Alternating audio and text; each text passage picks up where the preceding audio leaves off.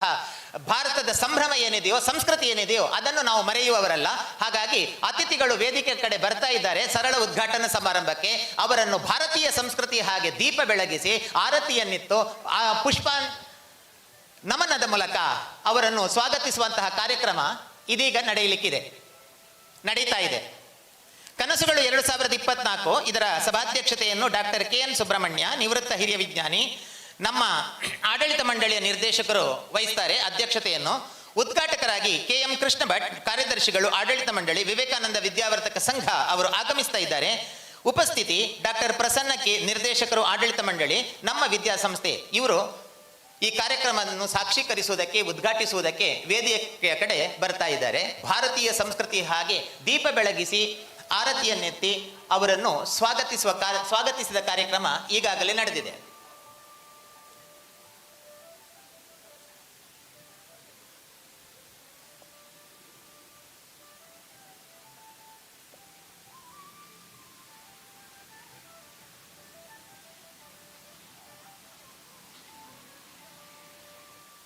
ಕನಸುಗಳು 2024 ರಾಜ್ಯ ಮಟ್ಟದ ಒಂದು ಸ್ಪರ್ಧಾ ಕಾರ್ಯಕ್ರಮ.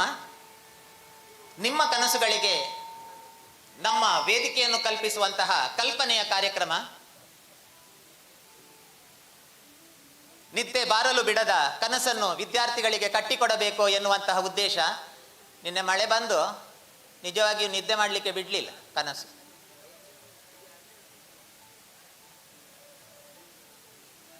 ಅಧ್ಯಕ್ಷತೆ ಡಾಕ್ಟರ್ KN ಸುಬ್ರಹ್ಮಣ್ಯ ಭಟ್, ಉದ್ಘಾಟಕರು ಡಾಕ್ಟರ್ KM ಕೃಷ್ಣ ಭಟ್, ಉಪಸ್ಥಿತಿ ಡಾಕ್ಟರ್ ಪ್ರಸನ್ನ ಕುಮಾರ್. ಜೊತೆಯಲ್ಲಿ ನಮ್ಮ ಸಂಸ್ಥೆಯ ಅಧ್ಯಕ್ಷರು, ಪ್ರಾಂಶುಪಾಲರು ಇವರೆಲ್ಲ ಉಪಸ್ಥಿತರಿದ್ದು ಕಾರ್ಯಕ್ರಮದ ಉದ್ಘಾಟನೆಯನ್ನು ಮಾಡಲಿಕ್ಕಿದ್ದಾರೆ. ಅರ್ಥಶಾಸ್ತ್ರ ವಿಭಾಗದ ಉಪನ್ಯಾಸಕಿ ಯಶವಂತಿ ಅವರು ಕಾರ್ಯಕ್ರಮವನ್ನು ಅರ್ಥಪೂರ್ಣವಾಗಿ ನಿರೂಪಿಸುತ್ತಾ ಕಾರ್ಯಕ್ರಮವನ್ನು ಆರಂಭಿಸ್ತಾರೆ. ವೇದಿಕೆ ಯಶವಂತಿ ಮೇಡಮ್ ಇವರಿಗೆ.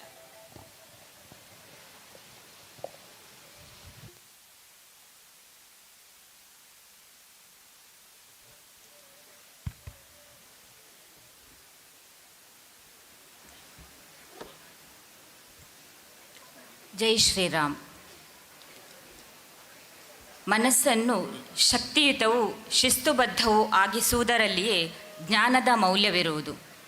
ನಿನ್ನ ನೀ ಅರಿ, ನಿನ್ನಲ್ಲೇ ಅತ್ಯದ್ಭುತ ಶಕ್ತಿ ಸಾಮರ್ಥ್ಯಗಳು ಅಡಗಿವೆ ಎಂಬ ಸ್ವಾಮಿ ವಿವೇಕಾನಂದರ ವಾಣಿಯೊಂದಿಗೆ ಆಗಮಿಸಿದ ಎಲ್ಲರಿಗೂ ಶುಭ ಮುಂಜಾನೆಯ ಪ್ರಣಾಮಗಳು.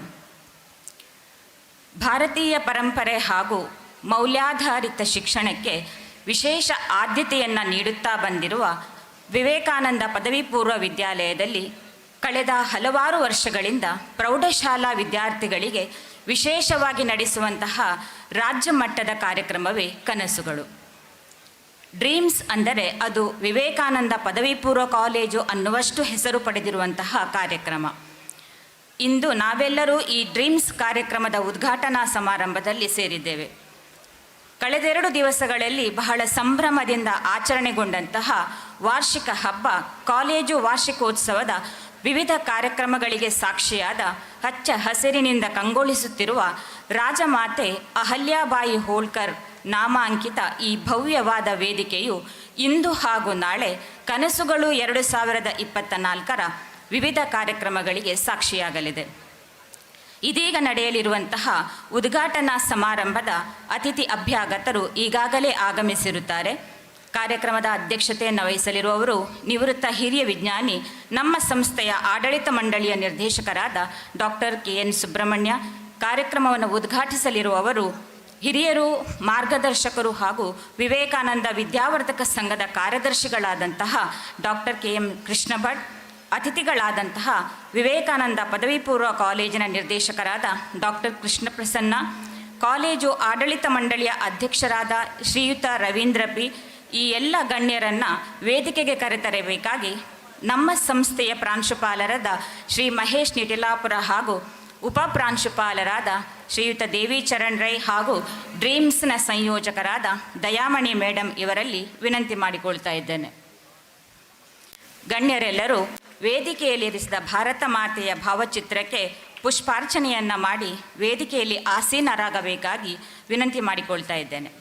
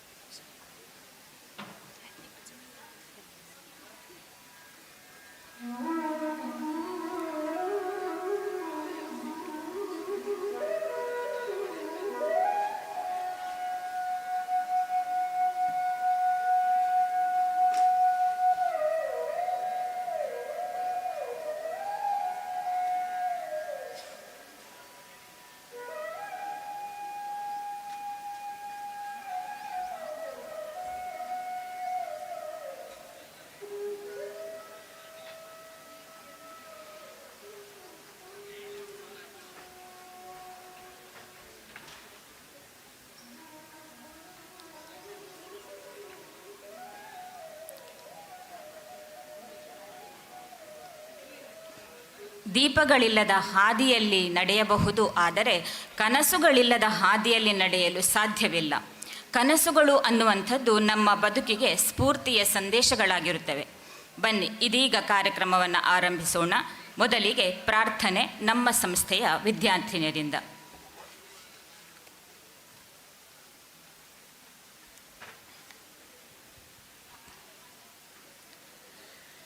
ಶರಣು ನಿನಗೆ ಶರಣು ವಿನಾಯಕ, ಶರಣು ನಿನಗೆ ಶರಣು ವಿನಾಯಕ, ವಿನಾಯಕ ವಿದ್ಯಾದಾಯಕ ದೇವ, ಶರಣು ನಿನಗೆ ಶರಣು. ಪಾಶಾಂಕುಶಧರ ಮೂಷಿಕ ವಾಹನ, ಸರ್ಪಾಲಂಕೃತನೇ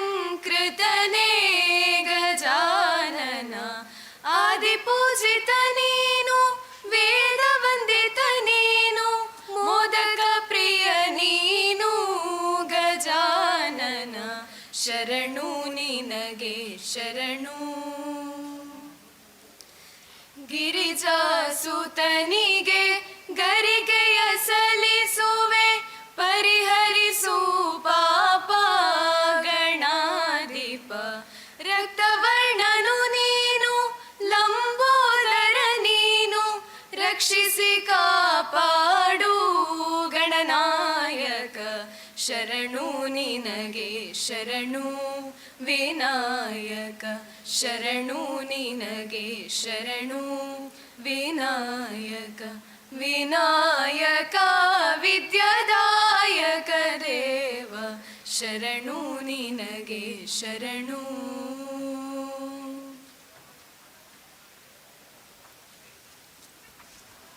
ಮುಂದೆ ಆಗಮಿಸಿದ ಸರ್ವರನ್ನು ಸ್ವಾಗತಿಸಿ ಪ್ರಾಸ್ತಾವಿಕ ಮಾತುಗಳನ್ನಾಡಬೇಕಾಗಿ ಭೌತಶಾಸ್ತ್ರ ವಿಭಾಗದ ಉಪನ್ಯಾಸಕಿಯಾದ ಶ್ರೀಮತಿ ದೀಕ್ಷಿತಾ ಮೇಡಮ್ ಇವರಲ್ಲಿ ವಿನಂತಿ ಮಾಡಿಕೊಳ್ತಾ ಇದ್ದೇನೆ.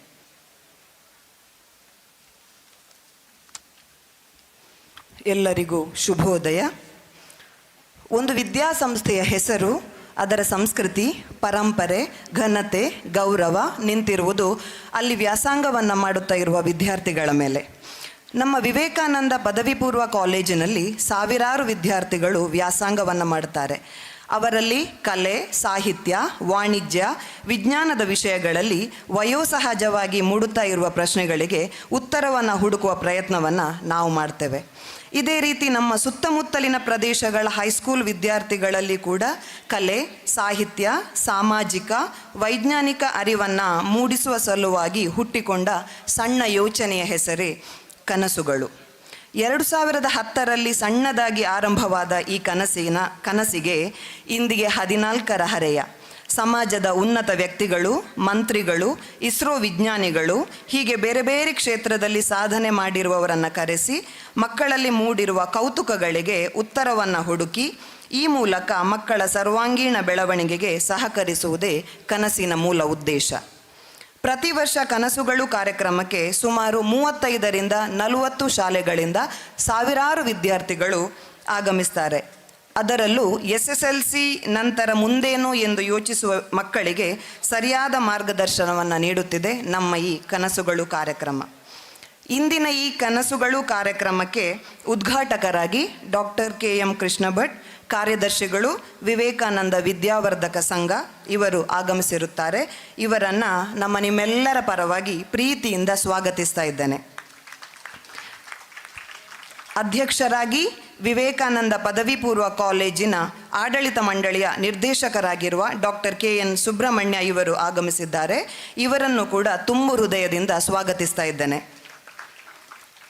ಹಾಗೆ ನಮ್ಮ ಕಾರ್ಯಕ್ರಮಕ್ಕೆ ಅತಿಥಿಯಾಗಿ ವಿವೇಕಾನಂದ ಪದವಿ ಪೂರ್ವ ಕಾಲೇಜಿನ ಆಡಳಿತ ಮಂಡಳಿಯ ನಿರ್ದೇಶಕರಾಗಿರುವ ಡಾಕ್ಟರ್ ಕೃಷ್ಣ ಪ್ರಸನ್ನ ಇವರು ಕೂಡ ಆಗಮಿಸಿದ್ದಾರೆ.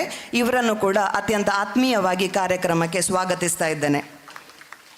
ಹಾಗೆ ನಮ್ಮ ವಿವೇಕಾನಂದ ಪದವಿ ಪೂರ್ವ ಕಾಲೇಜಿನ ಆಡಳಿತ ಮಂಡಳಿಯ ಅಧ್ಯಕ್ಷರಾಗಿರುವ ಶ್ರೀಯುತ ರವೀಂದ್ರ P ಇವರು ಕೂಡ ಉಪಸ್ಥಿತರಿದ್ದಾರೆ. ಇವರನ್ನು ಕೂಡ ಕಾರ್ಯಕ್ರಮಕ್ಕೆ ಪ್ರೀತಿಯಿಂದ ಸ್ವಾಗತಿಸ್ತಾ ಇದ್ದೇನೆ. ಹಾಗೆ ನಮ್ಮ ಆಡಳಿತ ಮಂಡಳಿಯ ಸದಸ್ಯರಾಗಿರುವಂತಹ ಶ್ರೀಮತಿ ವತ್ಸಲ ರಾಜ್ನಿ ಇವರು ಕೂಡ ವೇದಿಕೆಯಲ್ಲಿ ಉಪಸ್ಥಿತರಿದ್ದಾರೆ. ಇವರನ್ನು ಕೂಡ ಕಾರ್ಯಕ್ರಮಕ್ಕೆ ಆತ್ಮೀಯವಾಗಿ ಸ್ವಾಗತಿಸ್ತಾ ಇದ್ದೇನೆ. ಹಾಗೆ ಇನ್ನೋರ್ವ ಆಡಳಿತ ಮಂಡಳಿಯ ಸದಸ್ಯರಾಗಿರುವ ಶ್ರೀಯುತ ರಮೇಶ್ ಪ್ರಭು ಇವರು ಕೂಡ ವೇದಿಕೆಯಲ್ಲಿ ಉಪಸ್ಥಿತರಿದ್ದಾರೆ. ಇವರನ್ನು ಕೂಡ ನಾನು ಪ್ರೀತಿಯಿಂದ ಸ್ವಾಗತಿಸ್ತಾ ಇದ್ದೇನೆ. ಹಾಗೆ ನಮ್ಮ ಪ್ರಾಂಶುಪಾಲರಾಗಿರುವಂತಹ ಶ್ರೀಯುತ ಮಹೇಶ್ ನಿಟ್ಟಿಲಾಪುರ ಇವರು ಕೂಡ ವೇದಿಕೆಯಲ್ಲಿ ಉಪಸ್ಥಿತರಿದ್ದಾರೆ. ಇವರನ್ನು ಅತ್ಯಂತ ಆತ್ಮೀಯವಾಗಿ ಕಾರ್ಯಕ್ರಮಕ್ಕೆ ಸ್ವಾಗತಿಸ್ತಾ ಇದ್ದೇನೆ.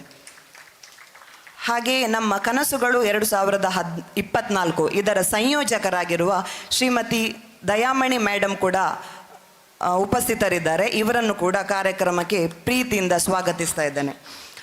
ಹಾಗೆ ಇವತ್ತಿನ ಕೇಂದ್ರ ಬಿಂದು ನೀವು ಮಕ್ಕಳು. ಬೇರೆ ಬೇರೆ ಶಾಲೆಗಳಿಂದ ಅದೆಷ್ಟೋ ವಿದ್ಯಾರ್ಥಿಗಳು ಸ್ಪರ್ಧೆಯಲ್ಲಿ ಭಾಗವಹಿಸುವ ಸಲುವಾಗಿ ಬಂದಿದ್ದೀರಿ. ನಿಮ್ಮೆಲ್ಲರನ್ನು ಕೂಡ ಈ ಕಾರ್ಯಕ್ರಮಕ್ಕೆ ಪ್ರೀತಿಯಿಂದ ಸ್ವಾಗತಿಸ್ತಾ ಇದ್ದೇನೆ.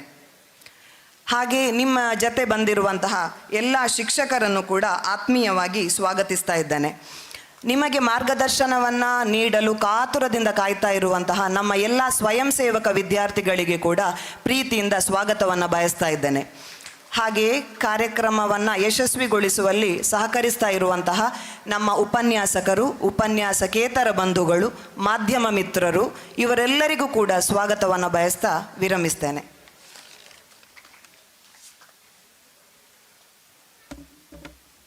ಇದೀಗ ಇಂದಿನ ಕಾರ್ಯಕ್ರಮದ ಉದ್ಘಾಟಕರಾದ ಡಾಕ್ಟರ್ KM ಕೃಷ್ಣ ಭಟ್ ಇವರನ್ನು ನಮ್ಮ ಸಂಪ್ರದಾಯದಂತೆ ವೀಳ್ಯದೆಲೆ ಹಾಗೂ ಅಡಿಕೆಯನ್ನು ನೀಡಿ ಗೌರವಪೂರ್ವಕವಾಗಿ ಸ್ವಾಗತಿಸಬೇಕಾಗಿ ಡಾಕ್ಟರ್ ಕೃಷ್ಣ ಪ್ರಸನ್ನ ಇವರಲ್ಲಿ ವಿನಂತಿ ಮಾಡಿಕೊಳ್ತಾ ಇದ್ದೇನೆ.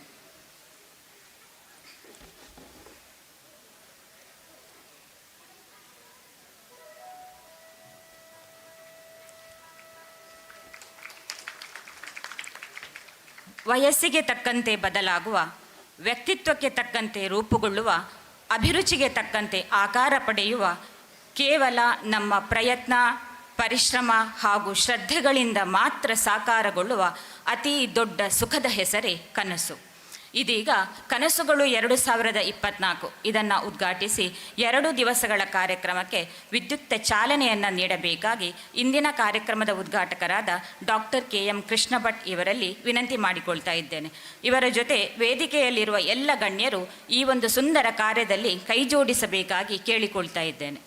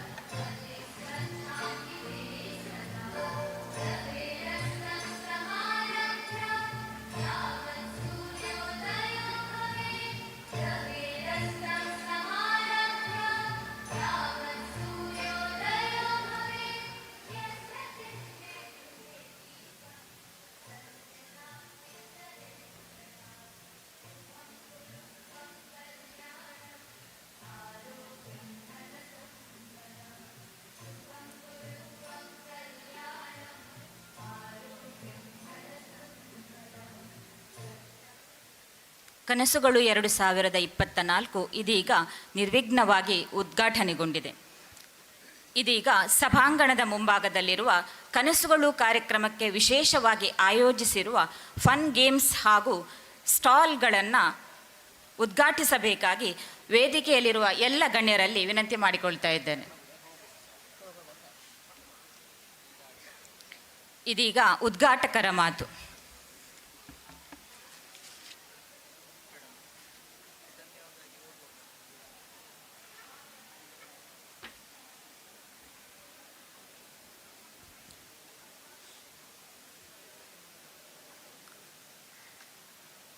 ಪುತ್ತೂರಿನ ವಿವೇಕಾನಂದ ಪದವಿ ಪೂರ್ವ ಕಾಲೇಜಿನ ಮುಂದಾಳತ್ವದಲ್ಲಿ ಕನಸುಗಳು ಕಾರ್ಯಕ್ರಮದ ಉದ್ಘಾಟನೆಯ ಸಂದರ್ಭದಲ್ಲಿ ವೇದಿಕೆ ಮೇಲೆ ಆಸೀನರಾಗಿರ್ತಕ್ಕಂಥ ಎಲ್ಲ ಗಣ್ಯರೇ ಮತ್ತು ಇವತ್ತಿನ ಈ ಕಾರ್ಯಕ್ರಮಕ್ಕೆ ಬೇರೆ ಬೇರೆ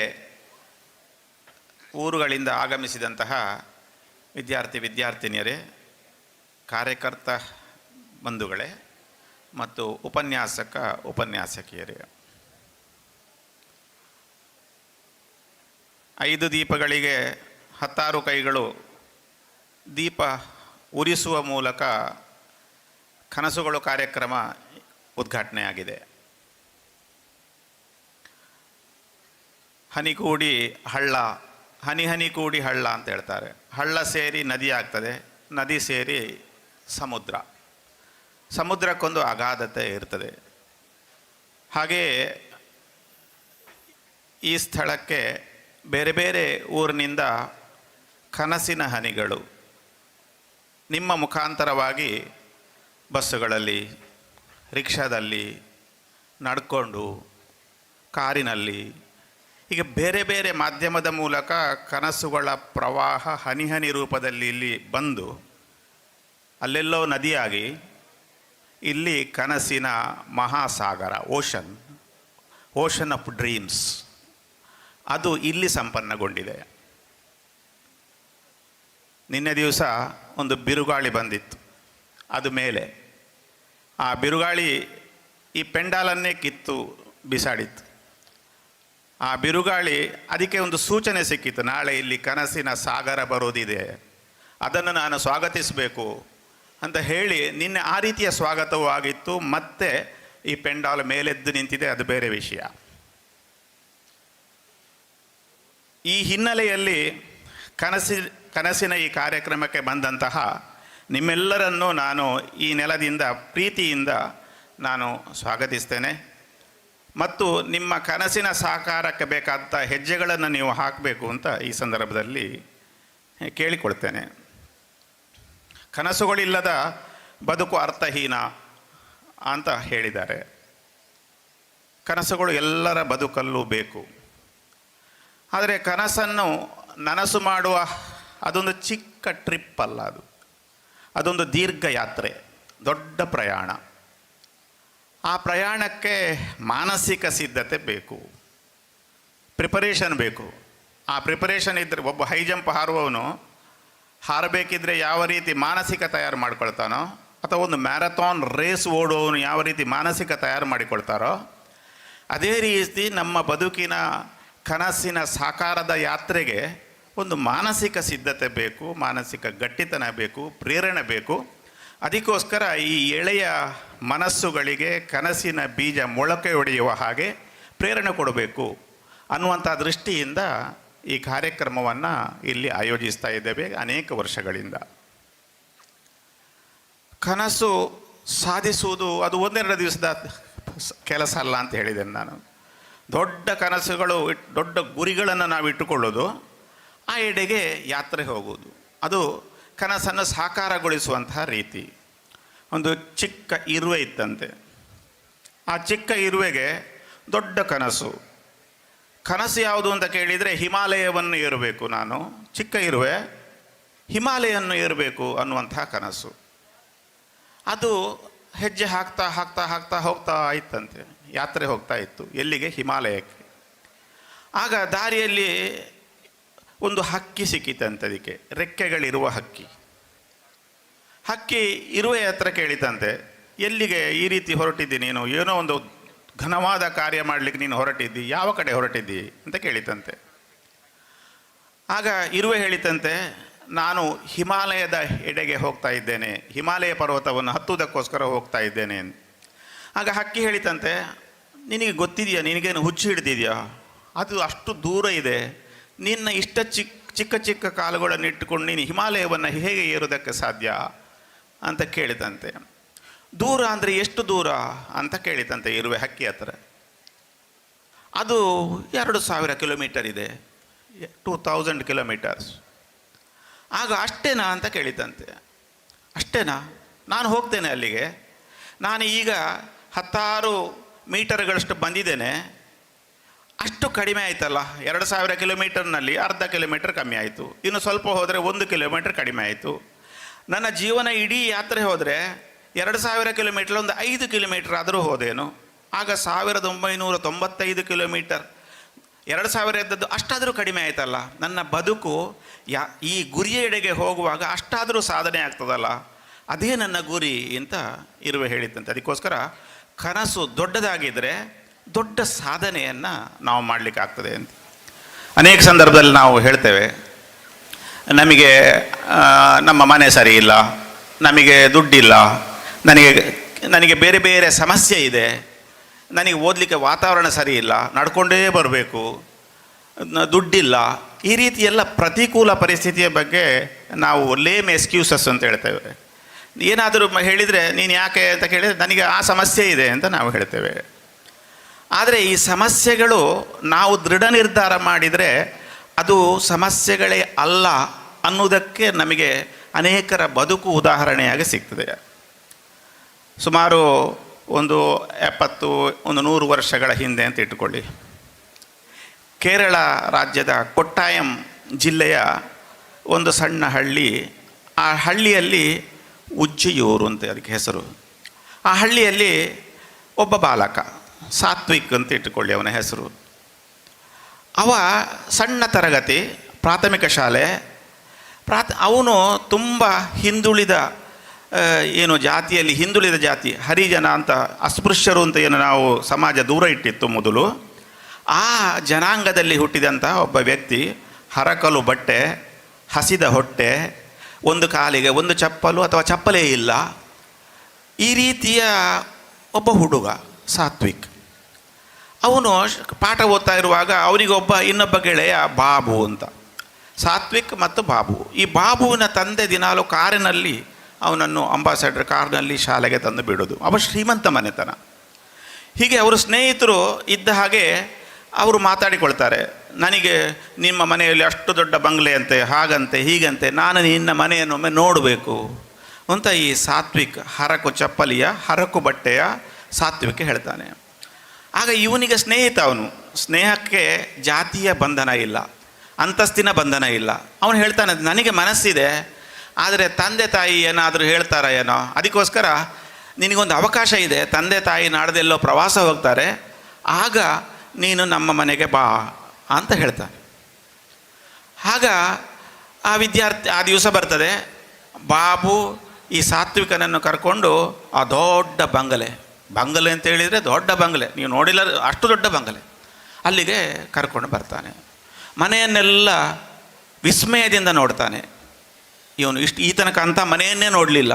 ಜಗಜಗಿಸುವ ಬಲ್ಬುಗಳು, ಡೆಕೋರೇಷನ್ಗಳು, ಅದನ್ನೆಲ್ಲ ನೋಡಿ ವಿಸ್ಮಯ ಆದ ಮೇಲೆ ಮನೆಯಿಂದ ವಾಪಸ್ ಹೋಗುವಾಗ ಗೇಟಿನ ಹತ್ರ ಒಂದು ಗೂಡು ಇರ್ತದೆ, ನಾಯಿ ಗೂಡು. ಆ ನಾಯಿ ಗೂಡಿನಲ್ಲಿ ಒಂದು ರಾಜಗಂಭೀರ್ಯದಲ್ಲಿ ಒಂದು ನಾಯಿ ಬೊಗಳ್ತಾ ಇತ್ತು. ಆ ನಾಯಿಯನ್ನು ಅವನು ನೋಡ್ತಾ ಅದರ ಎದುರುಗಡೆ ತುಂಬ ತಿಂಡಿ ತಿನಿಸುಗಳು, ಅದನ್ನೆಲ್ಲ ನೋಡಿ ಇವನಿಗೆ ಆಸೆ ಆಗ್ತದೆ.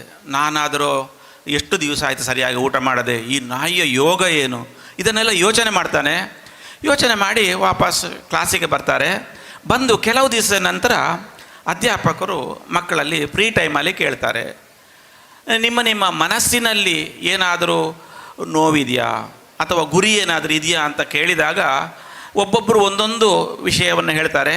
ಆದರೆ ಈ ಸಾತ್ವಿಕ್ ಒಂದು ವಿಷಯ ಹೇಳ್ತಾನೆ, ನನಗೆ ಮುಂದಿನ ಜನ್ಮದಲ್ಲಿ ಏನಾದರೂ ಜನ್ಮ ಅಂತ ಇದ್ದರೆ ನನಗೆ ಬಾಬುವಿನ ಮನೆಯ ನಾಯಿಯ ಜನ್ಮ ಕೊಡು ಅಂತ ಅವನು ಕೇಳ್ತಾನೆ. ಆ ಗುರಿ ಇದೆ, ನನಗೆ ಆಸೆ ಇದೆ ಅಂತ.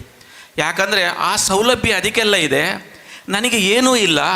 ಈ ಪ್ರತಿಕೂಲ ಪರಿಸ್ಥಿತಿಯಲ್ಲಿದ್ದಂತಹ ಬಾಬು, ಅದು ಆ ಟೀಚರಿಗೆ ಗೊತ್ತಾಗ್ತದೆ. ಶಿಕ್ಷಕರು ಅಂತ ಹೇಳಿದರೆ ತಾಯಿ ಹೃದಯದವರು ಅಂತ ಹೇಳ್ತಾರೆ. ಆ ಶಿಕ್ಷಕಿಗೆ ಗೊತ್ತಾಗ್ತದೆ. ಆ ಶಿಕ್ಷಕಿ ಆ ಹುಡುಗನನ್ನು ಬೆಂಬಲಿಸಿ ಶಿಕ್ಷಣಕ್ಕೆ ಬೇಕಾದಂಥ ಎಲ್ಲ ಏರ್ಪಾಡುಗಳನ್ನು ಮಾಡ್ತಾರೆ. ಆ ಹುಡುಗ ದೊಡ್ಡವನಾಗ್ತಾನೆ, PUC ಆಗ್ತದೆ, ಡಿಗ್ರಿ ಆಗ್ತದೆ. ಡಿಗ್ರಿ ಆದ ಮೇಲೆ ಅವನಿಗೆ ಟಾಟಾ ಫೆಲೋಶಿಪ್ ಸಿಗ್ತದೆ. ಆ ಫೆಲೋಶಿಪ್ಪಿನಲ್ಲಿ ಅವನು ಲಂಡನಿಗೆ ಹೋಗ್ತಾನೆ. ಕಲಿವಿಕೆಯಲ್ಲಿ ಯಾವಾಗಲೂ ಫಸ್ಟ್ ರ್ಯಾಂಕ್. ಲಂಡನಿಗೆ ಹೋದ ಮೇಲೆ ಅಲ್ಲಿ ಒಂದು ಪೊಲಿಟಿಕಲ್ ಸೈನ್ಸ್ ಅದರಲ್ಲಿ ಅಧ್ಯಯನ ಮಾಡಿ ಅಲ್ಲಿಂದ ಗೋಲ್ಡ್ ಮೆಡಲ್ ತಗೊಂಡು ಭಾರತಕ್ಕೆ ಹಿಂದಿರುಗುವಾಗ ಅಲ್ಲಿಯ ಅವನ ಗೈಡ್ ಇದ್ದವರು ಒಂದು ಪತ್ರ ಕೊಡ್ತಾರಂತೆ. ಈ ಪತ್ರವನ್ನು ನೀನು ನಿಮ್ಮ ದೇಶದ ಪ್ರಧಾನಮಂತ್ರಿ ಜವಾಹರ್ಲಾಲ್ ನೆಹರು ಅವರಿಗೆ ಕೊಡು ಅಂತ. ಅವನು ವಾಪಸ್ಸು ಬಂದು ಜವಾಹರ್ಲಾಲ್ ನೆಹರುವಿಗೆ ಪತ್ರ ಕೊಡ್ತಾನೆ. ಪತ್ರ ಕೊಟ್ಟು ಅದನ್ನು ಒಳಗಿಡ್ತಾರೆ. ಆಮೇಲೆ ಇವ ಹೊರಗೆ ಹೋಗ್ತಾನೆ. ಆಮೇಲೆ ನೋಡ್ತಾರೆ ಪತ್ರದಲ್ಲಿ ಜಗತ್ತಿನ ಪ್ರಖ್ಯಾತ ಪೊಲಿಟಿಕಲ್ ಸೈಂಟಿಸ್ಟ್ ಒಬ್ಬರು ಕೊಟ್ಟ ಪತ್ರ ಅದು. ಆ ಪತ್ರದಲ್ಲಿ ಈ ಹುಡುಗನಿಗೆ ಒಂದು ಮಹತ್ವವಾದ ಹುದ್ದೆ ಕೊಡಿ, ಇವನಲ್ಲಿ ಅಪಾರವಾದಂತಹ ಜ್ಞಾನ ಭಂಡಾರ ಇದೆ, ಸಾಮರ್ಥ್ಯ ಇದೆ ಅಂತ ಅದರಲ್ಲಿ ಪತ್ರದಲ್ಲಿ ಬರೆದಿತ್ತು.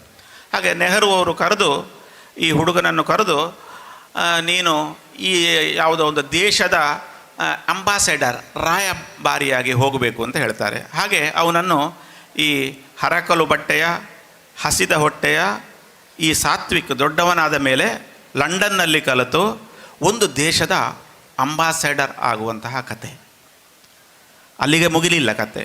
ಅಂಬಾಸೆಡರ್ ಆದ ಮೇಲೆ ಬೇರೆ ಬೇರೆ ದೇಶದ ರಾಯಭಾರಿ ಆಗ್ತಾನೆ. ಆಮೇಲೆ ಭಾರತಕ್ಕೆ ಬಂದು ಪೊಲಿಟಿಕಲ್ ಫೀಲ್ಡಲ್ಲಿ ಇಲೆಕ್ಷನ್ನಿಗೆ ಕಂಟೆಸ್ಟ್ ಮಾಡ್ತಾನೆ. ಕಂಟೆಸ್ಟ್ ಮಾಡಿ ಮೆಂಬರ್ ಆಫ್ ಪಾರ್ಲಿಮೆಂಟ್ ಆಗ್ತಾನೆ, ಒಂದು ರಾಜ್ಯದ ಗವರ್ನರ್ ಆಗ್ತಾನೆ, ಉಪರಾಷ್ಟ್ರಪತಿ ಆಗ್ತಾನೆ. ಆಮೇಲೆ ಮುಂದೊಂದು ದಿವಸ ಈ ದೇಶದ ರಾಷ್ಟ್ರಪತಿ KR ನಾರಾಯಣನ್, ಇವರ ಜೀವನದ ಯಾತ್ರೆ ಇದು.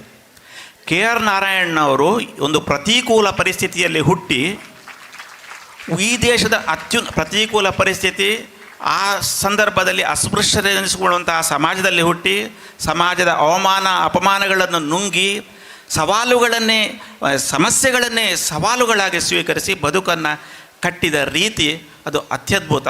ಅದು ನಮಗೆ ಪ್ರೇರಣೆಯಾಗುವಂತಹ ಸಂಗತಿ. ನಮ್ಮ ಕನಸಿಗೆ ಇಂಧನವನ್ನು ಕೊಡುವಂತಹ ಶಕ್ತಿ ಆ ಕಥೆಯಲ್ಲಿ ಇದೆ ಅಂತ ಹೇಳ್ತಾ, ನೀವೇನು ಕನಸುಗಳನ್ನು ಹೊತ್ತುಕೊಂಡು ಬಂದಿದ್ದೀರಿ, ಆ ಕನಸು ಯಶಸ್ಸಾಗಿ ಈ ರೀತಿಯ ಪ್ರೇರಣೆಗಳ ಅವಶ್ಯಕತೆ ಇದೆ ಅಂತ ಒಂದು ಚಿಕ್ಕ ಕತೆ, ಇನ್ನೊಂದು ಕತೆ ಹೇಳಿ ನನಗೆ ಕೊಟ್ಟ ಅವಧಿ ಮುಗೀತು ಅಂತ.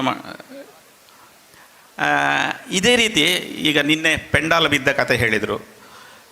ಒಂದು ನನಗೆ ತುಂಬ ಪ್ರಿಯವಾದಂತಹ ಕತೆ ನಾನು ಹೇಳ್ತಾ ಇರ್ತೇನೆ ಅನೇಕ ಕಡೆ.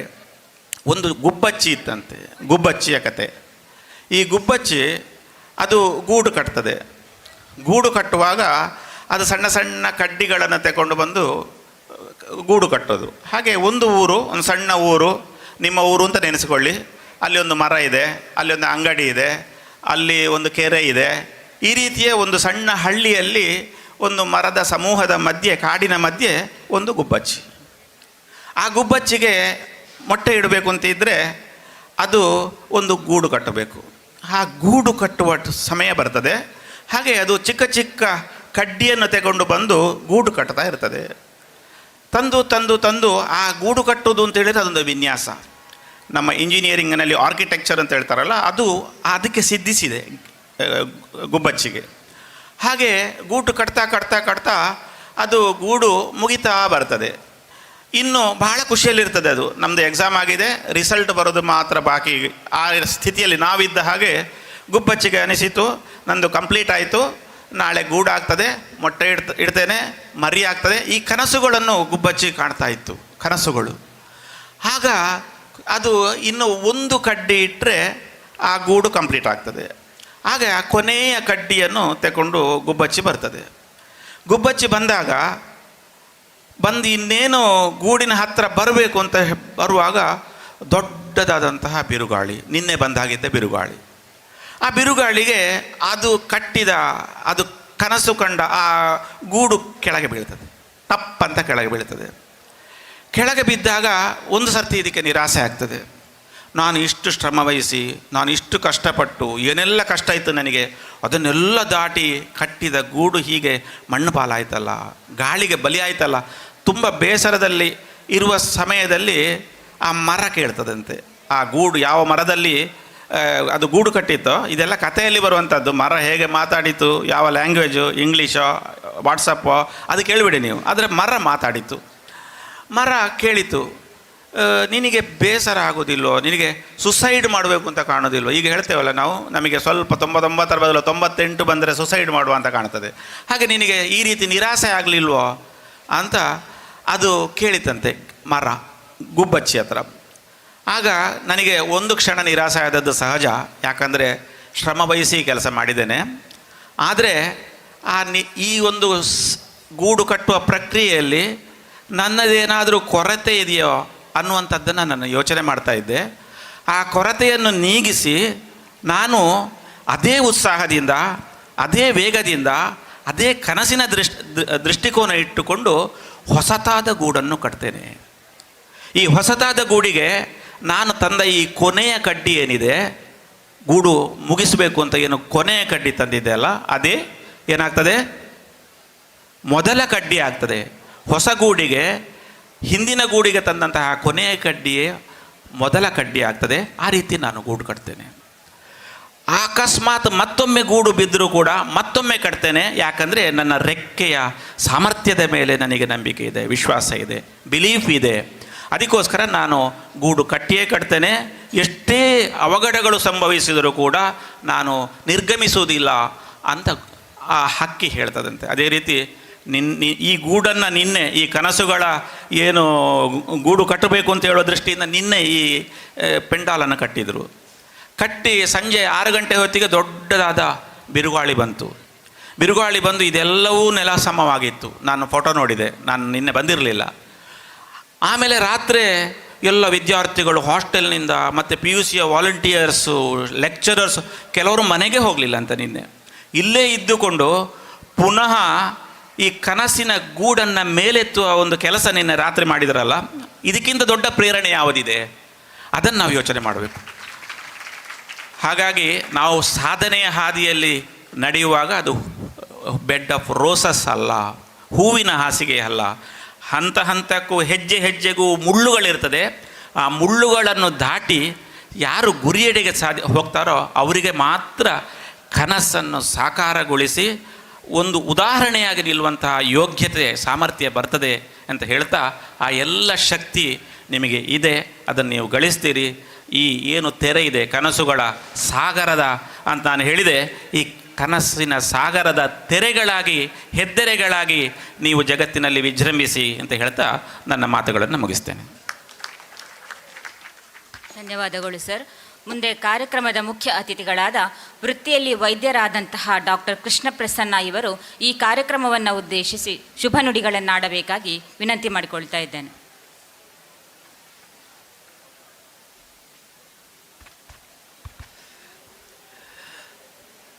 ಎಲ್ಲರಿಗೂ ನಮಸ್ಕಾರ.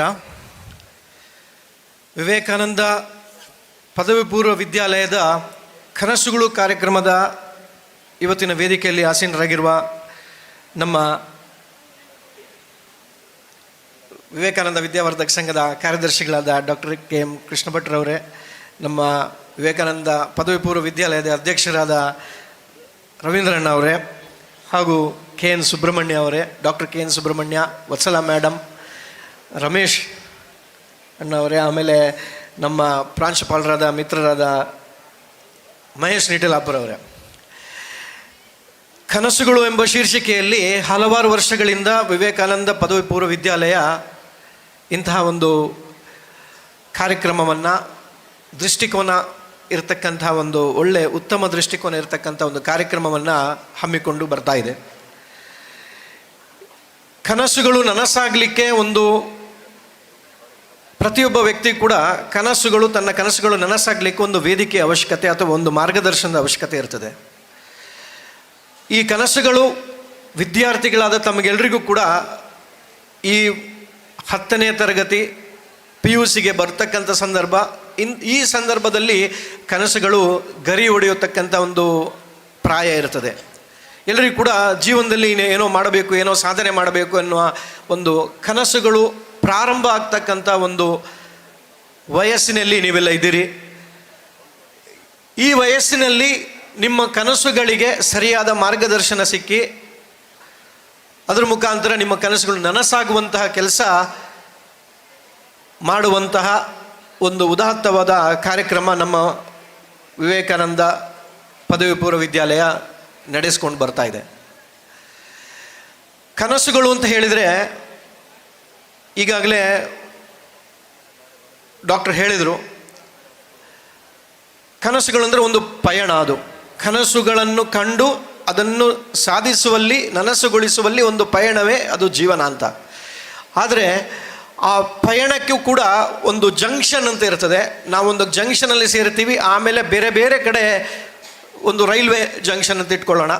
ಆ ರೈಲ್ವೆ ಜಂಕ್ಷನಲ್ಲಿ ಸೇರಿದಾಗ ಬೇರೆ ಬೇರೆ ಕಡೆ ಸಾಗುವಂತಹ ರೈಲುಗಳು ನಮಗೆ ಆ ಒಂದು ಜಂಕ್ಷನಲ್ಲಿ ಸಿಗತ್ತೆ. ಈ PUC ಅಂತ ಹೇಳುವ ಒಂದು 16-17 ವರ್ಷದ ಈ ಪ್ರಾಯ, ಈ ವಯಸ್ಸು ಆ ಜಂಕ್ಷನ್ ಅಂತ ನಾವು ತಿಳ್ಕೊಬೋದು. ಯಾಕಂದರೆ ನಮಗೆ ಮುಂದೆ ಏನು ಸಾಧನೆ ಮಾಡಬೇಕು ಅನ್ನೋದನ್ನು ನಿರ್ಧಾರ ಮಾಡುವಂಥ ಒಂದು ಕಾಲಘಟ್ಟ ಇದಾಗಿರ್ತದೆ ನಿಮ್ಮ ಜೀವನದಲ್ಲಿ. ಯಾಕೆಂದರೆ ಒಮ್ಮೆ ಕಾಲ ಮೀರಿ ಹೋದರೆ ಏನೋ ಆಗಬೇಕಂತ ಇರ್ತದೆ, ಅದು ಎಲ್ರಿಗೂ ಆಗಲಿಕ್ಕೆ ಆಗೋದಿಲ್ಲ. ಆಮೇಲೆ ವಯಸ್ಸು ದಾಟಿದ ಮೇಲೆ ಕನಸುಗಳಿಗೆ ನನಸು ಮಾಡುವಂಥ ಪ್ರಕ್ರಿಯೆ ಬಹಳ ಕಷ್ಟ ಇರ್ತದೆ. ಕೆಲವು ಉದಾಹರಣೆಗಳಿರ್ಬೋದು, ಶ್ರೇಷ್ಠ ವ್ಯಕ್ತಿಗಳ ಉದಾಹರಣೆಗಳಿರ್ಬೋದು, ವಯಸ್ಸಾದ ಮೇಲೂ ಕೂಡ ಸಾಧನೆ ಮಾಡಿದವರು. ಆದರೆ ಅದು ಎಕ್ಸೆಪ್ಷನಲ್ ಕೇಸಸ್. ಎಲ್ಲರಿಂದಲೂ ಅದು, ಎಲ್ಲರ ಜೀವನದಲ್ಲಿ ಅದು ಬರೋದಿಲ್ಲ. ನಮ್ಮ ಏನು ಹಿಂದಿನ ರಾಷ್ಟ್ರಾಧ್ಯಕ್ಷರು, ರಾಷ್ಟ್ರಪತಿಗಳು KR ನಾರಾಯಣನ್ನ ಸ್ಫೂರ್ತಿದಾಯಕ ಜೀವನಗಾಥೆಯನ್ನು ನಮಗೆ ಹೇಳಿದರು. ಹಾಗೆಯೇ ನಮ್ಮ ಇನ್ನೊಬ್ಬರು ರಾಷ್ಟ್ರಾಧ್ಯಕ್ಷರಿದ್ದರು, ನಿಮಗೆಲ್ಲರಿಗೂ ಕೂಡ ಅಚ್ಚುಮೆಚ್ಚಿನ ವ್ಯಕ್ತಿ ಅಂತ ನಾನು ಖಂಡಿತ ತಿಳ್ಕೊಳ್ತೇನೆ, ಡಾಕ್ಟರ್ APJ ಅಬ್ದುಲ್ ಕಲಾಂ ಅವರು. ಶ್ರೇಷ್ಠ ವಿಜ್ಞಾನಿ ಕೂಡ ಆಗಿದ್ದರು.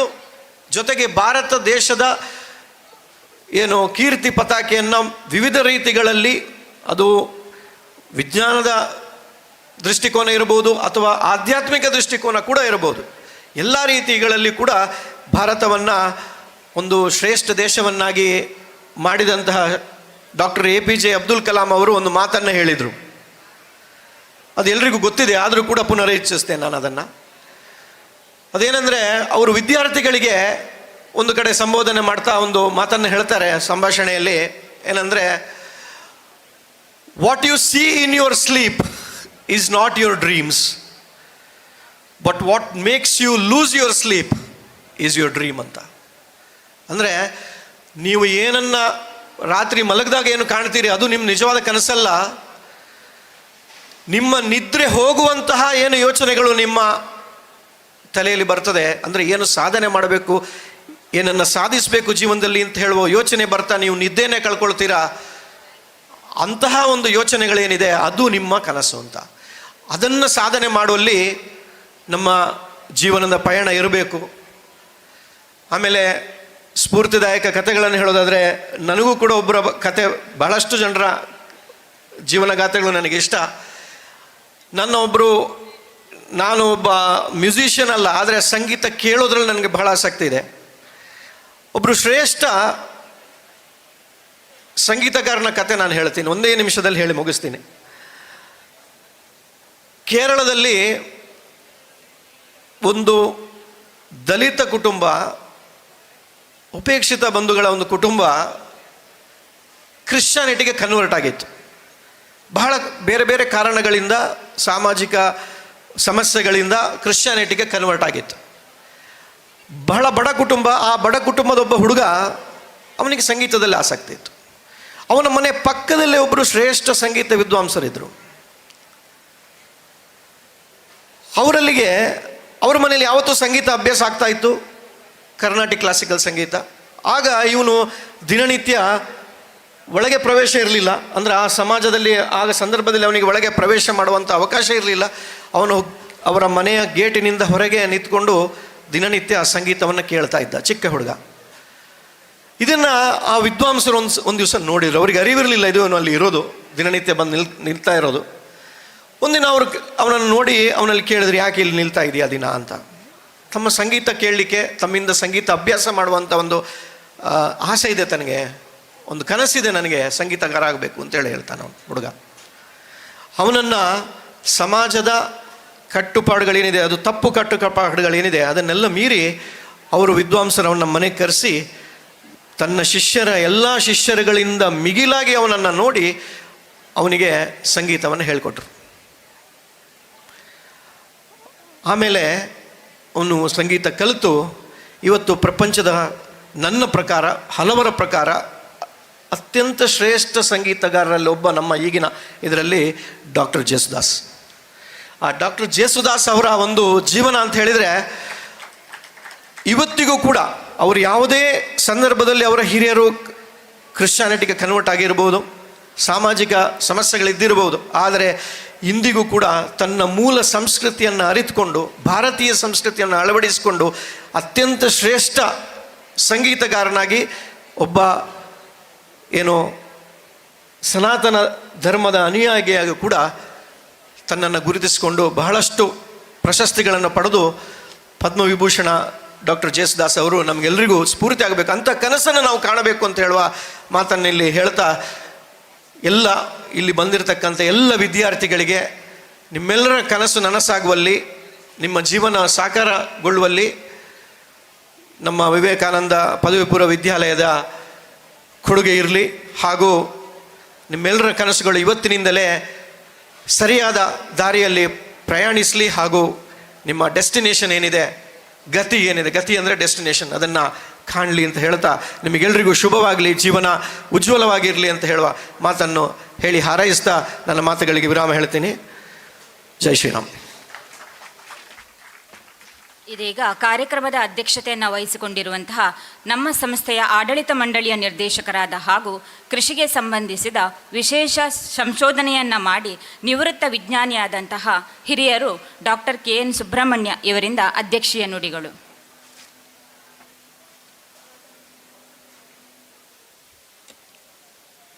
ವೇದಿಕೆ ಮೇಲೆ ಉಪಸ್ಥಿತರ ಎಲ್ಲ ಗಣ್ಯರೇ ಹಾಗೂ ತಮ್ಮ ಪ್ರತಿಭೆಯನ್ನು ತೋರಿಸಲಿಕ್ಕೆ ಬಂದಿರುವಂತಹ ಎಲ್ಲ ವಿದ್ಯಾರ್ಥಿ ಮಿತ್ರರೇ ಮತ್ತು ಆಯೋಜಕ ಬಂಧುಗಳೇ ಹಾಗೂ ಆಹ್ವಾನಿತರೇ, ಸಾಕಷ್ಟು ವಿಷಯಗಳ ಬಗ್ಗೆ ಪ್ರಸ್ತಾವನೆ ಮಾಡಿದ್ದಾರೆ. ನಿಮ್ಮ ಪ್ರತಿಭೆಯನ್ನು ಪ್ರದರ್ಶಿಸೋದಕ್ಕೆ ಮಧ್ಯೆ ಈ ಒಂದು ಕಾರ್ಯಕ್ರಮದ ಮಧ್ಯೆ ಹೆಚ್ಚು ಸಮಯವನ್ನು ನಾನು ತಗೊಳ್ಳಿಕ್ಕೆ ಬಯಸುವುದಿಲ್ಲ. ಸಾಮಾನ್ಯವಾಗಿ ಒಂದು ಪ್ರತಿಭೆಯನ್ನು ನಿರ್ಧರಿಸುವಂಥ ಕಾರ್ಯಕ್ರಮಗಳು ಒಂದೊಂದು ಪ್ರತಿಭೆಗೆ ಒಂದೊಂದು ವೇದಿಕೆ ಇರ್ತದೆ. ಈ ಒಂದು ಕನಸುಗಳು ವೇದಿಕೆ ಅಡಿಯಲ್ಲಿ ನಿಮ್ಮ ಎಲ್ಲ ಪ್ರತಿಭೆಗಳು ಒಂದೇ ಸೂರಿನಡಿಯಲ್ಲಿ ಸಿಗುವಂಥ ಒಂದು ಅವಕಾಶ ಬಹಳ ಕಡಿಮೆ. ಅಂಥ ಒಂದು ಸಂದರ್ಭ ಇಲ್ಲಿ ನಿಮಗೆ ಒದಗಿ ಬಂದಿದೆ. ಈ ಕನಸುಗಳನ್ನು ಹೊತ್ತಂಥ ನೀವು ವಿದ್ಯಾಕಾಶಿ ಅಂತ ಹೇಳಿದರೆ ಆಶ್ಚರ್ಯ ಆಗೋದಿಲ್ಲ. ಅಂಥ ಒಂದು ವಿವೇಕಾನಂದ ವಿದ್ಯಾಸಂಸ್ಥೆಯ ಒಂದು ಕ್ಯಾಂಪಸ್ಸಿನೊಳಗೆ ನೀವು ಕಾಲಿಟ್ಟಿದ್ದೀರಿ. ಬಹುಶಃ ಈ ಕ್ಯಾಂಪಸ್ಸು ನಿಮಗೆ ಹೊಸದಾಗಿ ಕಾಣ್ಬೋದು, ಬಟ್ ನೀವು ಇಲ್ಲಿ ಆ ಕಡೆ ಈ ಕಡೆ ಚಲಿಸಬೇಕಿದ್ದರೆ ನಿಮಗೆಲ್ಲ ಚಿರಪರಿಚಿತರೇ. ಯಾಕಂದರೆ ಪ್ರಾಥಮಿಕ ಅಂದರೆ CBSE ಇಂದ ಪ್ರಾರಂಭಿಸಿ ಪ್ರೌಢಶಿಕ್ಷಣ, ಪದವಿ ಪೂರ್ವ, ಪದವಿ ಹಾಗೂ ಸ್ನಾತಕೋತ್ತರ, ಪಾಲಿಟೆಕ್ನಿಕ್, ಎಂಜಿನಿಯರಿಂಗ್ ಹಾಗೂ ಫಾರ್ಮಸಿ, ಈ ಎಲ್ಲ ಶಿಕ್ಷಣಗಳ ತಾಣವಾದಂಥ ಈ ವಿಶಾಲ ಕ್ಯಾಂಪಸ್ಸಿನಲ್ಲಿ ನೀವು ಓಡಾಡಿದರೆ ನಿಮ್ಮ ಚಿರಪರಿಚಿತರು ಇಲ್ಲಿ ಶಾಲೆಯಲ್ಲಿ ಇರ್ಬೋದು, ಅಥವಾ ನಿಮ್ಮ ಶಾಲೆಯ ಹಿರಿಯ ವಿದ್ಯಾರ್ಥಿಗಳಿರ್ಬೋದು, ಅವರನ್ನೆಲ್ಲ ನೀವು ಕಾಣ್ತೀರಾ. ಅದರ ಒಂದು ಕಿರು ಪರಿಚಯ ನಿಮಗೆ ಆಗಿರ್ಬೋದು. ಯಾಕಂದರೆ ನೀವು ಒಳಗೆ ಕಾಲಿಡ್ತಾ ಇದ್ದಾಗೆ ನಿಮ್ಮನ್ನು ಸ್ವಾಗತಿಸಲಿಕ್ಕೆ ಬಂದವರು ಬಹುಶಃ ನಿಮ್ಮದೇ ಶಾಲೆಯ ಹಿರಿಯ ವಿದ್ಯಾರ್ಥಿಗಳು.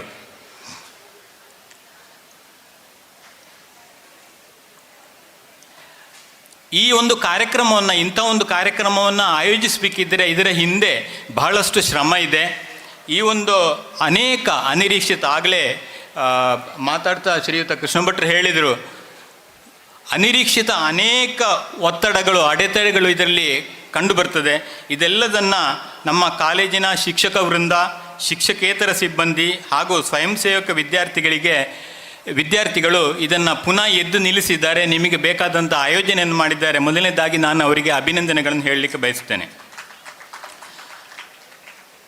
ಶಿಕ್ಷಣ ಅಂತ ಹೇಳಿದ ತಕ್ಷಣ ಪ್ರಾಥಮಿಕವಾಗಿ ನಾವು ಏನು ನೋಡ್ತೀವಿ ಅಂದರೆ ಅಂಕ ಗಳಿಕೆ. ಅದರಲ್ಲಿ ಬಹಳಷ್ಟು ಪೈಪೋಟಿ ಇದೆ. ನಿಮಗೆ ಗೊತ್ತಿದೆ, ಈಗ 98% ಮಾರ್ಕ್ ಪಡೆದಿದ್ದಾನೆ ಅಂತ ಹೇಳಿದರೆ ಅದು ಒಂದೇ ಪರ್ಸೆಂಟಲ್ಲಿ ಸುಮಾರು 100 ವಿದ್ಯಾರ್ಥಿಗಳಿರ್ತಾರೆ.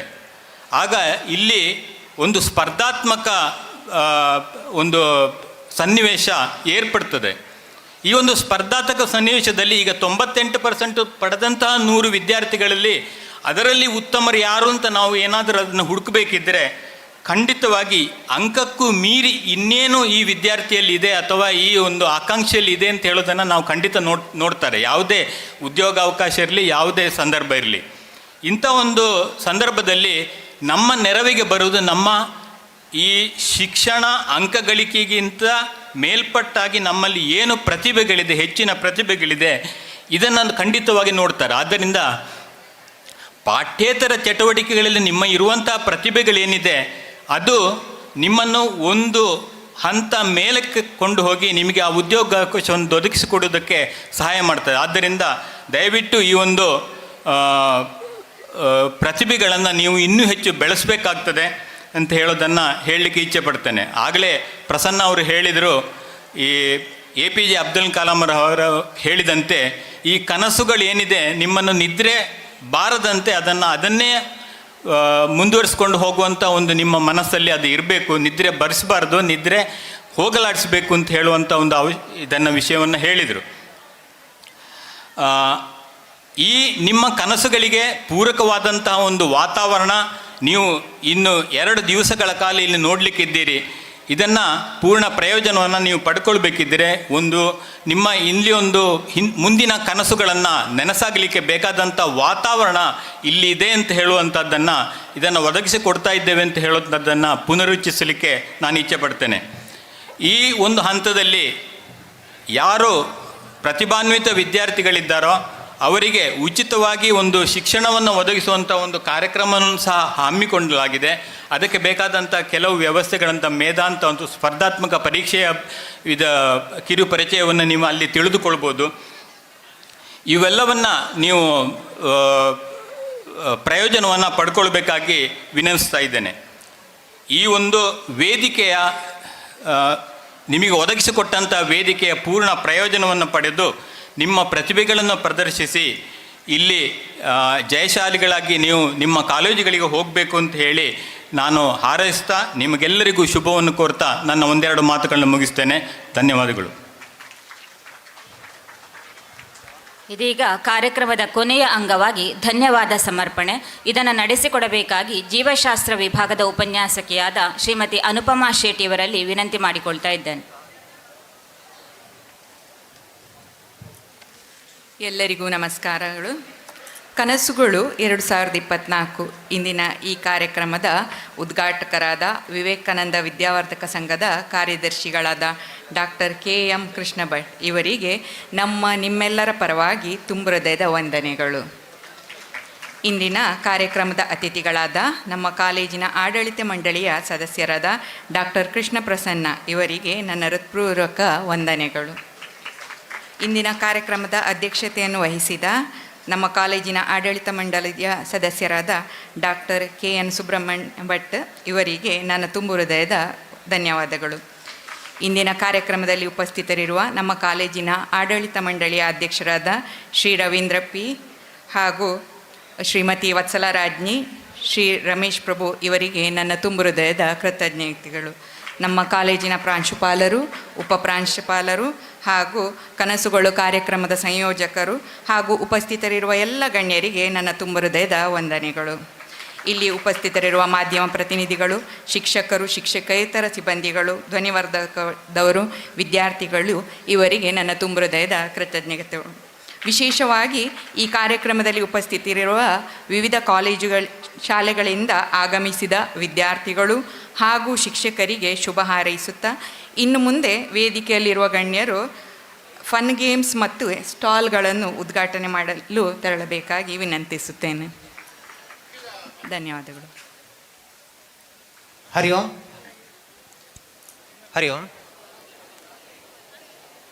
ವಿವಿಧ ಶಿಕ್ಷಣ ಸಂಸ್ಥೆಗಳು, ರಾಜ್ಯದ ಮೂಲೆ ಮೂಲೆಯಿಂದ ಆಗಮಿಸಿದಂತಹ ಪ್ರೌಢಶಾಲೆಯ ವಿದ್ಯಾರ್ಥಿಗಳಿಗಾಗಿ ನಡೆಯುತ್ತಿರುವಂತಹ ಕನಸುಗಳು 2024 ಇದರ ಉದ್ಘಾಟನಾ ಸಮಾರಂಭ ಈಗಾಗಲೇ ಕೊನೆಗೊಂಡು ಮುಂದಿನ ಸ್ಪರ್ಧೆಗಳಿಗೆ ನಾವು ಅಣಿ ಆಗ್ತಾ ಇದ್ದೇವೆ. ಈ ಮಧ್ಯೆ ಪೆಂಡಾಲಲ್ಲಿ ಸಭಾಂಗಣದಲ್ಲಿರುವಂತಹ ಕುಳಿತಂತಹ ವಿದ್ಯಾರ್ಥಿಗಳು ಅಲ್ಲೇ ನಿಂತುಕೊಳ್ಳಿ, ಹಿಂದೆ ತಿರುಗಿ. 1 ನಿಮಿಷದೊಂದು ಕಾರ್ಯಕ್ರಮ ಇದೆ, ಮತ್ತೊಂದು ಸೂಚನೆ ಇದೆ. ನೀವೆಲ್ಲಿ ಕೂತಿದ್ದೀರಿ ಅಲ್ಲೇ ನಿಂತುಕೊಳ್ಳಿ, ಹಿಂದಕ್ಕೆ ತಿರುಗಿ. ಇಲ್ಲಿ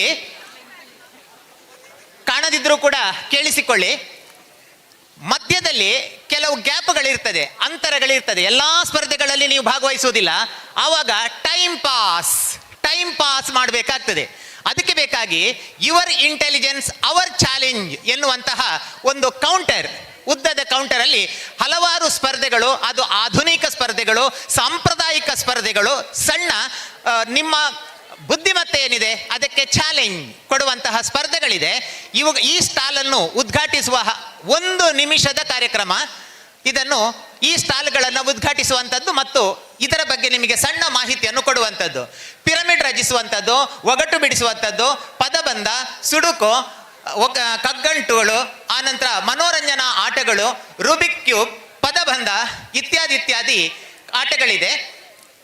ಚೆನ್ನೆಮಣೆ ಆಟ ಸಾಂಪ್ರದಾಯಿಕವಾದ್ದು ತುಳುನಾಡಿನದ್ದು. ಇದನ್ನು ಉದ್ಘಾಟಿಸುವಂತಹ ಕಾರ್ಯಕ್ರಮ. ನೀವು ಯಾವಾಗ ಬಿಡುವಿದ್ದೀರೋ ಅಲ್ಲಿ ಬಂದು ಆಟವನ್ನಾಡಿ ತಕ್ಷಣ ಸ್ಥಳದಲ್ಲೇ ಆಟ, ಸ್ಥಳದಲ್ಲೇ ಬಹುಮಾನ. ನಮ್ಮ ಸ್ವಯಂ ಸೇವಕ ವಿದ್ಯಾರ್ಥಿಗಳು ಇದನ್ನು ನಡೆಸಿಕೊಡ್ತಾರೆ. ಅದನ್ನು ಈ ಸ್ಟಾಲನ್ನು ವಿದ್ಯಾರ್ಥಿಗಳೇ ಆಯೋಜಿಸಿದ್ದಾರೆ. ನಿಮ್ಮ ಆಟಕ್ಕಾಗಿರುವ ಈ ಚಿತ್ರಣದ ನೋಟವನ್ನು ಡಾಕ್ಟರ್ ಸುಬ್ರಹ್ಮಣ್ಯ, ಆಡಳಿತ ಮಂಡಳಿ ಸದಸ್ಯರು, ಇವರು ಉದ್ಘಾಟಿಸ್ತಾ ಇದ್ದಾರೆ. ಇನ್ನು ಈ ಸ್ಟಾಲುಗಳು ನಿಮ್ಮ ಆಟಕ್ಕೆ ಮುಕ್ತವಾಗಿದೆ.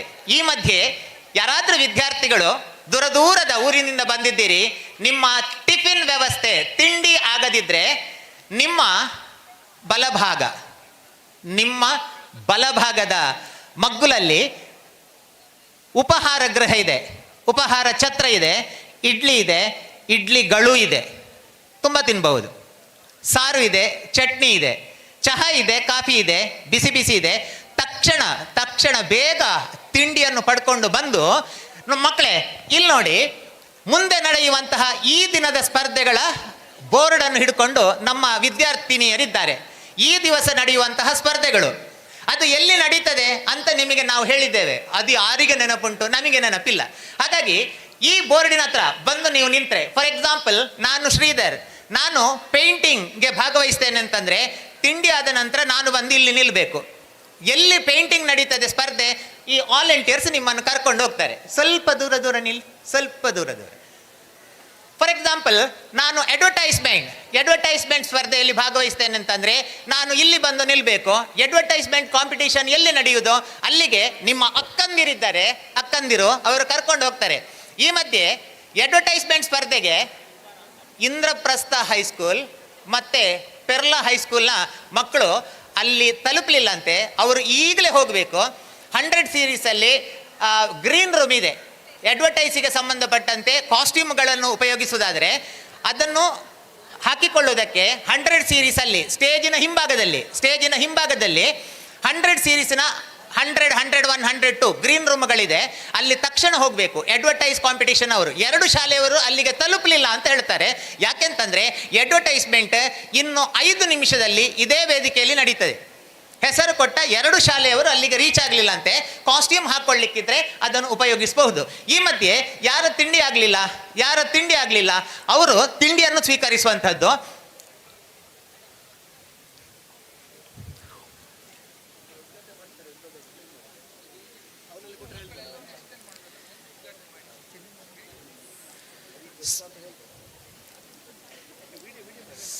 ಟೈಮ್ ಪಾಸ್ಗೆ ಇರುವಂತಹ ಸ್ಪರ್ಧೆಯನ್ನು ದೀಪ ಬೆಳಗಿಸಿ ಉದ್ಘಾಟಿಸಿ ಆಟವನ್ನಾಡಿ ಅದನ್ನು ಉದ್ಘಾಟಿಸುವಂತಹ ಕೆಲಸವನ್ನು, ಆ ಸಂತೋಷವನ್ನು ಮಕ್ಕಳ ಜೊತೆ ಮಕ್ಕಳಾಗಿ ವಿವೇಕಾನಂದ ವಿದ್ಯಾವರ್ಧಕ ಸಂಘದ ಕಾರ್ಯದರ್ಶಿಗಳು ಆಟ ಆಡುವ ಮೂಲಕ ನಡೆಸಿಕೊಡ್ತಾ ಇದ್ದಾರೆ, ಉದ್ಘಾಟಿಸ್ತಾ ಇದ್ದಾರೆ. ಅವರಿಗೆ ಬಹುಮಾನ ಬರುತ್ತೋ ಬರುವುದಿಲ್ವೋ ಕಾದು ನೋಡೋಣ. ಬಂದಿದೆ, ಕೊಡಿ ಚಾಕ್ಲೇಟ್. ಮಕ್ಕಳೇ, ತಡ ಮಾಡದೆ ಕಾರ್ಯಕ್ರಮವನ್ನು ಮುಂದುವರಿಸೋಣ. ಬೇರೆ ಬೇರೆ ಸ್ಪರ್ಧೆಗಳು ಎಲ್ಲಿ ನಡೀತದೆ ಅಂತ ಅಲ್ಲಿದೆ, ಅಲ್ಲಿ ನಿಲ್ಲಿ. ಟಿಫಿನ್ ಆದವರು, ಟಿಫಿನ್ ಆಗದವರು ತಕ್ಷಣ ಟಿಫಿನ್ ಅನ್ನು ಪಡ್ಕೊಳ್ಳಿ, ಅವಸರ ಮಾಡಬೇಡಿ. ನೋಡಿ, ನನ್ನನ್ನು ನನ್ನ ಎಡಭಾಗ ಇಲ್ಲಿ ವಾಶ್ರೂಮ್ ಇದೆ ಹೆಣ್ಮಕ್ಳಿಗೆ ಇಲ್ಲೇ ವಾಶ್ರೂಮ್ ಇದೆ ನನ್ನ ಎಡಭಾಗ. ನನ್ನ ಮುಂಭಾಗ ಮೇಲೆ ಫಸ್ಟ್ ಫ್ಲೋರಲ್ಲಿ, ಇಲ್ಲಿ ಹೋದ್ರೆ ಗೋಡೆ ಇದೆ, ಧರೆ ಇದೆ ಆಯ್ತಾ, ಅದರ ಮೇಲೆ ಗಂಡು ಮಕ್ಕಳ ವಾಶ್ರೂಮ್ ಇದೆ, ನೀವು ಬಳಸಿಕೊಳ್ಳಬಹುದು. ಸ್ಪರ್ಧೆ ಎಲ್ಲಿ ನಡೀತದೆ ಅಲ್ಲಲ್ಲಿಗೆ ತಾವು ತೆರಳಬಹುದು. ಡಿಸ್ಪರ್ಸ್, ಬೇರೆ ಬೇರೆ ಕಡೆ ಕಾಣುವ. ಸಾಂದರ್ಭಿಕವಾಗಿ ನಿಮಗೆ ಮಾಹಿತಿಗಳನ್ನು ಕೊಡಲಾಗ್ತದೆ. ಶ್ರೀವತ್ಸ ಸರ್, ಮಧ್ಯಾಹ್ನ ಊಟ ಎಷ್ಟೊತ್ತಿಗೆ ಸ್ಟಾರ್ಟ್ ಆಗ್ತದೆ ಅಂತ ಒಂದು ಕೇಳಿ, ಮತ್ತೆ ನಮಗೆಲ್ಲರೂ ಸಿಗುವುದಿಲ್ಲ. ಮಧ್ಯಾಹ್ನದ ಊಟ ನೀವು ಬಿಡುವಿದ್ದಾಗ ಎಷ್ಟೊತ್ತಿಗೆ? ಹೊರಡಿ. ತಿಂಡಿ ಆಗದವರು ಬನ್ನಿ, ತಿಂಡಿ ತಗೊಳ್ಳಿ. ಅಧ್ಯಾಪಕರು, ಬೇರೆ ಬೇರೆ ಶಾಲೆಯಿಂದ ಬಂದ ಶಿಕ್ಷಕರು, ಅವರ ಮಕ್ಕಳನ್ನು ಕರ್ಕೊಂಡು ಬಂದ ಶಿಕ್ಷಕರು ಇರ್ಬೋದು. ಆನಂತರ ಪೋಷಕರು, ಪಾಲಕರು ಬಂದದಿದ್ರೆ, ನಿಮಗೆ ಯಾವುದಾದ್ರೂ ಸಜೆಷನ್ಸ್ ಬೇಕಿದ್ರೆ ನಮ್ಮ ಶಿಕ್ಷಕರ ಮೂಲಕ, ಸ್ವಯಂ ಸೇವಕರ ಮೂಲಕ ಪಡ್ಕೊಳ್ಬಹುದು. ತಿಂಡಿ ಫಸ್ಟೇ, ಮೊದಲು ಊಟ, ಆನಂತರ ಆಟ. ಮೊದಲು ತಿಂಡಿ ಪಡ್ಕೊಳ್ಳಿ. ಕನ್ನಡ ಪೋಯಮ್ ರೈಟಿಂಗ್ ಇವತ್ತಿದೆ, ಯಂಗ್ ಎಂಟರ್ಪ್ರಿನ್ಯೂರ್ಸ್ ಇದೆ, ಕೈಟ್ ಪ್ಲೇಯಿಂಗ್ ಇದೆ, ಪೇಂಟಿಂಗ್ ಇದೆ, ಫೇಸ್ ಪೇಂಟಿಂಗ್ ಇದೆ. ಆನಂತರ ಅಡ್ವರ್ಟೈಸ್ಮೆಂಟ್ ಕಾಂಪಿಟೇಷನ್ ಇದೆ, ನ್ಯಾಚುರಲ್ ರಂಗೋಲಿ. ಅಡ್ವರ್ಟೈಸ್ಮೆಂಟ್ನವರನ್ನು ಬೇಗ ಕಳಿಸಿಕೊಡಿ. ಸೈನ್ಸ್ ಮಾಡೆಲ್ ಇದೆ, Young journalist, video editing, visual arts, general quiz. ಇಷ್ಟು ಸ್ಪರ್ಧೆಗಳು ನಡೀತದೆ. ಮಕ್ಕಳೇ, ಎಲ್ಲ ಮಕ್ಕಳು ಬರೆಯುವವರೆಗೆ ವೆಯ್ಟ್ ಮಾಡಬೇಡಿ. ಒಂದು 5-6 ಮಕ್ಕಳು ಬಂದಾಗ ಕಳಿಸಿಕೊಡಿ. ನೀವಿಲ್ಲೇ ಇರಿ ಬೋರ್ಡ್ ಇಟ್ಕೊಂಡು. 5-6 ಮಕ್ಕಳು ಬಂದಾಗ ಅವರನ್ನು ಕರ್ಕೊಂಡು ಹೋಗಲಿ. ನಿಮ್ಮ ತಿಂಡಿ ಇಡ್ಲಿ ಚಟ್ನಿ ಸಾಂಬಾರು.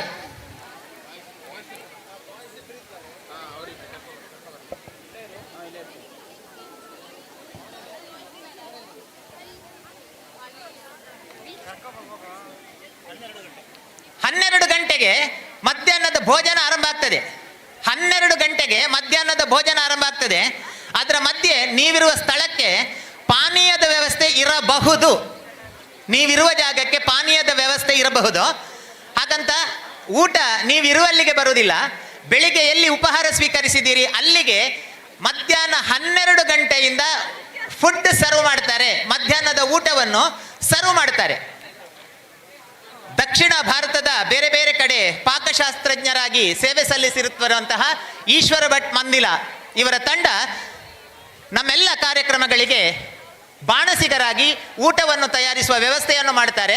ಸಮಯಕ್ಕೆ ಸರಿಯಾಗಿ 12 ಗಂಟೆಗೆ ಊಟ ಆರಂಭ ಆಗ್ತದೆ ಅಂತೆ.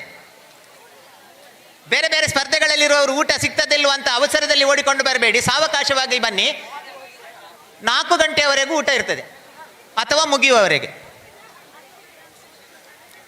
ಬೇರೆ ಬೇರೆ ಕಡೆ ಇರ್ತೀರಿ ನೀವು, ಊಟಕ್ಕೆ ಕರೀಲಿಕ್ಕೆ ಮತ್ತೆ ನೀವು ನಮಗೆ ಕಾಂಟ್ಯಾಕ್ಟಿಗೆ ಸಿಗದೇ ಇರಬಹುದು. ಹಾಗಾಗಿ 12 ಗಂಟೆಯಿಂದ ಎಲ್ಲಿ ನೀವು ಬೆಳಗಿನ ತಿಂಡಿ ಮಾಡಿದ್ದೀರಿ ಅಲ್ಲೇ ಊಟದ ವ್ಯವಸ್ಥೆ ಇರ್ತದೆ. ಅಲ್ಲಿಗೆ ಬಂದರೆ ಆಯಿತು ನಿಧಾನಕ್ಕೆ 12 ಗಂಟೆಗೆ. ಮಧ್ಯಾಹ್ನದ ಊಟವನ್ನು ಸರಿ ಕೇಳಿ, ಮಧ್ಯಾಹ್ನದ ಊಟವನ್ನು ಯಾರು ಊಟ ಮಾಡಬಾರ್ದು, ಬದಲಾಗಿ ಊಟವನ್ನು ಸವಿಬೇಕು ನಿಧಾನಕ್ಕೆ. ಅದನ್ನು ಸವಿಯುತ್ತಾ ಊಟ ಮಾಡಬೇಕು. ದಕ್ಷಿಣ ಭಾರತದ ಖ್ಯಾತ ಪಾಕಶಾಸ್ತ್ರ ತಜ್ಞರಾದಂತಹ ಈಶ್ವರ ಭಟ್ ಮಂದಿಲ ಮತ್ತವರ ತಂಡ ಉಪಹಾರ, ಊಟ ಅಥವಾ ಭೋಜನ, ಸಂಜೆಯ ಸ್ನ್ಯಾಕ್ ಇದರ ಎಲ್ಲ ವ್ಯವಸ್ಥೆಯನ್ನು ಮಾಡಿಕೊಡ್ತಾ ಇದ್ದಾರೆ. ಯಾವ ಯಾವ ಸ್ಪರ್ಧೆಗಳು ಯಾವ ಯಾವ ಜಾಗದಲ್ಲಿ ನಡೀತದೆ ಆ ಜಾಗಕ್ಕೆ ಕರ್ಕೊಂಡು ಹೋಗ್ಲಿಕ್ಕೆ ಇಲ್ಲಿ ಪ್ಲಕ್ಕಾರ್ಡ್ ಬೋರ್ಡ್ ಹಿಡ್ಕೊಂಡು ನಿಂತಿದ್ದಾರೆ. ಅವರು ನಿಮ್ಮನ್ನು ಕರ್ಕೊಂಡು ಹೋಗ್ತಾರೆ, ನಿರ್ದೇಶನ ಕೊಡ್ತಾರೆ. ಬೇರೆ ಬೇರೆ ಶಾಲೆಯಿಂದ ಶಿಕ್ಷಕರು ಬಂದಿದ್ದೀರಿ, ನಿಮ್ಮಲ್ಲಿ ಈಗ ವೈಯಕ್ತಿಕವಾಗಿ ಮಾತಾಡಲಿಕ್ಕೆ ಟೈಮ್ ಇಲ್ಲ. 10 ನಿಮಿಷದ ನಂತರ ನಾವೆಲ್ಲ ಫ್ರೀ ಆಗ್ತೇವೆ, ಮತ್ತೆ ಮಾತಾಡುವ. ಬೇರೆ ಬೇರೆ ಶಾಲೆಯಿಂದ ಬಂದಂತಹ ಶಿಕ್ಷಕಿಯರು ಬೇರೆ ಬೇರೆ ಶಾಲೆಯಿಂದ ಬಂದಿದ್ದೀರಿ. ನೀವು ಕರ್ಕೊಂಡು ಬಂದ ಮಕ್ಕಳನ್ನು ಸ್ಪರ್ಧೆ ನಡೆಯುವ ಜಾಗಕ್ಕೆ ಹೋಗ್ಲಿಕ್ಕೆ ಹೇಳಿ. ಆಮೇಲೆ ನೀವು ಬಿಡುವಾಗ್ತೇವೆ, ನಂತರ ಸಾವಕಾಶವಾಗಿ ಮಾತನಾಡುವ. ಸಂಜೆ ಸಮಯಕ್ಕೆ ಸರಿಯಾಗಿ ಸ್ಪರ್ಧೆ ಇವತ್ತಿನದ್ದು ಮುಗಿಸಿ ನಮ್ಮ ಮನೆಗೆ ಸಮಯಕ್ಕೆ ಸರಿಯಾಗಿ ತೆರಳುವ. ಬೇರೆ ಬೇರೆ ಶಾಲೆಯಿಂದ ಬಂದಂತಹ ಶಿಕ್ಷಕರು ಗಮನಿಸಿ, ನೀವು ಮಕ್ಕಳನ್ನು ಕರ್ಕೊಂಡು ಬಂದಿದ್ದೀರಿ, ಅವರ ಹೊಣೆ, ಅವರ ಜವಾಬ್ದಾರಿ ನಿಮ್ಮ ಮೇಲೆ ಎಷ್ಟಿದೆ ಎನ್ನುವಂಥದ್ದು ನಮಗೆ ಗೊತ್ತಿದೆ. ನಾವು ಕೂಡ ಶಿಕ್ಷಕರು ತಡವಾಗಿ ಕಳಿಸಿದ್ರೆ ಆ ಒತ್ತಡ ಮತ್ತು ಆ ರಿಸ್ಕ್ ನಮ್ಮ ಮೈ ಮೇಲೆ ಬೀಳ್ತದೆ. ಹಾಗಾಗಿ ಸಮಯಕ್ಕೆ ಸರಿಯಾಗಿ ಅವರನ್ನು ಕಳುಹಿಸಿಕೊಡುವ. ಮಧ್ಯಾಹ್ನ 12 ಗಂಟೆಗೆ ಸರಿಯಾಗಿ ಭೋಜನ ಶಾಲೆಯಲ್ಲಿ ಊಟ ಆರಂಭ ಆಗ್ತದೆ. ನಿಧಾನಕ್ಕೆ ಒಬ್ಬೊಬ್ಬರೇ ಫ್ರೀ ಆದಾಗ ಬಂದು ಊಟ ಮಾಡಬಹುದು. ಅಡ್ವರ್ಟೈಸ್ಮೆಂಟ್ ಸ್ಪರ್ಧೆ ಇನ್ನು ಕೆಲವೇ ನಿಮಿಷಗಳಲ್ಲಿ ಇದೇ ವೇದಿಕೆಯಲ್ಲಿ ನಡೀತದೆ. ಜಾಹೀರಾತು ಅಲ್ಲಿ 2 ಶಾಲೆಯವರು ಬರಲಿಲ್ಲ ಅಂತ ಹೇಳಿದ್ರು. ಒಂದು ಇಂದ್ರಪ್ರಸ್ಥ, ಮತ್ತೊಂದು ಪೆರ್ಲಾ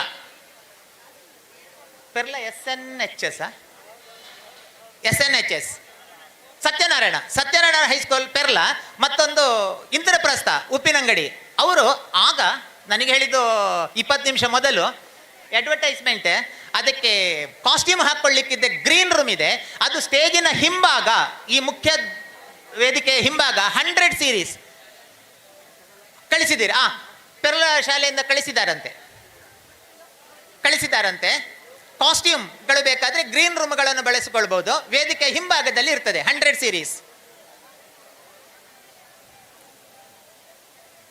ಗೌರಿ ಮೇಡಮ್ ಬಂದಿದ್ದೀರಿ, ಗೊತ್ತಾಗಿದೆ. ಮಕ್ಕಳನ್ನು ಕಳಿಸಿ ಮತ್ತೆ ಮಾತಾಡೋ. ಬೇರೆ ಬೇರೆ ಶಾಲೆಯಿಂದ ಬಂದಂತಹ ಶಿಕ್ಷಕಿಯರು, ನೀವು ಕರ್ಕೊಂಡು ಬಂದ ಮಕ್ಕಳು ಮತ್ತು ಅವರ ಪ್ರಾಪರ್ಟೀಸ್, ಅವರು ತಂದಂಥ ಪ್ರಾಪರ್ಟೀಸ್, ಬಹಳಷ್ಟು ಪ್ರಾಪರ್ಟೀಸ್ ಕಾಣ್ತದೆ, ದೊಡ್ಡದು, ಕೆಲವು ಕಲಾಕೃತಿಗಳು, ಗಿಡ ಇತ್ಯಾದಿ. ಅದನ್ನೆಲ್ಲ ಸ್ಪರ್ಧೆ ನಡೆಯುವ ಜಾಗಕ್ಕೆ ಅದನ್ನು ತಲುಪಿಸಿ, ಆನಂತರ ಸಮಯಕ್ಕೆ ಸರಿಯಾಗಿ ಇವತ್ತು ಸಂಜೆ ಕಾರ್ಯಕ್ರಮವನ್ನು ಮುಗಿಸಿ ನೀವು ನಿಮ್ಮ ಮನೆಗಳಿಗೆ ತೆರಳಿಕ್ಕಿದೆ. ದೂರದಿಂದ ಬಂದವರು ಹಾಸ್ಟೆಲ್ ವ್ಯವಸ್ಥೆ, ದೂರದಿಂದ ಬಂದಂತಹ ಮಕ್ಕಳಿಗೆ ಹಾಸ್ಟೆಲ್ ವ್ಯವಸ್ಥೆಯ ಬಗ್ಗೆ ನಾವು ವ್ಯವಸ್ಥೆಯನ್ನು ಮಾಡಿದ್ದೇವೆ. ಹಾಸ್ಟೆಲ್ ವ್ಯವಸ್ಥೆಯ ಬಗ್ಗೆ ದಯಾಮಣಿ ಮೇಡಮ್ ಇದ್ದಾರೆ, ನಮ್ಮ ಕನಸುಗಳು 2024ರ ಸಂಯೋಜಕರು, ರಸಾಯನಶಾಸ್ತ್ರ ಉಪನ್ಯಾಸಕಿ ದಯಾಮಣಿ ಅವರು ಇಲ್ಲೇ ಇದ್ದಾರೆ. ಹಾಸ್ಟೆಲ್ನ ವ್ಯವಸ್ಥೆ ಬೇಕಾದರೆ ಅವರಲ್ಲಿ ಮಾತಾಡಿದರೆ ಅವರು ವ್ಯವಸ್ಥೆ ಮಾಡಿ ಕೊಡ್ತಾರೆ. ಹಾಸ್ಟೆಲ್ ವ್ಯವಸ್ಥೆ ರಾಜ್ಯ ಮಟ್ಟದ ಕಾರ್ಯಕ್ರಮ, ಜಿಲ್ಲೆಯಲ್ಲದೆ ಹೊರ ಜಿಲ್ಲೆಗಳಿಂದಲೂ ಕೂಡ ಬಂದಿದ್ದೀರಿ. ಹಾಸ್ಟೆಲ್ ವ್ಯವಸ್ಥೆಯ ಬಗ್ಗೆ ಮೊದಲು ನಾವು ದೂರವಾಣಿಯ ಮೂಲಕ ಮಾತಾಡಿಕೊಂಡಿದ್ದೇವೆ, ದೂರದಲ್ಲಿದ್ದು ಈಗ ಹತ್ತಿರ ಆಗಿದ್ದೇವೆ. ಹಾಗಾಗಿ ಹಾಸ್ಟೆಲ್ ವ್ಯವಸ್ಥೆ ಬೇಕಾದವರು ದಯಾಮಣಿ ಮೇಡಮ್ ಅಲ್ಲಿ ಮಾತಾಡಿ. ಇಲ್ಲ, ನಿಮಗೆ ದಯಾಮಣಿ ಮೇಡಮ್ ಸಿಗದಿದ್ರೆ ನಮ್ಮ ಯಾವುದೇ ಸ್ಟಾಫ್ ಅಲ್ಲಿ ಮಾತಾಡಿದ್ರು ಅವರು ಅದಕ್ಕೆ ವ್ಯವಸ್ಥೆಯನ್ನು ಮಾಡಿ ಕೊಡ್ತಾರೆ. ಮಕ್ಕಳು ಫ್ರೀ ಇರುವಾಗ ಈಗಾಗಲೇ ಉದ್ಘಾಟನೆಗೊಂಡಂತಹ ಆಟಿಕೆ ಕೌಂಟರ್, ಅಲ್ಲೇ ಆಟ ಅಲ್ಲೇ ಪ್ರೈಸ್, ಅದನ್ನು ಬಳಸಿಕೊಳ್ಳಬಹುದು. ಆಕರ್ಷಕ ಸ್ಪರ್ಧೆಗಳಿದೆ.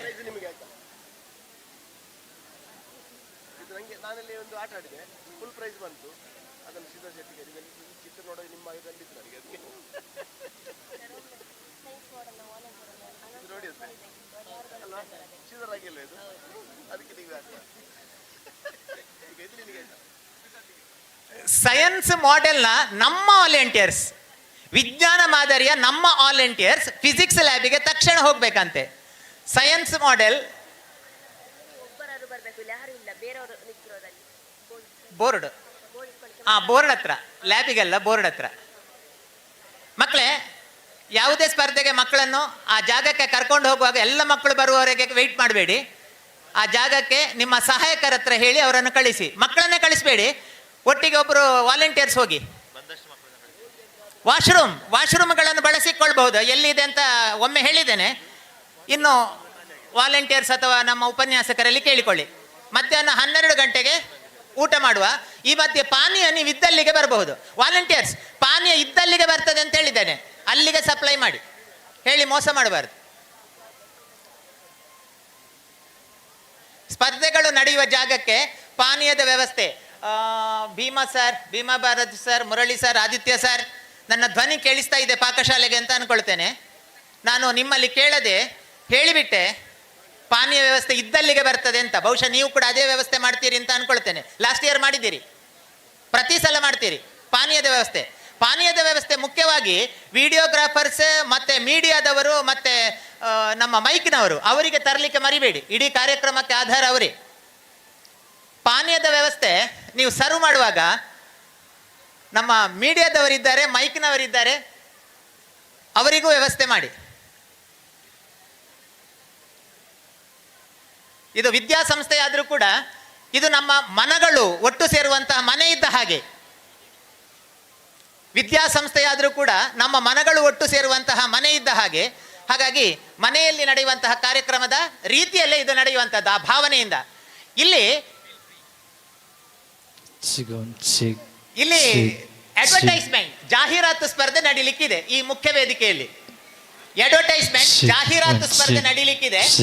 ಅದಕ್ಕೆ ಸಂಬಂಧಪಟ್ಟ ವ್ಯವಸ್ಥೆಯನ್ನು ವ್ಯವಸ್ಥಾಪಕರು ಮಾಡ್ತಾ ಇದ್ದಾರೆ. ಜಾಹೀರಾತು ಅಡ್ವರ್ಟೈಸ್ ಸ್ಪರ್ಧೆಯನ್ನು ನೋಡಬೇಕು ಅಂತಂದ್ರೆ ಪ್ರೇಕ್ಷಕರಾಗಿ ಈ ಸಭಾಂಗಣದಲ್ಲಿ ಕುಳಿತುಕೊಳ್ಳಬಹುದು, ಎಲ್ಲೂ ಕುಳಿತುಕೊಳ್ಳಬಹುದು. ಮುಂದೆ ಬನ್ನಿ, ಹಿಂದೆ ಬನ್ನಿ, ಏನಿಲ್ಲ. ಫ್ಯಾನ್ ಇದ್ದಲ್ಲಿ ಕುಳಿತರೆ ಒಳ್ಳೇದು, ಬಾಡಿಗೆ ಕೊಡ್ತದೆ ಅದಕ್ಕೆ. ಬಟ್ ಫ್ಯಾನ್ ಆನ್ ಆಗಲಿಲ್ಲ, ಬಹುಶಃ ನಿನ್ನೆ ಮಳೆಗೆ ಒದ್ದೆ ಆಗಿರ್ಬೇಕು ಕಾಣ್ತದೆ. ಫ್ಯಾನ್ ಚಂಡಿ ಆತನಣ್ಣ ಕೊಡೆ ಬರ್ಸೋಗ ಆಪನೇನು ತಿರ್ಗಲಿ, ಇದ್ದೇನೆ ತಿರ್ಗದಿಲ್ಲ. ಮೇಡಮ್ ಕೂತ್ಕೊಳ್ಳಿ, ಬನ್ನಿ. ನಿಮ್ಮ ಮಕ್ಕಳು ಕಳಿಸಿದ್ದೀರಲ್ಲ ಬೇಕಾದಲ್ಲಿ? ಓಕೆ, ಊಟಕ್ಕೆ ಬರ್ಬೋದಲ್ಲ 12 ಗಂಟೆಗೆ ಹೇಳಿದ್ದೀರಲ್ಲ? ಸರಿ ಸರಿ.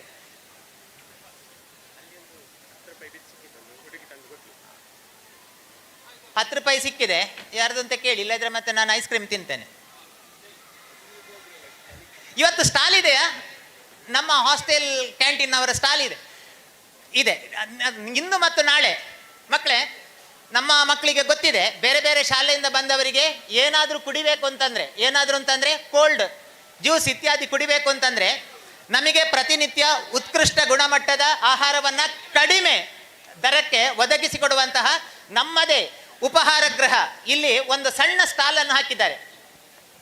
ಇಲ್ಲೇ ಈ ಆಟಗಳ ಸ್ಟಾಲ್ ಇದೆ ಅಲ್ವಾ, ಅದರ ಮುಂದಿನ ಹಂತ, ಅದರ ಮುಂದಿನ ಭಾಗದಲ್ಲಿ ಹಾಸ್ಟೆಲ್ ಕ್ಯಾಂಟೀನ್ ಇದೆ.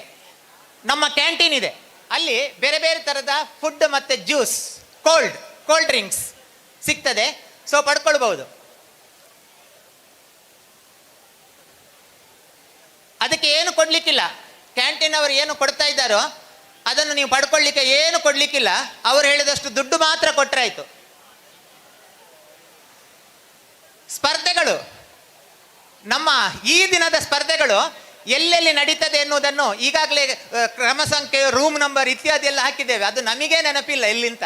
ಅದಕ್ಕೆ ನಿಮ್ಮನ್ನು ಕರ್ಕೊಂಡು ಹೋಗಲಿಕ್ಕೆ ಇವತ್ತು ನಡೆಯುವಂತಹ ಎಲ್ಲ ಸ್ಪರ್ಧೆಗಳ ಪ್ಲಕ್ಕಾರ್ಡ್, ಎಲ್ಲ ಸ್ಪರ್ಧೆಗಳ ಪ್ಲಕ್ಕಾರ್ಡ್ ಇಲ್ಲಿದೆ.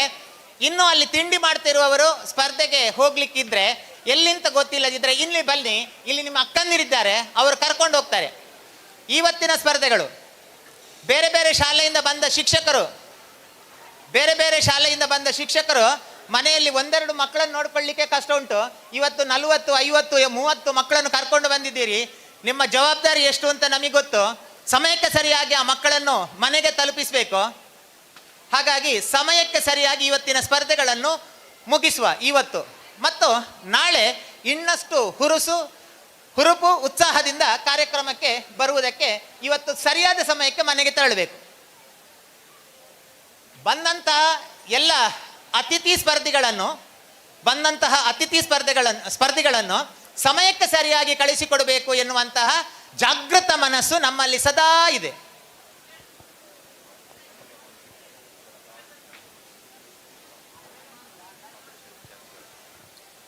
ಸ್ಪರ್ಧೆಗಳಿಗೆ ಹೊರಗಿನಿಂದ ಜಜಸ್ ಅನ್ನು ನಾವು ಕರೆದಿದ್ದೇವೆ. ಅವರ ಬ್ಯಾಜನ್ನು ಕಲೆಕ್ಟ್ ಮಾಡದಿದ್ರೆ ಸಂಯೋಜಕರು ತಕ್ಷಣ ಕೌಂಟರಿಂದ ಕಲೆಕ್ಟ್ ಮಾಡ್ಕೊಳ್ಳಿ. ಜಡ್ಜಸ್ ಬ್ಯಾಜ್, ಜಡ್ಜ್ಗಳ ಬ್ಯಾಜ್ ಕೆಲವು ಟೀಮಿನವರು ಪಡ್ಕೊಳ್ಳಿಲ್ಲ, ಕೌಂಟರಲ್ಲಿದೆ, ತಕ್ಷಣ ಪಡ್ಕೊಳ್ಳಿ ನಮ್ಮ ಶಿಕ್ಷಕರು.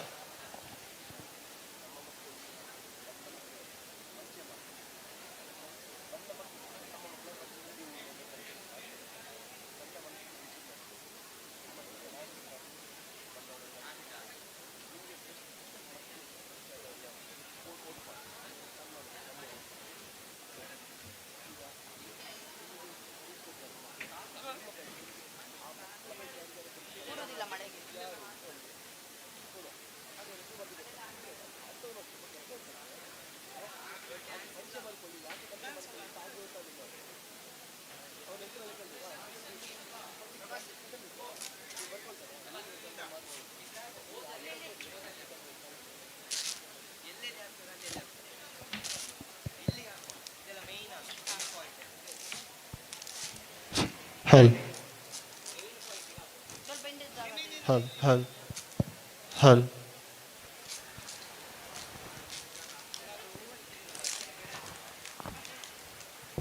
ನಮ್ಮ ಸ್ವಯಂ ಸೇವಕರು, ನಮ್ಮ ವಾಲಂಟಿಯರ್ಸ್, ನಮ್ಮ ವಿದ್ಯಾರ್ಥಿಗಳು, ನಿಮಗೊಂದು ಟಾಸ್ಕ್ ಇದೆ 2 ದಿವಸಕ್ಕೆ.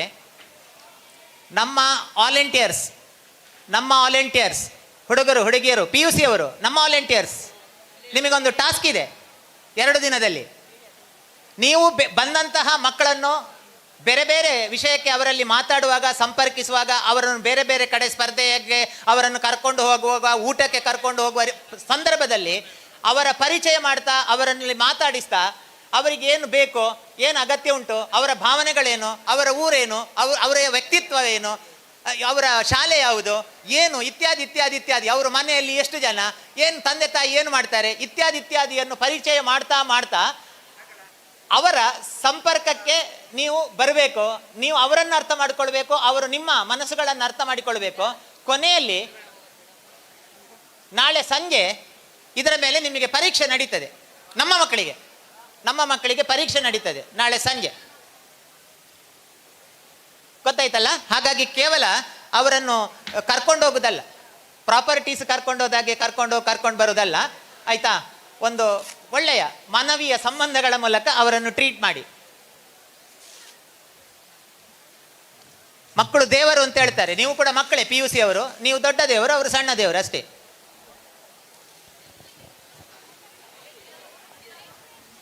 ಈ ವೇದಿಕೆಯಲ್ಲಿ ಅಡ್ವರ್ಟೈಸ್ಮೆಂಟ್, ಜಾಹೀರಾತು ಸ್ಪರ್ಧೆ ನಡೀತದೆ. ಪುಷ್ಪಲತಾ ಮೇಡಮ್ ಆಗ್ತದೆ, ಜಡ್ಜಸ್ ಬಂದಿದ್ದಾರೆ, ಕಾಂಪಿಟೇಟರ್ಸ್ ಹೀಗಿದ್ದಾರೆ. ಓಕೆ. ಜಾಹೀರಾತು ಸ್ಪರ್ಧೆ, ಅಡ್ವರ್ಟೈಸ್ಮೆಂಟ್ ಕಾಂಪಿಟೇಷನ್ ಅನ್ನು ಸಾಕ್ಷೀಕರಿಸಬೇಕು, ನೋಡಬೇಕು. ಬೇರೆ ಕಡೆ ಬೇರೆ ಬೇರೆ ರೀತಿಯಾದಂತಹ ಸ್ಪರ್ಧೆಗಳು ನಡೀತದೆ. ಪಾನೀಯದ ವ್ಯವಸ್ಥೆ ಹೇಗಂತೆ ಶ್ರೀವತ್ಸ ಸರ್? ಮತ್ತೆ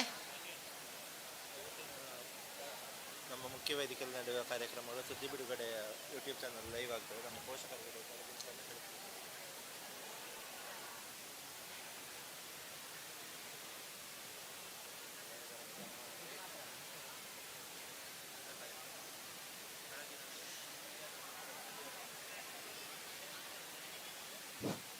ಹಲ್, ಹಲ್, ಹಲ್.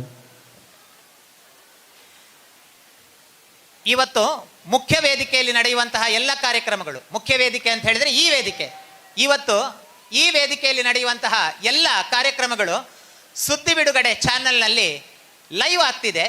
ಹಾಗಾಗಿ ಮಕ್ಕಳು ಮೊಬೈಲ್ ತಂದದ್ದಿದ್ರೆ ಅಥವಾ ನಿಮ್ಮ ಟೀಚರ್ಸ್ ಮೊಬೈಲ್ ಮೂಲಕ ಲಿಂಕನ್ನು ಪೇರೆಂಟಿಗೆ ಕಳಿಸಿ ಕೊಡಬಹುದು. ಮುಖ್ಯ ವೇದಿಕೆಯಲ್ಲಿ ನಡೆಯುವಂತಹ ಎಲ್ಲ ಕಾರ್ಯಕ್ರಮಗಳು ಸಂಜೆಯ ತನಕ ಲೈವ್ ಆಗ್ತದೆ ಸುದ್ದಿ ಬಿಡುಗಡೆ ಚಾನಲಲ್ಲಿ. ಇಲ್ಲಿ ಬಂದಂತಹ ಮಕ್ಕಳು, ನಿಮ್ಮ ಅಪ್ಪ ಅಮ್ಮ ಆ ಕಾರ್ಯಕ್ರಮವನ್ನು ನೋಡಬೇಕು ಅಂತಿದ್ರೆ, ನೀವು ಮೊಬೈಲ್ ತಂದದ್ದಿದ್ರೆ, ನಿಮಗೆ ಪರ್ಮಿಷನ್ ಕೊಟ್ಟದ್ದಿದ್ರೆ, ಅಥವಾ ನಿಮ್ಮ ಶಿಕ್ಷಕರ ಮೊಬೈಲ್ ಮೂಲಕ ಪೇರೆಂಟಿಗೆ ಲಿಂಕ್ ಕಳಿಸಿ ಕೊಡಬಹುದು. 11 ಗಂಟೆಗೆ ಪಾನೀಯದ ವ್ಯವಸ್ಥೆ ಇದೆ ಅಂತೆ. ಕುಳಿತಳ್ಳಿಗೆ ಬರ್ತದೆ ಸಪ್ಲೈ, ಎಲ್ಲ ಕಡೆ ಸಪ್ಲೈ ಆಗ್ತದೆ ಪಾನೀಯ. ಊಟಕ್ಕಾಗುವಾಗ 12 ಗಂಟೆಗೆ ಮುಖ್ಯ ವೇದಿಕೆಯ ಮಗ್ಗುಲಿಗೆ ಬರಬೇಕು, ಬೆಳಿಗ್ಗೆ ಟಿಫಿನ್ ಇದ್ದಲ್ಲಿಗೆ.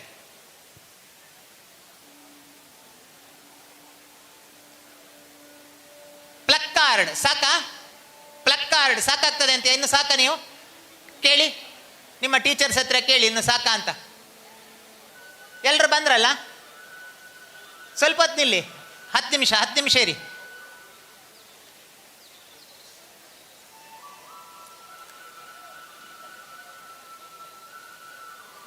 ಬೇರೆ ಬೇರೆ ಶಾಲೆಯಿಂದ ಬಂದಂತಹ ಮಕ್ಕಳಿಗೆ ಅಥವಾ ಶಿಕ್ಷಕರಿಗೂ ಕೂಡ ಬಿಡು ಉಂಟು ಅಂತಂದರೆ, ಟೈಮ್ ಪಾಸಿಗಾಗಿ ಇಲ್ಲಿ ಕೆಲವು ಆಧುನಿಕ ಮತ್ತು ಕೆಲವು ಪಾರಂಪರಿಕ ಸ್ಪರ್ಧೆಗಳು ನಡೀತದೆ.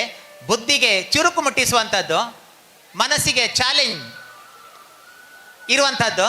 ಅದರಲ್ಲಿ ಭಾಗವಹಿಸಿ ಅಲ್ಲೇ ಗೆಲ್ಲುವುದು, ಅಲ್ಲೇ ಬಹುಮಾನವನ್ನು ಪಡೆಯುವುದು.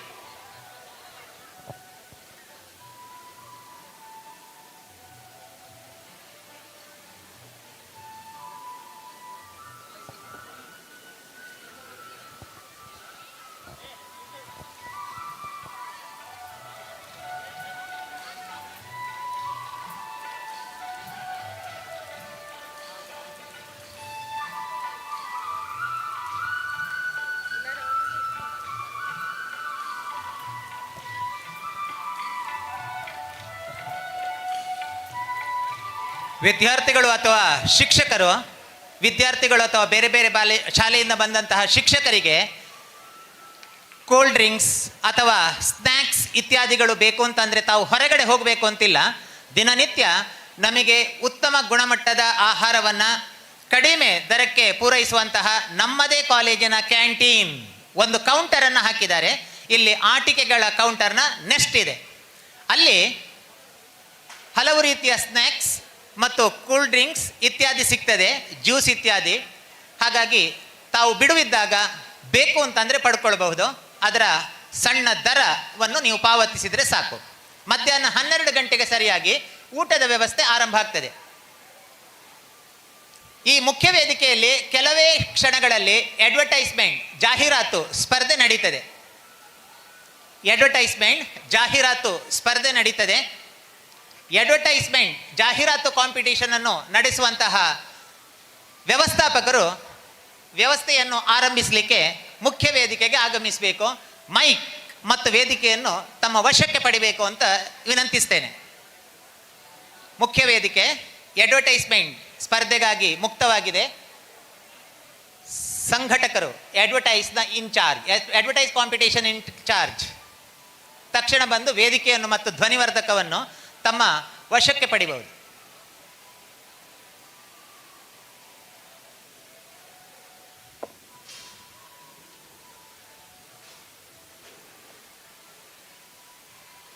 ನಮ್ಮ ವಾಲಂಟಿಯರ್ಸ್ಗೆ ಮತ್ತು ನಮ್ಮ ಶಿಕ್ಷಕರಿಗೆ ಮತ್ತು ಎಲ್ಲ ವ್ಯವಸ್ಥಾಪಕರಿಗೆ ನೆನಪಿರಲಿ, ಸಂಜೆ ಸಮಯಕ್ಕೆ ಸರಿಯಾಗಿ ಕಾರ್ಯಕ್ರಮಗಳನ್ನು ಮುಗಿಸಿ ಎಲ್ಲ ಶಿಕ್ಷಕರನ್ನು ಮತ್ತು ವಿದ್ಯಾರ್ಥಿಗಳನ್ನು ಅವರವರ ಮನೆಗೆ ಕಳಿಸಿಕೊಡುವ ಹೊಣೆ ನಮ್ಮದು ಕೂಡ ಹೌದು. ದಯಾಮಣಿ ಮೇಡಮ್ ಇವತ್ತು ಸಂಜೆ ಎಷ್ಟೊತ್ತಿಗೆ ಕಾರ್ಯಕ್ರಮ ಮುಗಿಸುವ ಯೋಚನೆ ನಮ್ಮ ಯೋಚನೆ ಪ್ರಕಾರ ದಯಾಮಣಿ ಮೇಡಮ್ ಇದ್ರೆ ತಿಳಿಸಿ, ನಾನು ಹೇಳಿಬಿಡ್ತೇನೆ. ಶ್ಯಾಮ್ ಪ್ರಸಾದ್ ಸರ್, ಇವತ್ತಿನ ಕಾರ್ಯಕ್ರಮ ನಮ್ಮ ಸಮಯ ಸಾರಿಣಿ ಪ್ರಕಾರ ಎಷ್ಟೊತ್ತಿಗೆ ಅಂತ ಎಂಡ್ ಆಗುದು?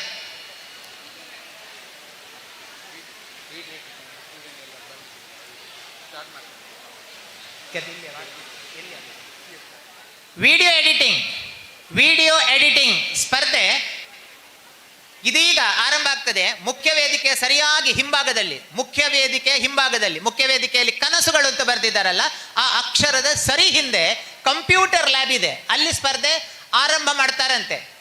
ವಿಡಿಯೋ ಎಡಿಟಿಂಗ್ ವರ್ತಮಾನದ ಅಗತ್ಯ. ವಿಡಿಯೋ ಎಡಿಟಿಂಗ್ ಎನ್ನುವಂತಹ ಒಂದು ಸ್ಕಿಲ್, ಅದು ವರ್ತಮಾನದ ಅತಿ ಅಗತ್ಯವಾದಂತಹ ಒಂದು ಸ್ಕಿಲ್ ಮತ್ತು ಉದ್ಯೋಗ ಅವಕಾಶ ಇರುವಂತಹ ಒಂದು ಸ್ಪರ್ಧೆ ವಿಡಿಯೋ ಎಡಿಟಿಂಗ್. ಅದನ್ನು ಮುಖ್ಯ ವೇದಿಕೆಯಲ್ಲಿ ಕನಸುಗಳು ಅಂತ ಬರೆದಿದ್ದಾರೆ. ಅದರ ಆ ಅಕ್ಷರದ ಸರಿ ಹಿಂಭಾಗದಲ್ಲಿ ಕಂಪ್ಯೂಟರ್ ಲ್ಯಾಬ್ ಇದೆ, ಅಲ್ಲಿ ಸ್ಪರ್ಧೆ ನಡೀತದೆ. ಅಲ್ಲಿಗೆ ತೆರಳಬೇಕು. ಮತ್ತು ನಾನು ಮಾತಾಡುವುದನ್ನು ನಿಲ್ಲಿಸಲಿಕ್ಕೆ ನನಗೆ ಆದಷ್ಟು ಪಕ್ಕ ಬಿಡುವು ಕೊಡಬೇಕು. ಯಾಕೆಂತಂದ್ರೆ ಉಳಿದ ಕಡೆ ನಡೆಯುವ ಸ್ಪರ್ಧೆಗಳಿಗೆ ನಾನು ಮಾತಾಡೋದು ತೊಂದರೆ ಆಗ್ತದೆ ಅಂತ ಅನಿಸ್ತದೆ. ಮೇಡಮ್ ಹೇಳಿ. ಯಂಗ್ ಎಂಟರ್ಪ್ರನ್ಯೂರ್ ಯುವ ಉದ್ಯಮಿ ನಮ್ಮಲ್ಲಿ ಕಾಮರ್ಸ್ ವಿಭಾಗ ಕೂಡ ಇದೆ. ಹಾಗಾಗಿ ಕಾಮರ್ಸ್ ಆಯ್ಕೆ ಮಾಡಿಕೊಳ್ಳಬೇಕು ಮತ್ತು ಆ ಕ್ಷೇತ್ರದಲ್ಲಿ ಬೆಳೆದು ಉದ್ಯಮಿ ಆಗಬೇಕು ಎನ್ನುವಂತಹ ಕನಸನ್ನು ಕಾಣುವವರಿಗೆ ಅನುಕೂಲವಾಗುವ ಹಾಗೆ ಯಂಗ್ ಎಂಟರ್ಪ್ರನ್ಯೂರ್ ಯುವ ಉದ್ಯಮಿ ಎನ್ನುವಂಥ ಸ್ಪರ್ಧೆಯನ್ನು ನಾವು ಇಟ್ಕೊಂಡಿದ್ದೇವೆ. ಅದು ಮೇಡಮ್ ಎಲ್ಲಿ? 100 ರೂಮ್ ನಂಬರ್ 100. ಕರೆಕ್ಟ್. ಅಲ್ಲಿ PPT ಫೆಸಿಲಿಟೀಸ್ ಇದೆ, ಪವರ್ ಪಾಯಿಂಟ್ ಫೆಸಿಲಿಟಿ ಇದೆ ನಮ್ಮದು 100 ಸೀರೀಸಲ್ಲಿ, 100 ರೂಮ್ ನಂಬರಲ್ಲಿ. ಅದು ಮುಖ್ಯ ವೇದಿಕೆಯ ಹಿಂಭಾಗದ ಕೆಳಭಾಗದಲ್ಲಿದೆ. ಮುಖ್ಯ ವೇದಿಕೆಯ ಹಿಂಭಾಗದ ಕೆಳಗೆ ಸೆಲ್ಲರಲ್ಲಿದೆ 100 ರೂಮ್ ನಂಬರ್. ಅಲ್ಲಿಗೆ ತೆರಳಬೇಕಂತೆ. ಯಂಗ್ ಎಂಟರ್ಪ್ರನ್ಯೂರ್ ಯುವ ಉದ್ಯಮಿ, ಕಾಮರ್ಸ್ ಕ್ಷೇತ್ರದಲ್ಲಿ ಮುಂದುವರಿಯುವ ಯೋಚನೆಯುಳ್ಳಂತಹ ಕನಸುಗಳಿಗೆ ಪೂರಕವಾಗಿ ಕಾಮರ್ಸ್ ವಿಭಾಗದ ಆಯ್ಕೆಯಲ್ಲಿ ಮತ್ತು ಆ ಕ್ಷೇತ್ರದಲ್ಲಿ ಮುಂದುವರಿಬೇಕು ಎನ್ನುವಂತಹ ಯೋಚನೆಯುಳ್ಳ ಮನಸ್ಸುಗಳಿಗೆ ಪೂರಕವಾಗಿ ಯಂಗ್ ಎಂಟರ್ಪ್ರನ್ಯೂರ್ ಕಾಂಪಿಟೇಷನ್ ರೂಮ್ ನಂಬರ್ 100 ತಕ್ಷಣ ಆರಂಭಿಸ್ತಾರೆ. ವೇದಿಕೆ ಹಿಂಭಾಗ ಕೆಳಭಾಗ.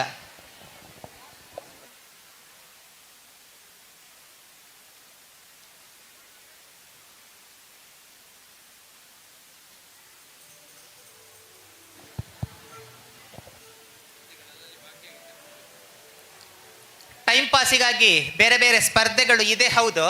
ಅದು ಬೇರೆ ಬೇರೆ ಬಂದ ಮಕ್ಕಳಿಗೆ ಮತ್ತು ಅಧ್ಯಾಪಕರಿಗೆ, ನಮ್ಮ ವಿದ್ಯಾರ್ಥಿಗಳಿಗೆ ಕೊನೆಯ ಅವಕಾಶ. ಮತ್ತು ಉಳಿದ್ರೆ ನೀವು ಫ್ರೀ ಇದ್ದರೆ, ನಿಮ್ಮ ಕೆಲಸ ಎಲ್ಲ ಆದರೆ, ಉಳಿದವರು ಆಟ ಆಡಿ ಉಳಿದ್ರೆ, ಆದರೆ ಹೋದರೆ, if but conditions will apply to participate in games to our students. ನಮ್ಮ ವಿದ್ಯಾರ್ಥಿಗಳಿಗೆ ಕಾಂಪಿಟೀಷನಲ್ಲಿ ಭಾಗವಹಿಸಲಿಕ್ಕೆ, ಆಟಗಳು ಭಾಗವಹಿಸಲಿಕ್ಕೆ ಕೊನೆಯ ಅವಕಾಶ, ಬಂದವರಿಗೆ ಮೊದಲ ಅವಕಾಶ, ಶಿಕ್ಷಕರಿಗೂ ಅವಕಾಶ ಇದೆ. ಅಡ್ವರ್ಟೈಸ್ಮೆಂಟ್ ಸ್ಪರ್ಧೆ ಕೆಲವೇ ಕ್ಷಣಗಳಲ್ಲಿ ಆರಂಭ ಆಗ್ತದೆ ಅಂತ ಆಗದಿಂದ ಅಡ್ವರ್ಟೈಸ್ ಆಗ್ತಾ ಉಂಟು.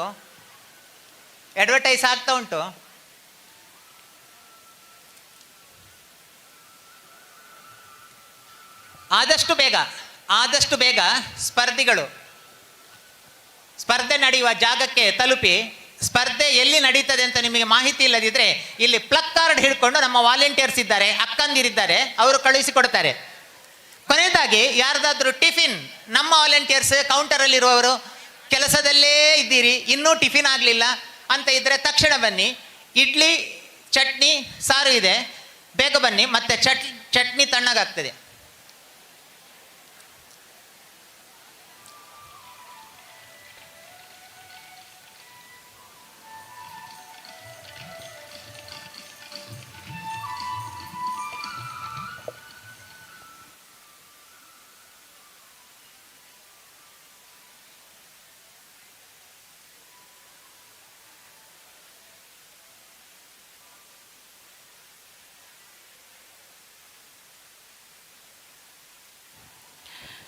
A very good morning to you all.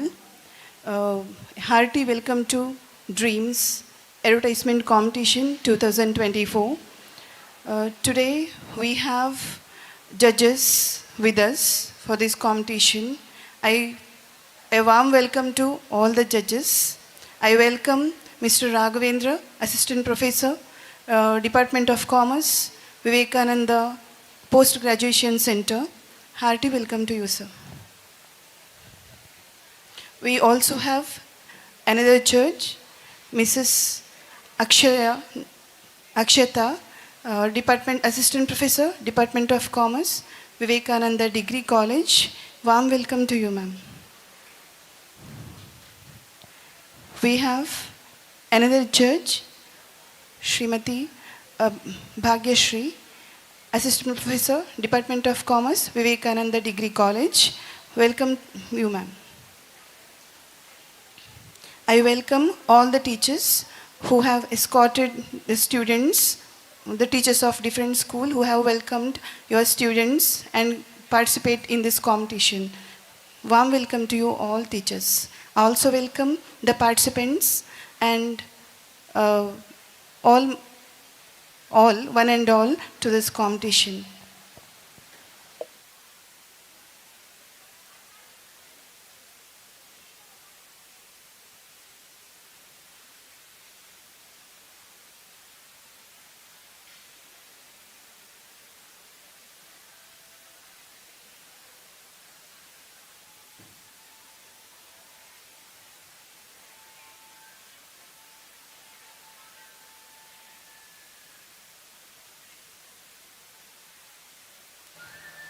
It is for the attention of the participants. The rules are as follows. One team from a school may participate. Each team may have a maximum of 6 and a minimum of 4 members. The team must advertise one product. The peculiarity, benefits, cost, durability, etc. of your product must be explained. Cassettes, CDs should not be used. However, music may be imitated through voice. But one of the team members must do all these things. The team must answer 3 questions asked by the judges about the product. Your product need not be a real one. You may imagine a product that may come in future using new inventions. You may present the product seriously or through comedy. Participants may dress according to the requirements and may paint face. Time duration, remember, 4 minutes for presenting advertisement and 2 minutes for answering the questions. You can use any language, either Kannada or English. ಸ್ಪರ್ಧೆಯ ನಿಯಮಗಳನ್ನು ಮತ್ತೊಮ್ಮೆ ಗಮನಿಸಿ. ಒಂದು ಶಾಲೆಯಿಂದ ಒಂದು ತಂಡ ಮಾತ್ರ ಭಾಗವಹಿಸಬಹುದು. ತಂಡದಲ್ಲಿ ಗರಿಷ್ಠ 6, ಕನಿಷ್ಠ 4 ವಿದ್ಯಾರ್ಥಿಗಳಿರಬಹುದು. ಪ್ರತಿ ತಂಡವು ಒಂದು ವಸ್ತುವಿನ ಬಗ್ಗೆ ಜಾಹೀರಾತು ರಚಿಸಿ ಪ್ರದರ್ಶಿಸಬೇಕು. ತಮ್ಮ ವಸ್ತುವಿನ ವಿಶೇಷತೆ, ಅದರಿಂದಾಗುವ ಲಾಭ, ಉಳಿತಾಯ, ಅದರ ಬಾಳಿಕೆ ಮೊದಲಾದ ಅಂಶಗಳನ್ನು ನಿಮ್ಮ ಜಾಹೀರಾತು ಒಳಗೊಂಡಿರಬೇಕು. ಕ್ಯಾಸೆಟ್ ಸಿಡಿಗಳನ್ನು ಬಳಸುವಂತಿಲ್ಲ. ವಿವಿಧ ರೀತಿಯ ಧ್ವನಿ, ಶಬ್ದಗಳನ್ನು ಅನುಕರಣೆ ಮಾಡಬಹುದು. ಅದಕ್ಕಾಗಿ ತಂಡದ ಸದಸ್ಯರನ್ನೇ ಉಪಯೋಗಿಸಬೇಕು. ಕೊನೆಗೆ ನಿರ್ಣಾಯಕರು ಕೇಳುವ 3 ಪ್ರಶ್ನೆಗಳಿಗೆ ತಂಡವು ಉತ್ತರಿಸಬೇಕು. ನಿಮ್ಮ ಉತ್ಪನ್ನ, ವಸ್ತುವು ವಾಸ್ತವವಾಗಿರಬೇಕಾಗಿಲ್ಲ. ಮುಂದಿನ ದಿನಗಳ ಹೊಸ ಆವಿಷ್ಕಾರಗಳನ್ನು ಊಹಿಸಿಕೊಂಡು ನೀವೇ ತಯಾರಿಸಿದ ಹೊಸ ವಸ್ತುವೂ ಆಗಿರಬಹುದು. ನಿಮ್ಮ ಜಾಹೀರಾತನ್ನು ಹಾಸ್ಯ ರೀತಿಯಲ್ಲಿ ಅಥವಾ ಗಂಭೀರವಾಗಿಯೂ ಪ್ರದರ್ಶಿಸಬಹುದು. ಪ್ರದರ್ಶನಕ್ಕೆ ತಕ್ಕುದಾದ ವಸ್ತ್ರವಿನ್ಯಾಸ, ಮುಖವರ್ಣಿಕೆ ಬಳಸಬಹುದು.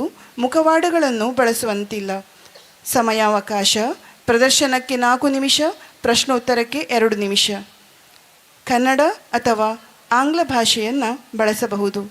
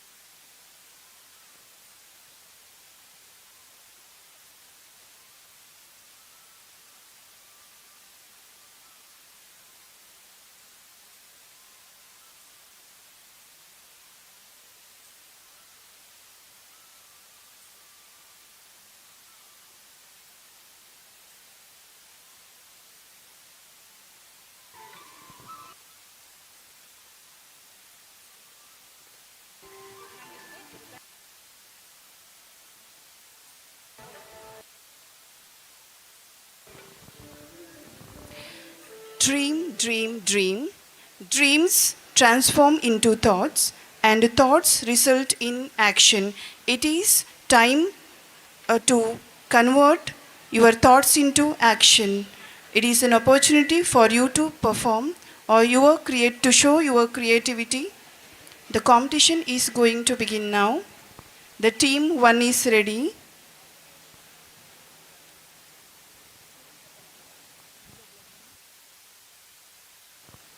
Judges, the competition is going to begin now. The team is ready. It's time for the team number 1.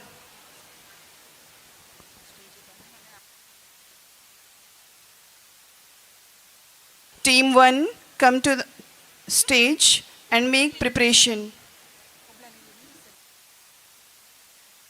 Ready on the stage.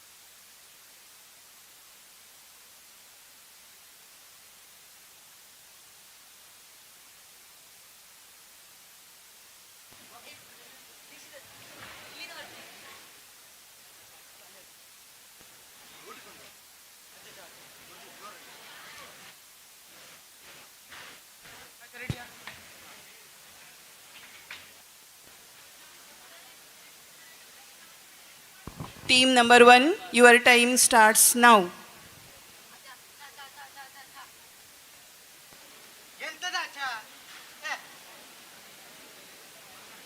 ಎಂತದ ಇದು ಕೈಪ್ಯಾಗಿ ಹೋಗಿದೆ. ಎಂತ ಚಾ ಇದು? ಒಂದು ರುಚಿ ಇಲ್ಲ, ಒಂದು ಪರಿಮಳ ಇಲ್ಲ. ಎಂತ ಚಾ ಇದು? ನಿಮಗೆ ಬೇಕಾದ ಚಾ ಆದ್ರೆ ನಮ್ಮ ಫ್ಯಾಕ್ಟ್ರಿಗೆ ಬನ್ನಿ. ಹೌದಾ? ಹೋಗುವ. ಬೇಗ ಬನ್ನಿ.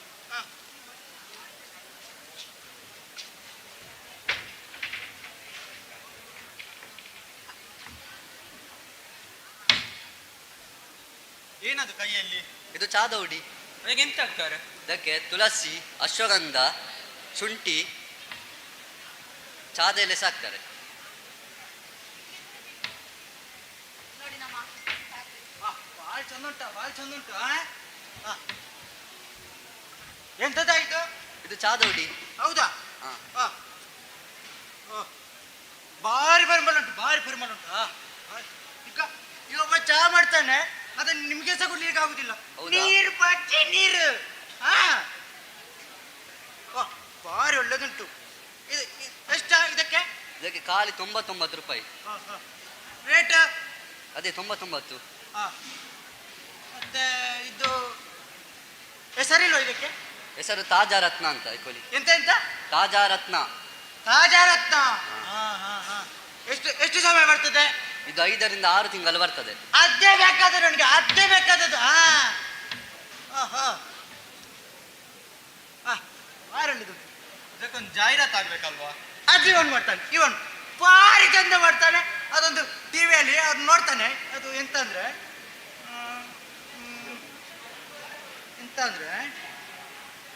ನಾನು ನಂದೇನಿ ಬೆಂಗಳೂರು ಬಂದೀನಿ, PGಯಲ್ಲಿರ್ತೀನಿ, IT ಕೆಲಸ ಮಾಡ್ತೀನಿ, ಊಟ ಸರಿ ಇಲ್ಲ ಅಂದ್ರೂ ತಿಂತೀನಿ, ಬಂದಿದ್ದು ದುಡ್ಡೆಲ್ಲ ಮನೆ ಕಲಿಸ್ತೀನಿ, ಬಾರೆ ನಂದಿ ಗೋಬಿದು ಬೇಡ ಅಂತದೇ ಬೇಕಾ? ಹಾಗಾದ್ರೆ ಇದು ಹೇಳ್ತೀನಿ. ನೀರ ಬಿಟ್ಟು ನೆಲದ ಮೇಲೆ ದೋಣಿ ಸಾಗದು, ನೆಲ ಬಿಟ್ಟು ನೀರ ಮೇಲೆ ಬಂಡಿ ಹೋಗದು, ನಿನ್ನ ಬಿಟ್ಟು ನನ್ನ, ನನ್ನ ಬಿಟ್ಟು ನಿನ್ನ, ಓಚಾ ಜೀವನ ಸಾಗದು. ಇದಾಗ್ಬೋದಾ? ನೀನು ಸುಮ್ಮನೆ ನನಗೆ ನಗಾಲಿ ಕಟ್ಕೊಂಡು ಎಂತದಾಯ್ತು? ಬೇರೆ ಮಾಡ ಬೇರೆ ಆಕಾಶವೇ ಬೀಳಲಿ ಮೇಲೆ ನಾನಿನ್ನ ಬಿಡಲಾರೆ, ಭೂಮಿಯೇ ಬಾಯಿ ಬಿಡಲಿ ನಾ ನಿನ್ನ ಬಿಡಲಾರೆ ಓ ಚಾ ನಾ ನಿನ್ನ ಬಿಡಲಾರೆ. ಇದು ಎಂತದಾಯ್ತು? ಇದು ಎಂತದು? ಹ? ಇದೊಂದು ಸಾಂಗ. ಇದು ಆ ಬಸ್ಸಲ್ಲಿ ಒಂದು ಹೇಳ್ತಾರೆ, ನೆನಪುಂಟ? ಅದು ಎಂತ ಅಂದ್ರೆ, ಇದು ಕಫಕ್ಕೆ, ಶೀತಕ್ಕೆ ಹಾಗೂ ತಲೆನೋವಿಗೆ ಭಾರಿ ಒಳ್ಳೆ ಮದ್ದು. ಇದು ಕರಗಿ ನೀರಾಗಿ ಹೋಗ್ತದೆ. ಹೇಗೆ ನೀರಾಗಿ ಹೋಗ್ತದೆ. ಅದು ಬೇಡ, ಅದು ಸರಿ ಇಲ್ಲ. ನಿಮ್ಗೆಂತಾದ್ರೂ ಗೊತ್ತುಂಟಾ? ನಿಮಗೆ ಓಡ್ರೋ ಓಡ್ರೋ ಓಡ್ರೋ ಇದು ಚಾದಾಟ, ಓಡ್ರೋ ಓಡ್ರೋ ಓಡ್ರೋ ಇದು ಚಾದಾಟ. ಚಾಯ ಬಂತು ಚಾಯ, ಆ ಬಿಸಿ ಬಿಸಿ ಚಾಯ, ಚಾಯ ಬಂತು ಚಾಯ, ಆ ತಲೆನೋವು ಮಾಯ. ಇದು ಒಳ್ಳೆದುಂಟು, ಆದ್ರೆ ಇದಕ್ಕೆ ಬೇಡ. ಅದು ನಾನು ಹೇಳ್ತೇನೆ. Washing powder Nirma, washing powder Nirma, ಹಾಲಿನಂತ ಬಿಳುಪು, ಹಾಲಿನಂತ ಬಿಳುಪು, ನಿರ್ಮಾದಿಂದ ಬತ್ತು. ಈಗ ಬರ್ತೈತಲ್ಲ, ಎಲ್ಲಾರ ಮೆಚ್ಚನಿ ರುಮಾ, ಎಲ್ಲಾರ ಮೆಚ್ಚನಿ ರುಮಾ. ಸಾಬುಣಿದಲ್ಲ, ಸಾಬುಣಿದು ಸಾಬುಣಿದು ನಮ್ಗೆ ಚಾದು ಬೇಕಾದ್ರು. ಪ್ರಾಯ ಆಯ್ತಲ್ಲ, ಮರೆತೋಗ್ತದೆ. ನನಗೊಂದು 5 ಗಂಟೆ ಇಂಟರ್ವ್ಯೂ ಟೈಪ್ ಮಾಡುವನಾ?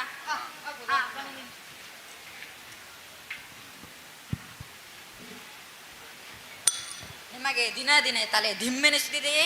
ಹೌದು. ನಿಮಗೆ ಯಾವುದು ಬೇಡ ಎನಿಸ್ತಿದೆಯೇ? ಹೌದು. ನಿಮಗೆ ದಿನ ಕಳೆದು ಹೋದರೆ ಸಾಕು ಎನಿಸ್ತಿದೆಯೇ? ಹೌದಪ್ಪ ಹೌದು. ಹಾಗಾದರೆ ತಕೊಳ್ಳಿ ತಾಜಾ ರತ್ನ ಚಾಯ್. ಇದನ್ನು ತಕೊಂಡು ಚಿಂತೆಯನ್ನು ದೂರಗೊಳಿಸಿ.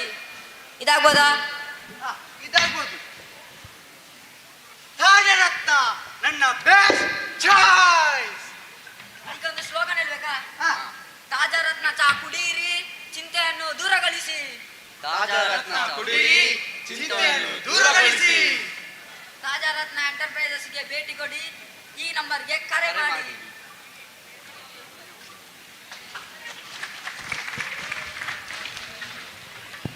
Judges, please note. Students, team number 1. ಮಕ್ಕಳೇ, ಟೀಮ್ ನಂಬರ್ 1 ಪ್ರಶ್ನೋತ್ತರ ಇದೆ. Time taken by team number 1 is 5 minutes.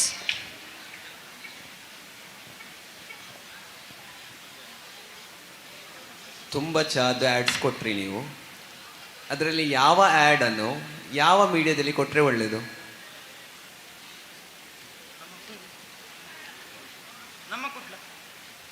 ನಮ್ಮ ಕುಡ್ಲದಲ್ಲಿ ಕೊಡೋದು ಅಂತೇಳಿಯಾ?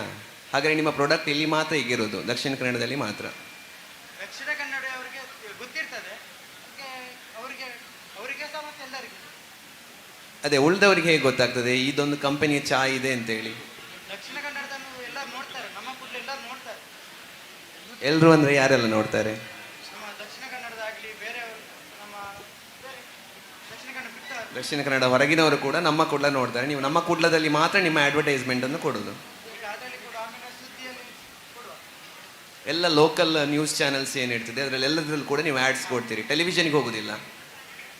ಅದು ಅವರಿಗೆ ಇಷ್ಟ ಅಂತ ಆದರೆ, ನಮ್ಮ ಖುಷಿ ಅಂತ ಆದರೆ ನಾವು ಬೇರೆ ಕಡೆ ಕೂಡ ಯಾರಿಗೆ ಖುಷಿ ಆಗಬೇಕಾದ್ದು? ಅಡ್ವರ್ಟೈಸ್ಮೆಂಟ್ ಕೊಡುವವರಿಗ ಅಥವಾ ಗ್ರಾಹಕರಿಗ? ಗ್ರಾಹಕರಿಗೆ. ಗ್ರಾಹಕರು ಬಂದು ನಮ್ಮ ಹತ್ರ ಹೇಳ್ಬೇಕು, ಇದು ಚಂದ ಆಗಿದೆ, ಹಾಗೆ ಹೇಳಿದ್ದನ್ನು ನಾವು ಕೊಡ್ಲಿಕ್ಕೆ ಆಗ್ತದೆ. ಅದು ಅವ್ರು ಬಂದು ನಮಗೆ ಖುಷಿ ಆಯಿತು ನಿಮ್ಮ ಆ್ಯಡ್, ಇದನ್ನು ನೀವು ಬೇರೆ ಕಡೆ. ಈಗ ದಕ್ಷಿಣ ಕನ್ನಡದಲ್ಲಿ ತುಂಬ ಜನ ಇದ್ದಾರೆ, ಎಲ್ರಿಗೂ ಕೂಡ ಖುಷಿ ಆಯಿತು, ಅವ್ರು ನಿಮ್ಮನ್ನು ಹೇಗೆ ರೀಚ್ ಆಗೋದು? ಈಗ ಒಂದು ನಂಬರಕ್ಕೆ 3 ಜನ ಒಟ್ಟಿಗೆ ಕಾಲ್ ಮಾಡ್ತಾ ಇದ್ರೆ? ಇಲ್ಲ, ಇದು ನಮ್ಮ ನಂಬರ್ ಕೊಟ್ಟಿರ್ತವೆ, ಒಂದೇ ನಂಬರ್ ಕೊಟ್ಟಿರ್ತವೆ. ಒಂದೇ ನಂಬರ್ ಕೊಡ್ತೀನಿ. ಸರಿ. ಓಕೆ, ನನ್ನ ಕ್ವಶನ್, ನೀವು ಹೇಳಿದ್ರಿ ಇದು 6 months ಬರುತ್ತೆ ಅಂತೇಳಿ ಒಂದು ಟೀ ಪೌಡರ್ ಪ್ಯಾಕೆಟ್. ಸೊ ಹಾಗಾದರೆ ಒಬ್ಬರು ಇಡೀ ವರ್ಷದಲ್ಲಿ 2 ಪ್ಯಾಕೆಟ್ಸ್ ಮಾತ್ರ ಬೈ ಮಾಡಬೇಕಾಗತ್ತೆ ಅಲ್ವಾ? ಸೊ ಅಲ್ಲಿ ಸೇಲ್ಸ್ ಇನ್ಕ್ರೀಸ್ ಮಾಡಲಿಕ್ಕೆ ಆಗತ್ತಾ ನಿಮಗೆ? ಒಂದು ಪರ್ಸನಿಂದ ಓನ್ಲಿ 2 ಪ್ಯಾಕೆಟ್ಸ್, ಮತ್ತು ಅದು ಅಗೇನ್ 99 rupees ಅಂತ ಹೇಳಿದ್ರಿ, ಕ್ವಾಂಟಿಟಿ ಹೇಳಲಿಲ್ಲ ಎಷ್ಟು ಅಂತ ಹೇಳಿ. 500 grams. ಸೊ ಅರ್ಧ kgಗೆ 99 rupees. ಮಾರ್ಕೆಟಲ್ಲಿ ಈಗ ಎಷ್ಟು ಇದೆ ಟೀ ಪೌಡರಿಗೆ ಯೂಶುವಲ್ ಮಾರ್ಕೆಟ್ ರೇಟ್? 140. ಎಷ್ಟು ಇದೆ ಈಗ? 140 150 ಇದೆ. 140 150 ಪರ್ ಕೆ ಜಿ ಇದೆಯಾ? ಹಾಂ. ಹಾಂ, ಎಸ್, ಓಕೆ. ಸೊ ಒಬ್ಬರಿಂದ ಓನ್ಲಿ 2 ಪ್ಯಾಕೆಟ್ಸ್ ಪರ್ ಇಯರ್ ಆಗತ್ತಾ? ಇದು ಸಾಧ್ಯನಾ? ಅದು ಬೇಗ ಖಾಲಿ ಆಗ್ತದೆ. ಒಂದು ಚಹಾ ಅಂದರೆ ಒಂದು 3 ಹೊತ್ತು ಇಡ್ತಾರಲ್ಲ, ಅದು ಮುಗಿಬೋದು. ಆದರೆ ಸಾಂಬಾರು ಹುಡಿ ಆದರೆ ಈಗ ಒಂದು ದಿವಸಕ್ಕೆ ಹಾಕುವರು, ಆದರೆ ಚಹಾ 3 ಹೊತ್ತು ಮಾಡ್ತಾರೆ, ಅದು ಮುಗಿಬೋದು. 6 ಮಂತ್ಸ್ ಬರುತ್ತಾ ಹಾಗಾದರೆ ಒಂದು ಪ್ಯಾಕೆಟ್?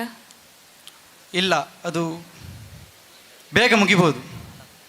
ಬಟ್ ನೀವು ಹಾಲಾಗುವುದಿಲ್ಲ ಅದನ್ನು, ಯಾಕಂದರೆ ನಾವು ನಮ್ಮ ಪರಿಸರದಲ್ಲಿ ಇದ್ದದನ್ನು ನಾವು ನೋಡಿದ್ದು. ಬಟ್ ನೀವು 6 ಮಂತ್ಸ್ ಒಂದು ಪ್ಯಾಕೆಟ್ ಯೂಸ್ ಮಾಡ್ಬೋದು ಅಂತ ಹೇಳಿದ್ದೀರಾ. ಹಾಂ. ಸೊ ನೀವು ಎಗೇನ್ ಬೇಗ ಮುಗೀತದೆ ಅಂತಾನು ಹೇಳ್ತಾ ಇದ್ದೀರಾ. ಹಾಂ. ಬಟ್ ಕಾಂಟ್ರಾಡಿಕ್ಟರಿ ಸ್ಟೇಟ್ಮೆಂಟ್ಸ್ ಕೊಡ್ತಾ ಇದ್ದೀರಾ ಇಲ್ಲಿ, ಅಂದರೆ ವಿರುದ್ಧ ಸ್ಟೇಟ್ಮೆಂಟ್ಸ್ ಕೊಡ್ತಾ ಇದ್ದೀರಾ. 6 ಮಂತ್ಸ್ವರೆಗೆ ಬರ್ತದೆ, ಆದರೆ ಯೂಸ್ ಮಾಡಿದರೆ ಬೇಗ ಮುಗಿದ್ರೆ ಅದು 6 ಮಂತ್ವರೆಗೆ ಬರ್ತದೆ. ಇದು ಯೂಸ್ ಮಾಡ್ತಾರಲ್ಲ ಡೈಲಿ, ಯೂಸ್ ಮಾಡದೇ ಇಟ್ಟರೆ 6 ಮಂತ್ಸ್ ಬರುತ್ತಾ? ಹಾಂ. ಹಾಂ, ಎಸ್, ಓಕೆ. ಯಾರು ನಿಮ್ಮ ಟಾರ್ಗೆಟ್ ಆಡಿಯನ್ಸ್, ಯಾವ ಏಜ್ ಗ್ರೂಪ್? ಎಲ್ಲ ಏಜ್ ಗ್ರೂಪ್ನವರು ಇದನ್ನು ತಗೊಳ್ಬೋದಾ ಅಥವಾ ಅಡಲ್ಟ್ಸಿಗೆ ಮಾತ್ರ ಇದೇ ಏಜ್ ಗ್ರೂಪ್ ಆ ಥರ ಏನಾದರೂ ಟಾರ್ಗೆಟ್ ಮಾಡಿದ್ರಾ? ಎಲ್ಲರೂ ತಗೊಳ್ಬೋದು. ಇದು ಆಯುರ್ವೇದಿಕ್ ಎಲ್ಲ, ಶೀತ ಎಲ್ಲ ಇದ್ರೆ ತಗೊಳ್ಬೋದು. ಟಾರ್ಗೆಟ್ ಆಡಿಯನ್ಸ್ ಎಲ್ಲರೂ ಸಹ ಹಾಗಿದ್ರೆ ಎಲ್ಲರೂ. ಯಾವ ಒಂದು ಯುನೀಕ್ ಫೀಚರ್ ಬೇರೆ ಚಾಹುಡಿಯಿಂದ ನಿಮ್ಮ ಚಾಹುಡಿಯನ್ನು ಸಪ್ರೇಟ್ ಮಾಡ್ತಾ ಉಂಟು? ನಿಮ್ಮ ಚಾಹುಡಿಯನ್ನೇ ತಗೊಳ್ಬೇಕು ಅಂತ ಹೇಳಿ ಯಾವ ಒಂದು ಫೀಚರ್, ಅದರ ಯುನೀಕ್ ಫೀಚರ್ ಪ್ರಮೋಟ್ ಮಾಡುತ್ತದೆ ನಿಮ್ಮ ಆಡಿಯನ್ಸನ್ನು? ಇದರಲ್ಲಿ ತಾಜಾತನ ಇದೆ, ಮತ್ತು ಆಯುರ್ವೇದಿಕ್, ತುಂಬ ಶೀತ ತಲೆನೋವೆಲ್ಲ ಇದ್ದರೆ ಕಮ್ಮಿ ಆಗ್ತದೆ. ನೀವೊಂದು ಹೆಸರು ಯೂಸ್ ಮಾಡಿದ್ರಿ, ತಾಜಾ ರತ್ನ ಅಂತ. ಯಾವ ಒಂದು ಈವೆಂಟ್ ಏನು ನಿಮಗೆ ಈ ತಾಜಾ ರತ್ನ ಅಂತ ಹೇಳುವ ಹೆಸರನ್ನೇ ಇಡಬೇಕು ಅಂತ ಹೇಳಿ ಪ್ರಮೋಟ್ ಮಾಡಿದಂಥ ಒಂದು ಈವೆಂಟ್ ಎಂತ? ಯಾಕೆ ಇದನ್ನೇ ಚೂಸ್ ಮಾಡಿದ್ರಿ, ಬೇರೆ ಹೆಸರು ಯಾಕೆ ಚೂಸ್ ಮಾಡಲಿಲ್ಲ? ಇದು ತಾಜಾತನ ಕೊಡುತ್ತದೆ, ಮತ್ತು ತಾಜಾತನ ಕೊಡುವ ತಾಜಾ ರತ್ನ ಅಂತ ಇಟ್ಟದು, ತಾಜಾತನ ಕೊಡುತ್ತದೆ ಅಂತ. ತಾಜಾ ರತ್ನ ಅಂತ ಹೇಳುವಂಥ ಒಂದು ಹೆಸರಿನ ಮೀನಿಂಗ್ ನಿಮ್ಮ ಪ್ರಕಾರ ಏನು? ತಾಜಾತನ ಕೊಡುವ ಒಂದು ರತ್ನ, ಇದೊಂದು ರತ್ನ ಥರ ತಾಜಾತನ ಕೊಡುತ್ತದೆ. ನಿಮ್ಮ ಪ್ರಕಾರ ರತ್ನ ಅಂದರೆ ಎಂತ? ಅಮೂಲ್ಯವಾದದ್ದು. ಹೇಗೆ ಇದು ಚಿಂತೆಯಿಂದ ದೂರ ಮಾಡುತ್ತದೆ? ನೀವು ಯೂಸ್ ಮಾಡ್ತಾ ಇರೋದು ತುಳಸಿ, ಅಶ್ವಗಂಧ, ಚಾದ ಎಲೆ, ಇದು 3 ಕಂಟೆಂಟ್ಸ್ ನೀವು ಹೇಳಿದ್ದು. ಈ 3ರಲ್ಲಿ ಯಾವ ಒಂದು ಕಂಟೆಂಟ್ ತಾಜಾತನವನ್ನು ಕೊಡ್ತದೆ ಆಡಿಯನ್ಸಿಗೆ? ಶುಂಠಿ ಸಹ ಉಂಟು ಅದರಲ್ಲಿ. Okay, thank you.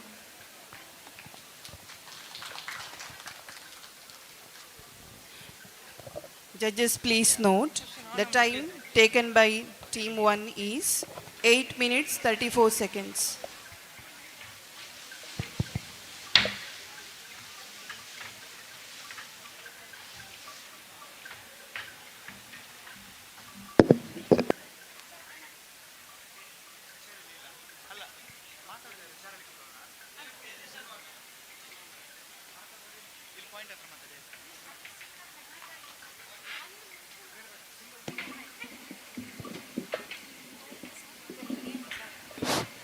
Hello hello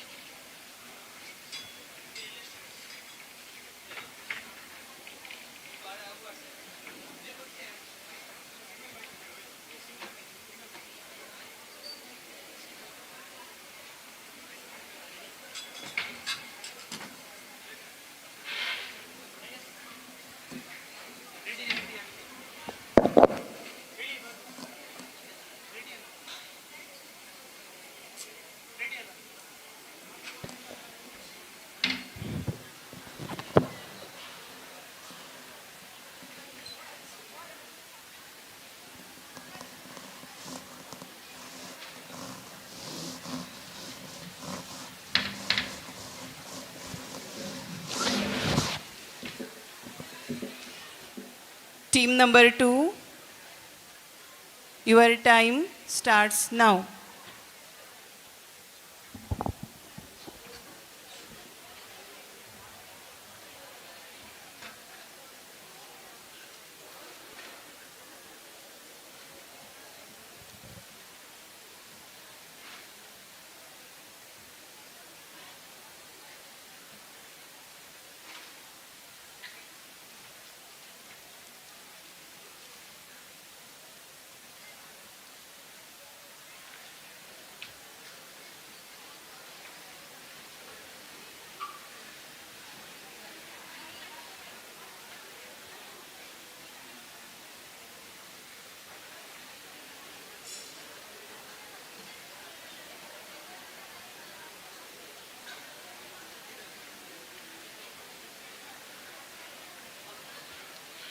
Twinkle, twinkle, little star, how I wonder what you are.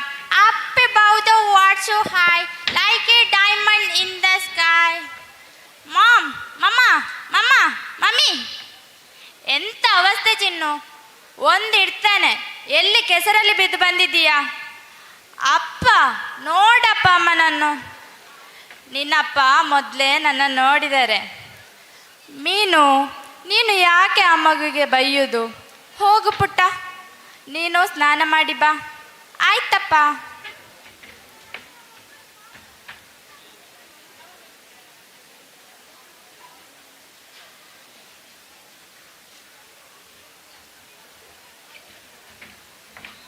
ಅಮ್ಮ ಅಮ್ಮ, ನನಗೆ ಏನಾದರೂ ತಿನ್ನಕ್ಕೆ ಕೊಡು. ಅಯ್ಯೋ ಎಂಥ ಅವಸ್ಥೆ, ಅರ್ಧಂಬರ್ಧ ಸ್ನಾನ ಮಾಡಿ ಬಂದಿದ್ದಿ. ಎಂತ ಅಮ್ಮ, ಎಷ್ಟು ಸ್ನಾನ ಮಾಡಿದ್ರು ಈ ಕೊಳ್ಳೆ ಹೋಗ್ತಾನೇ ಇಲ್ಲ. ಸೋಪೇ ಸರಿ ಇಲ್ಲ, ನೊರೆ ಮಾತ್ರ ಬರ್ತಾ ಉಂಟು. ಸೋಪ್ ಸರಿ ಇಲ್ವಾ? ನಿಂಗೆ ಗೊತ್ತಾ ಒಂದು ಸೋಪಿಗೆ 100 ರೂಪಾಯಿ ಆಗಿದೆ ಅಂತ?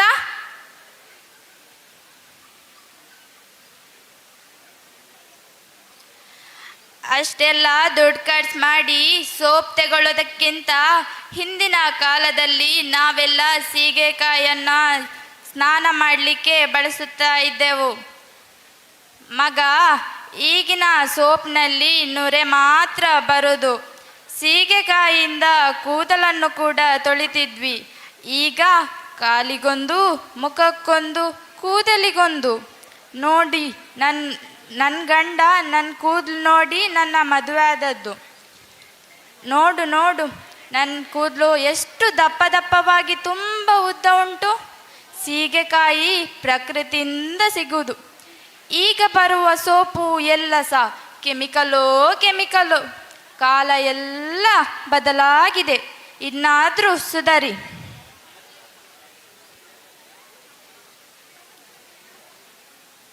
ಬಾ ಮಗ ಬಾ, ಈ ಸೋಪ್ ತಗೊಂಡು ಸ್ನಾನ ಮಾಡಿ ಬಾ. ಈಗ ಹೋಗಿ ಸ್ನಾನ ಮಾಡಿ ಬರ್ತೇನೆ ಅಜ್ಜಿ.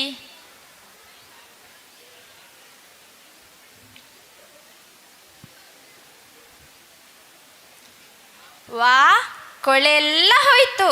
ನಾನು ಹೇಳಿದ್ದಲ್ಲ ಮಗ, ಸೀಗೆಕಾಯಿಂದ ತುಂಬ ಉಪಯೋಗ ಆಗುತ್ತೆ ಅಂತ. ಆಯ್ತಜ್ಜಿ, ನಾನಿನ್ ಮುಂದೆ ಈ ಸೋಪನ್ನೇ ತಗೊಂಡು ಸ್ನಾನ ಮಾಡ್ತೇನೆ. ಧನ್ಯವಾದ.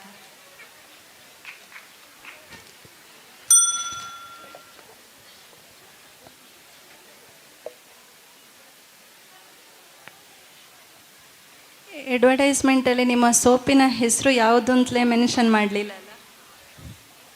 ಸೋಪಿನ ಹೆಸರು ಸೀಗೆಕಾಯಿ ಸೋಪ್. ಪ್ರೈಸ್ ಎಷ್ಟು? Price 25 rupees. ಆಲ್ರೆಡಿ ಈಗ ಮಾರ್ಕೆಟಲ್ಲಿ ಸೀಗೆಕಾಯಿ ಸೋಪ್ ಉಂಟಲ್ಲ, ಅದರ ರೇಟ್ ಎಷ್ಟು ಉಂಟು ಗೊತ್ತುಂಟಾ? ನೀವು ಮತ್ತೆ ಹೇಗೆ ಫಿಕ್ಸ್ ಮಾಡಿದ್ರಿ? ನಾವು ನ್ಯಾಚುರಲಿ ಆಗಿ ಸಿಗುವಂತಹ ಸೋಪ್ ಯೂಸ್ ಮಾಡ್ತೇವೆ. ಅದಕ್ಕೆ ನಾವು ಕಮ್ಮಿ ರೇಟಲ್ಲಿ ಸಿಗುವ ಹಾಗೆ, ನಾವು ಎಲ್ಲರಿಗೂ ಯೂಸ್ ಆಗುವ ಹಾಗೆ ನಾವು ಲಾಂಚ್ ಮಾಡ್ತೇವೆ. ಇದರ ಲಾಸಲ್ಲಿ ಸೇಲ್ ಮಾಡ್ತಾ ಇದ್ದೀರಾ ಅಂತ ಅನ್ನಿಸ್ತಾ ಉಂಟು. ಎಷ್ಟು ಪ್ರಾಫಿಟ್ ಮಾರ್ಜಿನ್ ಇಟ್ಕೊಂಡಿದ್ದೀರಾ? Not so much profit. ನಾವು how much profit according to you? Like we get a huge profit. How much percentage? Specify that percentage. 50% profit. Then 50 rupees is the cost price, 50 rupees is the profit margin. What will be your selling price? What about 50% of 50 rupees? No ma'am. In 25 rupees, we only take about 50% of the amount we will get profit like. And other 50% in 25 rupees, it will go on making those. Already Sigekai soap is available in market with the maximum rupees of 28. No ma'am. It is with chemical. It is very natural. You are not using any chemicals for your product? No. Then which are the ingredients you are using? Which are the contents are there? Just we are taking the like Mention any 4 contents which you are using to produce your Sigekai soap. We are just grinding and we are using that No, powder. no, specify that important contents which are you are using to produce that Sigekai soap. Okay, thank you. Yes ಈಗ ಅಡ್ವರ್ಟೈಸ್ಮೆಂಟಲ್ಲೇ ಹೇಳಿದ್ರಿ, ಒಬ್ಬರಿಗೆ ಕಾಲಿಗೊಂದು soap, ಕೈಗೊಂದು soap, ಮುಖಕ್ಕೊಂದು soap ಇದೆ, ತಲೆಗೊಂದು. So ಒಬ್ಬರು ಯೂಸ್ ಮಾಡೋದಕ್ಕೇ ಬೇರೆ ಬೇರೆ ರೀತಿಯ ಸೋಪ್ಸನ್ನು ಯೂಸ್ ಮಾಡ್ತಾ ಇದ್ದಾರೆ. ಸೊ ಅಂಥದ್ರಲ್ಲಿ ಸ್ಪೆಷಲೈಸೇಷನ್ ಇದೆ, ಅಂದರೆ ಬೇಬೀಸಿಗೆ ಅಂತಲೇ ಬೇರೆ ಸೋಪ್ಸ್ ಇದೆ, ವಿಮೆನಿಗಂತ ಬೇರೆ ಸೋಪ್ಸ್ ಇರುವಂಥದ್ದು. ಸೊ ಇಲ್ಲಿ ಈ ಸೋಪ್ಸ್ ಯಾರು ಯೂಸ್ ಮಾಡ್ಬೋದು?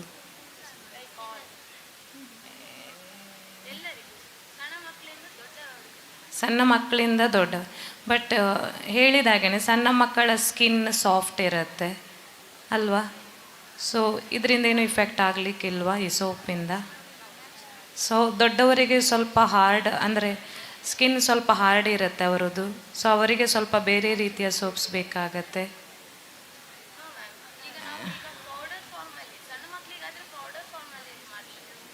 ಸಣ್ಣ ಮಕ್ಕಳಿಗೆ ಪೌಡರ್ ಫಾರ್ಮಲ್ಲಿ ಮಾಡ್ತೀರಾ, ಅದನ್ನು ನೀವು ಅಡ್ವರ್ಟೈಸ್ಮೆಂಟಲ್ಲಿ ಮೆನ್ಷನ್ ಮಾಡಬೇಕು. Okay, thank you. ತುಂಬ ವಿಷಯದ ಬಗ್ಗೆ ಕ್ಲಾರಿಟಿ ಇರಲಿಲ್ಲ ಅಡ್ವರ್ಟೈಸ್ಮೆಂಟಲ್ಲಿ. ಈಗ ನೋಡಿ, ನಿಮ್ಮ ಏನು ಅಡ್ವರ್ಟೈಸ್ಮೆಂಟ್ ಇದೆ, ಫಸ್ಟ್ ನೀವು ಇದನ್ನು ಯಾವುದರಲ್ಲಿ ತೋರಿಸ್ಲಿಕ್ಕೆ ಇಷ್ಟಪಡ್ತೀರಿ? ಟಿ ವಿ ಅಲ್ಲ, ಸೋಷಿಯಲ್ ಮೀಡಿಯಾದಲ್ಲ, ಅಥವಾ ಬೇರೆ ಯಾವುದಾದ್ರು ಮೀಡಿಯಾದಲ್ಲ?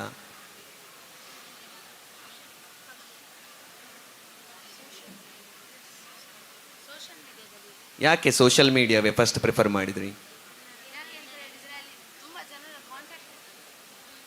ಈಗ ಸೋಷಿಯಲ್ ಮೀಡಿಯಾದಲ್ಲಿ ಈ ಥರದ ಪ್ರಾಡಕ್ಟನ್ನು ಪ್ರಮೋಟ್ ಮಾಡಲಿಕ್ಕೆ ಅಂತೇಳಿ ಒಂದಷ್ಟು ಜನ ಚಾನಲ್ಸನ್ನು ಕ್ರಿಯೇಟ್ ಮಾಡಿದ್ದಾರೆ. ಅವರು ಸ್ಪೆಸಿಫಿಕ್ ಆಗಿ ಪ್ರಾಡಕ್ಟ್ನ ಫೀಚರ್ಸನ್ನು ಹೇಳ್ತಾರೆ, ಪ್ರಾಡಕ್ಟನ್ನು ಕೂಡ ಪ್ರಮೋಟ್ ಮಾಡ್ತಾರೆ. ಅಂಥವರಿಗೆ ನೀವು ನಿಮ್ಮ ಪ್ರಾಡಕ್ಟನ್ನು ಪ್ರಮೋಟ್ ಮಾಡಲಿಕ್ಕೆ ಕೊಡ್ತೀರಾ?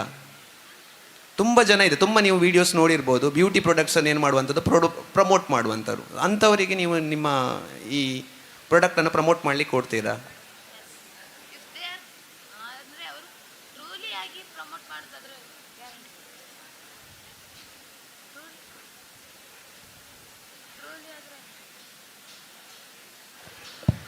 ಟ್ರೂಲಿ ಆದರೆ ಕೊಡ್ತೇವೆ ನಾವು ಅವರಿಗೆ. ಸೊ ಆ ಪರ್ಸನ್ ಕರೆಕ್ಟಾಗಿ ಪ್ರಾಡಕ್ಟ್ನ ಸತ್ಯವನ್ನು ಹೇಳ್ತಾ ಇದ್ರೆ ಕೊಡ್ತೀರಿ ಅಂತೇಳಿ ಹೇಳ್ತಾ ಇದ್ರಿ. Yes, thank you sir. Thank you, team number 2. The time taken for their advertisement presentation is 3 minutes 54 seconds. The team 1 has taken 5 minutes for their advertisement performance presentation. First team has taken 5 minutes for advertisement performance. This team has taken 3 minutes 54 seconds.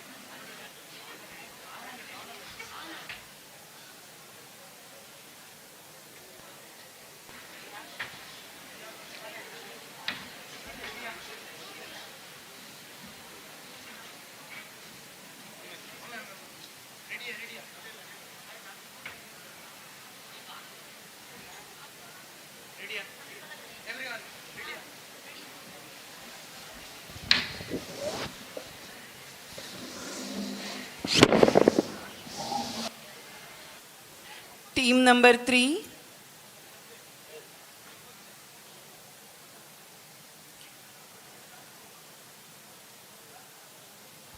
Team number 3, your time starts now.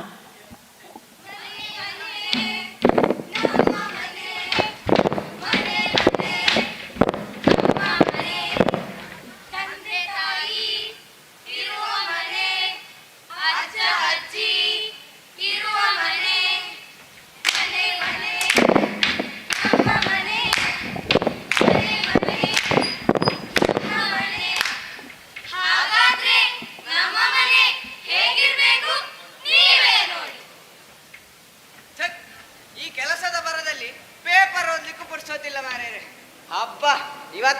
ಶನಿವಾರ, ಇವತ್ತಾದ್ರೂ ಆರಾಮದಲ್ಲಿ paper ಓದುವ. ನನ್ನ ಕೆಲಸ ಒಂದು ಯಾವತ್ತು ಮುಗಿಲಿಕ್ಕೆ ಇಲ್ಲ. ನಿಮಗೆ ಕೂಡ ಗೊತ್ತುಂಟಲ್ಲ ಮನೆ ಕೆಲಸ ಎಷ್ಟು ಕಷ್ಟ ಅಂತ. ಇವರು ನಮಗೆ ನೋಡಿ ಅಂತೆ, ಇವರಿಗೆ ಏನಾದ್ರೂ ಚಿಂತೆ ಉಂಟಾ? ಬೆಳಿಗ್ಗೆ ಏಳುದು ಪೇಪರ್ ಓದುದು. ಅಲ್ಲ ಮಾರೈತಿ, ನಾನೆಂತ ಮಾಡ್ಬೇಕು? ಬಂದು ಅಡಿಗೆ ಮನೆಯಲ್ಲಿ ಕೆಲಸ ಮಾಡ್ಬೇಕಾ? ಏನು ಮಾಡದೆ? ಆಯ್ತಪ್ಪ, ನಿನ್ನಲ್ಲಿ ಮಾತಾಡ್ತಿದ್ದೇನಲ್ಲ, ಅದೆಲ್ಲ ಇರ್ಲಿ. ಎಲ್ಲಿ ನಮ್ಮ ಸುಪುತ್ರ? ಅವನಿನ್ನು ಹೇಳ್ಬೇಕಷ್ಟೇ ಕಾಣ್ತದೆ. ಓಹ, ಇವ 12 ಗಂಟೆ ಆದ್ರೂ ಮಲ್ಕೊಂಡಿರ್ಬೋದು. ನಾನು ಸ್ವಲ್ಪ ಹೊತ್ತು ಪೇಪರ್ ಓದ್ಬಾರ್ದು. ಅಮ್ಮ, ತಿಂಡಿ ರೆಡಿ ಮಾಡಿದ್ಯಾ? ಓ ಪುಣ್ಯಾತ್ಮ, ಒಮ್ಮೆ ಗಂಟೆ ನೋಡು, 12 ಆಯ್ತು. ಚಾ ಅಂತೆ ಚಾ, ಊಟದ ಹೊತ್ತಾಯ್ತು. ನಿಂಗೆ ಗೊತ್ತಿರ್ಲಿಲ್ವಾ ನಿನ್ನೆ ರಾತ್ರಿ ಎಷ್ಟು ಕೆಲಸ ಇತ್ತಂತ? ಆಯ್ತು ಮಾರಯ್ಯ, ರೆಡಿಯಾಗಿ ಬಾ. ಅಪ್ಪ, ಫೈನಾನ್ಸಿಗೆ ಹಣ ಕಟ್ಟಿದ್ರಾ? ಹಾ, ಕಟ್ಟಿದೆ. ನಿನಗೆಲ್ಲಿಂದ ಆದ್ರೆ ನೆನಪು? ಓ ಶಂಕರಣ್ಣ, ಹಾ ಇದ್ದೇವೆ. ಬನ್ನಿ ಒಳಗೆ ಬನ್ನಿ. ಹಾ, ಮತ್ತೆ ಮೂರ್ತಿರಾಯರು, ಬನ್ನಿ. ಭಾರಿ ಅಪರೂಪ. ಏನು ವಿಶೇಷ? ವಿಶೇಷ ಎಂತ ಇಲ್ಲ ರಾಯರೇ. ನಮ್ಮ ಸುರೇಶ್ ಅಣ್ಣನ ಫ್ಲಾಟ್ ವರ್ಕ್ ಆಗ್ತಾ ಉಂಟಲ್ಲ? ಹಾ ಹೌದು. ಆದ್ರೆ ಇಂಜಿನಿಯರ್ ಇವರು. ಇವ್ರ ಹೆಸರು ದಿವ್ಯಾ ಅಂತ. ನಮಸ್ತೆ ಮೇಡಮ್. ನಿಮ್ಮ ಮಗನಿಗೆ ಕೆಲಸ ಸಿಕ್ಕಿತು ಅಂತ ಹೇಳಿದ್ರಲ್ಲ? ಆ ಕಾರಣಕ್ಕೆ ನಿಮ್ಗೊಂದು ಮನೆ ಆಗ್ಬೇಕು ಅಂತೆಲ್ಲ ಹೇಳಿದ್ರಲ್ಲ? ಹೌದೌದು, ಅವತ್ತು ಹೇಳಿದ್ದೆ. ಆ ಕಾರಣಕ್ಕೆ ನಿಮ್ಗೆ ಏನಾದ್ರು ಸಹಾಯ ಆಗ್ಬೋದು ಅಂತ ಕರೆದುಕೊಂಡು ಬಂದದ್ದು ನಿಮ್ಗೆ. ಮೇಡಮ್, ನನ್ನ ಮಗನದ್ದು ದೊಡ್ಡ ಎಸ್ಟಿಮೇಟ್ ಏನಲ್ಲ, ಒಂದು 1200 ಸ್ಕ್ವೇರ್ ಫೀಟ್ನ ಮನೆ ಕಟ್ಟಬೇಕು ಅಂತೆಲ್ಲ ಅಂದುಕೊಂಡಿದ್ದಾನೆ. ಹೀಗೆ ಇರಬೇಕು ಹಾಗೆ ಇರಬೇಕು ಅಂತ ಹೇಳಿ ಕಂಡೀಷನ್ ಇಲ್ಲ. ನಿಮ್ಮದೇನಾದ್ರೂ ಹೊಸ ಪ್ಲಾನ್ ಇದ್ರೆ ಹೇಳಿ. ಸರ್, ನೀವು ಅನ್ಕೊಂಡಾಗೆ ಉತ್ತಮ ರೀತಿಯಲ್ಲಿ ಮನೆ ನಾವು ಕಟ್ಟಿಕೊಡ್ತೇವೆ. ಅಲ್ಲ, ನೀವು ಕಟ್ಟಿ ಕೊಡುದಿಲ್ಲ ಅಂತ ಹೇಳಿದ್ದಲ್ಲ, ನೀವು ಕಟ್ಟಿ ಕೊಡ್ತೀರಿ ಅಲ್ವಾ ಮೂರ್ತಿರಾಯ? ಕೆಲವರು ಯೋಚನೆ ಮಾಡಿಡ್ತಾರೆ, ಹೀಗೆ ಮನೆ ಇರಬೇಕು, ಹೀಗೆ ಮನೆ ಸ್ಟೈಲ್ ಇರಬೇಕು ಅಂತೆಲ್ಲ ಪ್ಲಾನ್ ಮಾಡಿಡ್ತಾರೆ. ಕೊನೆಗೆ ನೋಡುವಾಗ ಒಂದು ಪ್ಲಾನ್ ಉಲ್ಟಾಗ್ತದೆ, ಇಲ್ಲ ಬಜೆಟ್ ಜಾಸ್ತಿ ಆಗ್ತದೆ. ಹಾಗೆ ನಾವು ಪ್ಲಾನ್ ಮಾಡುದನ್ನೇ ಬಿಟ್ಟಿದ್ದೇವೆ. ಅದ್ಯಾಕೆ ಹಾಗೆ ಹೇಳ್ತೀರಿ ಸರ್? ಈಗ ನಿಮ್ಮ ಮನೆಯ 3D ಪಿಕ್ಚರ್ ನೋಡೋ ಅವಕಾಶ ನಾವು ಕೊಡ್ತೇವೆ. ಅದೇ VR ಕನ್ನಡಕ. VR ಕನ್ನಡಕವ? ಹಾಗಂದ್ರೆ ಸರ್, VR ಕನ್ನಡಕ ಅಂತ ಹೇಳಿದರೆ ವರ್ಚುವಲ್ ರಿಯಾಲಿಟಿ ಕನ್ನಡಕ. ಇದರ ವಿಶೇಷ ಏನಂದರೆ, ನಿಮಗೆ ಕನಸಿನ ಮನೆ ಹಾಗಿರಬೇಕು ಹೀಗಿರಬೇಕು ಅಂತ ಇರ್ತದೆ. ಹಾಗೆ ನಿಮ್ಮ ಕನಸಿನ ಮನೆ ನಿರ್ದಿಷ್ಟವಾಗಿ ಪಿಕ್ಚರ್ಸ್ ಅದರಲ್ಲಿ ಬರ್ತಾ ಇರ್ತದೆ. ಮನೆ ಕಟ್ಟಿದ ಹೋದಾಗೆ ಖರ್ಚು ಜಾಸ್ತಿ ಆಗುವ ಭಯ ಸಹ ಇರುವುದಿಲ್ಲ. ಆ ಕನ್ನಡಕವನ್ನು ನಾನೊಮ್ಮೆ ನೋಡ್ಬೋದಾ? ಖಂಡಿತವಾಗಿಯೂ. ಇದು ಬಾರಿ ದುಬಾರಿ ಅಂತ? ಇಲ್ಲ, ಖಂಡಿತ ಇಲ್ಲ. ನಿಮ್ಮ ಕೈಗೆಟಕುವ ಬೆಲೆಯಲ್ಲಿ VR ಕನ್ನಡಕ. ಈ ಕೋಣೆಗೆ ಈ ಬಣ್ಣ ಬೇಡ. ಅದು ಮತ್ತೆ ಚೇಂಜ್ ಮಾಡು. ಮತ್ತೆ ಖಂಡಿತವಾಗಿಯೂ ಚೇಂಜ್ ಮಾಡ್ಬೋದು. ನೋಡಿದ್ರಲ್ಲ ವೀಕ್ಷಕರೇ, ಇದೇ VR ಕನ್ನಡಕ. ನೀವು ಕೂಡ ಬನ್ನಿ, ನಿಮ್ಮ ಕನಸಿನ ಮನೆಯಲ್ಲಿ ಸುತ್ತಾಡಿ, ಸಮಯ ಹಾಗೂ ಶಕ್ತಿ ಎರಡರ ಉಳಿತಾಯ ಮಾಡಿ.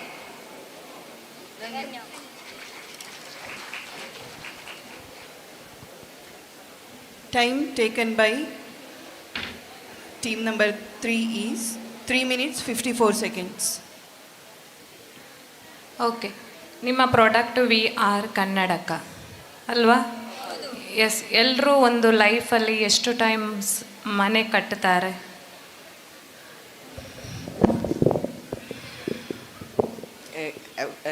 ಮನೆ ಕಟ್ಟುವಾಗ ಕೆಲವರು 1 ವರ್ಷ, ಅಥವಾ ಈಗ ಪ್ಲಾನ್ ಸರಿಯಾಗಿದ್ರೆ ಒಳ್ಳೆ ಇಂಜಿನಿಯರ್ ಇದ್ರೆ 1 ವರ್ಷ ಎಲ್ಲ ಹೋಗ್ತದೆ. ಕೆಲವೊಮ್ಮೆ ಪ್ಲಾನ್ ಅಲ್ಲ, ಆ ಕ್ವಶನ್ ಅಲ್ಲ. ಯೂಶುವಲ್ ಆಗಿ ಒಬ್ಬ ಮನುಷ್ಯ ಅವನ ಜೀವನದ ಅವಧಿಯಲ್ಲಿ ಎಷ್ಟು ಸಲ ಮನೆ ಕಟ್ಟುತ್ತಾನೆ? ಮನುಷ್ಯ ಒಂದೇ ಸತಿ. ಆದರೆ ನಾವು ಈ ಪ್ರಾಡಕ್ಟ್ ಮೇನ್ಲಿ ಮಾಡಿದ್ದು ಇಂಜಿನಿಯರಿಗಳಿಗೋಸ್ಕರ. ಈಗ ಸಿವಿಲ್ ಇಂಜಿನಿಯರ್ಸ್ ವರ್ಷದಲ್ಲಿ 1-2-3 ಮನೆ ಎಲ್ಲ ಕಟ್ತಾರಲ್ಲ, ಅವರಿಗೆ ಇದು ತುಂಬ ಉಪಯೋಗ ಆಗ್ತದೆ. ಸಿವಿಲ್ ಇಂಜಿನಿಯರ್ಸ್ಗೆ ಕನ್ನಡಕ ಬೇಕಾ? ಅವರೇ ವಿಜುವಲೈಸ್ ಮಾಡಬಹುದಲ್ಲ? ಅವರು ವಿಜುವಲೈಸ್ ಮಾಡ್ಬೋದು ಮೇಡಮ್. ಆದರೆ ಕೆಲವರಿಗೆ ಅಂದರೆ ಈ ಗ್ರಾಹಕರಿಗೆ ಕೆಲವೊಂದು ಎಕ್ಸ್ಪೆಕ್ಟೇಷನ್ಸ್ ಇರ್ತದೆ ಅಲ್ವಾ? ಹೌದು. ಅದನ್ನು ಅವರಿಗೆ ಅಷ್ಟು ಕಲ್ಪನಾ ಶಕ್ತಿ ಇಲ್ಲದಿದ್ರೆ, ಅಂದರೆ ಇದು ಹೀಗೆ ಇರಬೇಕು ಅವರು ಮಾಡಿದ ಪ್ಲಾನಲ್ಲಿ ಅದನ್ನು ಕಲ್ಪನೆ ಮಾಡಿಕೊಳ್ಳಕ್ಕಾಗದಿದ್ರೆ ಇದನ್ನು ನಾವು ಉಪಯೋಗಿಸ್ಬೋದು. ಓಕೆ, ಈಗ ಅವರು ಕನ್ನಡಕ ಪರ್ಚೇಸ್ ಮಾಡಿದ್ರಾ? ಯಾವುದು? ಅವರು ನಿಮ್ಮ ಕಸ್ಟಮರ್? ನಾವು ಮಾಡ್ತೇವೆ ಈಗ. ಅದೇ ಕನ್ನಡಕ ನಾನು ಯೂಸ್ ಮಾಡ್ಬೋದಾ ಒಂದು ಸಲಕ್ಕೆ? ಅಂದರೆ ನಾನು ಯೂಸ್ ಮಾಡ್ಬೋದಾ ಕನ್ನಡ? ಮಾಡ್ಬೋದು. ಹಾಗಾದ್ರೆ ನಾನು ಬೈ ಮಾಡ್ಬೇಕಂತ ಇಲ್ಲ ಅಲ್ವಾ? ಬೈ ಅಂದರೆ ಎಂತ ಅಂತ ಹೇಳಿದ್ರೆ, ನೀವು ಬೈ ಮಾಡಿದ್ದನ್ನು ನಾನು ಯೂಸ್ ಮಾಡ್ಬೋದಲ್ಲ? ಹೌದು, ಇಂಜಿನಿಯರ್ಗಳು ಬೈ ಮಾಡ್ತಾರಲ್ಲ. ನನಗೆ ಇಂಜಿನಿಯರನ್ನು ಇಟ್ಕೊಂಡು ನಾನು ಮನೆ ಕಟ್ತಾ ಇಲ್ಲ, ನಾನೇ ನನ್ನ ಓನ್ ಪ್ಲ್ಯಾನ್ ಮಾಡಿಕೊಂಡು ಮನೆ ಕಟ್ತಾ ಇದ್ದೇನೆ. ಅದು ಅವರಿಗೆ ಲಾಸ್ ಮೇಡಮ್. ಯಾರಿಗೆ ಲಾಸ್? ಓನ್ ಪ್ಲ್ಯಾನ್ ಮಾಡಿಕೊಂಡಿದ್ದವರಿಗೆ. ಈಗ ಓನ್ ಪ್ಲ್ಯಾನ್ ಮಾಡಲಿಕ್ಕೆ ಸಹ ಇದು ಯೂಸ್ ಆಗ್ತದೆ. ಈಗ ಪ್ಲ್ಯಾನ್ ಎಲ್ಲ ಮಾಡಿರ್ತಾರೆ, ಅದು ಹೀಗೆ ಕರೆಕ್ಟ್ ಆಗಿದೆಯಾ ಅಥವಾ ಅವರ ಒಳಗೆ ಹೇಗೆ ಎಕ್ಸ್ಪೀರಿಯನ್ಸ್ ಮಾಡಬೇಕು ಅದು ಇದರಲ್ಲಿ ಮಾಡ್ಬೋದು. ಓಕೆ, ನಿಮ್ಮ ಪ್ರಾಡಕ್ಟ್ ಇನ್ನೋವೇಟಿವ್ ಇದೆ, ಬಟ್ ಕಸ್ಟಮರ್ಸ್ ನಂಬರ್ ಸ್ವಲ್ಪ ಕಡಿಮೆ ಅದಕ್ಕೆ ಅವೈಲೇಬಲ್ ಅಂತ ಅನಿಸುತ್ತೆ. ಮತ್ತೆ ಇದನ್ನು ಬರೇ ಇಂಜಿನಿಯರ್ ವರ್ಕಿಗೆ ಮಾತ್ರ ಅಲ್ಲ, ಎಜುಕೇಷನಿಗೂ ಇದು ಬಹಳ ಉಪಯೋಗಕಾರಿ. ಈಗ ಮಕ್ಕಳಿಗೆ ಸರಿಯಾಗಿ ಕೆಲವೊಂದನ್ನು ಕಲ್ಪನೆ ಮಾಡಿಕೊಳ್ಳಿಕ್ಕೆ ಆಗೋದಿಲ್ಲ, ಅಂಥದ್ದಕ್ಕೆಲ್ಲ ಇದನ್ನು ಯೂಸ್ ಮಾಡ್ಬೋದು. ಹಾಗಾಗಿ ನಾವು ಇದರ ಕಾಸ್ಟನ್ನು ಕಡಿಮೆ ಮಾಡಿದರೆ ಗ್ರಾಹಕರು ಕಸ್ಟಮರ್ಸ್ ಜಾಸ್ತಿ ಆಗುವ ಸಾಧ್ಯತೆ ಉಂಟು. Okay okay, thank you. ನಿಮ್ಮ ಕಾಂಪಿಟೇಟರ್ಸ್ ಯಾರಾದ್ರೂ ಇದ್ದಾರಾ ಮಾರ್ಕೆಟಲ್ಲಿ? ಇದು ಈಗ ಇನ್ನೋವೇಟಿವ್ ಆದ ಕಾರಣ ಈಗ ಇರಲಿಕ್ಕಿಲ್ಲ. ನಾವು enjoying then monopoly position in the market, right? ಹೌದು. ನೀವು ಮಾತ್ರ ಜಗತ್ತಿಗೆ ನೀವೇ ಕಿಂಗ್, ಈಗ ಜಗತ್ತಿಗೆ ನೀವೇ ರಾಜ, ಬೇರೆ ಯಾರಿಲ್ಲ. ಹಾಗೆ ಹೊಸ ಹೊಸ ಕಂಪನಿಗಳು ಹುಟ್ಟಿದ್ರೆ ಕಾಂಪಿಟೇಷನ್ ಹೆಚ್ಚಾಗ್ಬೋದು, ಆಗ ನಾವು ಸಹ ಪ್ರೊಡಕ್ಟಿವಿಟಿ ಹೆಚ್ಚುತ್ತೇವೆ. ನಿಮ್ಮ ಪ್ರಕಾರ ನಮ್ಮ ಇದರಲ್ಲಿ ಇಂಜಿನಿಯರಿಂಗ್ ಕಾಲೇಜುಗಳು ಬೇಕೇ ಬೇಕು ಅಂತಿಲ್ಲ, ಸಿವಿಲ್ ಡಿಪಾರ್ಟ್ಮೆಂಟೇ ಬೇಕು ಅಂತಿಲ್ಲ. ನಿಮ್ಮ ಪ್ಲಾನಿನ ಪ್ರಕಾರ ಸಿವಿಲ್ ಡಿಪಾರ್ಟ್ಮೆಂಟನ್ನು ಕ್ಲೋಸ್ ಮಾಡ್ಬೋದು ಅಂತ ನನಗೆ ಅನ್ನಿಸ್ತಾ ಉಂಟು. ಒಂದು ಕನ್ನಡಕ ಯೂಸ್ ಮಾಡಿ ಪ್ಲ್ಯಾನ್ ಹೇಗೆ ಅಂತ ಡಿಸೈಡ್ ಆಗ್ತದೆ ಅಂತಾದರೆ ಇಂಜಿನಿಯರಿಂಗ್ ಕಾಲೇಜಲ್ಲಿ ಸಿವಿಲ್ ಡಿಪಾರ್ಟ್ಮೆಂಟಿನ ಅಗತ್ಯ ಉಂಟಾ? ಪ್ಲ್ಯಾನ್ ನಾವೇ ಮಾಡಬೇಕು ಮೇಡಮ್. ಅಂದರೆ ಪ್ಲ್ಯಾನ್ ಮಾಡಿದ ಪ್ಲ್ಯಾನ್ ಹೇಗುಂಟು ಅಥವಾ ನಾವು ಆ ಪ್ಲ್ಯಾನಲ್ಲಿ ಆ ಮನೆಯಲ್ಲಿರುವಾಗ ನಮಗೆ ಹೇಗೆ ಎಕ್ಸ್ಪೀರಿಯನ್ಸ್ ಆಗ್ತದೆ ಅಂತ ಇದು ತೋರಿಸಿಕೊಡ್ತದೆ. ಕಸ್ಟಮರ್ಗಳ ಅನುಕೂಲಕ್ಕೆ ಇದು ಬೇಕು. ನಿಮ್ಮ ಕನ್ನಡಕ ಪ್ಲ್ಯಾನ್ ಮಾಡ್ತಾ ಇರೋದಲ್ಲ, ಅದರ ಒಳಗಡೆ ಯಾರು ಜೀವನ ಮಾಡ್ತಾ ಇದ್ದಾರೆ ಅವರು ಹೇಗಿರ್ಬೋದು ಅಂತ ಹೇಳೋದನ್ನು ತೋರಿಸ್ತಾ ಉಂಟು ಅಂತ ನೀವೀಗ ಹೇಳ್ತಾ ಇದ್ದೀರಿ. ಆಗ ನೀವು ಹೇಳಿದ್ದು ಅವರು ಯೂಸ್ ಮಾಡಿದಾಗ ಹೇಳಿದ್ದು ಕಲರ್ ಇದು ಬೇಡ ಅದು ಬೇಡ ಅಂತ ಹೇಳುವಂಥ ಒಂದು ಸೆಂಟೆನ್ಸ್ ಅವರು ಕೊಟ್ಟರು. ನನಗೆ ಯಾಕೋ ನೀವು ಕ್ಲಿಯರ್ ಇಲ್ಲ ನಿಮ್ಮ ಐಡಿಯಾದಲ್ಲಿ ಅಂತೇಳಿ ಅನ್ನಿಸ್ತಾ ಉಂಟು. ಹೌದಾ? ಅಂದರೆ ಅವರು ಹೇಳಿದ್ರಲ್ಲ ಈಗ ಕಲರ್ ಅದು ಬೇಡ ಅಂತ, ಅವರು ಆ ಕನ್ನಡಕದಲ್ಲಿ ನೋಡುವಾಗ ಅವರಿಗೆ ಗೊತ್ತಾಯ್ತು ಇಲ್ಲಿ ಈ ಕಲರ್ ಸೂಟ್ ಆಗುದಿಲ್ಲ ಅಂತ. ಪ್ಲಾನ್ ಮಾಡಿದ ಇಂಜಿನಿಯರ್ಸಿಗೆ ಎಲ್ಲಿಗೆ ಯಾವ ಕಲರ್ ಕೊಡಬೇಕು ಅಂತ ಹೇಳುವಂಥದ್ದು ಗೊತ್ತಿರ್ತದ ಇಲ್ವಾ ನಿಮ್ಮ ಪ್ರಕಾರ? ಗೊತ್ತಿರ್ತದೆ, ಆದರೆ ಕೆಲವರ ಟೇಸ್ಟ್ ಬೇರೆ ಬೇರೆ ಇರ್ತದೆ. ಈಗ ಕಸ್ಟಮರಿಗೂ ಸಹ ಕನ್ನಡಕ ಯಾರು ಯೂಸ್ ಮಾಡ್ತಾ ಇದ್ದಾರೆ ಅವರ ಟೇಸ್ಟನ್ನ ಮೇಲೆ ಟೇಸ್ಟನ್ನು ಡಿಸೈಡ್ ಮಾಡ್ತಾರೆ. ಹಲೋ, ಈಗ ಕನ್ನಡಕ ಅವರ ಹೇಗೆ ಇವರ ಮನಸ್ಥಿತಿ ಕಸ್ಟಮರ್ನ ಮನಸ್ಥಿತಿ ಸಹ ಇಂಜಿನಿಯರ್ನ ಮನಸ್ಥಿತಿ ಸಹ ಒಂದೇ ಇರುವುದಿಲ್ಲ. ಈಗ ಅವರಿಗೆ ಬೇರೆ ಯಾವುದೋ ಬಣ್ಣ ಇಷ್ಟ ಆಯಿತು, ಇವರಿಗೆ ಇನ್ನೂ ಯಾವುದೋ ಬಣ್ಣ ಇಷ್ಟ ಆಯಿತು, ಇವರಿಗೆ ಇಷ್ಟ ಆದ ಬಣ್ಣ ಅಲ್ಲಿ ಹೇಗೆ ಸೂಟ್ ಆಗ್ತದೆ ಅಂತ ನಾವು ಈ ಕನ್ನಡಕದ ಮೂಲಕ ನೋಡ್ಬೋದು. ವಾಟ್ ಆರ್ ದ ಯಾವ ಮೆಷರ್ಸ್ ನೀವು ತಗೊಳ್ತೀರಿ ಈ ಪ್ರಾಡಕ್ಟ್ ಸಕ್ಸಸ್ ಆಗಲಿಕ್ಕೆ? ಈ ಪ್ರಾಡಕ್ಟ್ ಸಕ್ಸಸ್ ಆಗಬೇಕು ಅಂತ ಹೇಳಿದರೆ ನಾವು ಮೊದಲು ಇದರ ಕಾಸ್ಟನ್ನು ಕಡಿಮೆ ಮಾಡ್ತೇವೆ. ನಿಮ್ಮ ಅಡ್ವರ್ಟೈಸ್ಮೆಂಟಲ್ಲಿ ಯಾವ ಒಂದು ನಿಮ್ಮ ಆ್ಯಕ್ಷನ್ ನಿಮ್ಮ ಕಸ್ಟಮರ್ಸನ್ನು ಅಟ್ರಾಕ್ಟ್ ಮಾಡ್ತದೆ ಆ ಆ್ಯಕ್ಷನನ್ನು ರಿಪೀಟ್ ಮಾಡಿ.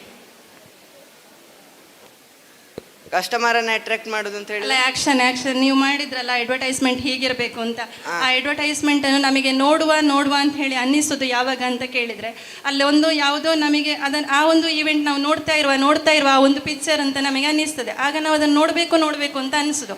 ನೀವು ಕೊಟ್ಟ ಅಡ್ವರ್ಟೈಸ್ಮೆಂಟಲ್ಲಿ ನಿಮ್ಮ ಪ್ರಕಾರ ನಿಮ್ಮ ಯಾವ ಒಂದು ಆ್ಯಕ್ಷನ್ ನಿಮ್ಮ ಎದುರಿರುವಂಥ ಆಡಿಯನ್ಸಿಗೆ ಇನ್ನೂ ನೋಡುವ ಅಂತ ಹೇಳಿ ಮೋಟಿವೇಟ್ ಮಾಡ್ತದೆ? ಅದನ್ನು ಮಾಡಿ ತೋರಿಸಿ, ಒಂದ್ಸಲ ರಿಪೀಟ್ ಮಾಡಿ.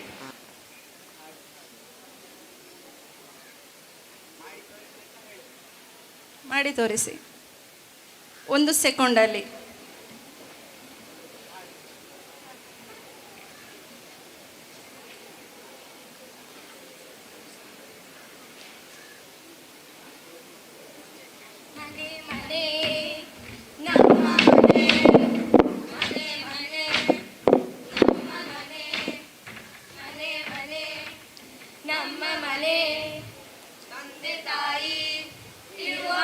Okay, thank you.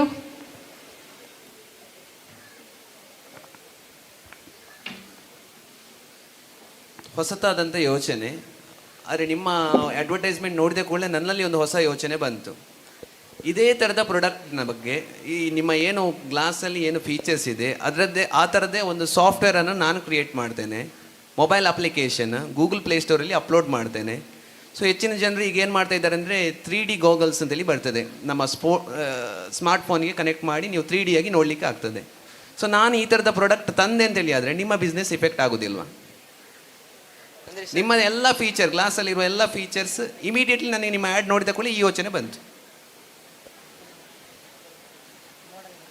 ಅಂದ್ರೆ ನೀವು ಮಾಡ್ತೀರಿ ಅಂತವ? ಹೌದು, ಹೊಸತಾಗಿ ನಿಮ್ಮ ಪ್ರಾಡಕ್ಟ್ ಅಲ್ಲ, ನಾನು ಸಾಫ್ಟ್ವೇರ್ ಆ ಥರದ್ದು ತರ್ತೇನೆ. ಆದ್ರೂ ಈ ಗಾಗಲ್ಸ್ ಮಾಡ್ಲಿಕ್ಕೆ ಬರೇ ಸಾಫ್ಟ್ವೇರ್ ಹೇಗೆ ಸಾಕಲ್ತೀವಿ ಸರ್? ಅಲ್ಲ, ನನಗೆ ಗಾಗಲ್ಸ್ ಬೇಡ, ನನಗೆ 3D ಗ್ಲಾಸ್ ಬರ್ತದಲ್ಲ ಫೋನಿಗೆ ಹಾಕುವ. ಅದೇ ಅದ ಫೀಚರ್ ನಮಗೆ ಅದರಲ್ಲೇ ಬರ್ತದೆ, 3D ಅಲ್ಲೇ ಬರ್ತದಲ್ಲ. 3D ಅಲ್ಲಿ ಎಂತ ಅಂತ ಹೇಳಿದ್ರೆ, VR-ಗೂ 3Dಗೂ ಎಂತ ವ್ಯತ್ಯಾಸ, ಮೇಜರ್ ವ್ಯತ್ಯಾಸ ಅಂತ ಹೇಳಿದ್ರೆ, ಒಂದೇ ಡಿಸ್ಪ್ಲೇ ಇರೋದು 3D. ಈ VR ಅಲ್ಲಿ ಹೇಗಿರ್ತದೆ ಅಂತ, ಒಂದು ಕಣ್ಣಿಗೆ ಒಂದು ಡಿಸ್ಪ್ಲೇ, ಇನ್ನೊಂದು ಕಣ್ಣಿಗೆ ಇನ್ನೊಂದು ಡಿಸ್ಪ್ಲೇ, ಎರಡರಲ್ಲೂ ಒಂದೇ ವಿಡಿಯೋ, ಒಂದೇ ಸಮಯದಲ್ಲಿ ಒಂದೇ ವಿಡಿಯೋ ಎಂತ ರನ್ ಆಗ್ತಾ ಇರ್ತದೆ. ಹಾಗಾಗಿ ಎಕ್ಸ್ಪೀರಿಯನ್ಸ್ ನಿಮಗಿಂತ ನಮ್ಮದರಲ್ಲಿ, ನಿಮ್ಮ ಪ್ರಾಡಕ್ಟಿಗಿಂತ ನಮ್ಮ ಪ್ರಾಡಕ್ಟಲ್ಲಿ ಜಾಸ್ತಿ ಇರ್ತದೆ. Thank you.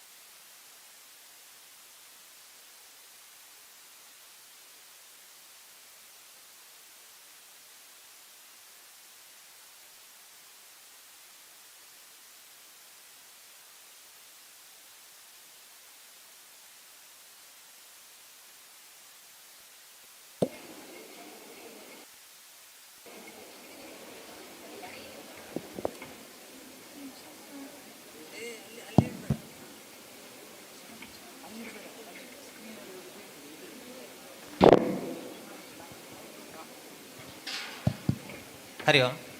ಇಲ್ಲಿರುವಂತಹ ಶಿಕ್ಷಕರ ಗಮನಕ್ಕೆ ಟೈಮ್ ಪಾಸ್ ಕಾರ್ಯಕ್ರಮವನ್ನು ನೋಡ್ತಾ ಇನ್ನೊಂದು ಕಡೆಯಿಂದ ನಿಮ್ಮ ಗಮನವನ್ನು ಪೆಂಡಾಲ್ ಲೈಬ್ರರಿ ಅಂತ ಒಂದು ಮಾಡಿದ್ದಾರೆ. ಪೆಂಡಾಲ್ ಲೈಬ್ರರಿ ಅಂತ ಅಂದರೆ ಇವತ್ತಿನ ಮಟ್ಟಿಗೆ ಒಂದು ಲೈಬ್ರರಿ, ಅಲ್ಲಿ ಬುಕ್ಸ್ ಟೇಬಲ್ ಇಟ್ಟಿದ್ದಾರೆ, ಕೆಲವು ಬುಕ್ಸ್, ಜರ್ನಲ್ಸ್, ಮ್ಯಾಗಝಿನ್ಸ್ ಇಟ್ಟಿದ್ದಾರೆ. ಅದನ್ನು ನೋಡ್ತಾ ಅದನ್ನು ಓದ್ತಾ ಈಚೆಯಿಂದ ಕಾರ್ಯಕ್ರಮದ ಕಡೆ ಕೂಡ ಗಮನವನ್ನು ಶಿಕ್ಷಕರು ಕೊಡಬಹುದು ಅಂತ ತಿಳಿಸಿದ್ದಾರೆ.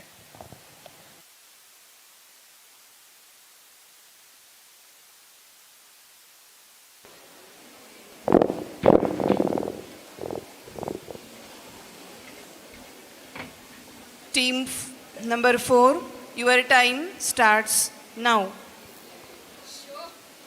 10 ವರ್ಷ ಆಯಿತು ಡೈರೆಕ್ಟರ್ ಆಗಿ, ಒಂದು ಫಿಲ್ಮ್ ಸಹ ಹಿಟ್ ಆಗಲಿಲ್ಲ. ಈ ಸರ್ತಿಯ ಸ್ಕ್ರಿಪ್ಟ್ ಅಂತೂ ಗೌಜಿ ಉಂಟು, ಇನ್ನೊಂದು ಆ್ಯಕ್ಟಿಂಗ್ ಮತ್ತೊಂದು ಶೂಟಿಂಗ್ ಚಂದ್ರ ಆದ್ರೆ ಆಯಿತು. ಕಳೆ ಸರ್ತಿಯಾಗಿ ಮಾಡಿದ್ರಲ್ಲ, ಉಳಿಸ್ಲಿಕ್ಕಿಲ್ಲ. ಅದೆಂತ ಆಯ್ತು ಅದು ಹೌದು ಗೊತ್ತುಂಟು, ನೀವು ಇರಿ ಸುಮ್ಮನೆ. ಹಾಂ ಅಕ್ಕಮ್ಮ, ಎಷ್ಟೊತ್ತು? ಬೇಗ. ಒಂದು ಕಾಲ್ ಬರ್ತಾ ಉಂಟಾಯ್ತು, ಈಗ 1 ನಿಮಿಷ ಬಂದೆ. ಹಲೋ, ಎಂತ ಮಾರೆ ನಿಮ್ಮದು ಕಿರಿಕಿರಿ ಎಷ್ಟು! ಇಲ್ಲಿ ಒಂದು ಕಿರಿಕಿರಿ, ಅಲ್ಲಿ ಒಂದು ಕಿರಿ. ಬಂದೆ ಬಂದೆ ಬಂದೆ ನೋಡ. ಆಯ್ತಾ ಸಾಕು. ಎಷ್ಟೊಂದು ಡೈರೆಕ್ಟ್ರಿಗೆ ಬರ್ಲಿಡಿಸ್ತೀರಾ ನೋಡ. Okay, lights, camera, action. Michael Jackson. Michael Jackson. Michael Jackson.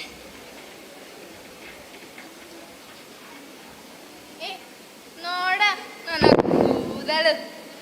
ಅಲ್ಲ ಮರಿ ಬರದು ಮುಗಿಯುವುದ ಎಂತ ಇದು ಬಂದ್ಲು ಗಾಂಧಾರಿ. ಶೀ, ಎಷ್ಟು ವರ್ಷ ಆಯ್ತು ಸ್ನಾನ ಮಾಡಿದೆ. ಶೀ, ಹರ್ಬಲ್ ಶಾಂಪೂ, ಪರಿಶುದ್ಧ ಸಗಣಿ ಮತ್ತು ಸೊಪ್ಪುಗಳ ಗುಣಗಳುಳ್ಳಂತಹ ಶಾಂಪೂ. ನಿಂಗೇನ್ ಗೊತ್ತು? ಸೊಪ್ಪಂತೆ ಸೊಪ್ಪೇ ಸೆಗಣಿಯ ಗೊಬ್ಬರವ ಎಂತ ಒಂದು ಒಪ್ಪನ್ ಹೇರ್ ಬಿಟ್ಕೊಂಡು ಕೂದಲ್ ಹಾರಾಡಿಸ್ಕೊಂಡು ಇಂಡಿಯಾದಲ್ಲಿ ಬರ್ತೇನೆ ನಾನು. ನೀವು ನನ್ನ ಬಿಟ್ಟು ಬಂದದ್ದ?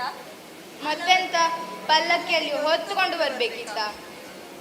ಅಲ್ಲ ಪಲ್ಲಕ್ಕಿ ಬೇಡ, ಟಿಪ್ಪರು ಆಗ್ತಿತ್ತು. ಅಲ್ಲ, ನಿಮ್ಮಿಬ್ಬರಿಗೆ ಎಂತಾಯ್ತು? None of your business. ಗೊತ್ತಾಯ್ತು. ನಿಮ್ಮಿಬ್ರು ಪ್ರಾಬ್ಲಮ್ಗೆ ನನ್ನ ಹತ್ರ ಒಂದು ಸೊಲ್ಯೂಷನ್ ಇದೆ. ಡೈರೆಕ್ಟ್ರೆ ಎಲ್ಲಿ ಸತ್ತು ಬಿದ್ದಿದ್ಯಾ ಬಾರ. Gandhari hair oil. ನಿನ್ನ ಕೂದಲು ವಾಸನೆನೂ ಬರೋದಿಲ್ಲ, ನಿನ್ನ ಕೂದಲು ದಪ್ಪನೂ ಆಗುತ್ತೆ, ನನ್ನ ಕೂದಲಿನ ಥರ. ಹೌದಾ? ನಿಜವಾಗ್ಲೂ ನಿಜವಾಗ್ಲೂ ಅಲ್ಲ, ಇದನ್ನೊಮ್ಮೆ ನನ್ನ ಹೆಂಡತಿಗೆ ತಂದು ಕೊಡುವುದಂತ. ಅವಳ ಕೂದಲು ಸ್ವಲ್ಪ ದಪ್ಪ ಆಗ್ಲಿ. ವಾರದಲ್ಲಿ 3 ಬಾರಿ 3 ವಾರ ಯೂಸ್ ಮಾಡಿ ನಿಮ್ಮ ಕೂದಲಿನ ಎಲ್ಲ ಸಮಸ್ಯೆಗಳನ್ನು ಬಗೆಹರಿಸಿಕೊಳ್ಳಿ. ಹಾಗಾದ್ರೆ ನಾವು ಗಾಂಧಾರಿ ಫ್ಯಾಮಿಲಿ. ನಾವು ತಂದಿದ್ದೇವೆ ನಮ್ಮ ಪ್ರಾಡಕ್ಟ್ಸ್ ಗಾಂಧಾರಿ ಹೇರ್ ಆಯಿಲ್. ಇದೀಗ ನಿಮ್ಮ ಮುಂದೆಗೆ ಶುದ್ಧ ತೆಂಗಿನ ಎಣ್ಣೆ, ಆಮ್ಲ, ಭೃಂಗರಾಜ್, ಅಲೋವೆರಾ ಹಾಗೂ ದಾಸವಾಳದ ಗುಣಗಳುಳ್ಳ ನಮ್ಮ Gandhari hair oil dandruff, hair fall, split hair ಇತ್ಯಾದಿ ತಲೆಕೂದಲಿನ ಸಮಸ್ಯೆಗಳನ್ನು ಪರಿಹರಿಸುವುದಕ್ಕಾಗಿ ತಗೊಳ್ಳಿ ನಮ್ಮ ಗಾಂಧಾರಿ ಹೇರ್ ಆಯಿಲ್. ಕೇವಲ 130 ರೂಪಾಯಿಗೆ 100 ml ನ ಬಾಟಲ್ ಲಭ್ಯ. ಇನ್ನೆಲ್ಲ ನಿಮ್ಮ ಮನೆ ಮುಂದೆ ಬರುತ್ತೆ. Thank you. Time taken by team number 4 is 3 minutes 11 seconds.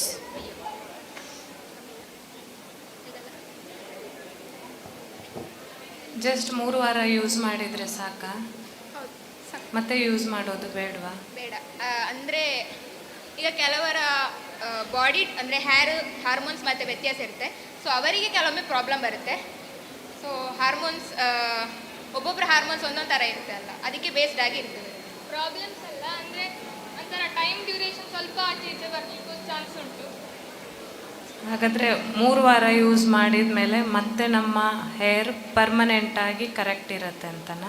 Permanent ಅಲ್ಲ, ಆದರೆ ನಮಗೆ ಒಂದು ಪ್ರಾಬ್ಲಮ್ ಅಂದರೆ ಸ್ಪ್ಲಿಟ್ ಎಂಡ್ಸ್, ಡ್ಯಾಂಡ್ರಫ್ ಇಂಥದಕ್ಕೆ ನಮಗೆ ಒಂದು ರಿಲೀಫ್ ಸಿಗ್ತದೆ. ಮತ್ತೆ ಸಹ ಯೂಸ್ ಮಾಡ್ಬೋದು, ಆದರೆ ನಮಗೆ ಆ ಪ್ರಾಬ್ಲಮ್ಸ್ನಿಂದ ರಿಲೀಫ್ ಸಿಗ್ತದೆ 3 ವೀಕ್ಸಲ್ಲಿ. ಈಗ ಏನಿದ್ರೂ ಕಂಪ್ಲೀಟ್ ಆಗಿ ಕಮ್ಮಿ ಆಗಲ್ಲ, ಸ್ವಲ್ಪ ಅದರಿಂದ ರಿಲೀಫ್ ಆಗುತ್ತೆ ನಮಗೆ. ಅಂದರೆ ಟೆಂಪರರಿ ಅಥವಾ ಅದು ಈಗ ಸ್ಪ್ಲಿಟ್ ಎಂಡ್ಸ್ ಅಥವಾ ಹೇರ್ ಫಾಲ್ ಇದ್ದರೆ ಹೇರ್ ಫಾಲ್ ಆಗೋದು ಕಮ್ಮಿ ಆಗುತ್ತೆ. ಎಸ್, ನೀವು ವೀಕ್ಲಿ 3 ಟೈಮ್ಸ್ ಯೂಸ್ ಮಾಡಿ ಅಂತ ಹೇಳಿದರೆ ಸಾಕಾಗುತ್ತೆ. ಲಿಮಿಟ್ ಇಡಬಾರ್ದು, ಅಂದರೆ 3 ವೀಕ್ಸ್ ಮಾತ್ರ ಯೂಸ್ ಮಾಡಬೇಕು ಅಂತ.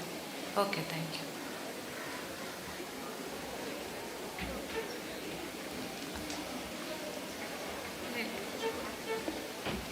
ಹಲೋ, ಕ್ವಶನಿಗೆ ಆನ್ಸರ್ ಮಾಡಿ ಹೋಗಿ. ನೀವು ಎಲ್ಲರೂ ಸಹ ಈ ಹೇರ್ ಆಯಿಲನ್ನು ಯೂಸ್ ಮಾಡ್ತಾ ಇದ್ದೀರಾ? ಮಾಡಿದವರ? ನನ್ನ ಫಸ್ಟಿಗೆ ಈ ಹೇರ್ ಆಯಿಲ್ ಮಾಡಿದ್ದು ನನ್ನ ಅಜ್ಜಿ ಮನೆಯಲ್ಲಿ ಮಾಡಿಕೊಟ್ರು ನನಗೆ. ಅಲ್ಲಲ್ಲ, ನೀವು ಈಗ ಇರುವ 5 ಜನ ಸಹ ಈ ಹೇರ್ ಆಯಿಲನ್ನು ಯೂಸ್ ಮಾಡಿದವರೇ ಅಡ್ವರ್ಟೈಸ್ಮೆಂಟಲ್ಲಿ ನೀವು ಬರ್ತಾ ಇರೋದು, ಹೌದಲ್ವಾ?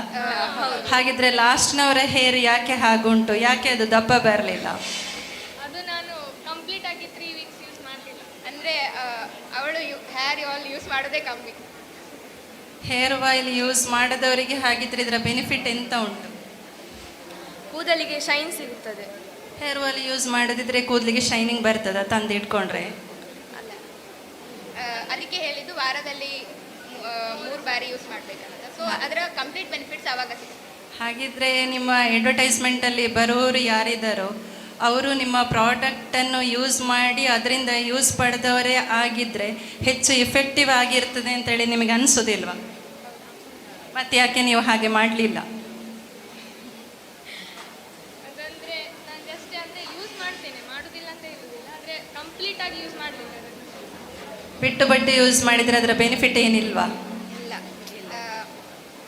ನೀವು 3 days 3 weeks ಅಂತ ಹೇಳಿದ್ರಿ. ನಾನು 1 ವಾರದಲ್ಲಿ 2 ದಿನ ಯೂಸ್ ಮಾಡ್ತೇನೆ, ನನಗೆ ಬೆನಿಫಿಟ್ ಸಿಗಬೇಕು ಅಂತ ಆದರೆ ನಿಮ್ಮ ಪ್ರಕಾರ ಎಷ್ಟು ವೀಕ್ ಬೇಕಾಗ್ತದೆ? ಮಿನಿಮಮ್ 2 weeks ಬೇಕು. ಇನ್ನೊಂದು, ನೀವು ಪ್ರೈಸ್ ಮೆನ್ಷನ್ ಮಾಡಿದ್ರಿ 130 ರೂಪಾಯಿ 100 ml ಅಂತ. ಇದು ಕಾಸ್ಟ್ಲಿ ಅಂತ ಅನ್ನಿಸ್ಲಿಲ್ವಾ?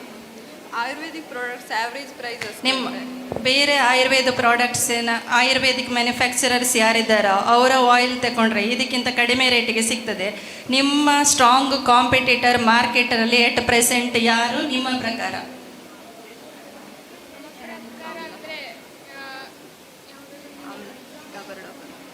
ಡಾಬರ್ನವರದ್ದು ಒಂದು ಆಮ್ಲ ಹೇರ್ ಆಯಿಲ್ ಇದೆ, ಮತ್ತೆ ನಮ್ಮ ಈಸಿಡ್ ಡಾಬ್ ನೀವೇನು ಮೆನ್ಷನ್ ಮಾಡ್ತಾ ಇದ್ದೀರ ಅದು ಪ್ಯೂರ್ ಆಯುರ್ವೇದಿಕ್ ಅಂತ ಅನ್ನಿಸ್ತದ ನಿಮ್ಮ ಪ್ರಕಾರ? ಅವರು ಹೇಳೋ ಪ್ರಕಾರ ಪ್ಯೂರ್ ಆಯುರ್ವೇದಿಕ್, ಅದಕ್ಕೆ ನಿಮ್ಮ ಪ್ರಕಾರ? ಮತ್ತೆ ಹೇಳ್ತಿದ್ರೆ ನಿಮ್ಮ ಪ್ರಕಾರ ಅವರು ಇಂಗ್ರೀಡಿಯೆಂಟ್ಸ್ ಅಲ್ಲಿ ಫುಲ್ ಆಯುರ್ವೇದಿಕ್ ಐಟಮ್ಸ್ ಅನ್ನು ಯೂಸ್ ಮಾಡಿದ್ದಾರೆ. ಸೊ ನಮಗೆ ಅನಿಸ್ತದೆ ಅದು ಆಯುರ್ವೇದಿಕ್. ನಿಮ್ಮ ಪ್ರಾಡಕ್ಟಿನ ಯಾವುದಾದ್ರೂ ಒಂದು ಯುನೀಕ್ ಫೀಚರನ್ನು ಮೆನ್ಷನ್ ಮಾಡಿ, ಒಂದೇ. ನಾವಿದಲ್ಲಿ ಯೂಸ್ ಮಾಡುವ ಭೃಂಗರಾಜ್ ಅಲ್ಲ, ಯಾವುದು? ಭೃಂಗರಾಜ್. Okay, thank you. ಯಾಕೆ ಗಾಂಧಾರಿ ಅಂತ ಹೆಸರಿಟ್ರಿ?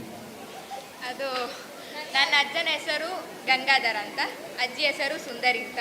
ಸೊ ಅವರು ನಮಗೆ ಇದಕ್ಕೆಲ್ಲ ಇನ್ಸ್ಪಿರೇಷನ್ ಕೊಟ್ಟದ್ದು. ಸೊ ಗಾಂಧ ಮತ್ತು ಸುಂದರಿಯ ದರಿ, ಸೊ ಗಾಂಧಾರಿ ಅಂತ ಹಾಗೆ ಹೆಸರಿಟ್ರಿ. ಇನ್ನೊಂದು ಕ್ವಶನ್, ನನಗೆ ನಿಮ್ಮ ಪ್ರಾಡಕ್ಟ್ನ ಫೀಚರ್ ಎಲ್ಲ ಇಂದುಲೇಖ ಏನು ಹೇರ್ ಆಯಿಲ್ ಇದೆ ಅದರ ಫೀಚರ್ ಥರನೇ ಕಾಣ್ತಾ ಇದೆ. ನಾನೀಗ ಇಂದುಲೇಖ ಬಳಸ್ತಾ ಇದ್ದೇನೆ, ಯಾಕೆ ನಿಮ್ಮ ಪ್ರಾಡಕ್ಟ್ ಬಳಸಬೇಕು?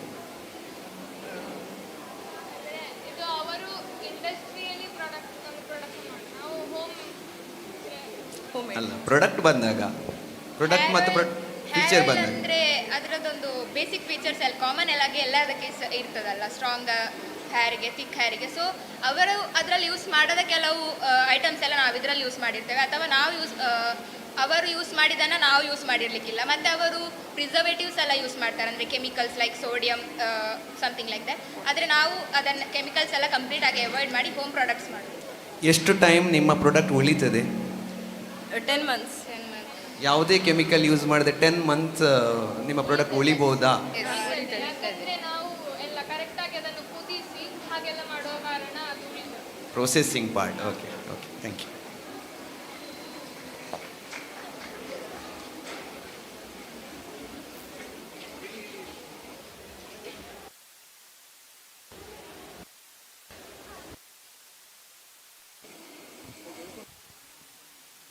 Team number 5, get ready.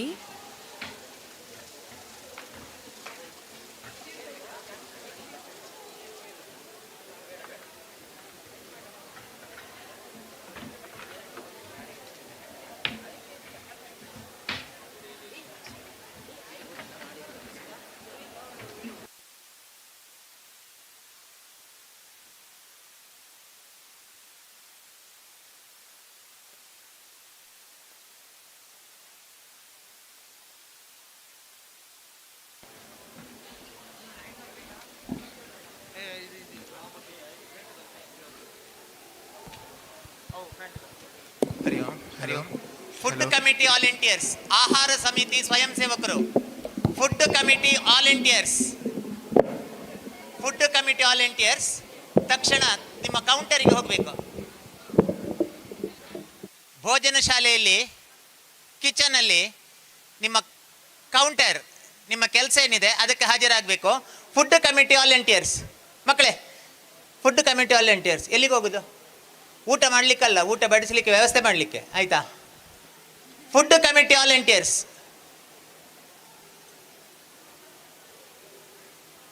Murali sir ಇದ್ದಾರೆ, ಭೀಮಾ ಭಾರದ್ವಾಜ್ ಸರ್ ಇದ್ದಾರೆ, ಅಥವಾ ಆದಿತ್ಯ ಸರ್ ಇದ್ದಾರೆ. ಯಾರನ್ನು ಮೀಟ್ ಆಗಿದ್ರೂ ಆಗ್ಬೋದು. ಹೋಗಿ ರಿಪೋರ್ಟ್ ಮಾಡ್ಕೊಳ್ಳಿ. ಎಲ್ಲ ಬಡಿಸುವಾಗ ಕಲಸಿ ಕಲಸಿ ಬಡಿಸಿ. ಅಡಿ ಇದ್ದ ಅಲ್ಲಿ ಒಮ್ಮೆ ಹೇಳ್ತಾರೆ ನಿಮಗೆ.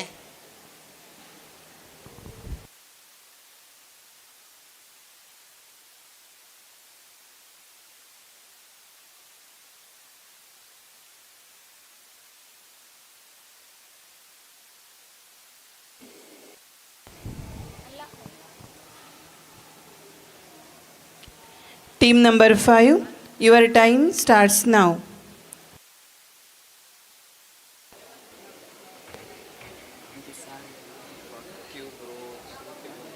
ನೀವು ಹೊಟ್ಟೆ ಬಜ್ಜಿನಿಂದ ಬಳಲುತ್ತಿದ್ದೀರಾ? ನೀವು ಹೊಟ್ಟೆ ಬೊಜ್ಜಿನಿಂದ ಬೇರೆಯವರ ಮುಂದೆ ಹೋಗಲು ನಾಚಿಕೆ ಆಗ್ತಿದ್ಯಾ? ಹಾಗಾದರೆ ನಮ್ಮ ಕಂಪನಿ ತಂದಿದೆ ಟೈನರ್ ಫ್ಯಾಟ್ ಲಾಸಿಂಗ್ ಬೆಲ್ಟ್ ಅಂತ.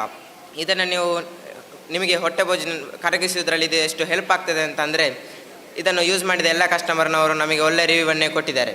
ಇದನ್ನು ನೀವು ನಿಮ್ಮ ಹತ್ತಿರದ ಫಾರ್ಮಸಿಗಳಲ್ಲಿ ಯೂಸ್ ಮಾಡ್ಕೋಬೋದು. ಫಾರ್ ಎಕ್ಸಾಂಪಲ್, ನಮ್ಮ ಪ್ರಾಡಕ್ಟ್ ಯೂಸ್ ಮಾಡಿದ ಕಸ್ಟಮರ್ ಬರುತ್ತಿದ್ದಾರೆ.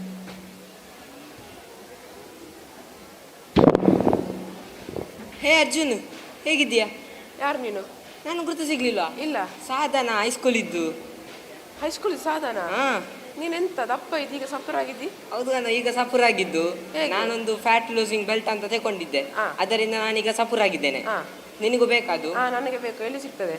ನಂದು ಒಂದು ಹತ್ತಿರದ ಫಾರ್ಮಸಿಯಲ್ಲಿ ಸಿಗ್ತದೆ, ನಾನು ಆರ್ಡರ್ ಮಾಡ್ತೇನೆ. ಮನೆಗೆ ಹೋಗುವ ಬಾ, ನನ್ನ ಮನೆಗೆ. ಬಾ ಹೋಗುವ, ನಿನ್ನ ಮನೆಗೆ ಹೋಗ ತುಂಬ ವರ್ಷ ಆಯ್ತು. ಬಾ ಹೋಗ.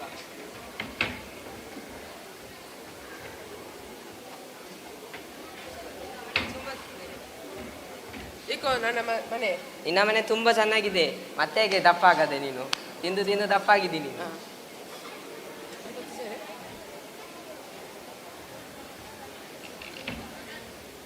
ಸರ್, ಸಾಧನ ಅಂದ್ರೆ ರೆಡಿವೇನಾ ಸರ್? ನಾನೇ ಸರ್. ಇದು ನಿಮ್ಮ ಆರ್ಡರ್.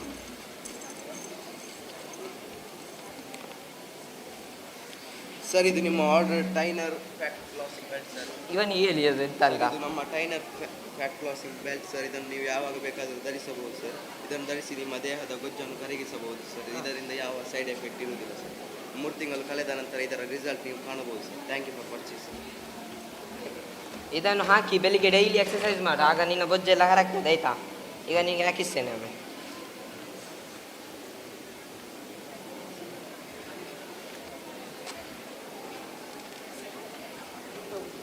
ನೀನು ಡೈಲಿ ಎಕ್ಸರ್ಸೈಸ್ ಮಾಡಾಯ್ತಾ?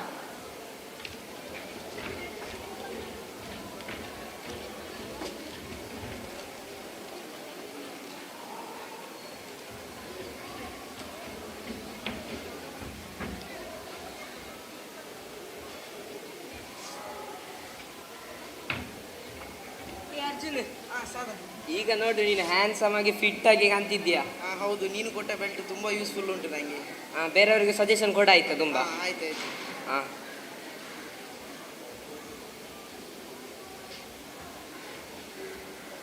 ನೋಡಿದಿರಲ್ಲ ನಮ್ಮ ಪ್ರಾಡಕ್ಟ್ ಯೂಸ್ ಮಾಡಿ ನಮ್ಮ ಕಸ್ಟಮರ್ ಹೇಗಿದ್ದಾರೆ ಅಂತ. ಬಿಫೋರ್ ಮತ್ತು ಆಫ್ಟರ್ ಅರ್ಜುನನ್ನು ನೋಡಿ. ಈಗ ಮೊದಲು ಬೊಜ್ಜು ಬಡ್ದುಕೊಂಡು ದಪ್ಪದ ಅರ್ಜುನ್ ಈಗ ಫುಲ್ ಫಿಟ್ ಆಗಿ ಹ್ಯಾಂಡ್ಸಮ್ ಆಗಿದ್ದಾರೆ. ನೀವು ಕೂಡ ಹೀಗೆ ಫಿಟ್ ಆಗಿ ಹ್ಯಾಂಡ್ಸಮ್ ಆಗಬೇಕು ಅಂದರೆ ಆ ಬೆಲ್ಟನ್ನು ಯೂಸ್ ಮಾಡಿ.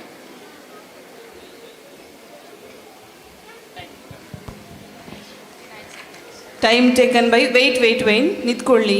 ಕ್ವೆಶನ್ ಆ್ಯಂಡ್ ಆನ್ಸರ್ ಟೈಮ್ ಇದೆ, ಸೆಷನ್ ಇದೆ. Time taken by team number 5 is 2 minutes 59 seconds. ಈಗ ಏನು ಸ್ಲಿಮ್ ಬೆಲ್ಟ್ ಅಂತೇಳಿ ಹೇಳ್ತೇವಲ್ಲ, ಟಿ ವಿ ಆನ್ ಮಾಡಿದ ಕೂಡಲೇ ಸ್ಲಿಮ್ ಬೆಲ್ಟ್ನ ಅಡ್ವರ್ಟೈಸ್ಮೆಂಟೇ ಬರ್ತದೆ. ನೀವೇನು ಹೇಳಿದ್ದೀರಿ ಅದನ್ನೇ ಅವರು ಹೇಳ್ತಾರೆ. ಹಾಗೆ ಜನರಿಗೆ ಏನು ಬಂದಿದೆ ಅಂದರೆ ಸ್ಲಿಮ್ ಬೆಲ್ಟ್ ಮೇಲೆ ಭರವಸೆಯೇ ಹೋಗಿದೆ. ಈಗ ನಿಮ್ಮ ಅಡ್ವರ್ಟೈಸ್ಮೆಂಟಿಂದ ಅವರು ಯಾಕೆ ಈ ಪ್ರಾಡಕ್ಟನ್ನು ಪರ್ಚೇಸ್ ಮಾಡಬೇಕು? ನೀವು ಹೇಳಿದ್ದನ್ನೇ ಅವರು ಕೂಡ ಹೇಳೋದು. ಅವರ ಹೊಟ್ಟೆಯಲ್ಲಿದ್ದ ಬೊಜ್ಜು ಕರಗಿಸ್ಕೋಸ್ಕರ ಮಾತ್ರ ಇದು. ಅದನ್ನು ಅವರು ಅದನ್ನೇ ಹೇಳ್ತಾರೆ. ಅವರು ಈ ಪ್ರಾಡಕ್ಟ್ ಟ್ರೈ ಮಾಡಲಿ, ಮತ್ತೆ ಗೊತ್ತಾಗ್ತದಲ್ಲ ಏನು ರಿಸಲ್ಟ್ ಅಂತ. ಅದೇ ಈ ಪ್ರಾಡಕ್ಟನ್ನು ಟ್ರೈ ಮಾಡಬೇಕು ಅಂತೇಳಿ ಹೇಗೆ ಗೊತ್ತಾಗುತ್ತೆ? ಯಾಕಂದರೆ ನಾನು ಈಗಾಗಲೇ ಒಂದು 10 ಕಂಪನಿಯ ಇದೇ ಥರದ ಆ್ಯಡ್ ನೋಡಿ ಆಗಿದೆ, ನನಗೆ ಭರವಸೆ ಹೋಗಿ ಆಗಿದೆ. ಅಂದರೆ ನಮ್ಮ ಪ್ರಾಡಕ್ಟ್ 900ಗೆ ಸಿಗ್ತದೆ, ಬೇರೆ ಪ್ರಾಡಕ್ಟ್ ಜಾಸ್ತಿ ರೇಟಿಗೆ ಉಂಟು. ಹಾಗೆ ಅದೇ ಆ 900 rupees ನಾನು ಯಾಕೆ ಕೊಡಬೇಕು? ಅಲ್ಲಿ ಎಕ್ಸಾಂಪಲ್ ತೋರಿಸಿದೇವಲ್ಲ, ಬೊಜ್ಜಿದ್ದವ 3 ತಿಂಗಳ ಕಾಲದ್ದು ಹೇಗೆ ಅದನ್ನು ಅವರು ಅದನ್ನೇ ತೋರಿಸಿದ್ರು. ಅವರು ಅದನ್ನೇ ತೋರಿಸಿದ್ರು 3 ತಿಂಗಳಲ್ಲಿ ಬಿಫೋರ್ ಆಫ್ಟರ್ ಅಂತೇಳಿ ನೀವು 2 ಪಿಕ್ಚರ್ ಹಾಕಿ ಅವ್ರ ಹತ್ರ ಹೇಳಿದ್ರು, ನಾನು ಮೊದಲು 100 kg ಇದ್ದೆ, ಈಗ 50 kg ಆಗಿದ್ದೇನೆ ಅಂತೇಳಿ. ನಿಮಗೆ ಅದು ಬೊಜ್ಜು ಕಮ್ಮಿ ಆಗಲಿಲ್ಲ ಅಂದರೆ ನಾವು ಹಣ ಕೊಡ್ಬೋದು. ಹಾಗೆ ರೀಫಂಡ್ ಆಪ್ಷನ್ ಇದೆ. ಅದು ಈಗ ಬಂದದ ಅಥವಾ ಮೊದಲೇ ಇತ್ತ? ಈಗ ಬಂದದ್ದು, ಈಗ ಲೇಟೆಸ್ಟ್ ಆಗಿ ಬಂದದ ಆಫರ್. ಓಕೆ.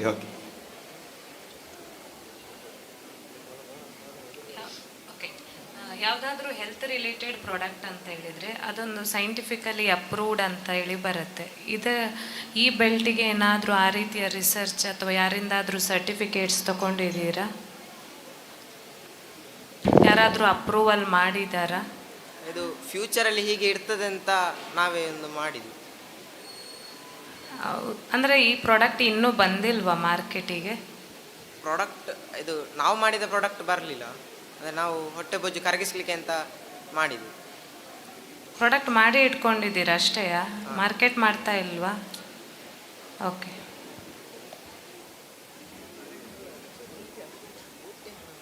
ಬೊಜ್ಜು ಇಲ್ಲದೇ ಇರುವವರಿಗೆ ಈ ಬೆಲ್ಟಿನ ಯೂಸ್ ಎಂತ? ಇಲ್ಲ, ಬೊಜ್ಜು ಇಲ್ಲದವರಿಗೆ ಇದು ಯೂಸ್ ಮಾಡಬೇಕು ಅಂತಿಲ್ಲ ಅಲ್ಲ, ಬೊಜ್ಜು ಇದ್ದವರಿಗೆ ಮಾತ್ರ. ನಿಮ್ಮ ಪ್ರಕಾರ ಹಾಗಿದ್ರೆ ಹೆಚ್ಚಿನವರಿಗೆ ಬೊಜ್ಜು ಉಂಟು ಅಂತ ಅರ್ಥವಾ? ನೀವು ಎಷ್ಟು ಸೇಲ್ ಮಾಡಬೇಕು ಅಂತ ಎಕ್ಸ್ಪೆಕ್ಟೇಷನ್ ಇಟ್ಕೊಂಡಿದ್ದೀರಿ? ಪರ್ ಮಂತ್ ಅಥವಾ ಪರ್ ಆ್ಯನಮ್ ಹೇಗಿದ್ರು ಅದಿತ್ತು?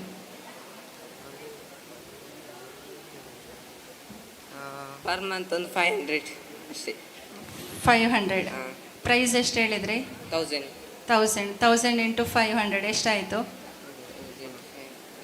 5 lakhs. 1000 ಇಂಟು 500 ಆಯಿತು. ಬರೀ ಪ್ರಾಫಿಟ್ ಎಷ್ಟು ನಿಮ್ಮದು? ಮಾರ್ಕೆಟಿಂಗ್ ಇನ್ನೂ ಸಹ ಮಾಡಲಿಲ್ಲ. ಮಾರ್ಕೆಟಿಂಗ್ ಇನ್ನು ಮಾಡಬೇಕಷ್ಟೇ. ಹಾಂ, ಸರಿ, thank you.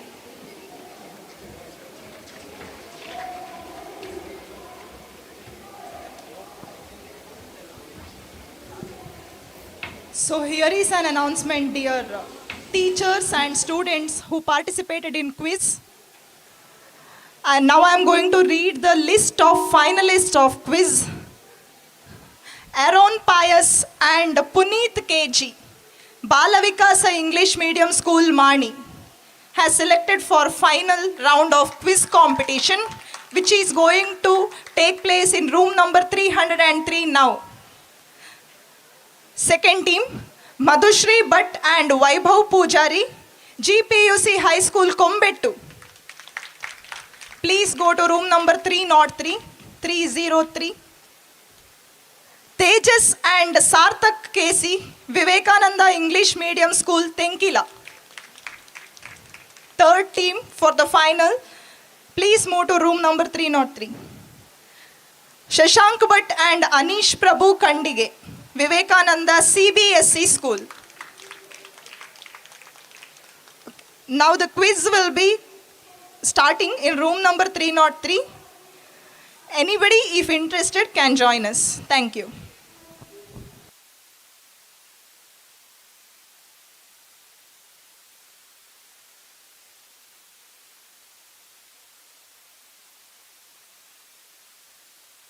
Team number 6, your time starts now.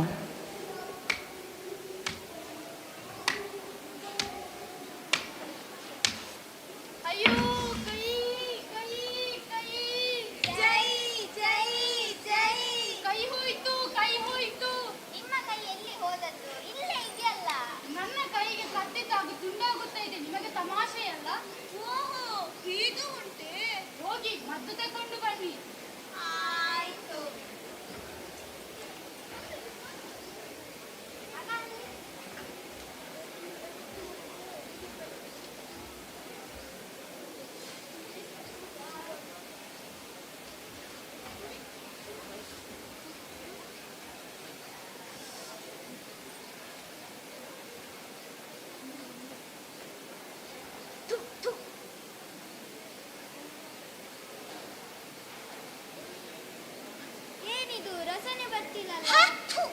ಈಗ ಮಾಡು. ಅಂತ ರಸ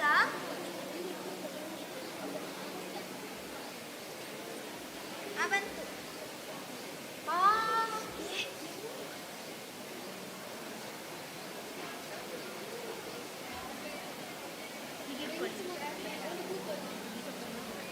ಹಬ್ಬ, ಈಗ ಸ್ವಲ್ಪ ಸರಿ ಆಯ್ತು.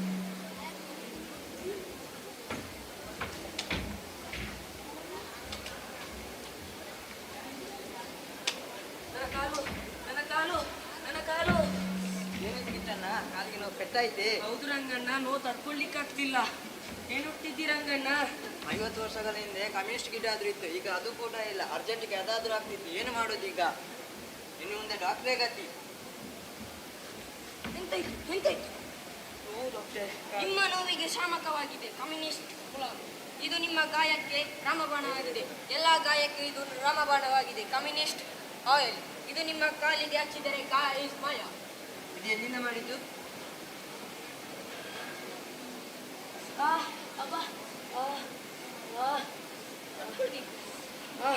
ನನ್ನ ನೋವು ಮಾಯ. ಕೊಳ್ಳಿರಿ, ಹಚ್ಚಿರಿ, ಆನಂದ ಪಡೆಯಿರಿ. ಎಲ್ಲಿಂದ ಮಾಡಿದ್ದು? ಇದು ಚೀನಾದ ಕಮ್ಯುನಿಸ್ಟ್ ಗಿಡವನ್ನು ತಂದು ಇದಕ್ಕೆ ಅರಿಶಿಣ, ಕಾಳುಮೆಣಸು ಮತ್ತು ಕಾಕನ ಸೊಪ್ಪನ್ನು ಹಾಕಿ ಹರಿದು ಯಾವುದೇ ಒಂದು ಕೆಮಿಕಲ್ ಸಿಂಪಡಣೆ ಇಲ್ಲದೆ ಮಾಡಿರುವ ನಂಜು ನಿವಾರಕ ಕಮ್ಯುನಿಸ್ಟ್ ಆಯಿಲ್. ನನಗೊಂದು ಬೇಕಿತ್ತು, ಇನ್ನೂ ಉಂಟಾ? ಈ ಥರದ ಒಂದು ಆಯಿಲ್ ಅನ್ನು ನಾನು ಇಲ್ಲಿ ಫ್ಯಾಕ್ಟ್ರಿ ಮಾಡಬೇಕಂತ ಇದ್ದೇನೆ. ಅದಕ್ಕೆ ನಿಮ್ಮ ಎಲ್ಲ ಸಹಕಾರ ಬೇಕು. ನಿಮ್ಮ ಸಹಕಾರ ಇದ್ದರೆ ನಾನು ಇಲ್ಲೊಂದು ಫ್ಯಾಕ್ಟ್ರಿಯನ್ನು ಮಾಡ್ತೇನೆ. ನಿಮ್ಮ ಸಹಕಾರ ಒಂದು ಬೇಕು. ಆಗಬಹುದಲ್ಲ? ಆಯ್ತು, ಧನ್ಯವಾದ.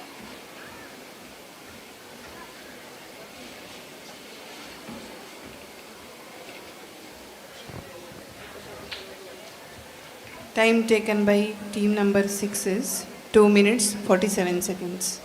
ಇದೀಗ ನೋವಿನ ಎಣ್ಣೆ ಅಲ್ಲ? ಹೌದು. ಅದರಲ್ಲಿ ಕರಿಮೆಣಸು ಉಪಯೋಗಿಸ್ಬೋದಾ? ಉಪಯೋಗಿಸ್ಬೋದು. ಉರಿಲಿಕ್ಕಿಲ್ವಾ? ಉರಿತದೆ, ಆದರೆ ತೊಡ್ಕೊಳ್ಬೇಕು. ಆಯ್ತು. ಎರಡನೇ ಪ್ರಶ್ನೆ, ಭಾರತದಲ್ಲೇ ಇಷ್ಟು ಕಮ್ಯುನಿಸ್ಟ್ ಇರುವಾಗ ಚೈನಾದಿಂದ ಯಾಕೆ ನೀವು ತರಿಸಬೇಕು? ಅದು ಸ್ಪೆಷಲ್ ಎಲೆ. ಸ್ವಲ್ಪ ಎಂತ ಈ ಕರಿಮೆಣಸು ಹಾಕಿದಾಗ ಉರಿಯುತ್ತಲ್ಲ, ಈ ಎಲೆ ಹಾಕಿದ್ರೆ ಸ್ವಲ್ಪ ತಂಪು ಕೊಡುತ್ತೆ ಅಂತ.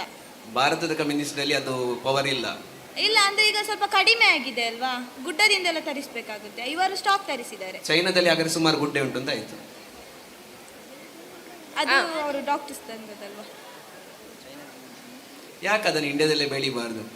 ಇಂಡಿಯಾದಲ್ಲಿ ಬೆಳಿಬಹುದು, ಆದ್ರೆ ಈಗೆಲ್ಲ ಹಳ್ಳಿಯಲ್ಲೆಲ್ಲ ಅದನ್ನು ನಾಶ ಮಾಡಿಸ್ತಿದ್ದಾರೆ. ಅದೇ ನಿಮಗೆ ನಿಜವಾಗಿ ಅನಿಸ್ತದ ಕಮ್ಯುನಿಸ್ಟ್ ಅಲ್ಲಿ ಆ ಶಕ್ತಿ ಇದೆ ಅಂತ ಹೇಳಿ? ಇದೆ, ನಿಜವಾಗ್ಲೂ ಇದೆ. ಇಂದಿನ ಕಾಲದಲ್ಲಿ ಎಲ್ಲ ಇದನ್ನೇ ಬಳಸಿದ್ದರಿಂದ ನಾವು ಅದಕ್ಕೆ ನಾವು ಇದನ್ನೇ ಉಪಯೋಗಿಸಿಕೊಂಡು ಆಯಿಲ್ ಅನ್ನು ತಯಾರಿಸಿದ್ದೇವೆ. ಎಷ್ಟು ಸಕ್ಸಸ್ಫುಲ್ ಅದು? ಇದು ನನ್ನ ಗಾಯ ಮತ್ತೆ ತುಂಬಾ ಜನರ ಗಾಯಕ್ಕೆ ನಾರ್ಮಲ್ ಆಗಿದೆ. ಆಯುರ್ವೇದಿಕ್ ಇದಕ್ಕೆ ಅರಿಶಿನ ಹಾಕಿದ್ದರಿಂದ ಬೇಗ ನಾರ್ಮಲ್ ಆಗ್ತದೆ. ಅರಿಶಿನ ಹಾಕಿದ್ರಿಂದ ಆಗೋದು, ಅರಿಶಿನ ಹಾಕದಿದ್ರೆ ಆಗ್ತಾ ಇದೆ. ಅರಿಶಿನ ಸಾಕ್ಬೋದು, ಇದು ಬೇಗ ಗುಣಮುಖ ಆಗ್ಬೇಕಾದ್ರೆ ನಂಜು ಸಹ ಇದ್ರೆ ಅರಿಶಿನ ಹಾಕಿದ್ರೆ ತುಂಬಾ ಬೇಗ. ಎಸ್, ಒಂದು ನಿಮಿಷ. ಈ ಪ್ರಾಡಕ್ಟಲ್ಲಿ ಕಮ್ಯುನಿಸ್ಟ್ ಕಾಳು ಮೆಣಸು ಮತ್ತು ಕಾಸನ ಸೊಪ್ಪು, ಎಸ್, ಇದು 3 ಇಂಗ್ರೀಡಿಯೆಂಟ್ಸ್ ಯೂಸ್ ಮಾಡಿದ್ದೀರಾ. ಮತ್ತು ಕಮ್ಯುನಿಸ್ಟ್ ಅನ್ನೋ ನೇಮೇ ಯಾಕೆ ಯೂಸ್ ಮಾಡಿದ್ದೀರಾ? ಕಾಂಟ್ರವರ್ಷಿಯಲ್ ಅಂತ ಅನಿಸೋದಿಲ್ವಾ? ಸ್ವಲ್ಪ ಏನಾದರೂ ಈ ಕಮ್ಯುನಿಸ್ಟ್ ಅನ್ನೋ ವರ್ಡ್ ಸ್ವಲ್ಪ ಕಾಂಟ್ರವರ್ಸಿ ಕ್ರಿಯೇಟ್ ಮಾಡ್ಬೋದು ಅಂತ ಅನಿಸೋದಿಲ್ವಾ? ಅಂದರೆ ಇದರಲ್ಲಿ ಅತಿ ಹೆಚ್ಚು ಗುಣಗಳುಂಟು. ಪುರಾತನದಿಂದ ಇದನ್ನು ಹಚ್ಕೊಂಡು ಬಂದಿದ್ದಾರೆ, ಅದಕ್ಕೆ ನಾವು. ಓಕೆ, ಚೀನಾದಿಂದ ನಾವೀಗ ಆಮದು ಮಾಡಬೇಕಲ್ವಾ, ಅವಾಗ ಕಾಸ್ಟ್ ಜಾಸ್ತಿ ಆಗೋದಿಲ್ವಾ? ಟ್ಯಾಕ್ಸ್ ಜಾಸ್ತಿ ಪೇ ಮಾಡಬೇಕಲ್ವಾ? ಅದಕ್ಕಿಂತ ಇಂಡಿಯಾದಲ್ಲಿ ಇಲ್ಲ ಅಂತಾದರೆ ಬೆಳೆಸ್ಬೋದಲ್ವಾ ಕಮ್ಯುನಿಸ್ಟ್? ಬೆಳೆಸ್ಬೋದು, ಆದರೆ ತುಂಬ ಕಷ್ಟ ಉಂಟು ಅಷ್ಟೇ. ಕಮ್ಯುನಿಸ್ಟ್ ಬೆಳೆಸೋದಕ್ಕೆ ಕಷ್ಟ ಇದೆಯಾ? ಜನರ ಹತ್ರ ಹೇಳಿ ಅವರು ಬೆಳೆಸೋದು ಕಷ್ಟ. ಅಂದರೆ ಬೆಳೆಸಲಿಕ್ಕೆ ಸುಲಭ, ಅವರು ಅದನ್ನು ಅಳವಡಿಸ್ಕೊಳ್ಳೋದು ಕಷ್ಟ ಅಂತ. ಅಂದರೆ ಅಳವಡಿಸ್ಕೊಳ್ಬೇಕು, ಬೆಳೆಸ್ಬೇಕು, ಅದನ್ನು ನಾಶಪಡಿಸಬಾರ್ದು ಅಂತ. ಓಕೆ, ಏನೇ ಆಗಿರ್ಬೋದು, ಅಡ್ವರ್ಟೈಸ್ಮೆಂಟ್ ಅಂತ ಹೇಳಿದರೆ ಗುಡ್ ಮೆಸೇಜ್ ಹೋಗಬೇಕು ಪಬ್ಲಿಕ್ಕಿಗೆ. ಬಿಗಿನಿಂಗಲ್ಲಿ ಅಲ್ಲಿ ಅವರು ನೋವು ಪಡ್ತಾ ಇರುವಾಗ ನೀವು ಅದನ್ನು ಸ್ವಲ್ಪ ಅವರ ನೋವಿಗೆ ಆ್ಯಕ್ಚುಲಿ ನೀವು ಇಮಿಡಿಯೇಟ್ ಸ್ಪಂದಿಸಬೇಕು. ಅದು ಬಿಟ್ಟು ಸ್ವಲ್ಪ ಅವರನ್ನು ತಮಾಷೆ ಮಾಡಿದ್ರಲ್ವ. ಅಡ್ವರ್ಟೈಸ್ಮೆಂಟ್ ಎಲ್ಲರೂ ನೋಡ್ತಾರಲ್ವ, ಹಾಗಾಗಿ ಏನಾಗಬೇಕು, ಅಡ್ವರ್ಟೈಸ್ಮೆಂಟ್ ಗುಡ್ ಮೆಸೇಜ್ ಕೊಡಬೇಕಲ್ವ. ನೋವಿದ್ದವರಿಗೆ ಏನು ಮಾಡಬೇಕು, ನಾವು ಇಮಿಡಿಯೇಟ್ ಸ್ಪಂದಿಸಬೇಕು ಅಲ್ವಾ? Yes, okay, thank you. ಎಷ್ಟು ಪ್ರೈಸ್ ಫಿಕ್ಸ್ ಮಾಡಿದ್ರಿ? ಇದಕ್ಕೆ 200 ml-ಗೆ 40 ರುಪೀಸು, ಮತ್ತು 700 ml-ಗೆ 70 ರುಪೀಸ್. ನಿಮ್ಮ ಅಡ್ವರ್ಟೈಸ್ಮೆಂಟ್ ಬಜೆಟ್ ಎಷ್ಟು? ಅಡ್ವರ್ಟೈಸ್ಮೆಂಟ್ ಕೊಡಲಿಕ್ಕೆ ಅಂತ ಹೇಳಿ ಒಂದು ಬಜೆಟ್ ಇಡಬೇಕಲ್ಲ, ಒಂದಿಷ್ಟು ಎಲೋಕೇಟ್ ಅಂತ ಮಾಡ್ತೇವಲ್ಲ, ಆ ಫುಲ್ ಅಮೌಂಟ್ ಎಲೋಕೇಶನ್ ಮಾಡಿದ್ದು ಎಷ್ಟು ಉಂಟು? ಅಂದರೆ ಇದನ್ನು ಅಮೌಂಟಿಗೋಸ್ಕರ ಮಾಡಿದಲ್ಲ, ಜನರ ಒಳಿತಿಗಾಗಿ ಮಾಡಿದ್ದು. ಜನರ ಒಂದು ಸರ್ವಿಸ್ ಕೊಡ್ತಾ ಇರೋದು.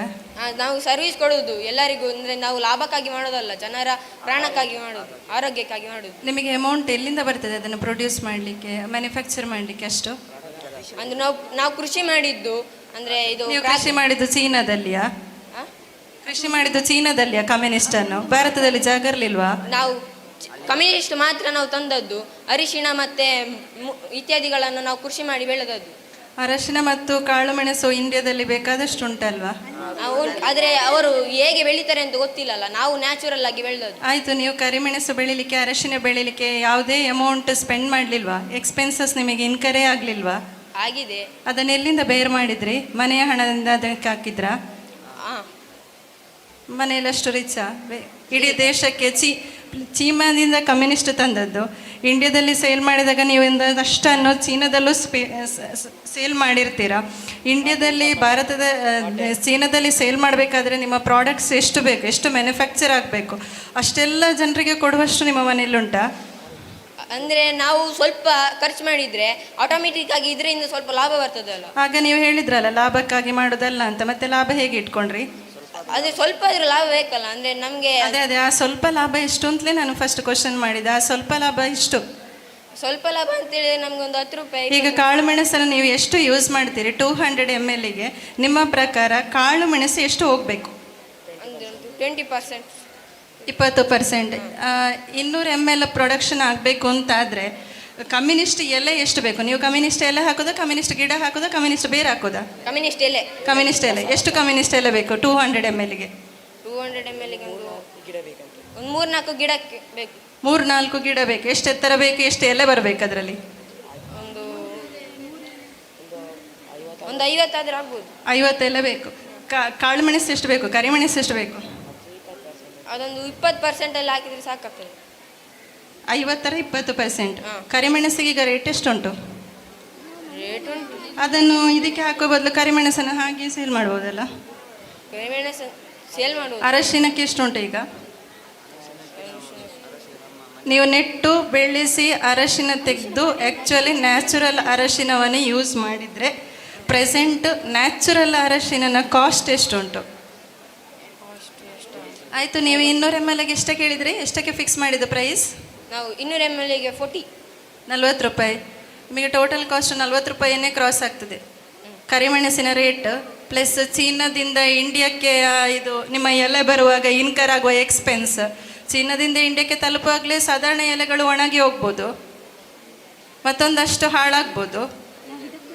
50 ಎಲೆ ಅಲ್ಲಿಂದ ನೀವು ತರಿಸಿದರೆ ಇಲ್ಲಿಗೆ ಬರುವಾಗ 10 ಸಹ ನಿಮಗೆ ಸರಿಯಾಗಿ ಸಿಗ್ಲಿಕ್ಕಿಲ್ಲ ಅಂತ ನನ್ನ ಪ್ರಕಾರ ಅನ್ನಿಸ್ತಾ ಉಂಟು. ಹೌದು ಅಂತ ಆಗ್ತದ ನಿಮಗೆ? ಅಂದರೆ ನಾವು 0.5% ಕೃಷಿ ಮಾಡಿದ್ದೀವಿ, ಮತ್ತೆ ಕಮ್ಯುನಿಸ್ಟ್ ಎಲೆಯನ್ನು ತಂದಿದ್ದು. Okay, thank you.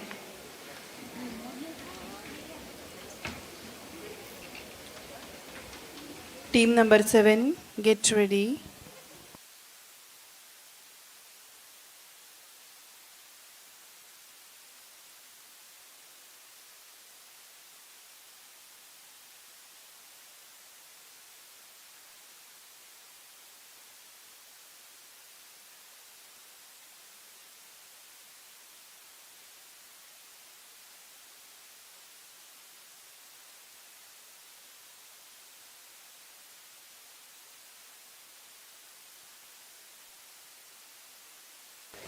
Team number 7, your time starts now. Come, let's go.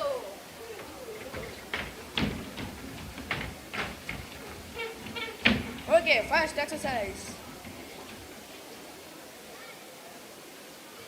6, 7, 8.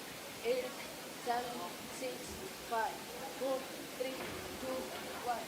Okay, exercise change. 1, 2, 3, 4. 1, 2, 3, 4. 1, 2, 3, 4. Okay, now last exercise. 3.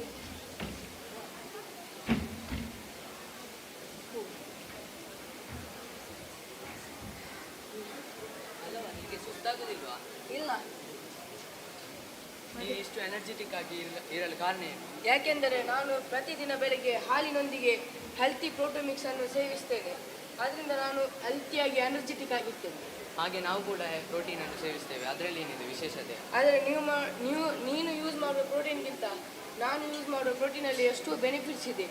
ಅಂದರೆ ನಾನು ಯೂಸ್ ಮಾಡುವ ಪ್ರೋಟೀನಲ್ಲಿ ಐರನ್ ಇದೆ, ಕಾಪರ್ ಇದೆ, ವೈಟಮಿನ್ ಬಿ ಇದೆ, ಪ್ರೋಟೀನ್ ಇದೆ, ಮ್ಯಾಗ್ನೀಷಿಯಮ್ ಅಂದರೆ ಒಂದು ಕ್ವಾಲಿಟಿ ಈ ಥರ ಸೋಡಿಯಂ ಆಗಿರಲಿ, ಮ್ಯಾಂಗನೀಸ್ ಆಗಲಿ, ಈ ಥರ ಒಳ್ಳೆ ಒಳ್ಳೆ ಅಂದರೆ ಗುಣಮಟ್ಟದ ಅದರಲ್ಲಿ ಸೇರಿದೆ.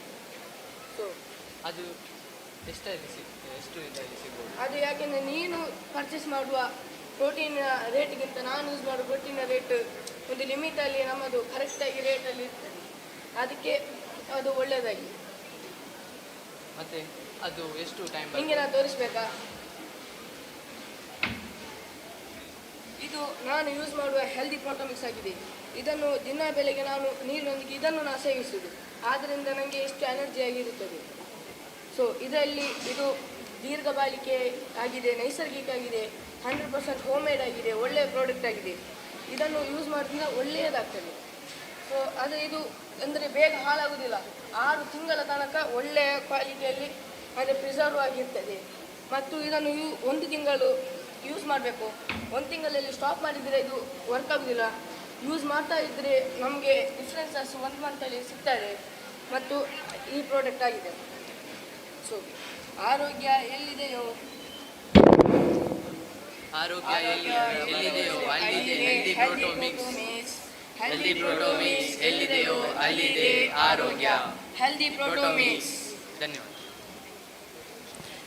Time taken by team number 7 is 2 minutes 36 seconds. ನೀವು ಹಾಲಿನ ಜೊತೆ ನಿಮ್ಮ ಏನು ಪೌಡರ್ ಮಿಕ್ಸ್ ಮಾಡಿದ ಕಾರಣವೇ ನಿಮಗೆ ಎಕ್ಸಸೈಸ್ ಮಾಡಿದಾಗ ಅಷ್ಟು ಸುಸ್ತಾದ್ದು ಅಂತ ಅನ್ನಿಸಿತ್ತು ನನಗೆ, ಹೌದಾ? ಅಲ್ಲ, ಯಾಕೆಂದರೆ ಅದು ನಾವು ಯೂಸ್ ಮಾಡ್ತಾ ಇರಬೇಕು ಹಾಲಿನೊಂದಿಗೆ. ಅಂದರೆ ಕೋಲ್ಡ್ ಹಾಲಾಗಿರಬಾರ್ದು, ಬಿಸಿ ಬಿಸಿ ಹಾಲಲ್ಲಿ ನಾವು ಸೇವಿಸಿ ಬಿಡಬೇಕು. ನೀವೀಗ ಕುಡಿದಿದ್ದು ಕೋಲ್ಡ್ ಹಾಲಲ್ಲಾಗಿತ್ತಾ ಇಷ್ಟು ಸುಸ್ತಾಗಲಿಕ್ಕೆ? ಅಲ್ಲ, ಮತ್ತೆ ಸುಸ್ತಾಗಲಿಲ್ಲ. ಸುಸ್ತಾದಾಗೆ ಅನಿಸಿತ್ತಲ್ವಾ? ನಿಮ್ಮನ್ನು ನೋಡ್ತಾ ಇರುವಾಗ ನನಗೆ ಹಾಗೆ ಅನಿಸಿತ್ತು. ಅದೇ ಯಾಕೆಂದರೆ ಇವರು ನ್ಯೂ ಯೂಸರ್ಸ್ ಇವರಿಗೆ ಯೂಸ್ ಮಾಡಬೇಕಷ್ಟೇ. ನೀವು ಯೂಸ್ ಮಾಡಿದವರಿಗೆ ಸುಸ್ತಾದ ರೀಸನ್ ಏನು? ಅದು ಯಾಕೆಂದರೆ ಸುಸ್ತಾದಂತ ಅಲ್ಲ, ಕಂಟಿನ್ಯೂ ಮಾಡಿ. ಅದು ಸುಸ್ತಾದ ಅದು ಅಂದರೆ ಒಂದು ಥರ ಫೀಲಿಂಗ್ಸ್. ನಮ್ಮನೇಲಿ ಹಾಲೇ ಇಲ್ಲ, ನೀರಿನೊಟ್ಟಿಗೆ ನಾನು ಕುಡಿತೇನೆ, ಏನಾದರೂ ಬೆನಿಫಿಟ್ ನನಗೆ ಸಿಗ್ಬೋದಾ? ಯಾಕೆಂದರೆ ಹಾಲಿನೊಂದಿಗೆ ಸೇವಿಸಿದ್ರೆ ಒಂದು ಒಳ್ಳೆ ಬೆನಿಫಿಟ್ಸ್ ಇರ್ತದೆ. ನೀರಿನೊಂದಿಗೆ ಸೇವಿಸಿದ್ರೆ ಸಿಗುದಿಲ್ವಾ? ಸಿಗ್ತದೆ, ಅದು ಸ್ವಲ್ಪ ಕಡಿಮೆ ಮಟ್ಟದಲ್ಲಿ ಸಿಗ್ತದೆ. ಹಾಲು ಬಿಟ್ಟು ಬೇರೆ ಯಾವುದ್ರ ಜೊತೆ ಸೇರಿಸಿ ಅದನ್ನು ಕುಡಿಬೋದು? ಹಾಲು ನೀರು ಎರಡೇ ಆಪ್ಷನ್? 2 ಆಪ್ಷನ್. ಅದು ಅಂದರೆ ಒಂದು ಬೆನಿಫಿಷಿಯಲ್ ಆಗಿದೆ. ಹಾಲು ತುಂಬ ಬೆನಿಫಿಷಿಯಲ್ ಆಗಿರ್ತದೆ ಮತ್ತು ನೀರು ಅದಕ್ಕಿಂತ ಸ್ವಲ್ಪ ಕಮ್ಮಿ ಬೆನಿಫಿಟ್ಸ್ ಆಗಿದೆ. ನನ್ನ ಪ್ರಕಾರ ನಿಮ್ಮ ಪ್ರೋಟೀನ್ ಪೌಡರಿಂದಾಗಿ ನಮಗೆ ಸ್ಟ್ರೆಂತ್ ಬರೋದಲ್ಲ, ನಾವು ಕುಡಿಯುವ ಹಾಲಿಂದಾಗಿ ಬರೋದು ಅಂತ ಅನ್ನಿಸ್ತಾ ಉಂಟು, ಹೌದಾ? ಹಾಲಿಂದ ಪ್ರೋಟೀನ್ ಬರ್ತದೆ, ಅದು ಸಹ ಇದನ್ನು ಸ್ವಲ್ಪ ಸೇವಿಸಿದ್ರೆ ಒಂದು ಒಳ್ಳೆಯದಾಗಿರ್ತದೆ. ಅದನ್ನು ಸೇರಿಸಿ ಕುಡಿದ ಮೇಲೆ ಒಂದು ವೇಳೆ ಜಾಸ್ತಿ ಬೊಜ್ಜು ಬಂತು ಅಂತಾದರೆ ಏನು ಮಾಡಬೇಕು? ಇಲ್ಲ, ಯಾಕೆಂದರೆ ಇದರಲ್ಲಿ ಆ ಥರದ್ದು ಒಂದು ಇದು ಇರುವುದಿಲ್ಲ, ಅಂಶಗಳಿಲ್ಲ ಇದರಲ್ಲಿ. Tell me any one disadvantage of your product. ಯಾವುದಾದ್ರೂ ಒಂದು ಡಿಮೆರಿಟ್ ಹೇಳಿ ನಿಮ್ಮ ಪ್ರಾಡಕ್ಟ್ ಇದ್ದು. ಎಲ್ಲ ಪ್ರಾಡಕ್ಟಿಗೆ ಅಡ್ವಾಂಟೇಜ್ ಇದ್ದ ಹಾಗೆ ಒಂದು ಸೈಡ್ ಎಫೆಕ್ಟ್ ಇದ್ದೇ ಇರ್ತದೆ. ನಿಮ್ಮ ಪ್ರಾಡಕ್ಟಿನ ಮೇನ್ ಸೈಡ್ ಎಫೆಕ್ಟ್ ಯಾವುದು? ಸೈಡ್ ಎಫೆಕ್ಟ್ ಅಂದರೆ ಸ್ವಲ್ಪ ಆಯಿಲಿ ಆಗಿರ್ತದೆ. ಅಲ್ಲ, ಹೆಲ್ತಿನ ಪ್ರಕಾರ ಯಾವುದು? ಹೆಲ್ತಿನ ಮೇಲೆ ಅದರ ಎಫೆಕ್ಟ್ ಏನು? ಹೆಲ್ತಿನ ಮೇಲೆ ಎಫೆಕ್ಟ್ ಅಷ್ಟು ಬೀರುವುದಿಲ್ಲ. ಯಾಕೆ? ಎಷ್ಟು ಬೀರ್ತದೆ? ಅಂದರೆ ಒಂದು ಸ್ವಲ್ಪ ಮಟ್ಟದಲ್ಲಿ. ಸ್ವಲ್ಪ ಮಟ್ಟ ಅಂದರೆ ಎಷ್ಟು ಪರ್ಸೆಂಟೇಜ್ ನಿಮ್ಮ ಪ್ರಕಾರ? ನಮ್ಮ ಬಳಿ ಇದರಲ್ಲಿ ಒಂದು 100% ಅಂತ ನಾವು ಲೆಕ್ಕ ತಗೊಂಡ್ರೆ 100% ಡಿಸ್ಅಡ್ವಾಂಟೇಜ್ ಆದರೆ ನಿಮ್ಮ ಪ್ರಾಡಕ್ಟ್ ಅನ್ನು ಯಾರು ಪರ್ಚೇಸ್ ಮಾಡ್ತಾರೆ? ಡಿಸ್ಅಡ್ವಾಂಟೇಜ್ ಅಲ್ಲ, ಟೋಟಲ್ ಆಗಿ 100% ಇದ್ರೆ ಒಂದು ಡಿಸ್ಅಡ್ವಾಂಟೇಜ್ ನಮಗೆ ಒಂದು 8 to 10% ಡಿಸ್ಅಡ್ವಾಂಟೇಜ್. ಅದರಿಂದ ಓವರ್ಕಮ್ ಮಾಡಲಿಕ್ಕೆ what is the strategy you are used? So the exercises is compulsory and ನಾನು ಎಕ್ಸಸೈಸ್ ಮಾಡದೆ ಬೇರೆ ಪ್ರೋಟೀನ್ ಪೌಡರನ್ನು ಹಾಲಿನ ಜೊತೆ ಮಿಕ್ಸ್ ಮಾಡಿ ಕುಡಿತಾ ಇದ್ದೇನೆ. ನಾನು ಯೂಸ್ ಮಾಡೋ ಪ್ರೋಟೀನ್ ಪೌಡರಿಗೆ ಮತ್ತು ನಿಮ್ಮ ಪ್ರೋಟೀನ್ ಪೌಡರಲ್ಲಿ ಯಾವುದು ಒಳ್ಳೆಯದು ಅಂತ ನಿಮಗೆ ಅನ್ನಿಸ್ತಾ ಉಂಟು? ನಾನು ಎಕ್ಸಸೈಸ್ ಮಾಡೋದಿಲ್ಲ, ಆದರೂ ನನಗೆ ಅದರಿಂದ ಯಾವುದೇ ಸೈಡ್ ಎಫೆಕ್ಟ್ಸ್ ಇಲ್ಲ. ಆ ಪ್ರೋಟೀನ್ ಪೌಡರ್ ಅಷ್ಟು ಒಳ್ಳೆಯದುಂಟು. ನಾನು ಯೂಸ್ ಮಾಡೋ ಪ್ರೋಟೀನ್ ಪೌಡರ್ಗಿಂತ ನಿಮ್ಮದೇ ಒಳ್ಳೆಯದು ಅಂತ ಹೇಳಿ ಒಂದು ಸೆಂಟೆನ್ಸಲ್ಲಿ ಹೇಳಿ. ಬಿಕಾಸ್ ಅದರಲ್ಲಿ ಕೆಮಿಕಲ್ಸ್ ಇರ್ತದೆ. ನನ್ನ ಪ್ರೋಟೀನ್ ಪೌಡರ್ನ ಡಿಸ್ಅಡ್ವಾಂಟೇಜ್ ಬೇಡ, ನಿಮ್ಮ ಪ್ರೋಟೀನ್ ಪೌಡರ್ ನಮ್ಮ ಪ್ರೋಟೀನ್ ಪೌಡರ್ಗಿಂತ ಸ್ಟ್ರಾಂಗ್ ಅಂತ ಒಂದು ಸೆಂಟೆನ್ಸಲ್ಲಿ ಹೇಳಿ. ಓಕೆ, ಇದರಲ್ಲಿ ಫುಲ್ ನ್ಯಾಚುರಲ್ ಆದ ಒಂದು ಡ್ರೈ ಫ್ರೂಟ್ಸ್ ಆಗಿರಲಿ, ನಟ್ಸ್ ಆಗಿರಲಿ. ಡ್ರೈ ಫ್ರೂಟ್ಸ್ ಆಗ ನೀವು ಮೆನ್ಷನ್ನೇ ಮಾಡಲಿಲ್ಲ. ನಿಮಗೆ ಕೇಳ್ತಾ ಹೋದಾಗ ಒಂದೊಂದೇ ಕಂಟೆಂಟ್ಸ್ ಜಾಸ್ತಿ ಮಾಡ್ತಾ ಹೋದರೆ ಅದರ ಪ್ರೈಸ್ ನನ್ನ ಪ್ರಕಾರ 1000ಗಿಂತ ಎಬೋವ್ ಇರ್ಬೋದು ಅಂತ ಅನ್ನಿಸ್ತಾ ಉಂಟು. ಇಲ್ಲ, ಇದು ಯಾಕೆಂದರೆ 150 ಗ್ರಾಮ್ ಆಗಿದೆ. ನಾವೀಗ ನಿಮ್ಮ ಪ್ರೋಟೀನ್ ಮಿಕ್ಸಿಗೆ ನಾವು ಕನ್ವರ್ಟ್ ಮಾಡಿದರೆ ಇದರ ಬೆಲೆ ಕಮ್ಮಿ ಸಿಗ್ತದೆ, ಯಾಕೆಂದರೆ ಇದು ನ್ಯಾಚುರಲ್ ಆಗಿದೆ. ಅದರಲ್ಲಿ ನಿಮ್ಮ ಪ್ರಕಾರ ನ್ಯಾಚುರಲ್ ಪ್ರೋಟೀನ್ ಪೌಡರಿಗೆ ಪ್ರೈಸ್ ಕಡಿಮೆ ಅಂತ ಅನ್ನಿಸ್ತಾ ಉಂಟಾ ನಿಮಗೆ? ಕೆಮಿಕಲ್ ಯೂಸ್ ಮಾಡಿದ್ದಕ್ಕೆ ಜಾಸ್ತಿ ಅಂತಲಾ? ಅಂದರೆ ಇದರಲ್ಲಿ ಫುಲ್ ನ್ಯಾಚುರಲ್ ಆಗಿ ನಾವು ಲಿಮಿಟ್ ಪ್ರೈಸಲ್ಲಿ ಸೇಲ್ ಮಾಡ್ತೇವೆ. ಲಿಮಿಟ್ ಪ್ರೈಸ್ ಎಷ್ಟು? ಇದು 249 150 ಗ್ರಾಮ್ಸ್. ಭಾರಿ ಕಾಸ್ಟ್ಲಿ ಆಯಿತು ಅಂತ ಅನ್ನಿಸ್ತಾ ಉಂಟು. ನನ್ನ ಮನೇಲಿ ಯಾರು ಪರ್ಚೇಸ್ ಮಾಡ್ಲಿಕ್ಕಿಲ್ಲ, ಇಲ್ಲಿ ಇಲ್ಲ miss, ಕೂತವರನ್ನು ಇಲ್ಲ miss. ಕನ್ವಿನ್ಸ್ ಮಾಡಿ ಅವರು ಪರ್ಚೇಸ್ ಇಲ್ಲ miss. ಮಾಡ್ಲಿಕ್ಕಿಲ್ಲ. ಆದ್ರೆ ಇದು ಜಾಸ್ತಿ ಯೂಸ್ ಮಾಡ್ತಾರೆ, ಪ್ರೋಟೀನ್ ಯೂಸ್ ಮಾಡುವವರಿಗೆ ಇದು ನಿಮ್ಮ ಒಳ್ಳೆದು. 249 ಕೊಟ್ಟು ಆ ಪ್ರಾಡಕ್ಟ್ ಯೂಸ್ ಮಾಡೋದಕ್ಕಿಂತ ಡ್ರೈ ಫ್ರೂಟ್ಸ್ ಅನ್ನೇ ದಿನಾಲು ಬೆಳಿಗ್ಗೆದ್ದು ತಿಂದರೆ ಒಳ್ಳೆಯದು ಅಂತ ಅನ್ನಿಸ್ತಾ ಉಂಟು ನನಗೆ. 10% 8% ಡಿಸ್ಅಡ್ವಾಂಟೇಜು ಇಲ್ಲ ಹೆಲ್ತಿನ ಮೇಲೆ. ಅಂದ್ರೆ ಇದರಲ್ಲಿ ಫುಲ್ ಮಿಕ್ಸರ್ ಆಗಿದೆ ಮಿಸ್. Thank you. ಯಾರು ನಿಮ್ಮ ಟಾರ್ಗೆಟ್ ಕಸ್ಟಮರ್ಸ್? ಕಸ್ಟಮರ್ಸ್ ಅಂದರೆ ಈಗ ಎಕ್ಸಸೈಸ್ ಮಾಡುವವರು, ಮತ್ತೆ ಬೆಳಗ್ಗೆದ್ದು ಪಾರ್ಕಿಗೆ ಹೋಗಿ ಜಾಗಿಂಗ್ ಮಾಡುವವರು, ಎಕ್ಸಸೈಸ್ ಮಾಡುವವರು ಅಂತ, ಮತ್ತೆ ಸಾಧಾರಣ ಬಾಯ್ಸಲ್ಲಿ ಜಿಮ್ಸ್ ಎಲ್ಲ ಮಾಡ್ತಾರೆ, ಅವರಿಗೆಲ್ಲ ಇದು ತುಂಬ ಯೂಸ್ಫುಲ್ ಆಗಿದೆ. ಎಸ್, ಮಾರ್ನಿಂಗ್ ಎಕ್ಸಸೈಸ್ ಮಾಡ್ತಾರಲ್ಲ, ಎಕ್ಸಸೈಸ್ ಮಾಡದವರು ಸಹ ಯೂಸ್ ಮಾಡ್ಬೋದು. ಯಾಕೆಂದರೆ ಇದು ಖಾಲಿ ಎಕ್ಸಸೈಸ್ ಮಾಡುವವರಿಗೆ, ಜಾಗಿಂಗ್ ಜಿಮ್ ಮಾಡುವವರಿಗೆ ಅಂತ ಖಾಲಿ ಅವರಿಗೆ ಸೀಮಿತವಾದ ಪ್ರಾಡಕ್ಟ್ ಅಲ್ಲ ಇದು. ಇದು ಚಿಕ್ಕ ಮಕ್ಕಳಿಂದ ಇರೋದು ದೊಡ್ಡವ್ರ ತನಕ ತಿಂದರೆ ಇದು ಒಳ್ಳೆಯದೇ, ಅಂದರೆ ಆರೋಗ್ಯಕ್ಕೆ ಯಾವುದೇ ಹಾನಿ ಇರುವುದಿಲ್ಲ ಇದಕ್ಕೆ. ಸಣ್ಣ ಮಕ್ಕಳು ಯೂಸ್ ಮಾಡ್ಬೋದಾ? ಯೂಸ್ ಮಾಡ್ಬೋದು. ಈಗ ದೊಡ್ಡವರಾದ್ರೂ ಸಹ ಚಿಕ್ಕವರ ಸಹ ಲಿಮಿಟಲ್ಲಿ ಯೂಸ್ ಮಾಡಿದರೆ ಒಳ್ಳೆಯ ಪ್ರಾಡಕ್ಟ್ ಆಗಿದೆ ಇದು. Okay, thank you. ನಿಮ್ಮ ಅಡ್ವರ್ಟೈಸ್ಮೆಂಟ್ ಏನಿದೆ ಅದರ ಯಾವ ಅಂಶದಿಂದ ಗ್ರಾಹಕರು ನಿಮ್ಮನ್ನು ರೀಚ್ ಆಗ್ಬೋದು? ಅಂದರೆ ಅಡ್ವರ್ಟೈಸ್ಮೆಂಟ್ ಆ್ಯಕ್ಷನಿಂದ. ಯಾಕೆಂದರೆ ಈಗ ನಾವು ಆ್ಯಕ್ಷನ್ಸ್, ಇದು ಎಕ್ಸಸೈಸ್ ಮಾಡೋ ಆ್ಯಕ್ಷನ್ಸ್ ಆಗಲಿ, ಲಾಸ್ಟಲ್ಲಿ ಇರುವ ಸಾಂಗ್ಸ್ ಆಗಲಿ, ಸೊ ಮತ್ತು ಇದನ್ನು ತೋರಿಸುವ ಒಂದು ರೀತಿ ಆಗಲಿ, ಅದು ಅಟ್ರಾಕ್ಷನ್ ಆಗಿರ್ತದೆ ಅಂತ ನನ್ನ ಅನಿಸಿಕೆ. ನಿಮ್ಮ ಅನಿಸಿಕೆ ಸರಿ, okay, thank you sir. Sir ಬೇಕಾದರೆ ಟೇಸ್ಟ್ ಮಾಡ್ಬೋದು. ಮಾಡಿ ತಂದದ್ದು ಸ್ವಲ್ಪ ತಂದು ಕೊಡಿ. ಇಲ್ಲಿ ಹಾಲಿಲ್ಲ, ನೀರಿನ ಜೊತೆ ಸೇರಿಸಿ ಕುಡಿಬೇಕಷ್ಟೇ, ತಂದು ಕೊಡ್ತೀರಾ? ಆಗ್ಬೋದು. ಅಂದರೆ ಟೇಸ್ಟಿಗೆ ಆದರೆ ಈಗೇನೆ ಸೀಮಿತವಾಗಿ ತಿಂದರೆ ಆಗ್ತದೆ, ಎಂಥ ಪ್ರಾಬ್ಲಮ್ಸ್ ಇರೋದಿಲ್ಲ.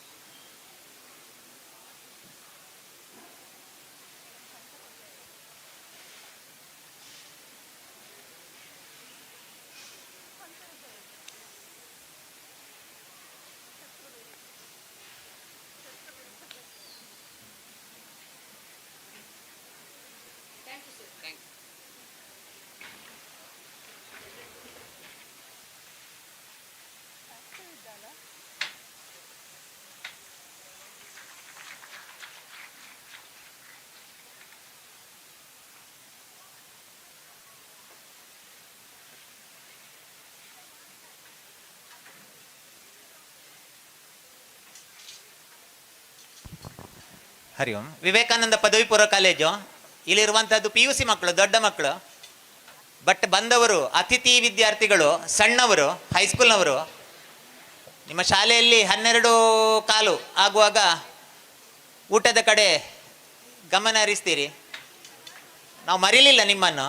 ಸರಿಯಾಗಿ 12ವರೆಗೆ, ಈಗಲ್ಲ ಸರಿಯಾಗಿ 12ವರೆಗೆ ಊಟದ ಹಾಲಿಗೆ ಹೋಗಲಿಕ್ಕೆ ಕರೆ ಬರ್ತದೆ ಅಂತ ನಮಗೆ ಗೊತ್ತಿದೆ. ಆ ಹೊತ್ತಿನಲ್ಲಿ ಅವರಿಗೆ ನಾವು ತಿಳಿಸ್ತೇವೆ, ಮಾಹಿತಿಯನ್ನು ಕೊಡ್ತೇವೆ.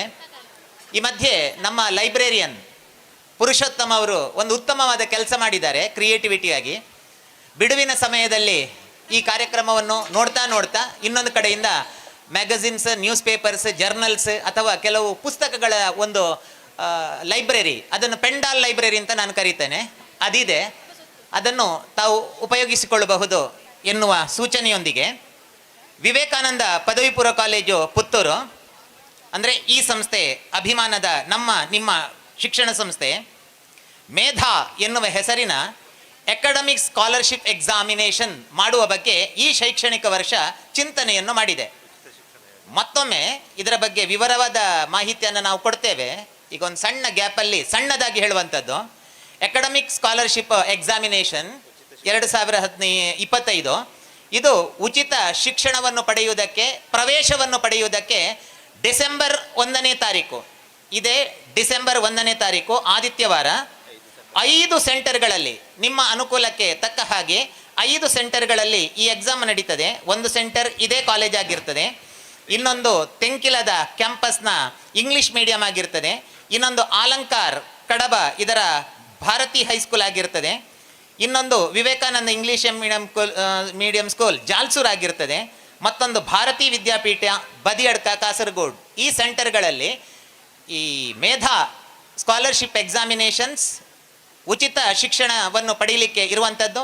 ಅದು ಆರ್ಟ್ಸ್ ಇರಲಿ, ಕಾಮರ್ಸ್ ಇರಲಿ, ಸೈನ್ಸ್ ಇರಲಿ, ಎಲ್ಲ ವಿಂಗ್ಗಳನ್ನು ಯಾವ ವಿಂಗನ್ನು ಕೂಡ ವಿದ್ಯಾರ್ಥಿಗಳು ಉಚಿತ ಶಿಕ್ಷಣಕ್ಕಾಗಿ ಆಯ್ಕೆ ಮಾಡಿಕೊಳ್ಳಬಹುದು ಮೇಧಾ ಎಕ್ಸಾಮಿನೇಷನ್ ಬರೆಯುವ ಮೂಲಕ.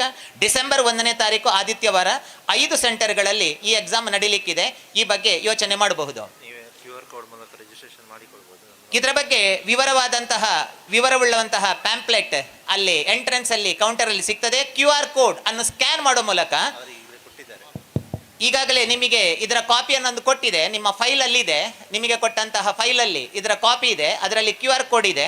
ಅದನ್ನು ಸ್ಕ್ಯಾನ್ ಮಾಡುವ ಮೂಲಕ 27 ನವೆಂಬರ್ 27ರ ಮೊದಲು ರಿಜಿಸ್ಟ್ರೇಷನ್ ಮಾಡಿಕೊಂಡು ನಮ್ಮ ಈ ಕನಸು ಏನಿದೆ ಮೇಧಾ ಎನ್ನುವಂತಹ ಸ್ಕಾಲರ್ಶಿಪ್ ಎಕ್ಸಾಮಿನೇಷನ್ ಅದರ ಸದುಪಯೋಗವನ್ನು ಪಡ್ಕೊಳ್ಬೇಕು ಅಂತ ವಿನಂತಿಸುತ್ತಾ, ಅತ್ತ ಫುಡ್ ಕೌಂಟರ್ಗೆ ಯಾವ ವಾಲಂಟಿಯರ್ಸ್ ಇನ್ನೂ ಹೋಗಲಿಲ್ಲ, ಅವರು ತಕ್ಷಣ ತೆರಳಬೇಕು ಫುಡ್ ಕೌಂಟರ್ಗೆ. ವಾಲಂಟಿಯರ್ಸ್ ಮೇಧಾ ಇದರ ರಿಜಿಸ್ಟ್ರೇಷನ್ ಕೌಂಟರ್ ಇವತ್ತು ಕೂಡ ಇದೆ. ಕೌಂಟರಲ್ಲಿ ರಿಜಿಸ್ಟ್ರೇಷನ್ ಇಲ್ಲೇ ಮಾಡಿಕೊಳ್ಳುವ ಸಾಧ್ಯತೆಯೂ ಕೂಡ ಇದೆ. ಶಿಕ್ಷಕರಲ್ಲಿ ಒಂದು ವಿನಂತಿ, ಮಕ್ಕಳನ್ನು ಕರ್ಕೊಂಡು ಬಂತಹ ಶಿಕ್ಷಕರಲ್ಲಿ ಮಕ್ಕಳಿಗೆ ಇದು ಅಷ್ಟೊಂದು ಅರ್ಥ ಆಗ್ಲಿಕ್ಕಿಲ್ಲ. ತಾವು ಇದರ ವಿವರವನ್ನು ತಿಳ್ಕೊಂಡು ಇಲ್ಲಿಗೆ ಬಂದ ಮಕ್ಕಳಲ್ಲಿ, ನಿಮ್ಮ ಸಹೋದ್ಯೋಗಿಗಳಲ್ಲಿ, ನಿಮ್ಮ ಶಾಲೆಯಲ್ಲಿ ಮತ್ತು ಇಲ್ಲಿಗೆ ಬಾರದಿರುವಂತಹ ವಿದ್ಯಾರ್ಥಿಗಳಿಗೆ ಈ ಮಾಹಿತಿಯನ್ನು ತಲುಪಿಸಬೇಕು ಅಂತ ತಮ್ಮಲ್ಲಿ ವಿನಂತಿಸಿಕೊಳ್ಳುತ್ತಾ ಅಡಚಣೆಗಾಗಿ ವಿಸಾರಿಸುತ್ತಾ ಕಾರ್ಯಕ್ರಮವನ್ನು ಆರಂಭಿಸಬಹುದು. ನೆಕ್ಸ್ಟ್ ಟೀಮಿಗೆ ಕರೆ ಕೊಟ್ಟಿದ್ದೀರಿ.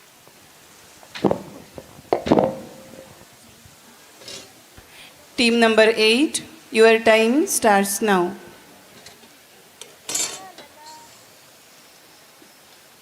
ಈ ಮನೆಯಲ್ಲಿ ನಾನೇ ಮಾಡಿ ಸಾಯ್ಬೇಕು, ಏನು ಮಾಡುದು? ಎಂತ ಇದೇ ನನ್ನ ಕೆಲಸ ಆಗಿದೆ. ಯಾರು ಸಹ ಒಂದು ಕೆಲಸಕ್ಕೆ ಸಹ ಬರುವುದಿಲ್ಲ. ಅಮ್ಮ ಅಮ್ಮ ಇವಳದೊಂದು ಬೇರೆ. ಅಮ್ಮ ನಾನು ಪೇಂಟಿಂಗ್ ಮಾಡಿದ್ದೇನೆ, ಬಾ ನೋಡು. ಇದೆಂತದ? ನಿಂಗೆ ಭಾಷೆ ಇಲ್ಲವ? ನಿಂಗೆ ಎಂತ ನೀನು ಹೀಗೆ ಓದುದಿಲ್ಲವಾ? ಎಂತ ಇದು ಬಟ್ಟೆಯಲ್ಲೆಲ್ಲ ಮಾಡಿಕೊಂಡು, ಇದೆಂತ ಬಟ್ಟೆಯಲ್ಲೆಲ್ಲ ಮಾಡಿಕೊಂಡು ನೀನು ಇದನ್ನ ಯಾರು ಕ್ಲೀನ್ ಮಾಡೋದು? ಇನ್ನು ಅಜ್ಜ ಬರ್ತಾರ ನಿನ್ನದು ಕ್ಲೀನ್ ಮಾಡ್ಲಿಕ್ಕೆ? ಈಗ ತೆಗೆದು ಬಾರಿಸಿದ್ರೆ ನಿಂಗೆ ಹಾಂಕಾರ ನಿಂಗೆ. ಆಯ್ತು, ಇನ್ನೆಂತ ಮಾಡೋದು?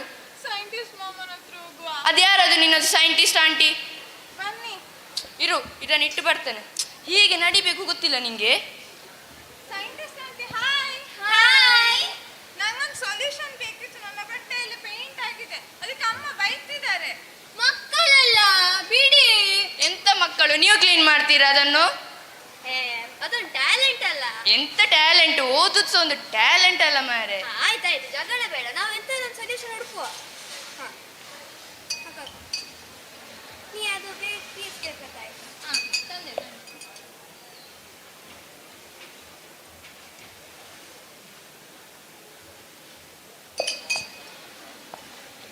ಬೇಗ ಒಂದು ಸೊಲ್ಯೂಷನ್ ಹುಡುಕಿ. ಹುಡುಕ್ತೇವೆ.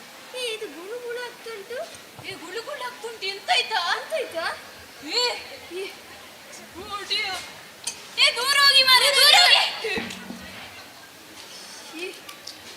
ನಾನು ಕಂಪ್ರೆಸ್ ಮಾಡಿ ಹೋಗಿತಾ. ಎಂತ ಇಲ್ಲಿ ಮಂಗ ಕುಣಿತುಂಟಾ?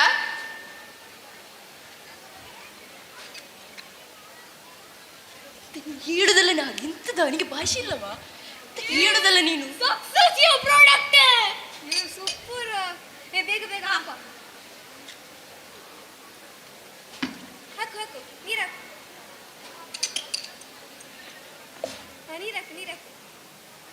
ಟ್ಯಾಬ್ಲೆಟ್ ಹಾಕು. ಬಾ ತೊಳೆಯೋ. Washing tablet prototype. Washing tablet prototype. Washing tablet prototype. Washing tablet prototype.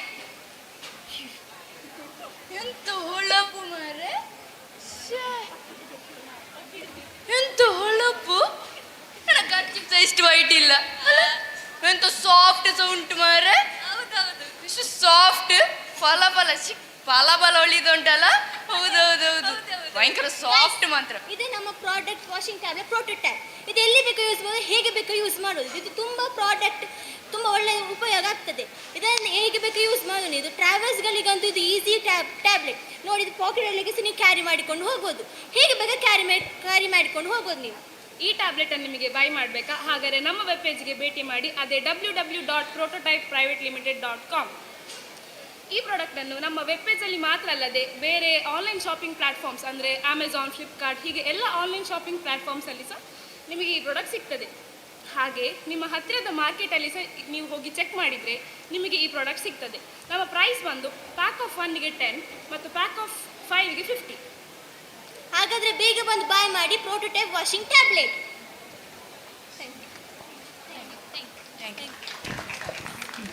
Time taken by team number 8 is 3 minutes 37 seconds.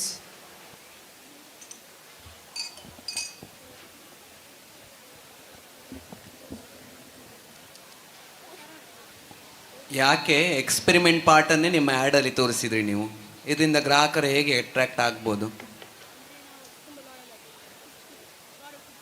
Hello, ನಾವು ನಮ್ಮ ಕಸ್ಟಮರ್ಸಿಗೆ ಲಾಯಲ್ ಆಗಿರ್ಬೇಕಂತ ಎಲ್ಲ ಅವರ ಮುಂದೆನೇ ಮಾಡಿ ತೋರಿಸಿದ್ದು ಅದಕ್ಕೆ. ಇನ್ನೊಂದು, ನೀವೀಗ ಆ್ಯಡ್ನಲ್ಲಿ ಹೇಳಿದ ಹಾಗೆ ನಿಮ್ಮ ಪ್ರಾಡಕ್ಟ್ ಅವೈಲೇಬಿಲಿಟಿಯನ್ನು ಇ-ಕಾಮರ್ಸ್ ವೆಬ್ಸೈಟಲ್ಲಿ ಸಿಗ್ತದೆ ಅಂತೇಳಿ ಹೇಳಿದ್ರಿ. ಅದಾಗಿ ಮತ್ತೆ ಆನ್ಲೈನ್ ಶಾಪ್, ಹೌದು ಅದೊಂದು. ಮತ್ತೆ ಒಂದು ನಿಮ್ಮ ವೆಬ್ಸೈಟ್, ಹೌದು ವೆಬ್ಸೈಟ್ ಇ-ಕಾಮರ್ಸ್ ಇದು ಶಾಪಿಂಗ್ ಪ್ಲ್ಯಾಟ್ಫಾರ್ಮ್ಸಲ್ಲಿ ಮತ್ತು ಹತ್ತಿರದ ಕಿರಾಣ ಅಂಗಡಿಯಲ್ಲಿ ಕೂಡ ಸಿಗ್ತದೆ ಅಂತೇಳಿ ಹೇಳಿದ್ದೀರಿ, ಹೌದಲ್ಲ? ಯಾಕೆ ಇದನ್ನೆಲ್ಲ ಸ್ಪೆಸಿಫಿಕಲಿ ಮೆನ್ಷನ್ ಮಾಡಬೇಕು? ಅವ್ರಿಗೆ ಗೊತ್ತಾಗಬೇಕಲ್ಲ ನಮ್ಮ ಈಗ ಪ್ರಾಡಕ್ಟ್ ಲಾಂಚ್ ಆಗಿದೆ ಮತ್ತು ಅಲ್ಲಲ್ಲಿ ಸಿಗ್ತುಂಟು. ಕೆಲವರಿಗೆ ಕಷ್ಟ ಆಗ್ತದೆ, ಅಂದರೆ ಕೆಲವರು ಲೋಕಲ್ ಶಾಪಿಗೆ ಬರುವುದಿಲ್ಲ. ಮೋಸ್ಟ್ ಆಫ್ ದಿ ಪೀಪಲ್ ಎಲ್ಲರೂ ಮನೆ ಕೂತು ಆನ್ಲೈನ್ ಶಾಪಿಂಗ್ ಮಾಡುವ ಅಂತ ಹೋಗ್ತಾರೆ. ಸೊ ಅವರಿಗೆ ಒಳ್ಳೆಯದಲ್ಲ, ಆನ್ಲೈನ್ ಶಾಪಿಂಗ್ ಸಹ ಉಂಟಂದರೆ ಸ್ವಲ್ಪ ಖುಷಿ ಆಗ್ತದೆ ಅವರಿಗೆ ಸಹ. ನಿಜವಾಗ್ಲೂ ನಿಮ್ಮದೊಂದು ಹೊಸ ಪ್ರಾಡಕ್ಟೇ ಡೆಫಿನೆಟ್ಲಿ ಮಾರ್ಕೆಟಲ್ಲಿ ಇದೆ ಅಂತೇಳಿ ಆದರೆ ನಾನೀಗ ಹೋದಾಗ ಪಕ್ಕದ ಅಂಗಡಿಯಲ್ಲಿ ಕೇಳ್ತೇನೆ ಈ ಪ್ರಾಡಕ್ಟ್ ಇದೆ ಅಂತೇಳಿ. ಇದ್ರೆ ಡೆಫಿನೆಟ್ಲಿ ತಗೊಳ್ತೇನೆ. Thank you sir. ಎಸ್, ಇದು ವಾಷಿಂಗ್ ಮೆಷಿನ್ಸ್ಗೆ ಮಾತ್ರ ಯೂಸ್ ಮಾಡ್ಬೋದಾ? ಅಲ್ಲ, ವಾಷಿಂಗ್ ಮಿಷಿನ್ ಅಥವಾ ಕೈಯಲ್ಲಿ ನೀವು ತೊಳಿತೀರಲ್ಲ ಆವಾಗ ಸಹ ಯೂಸ್ ಮಾಡ್ಬೋದು. ಸಣ್ಣ ಟ್ಯಾಬ್ಲೆಟ್ ಅಲ್ವಾ ಅದು?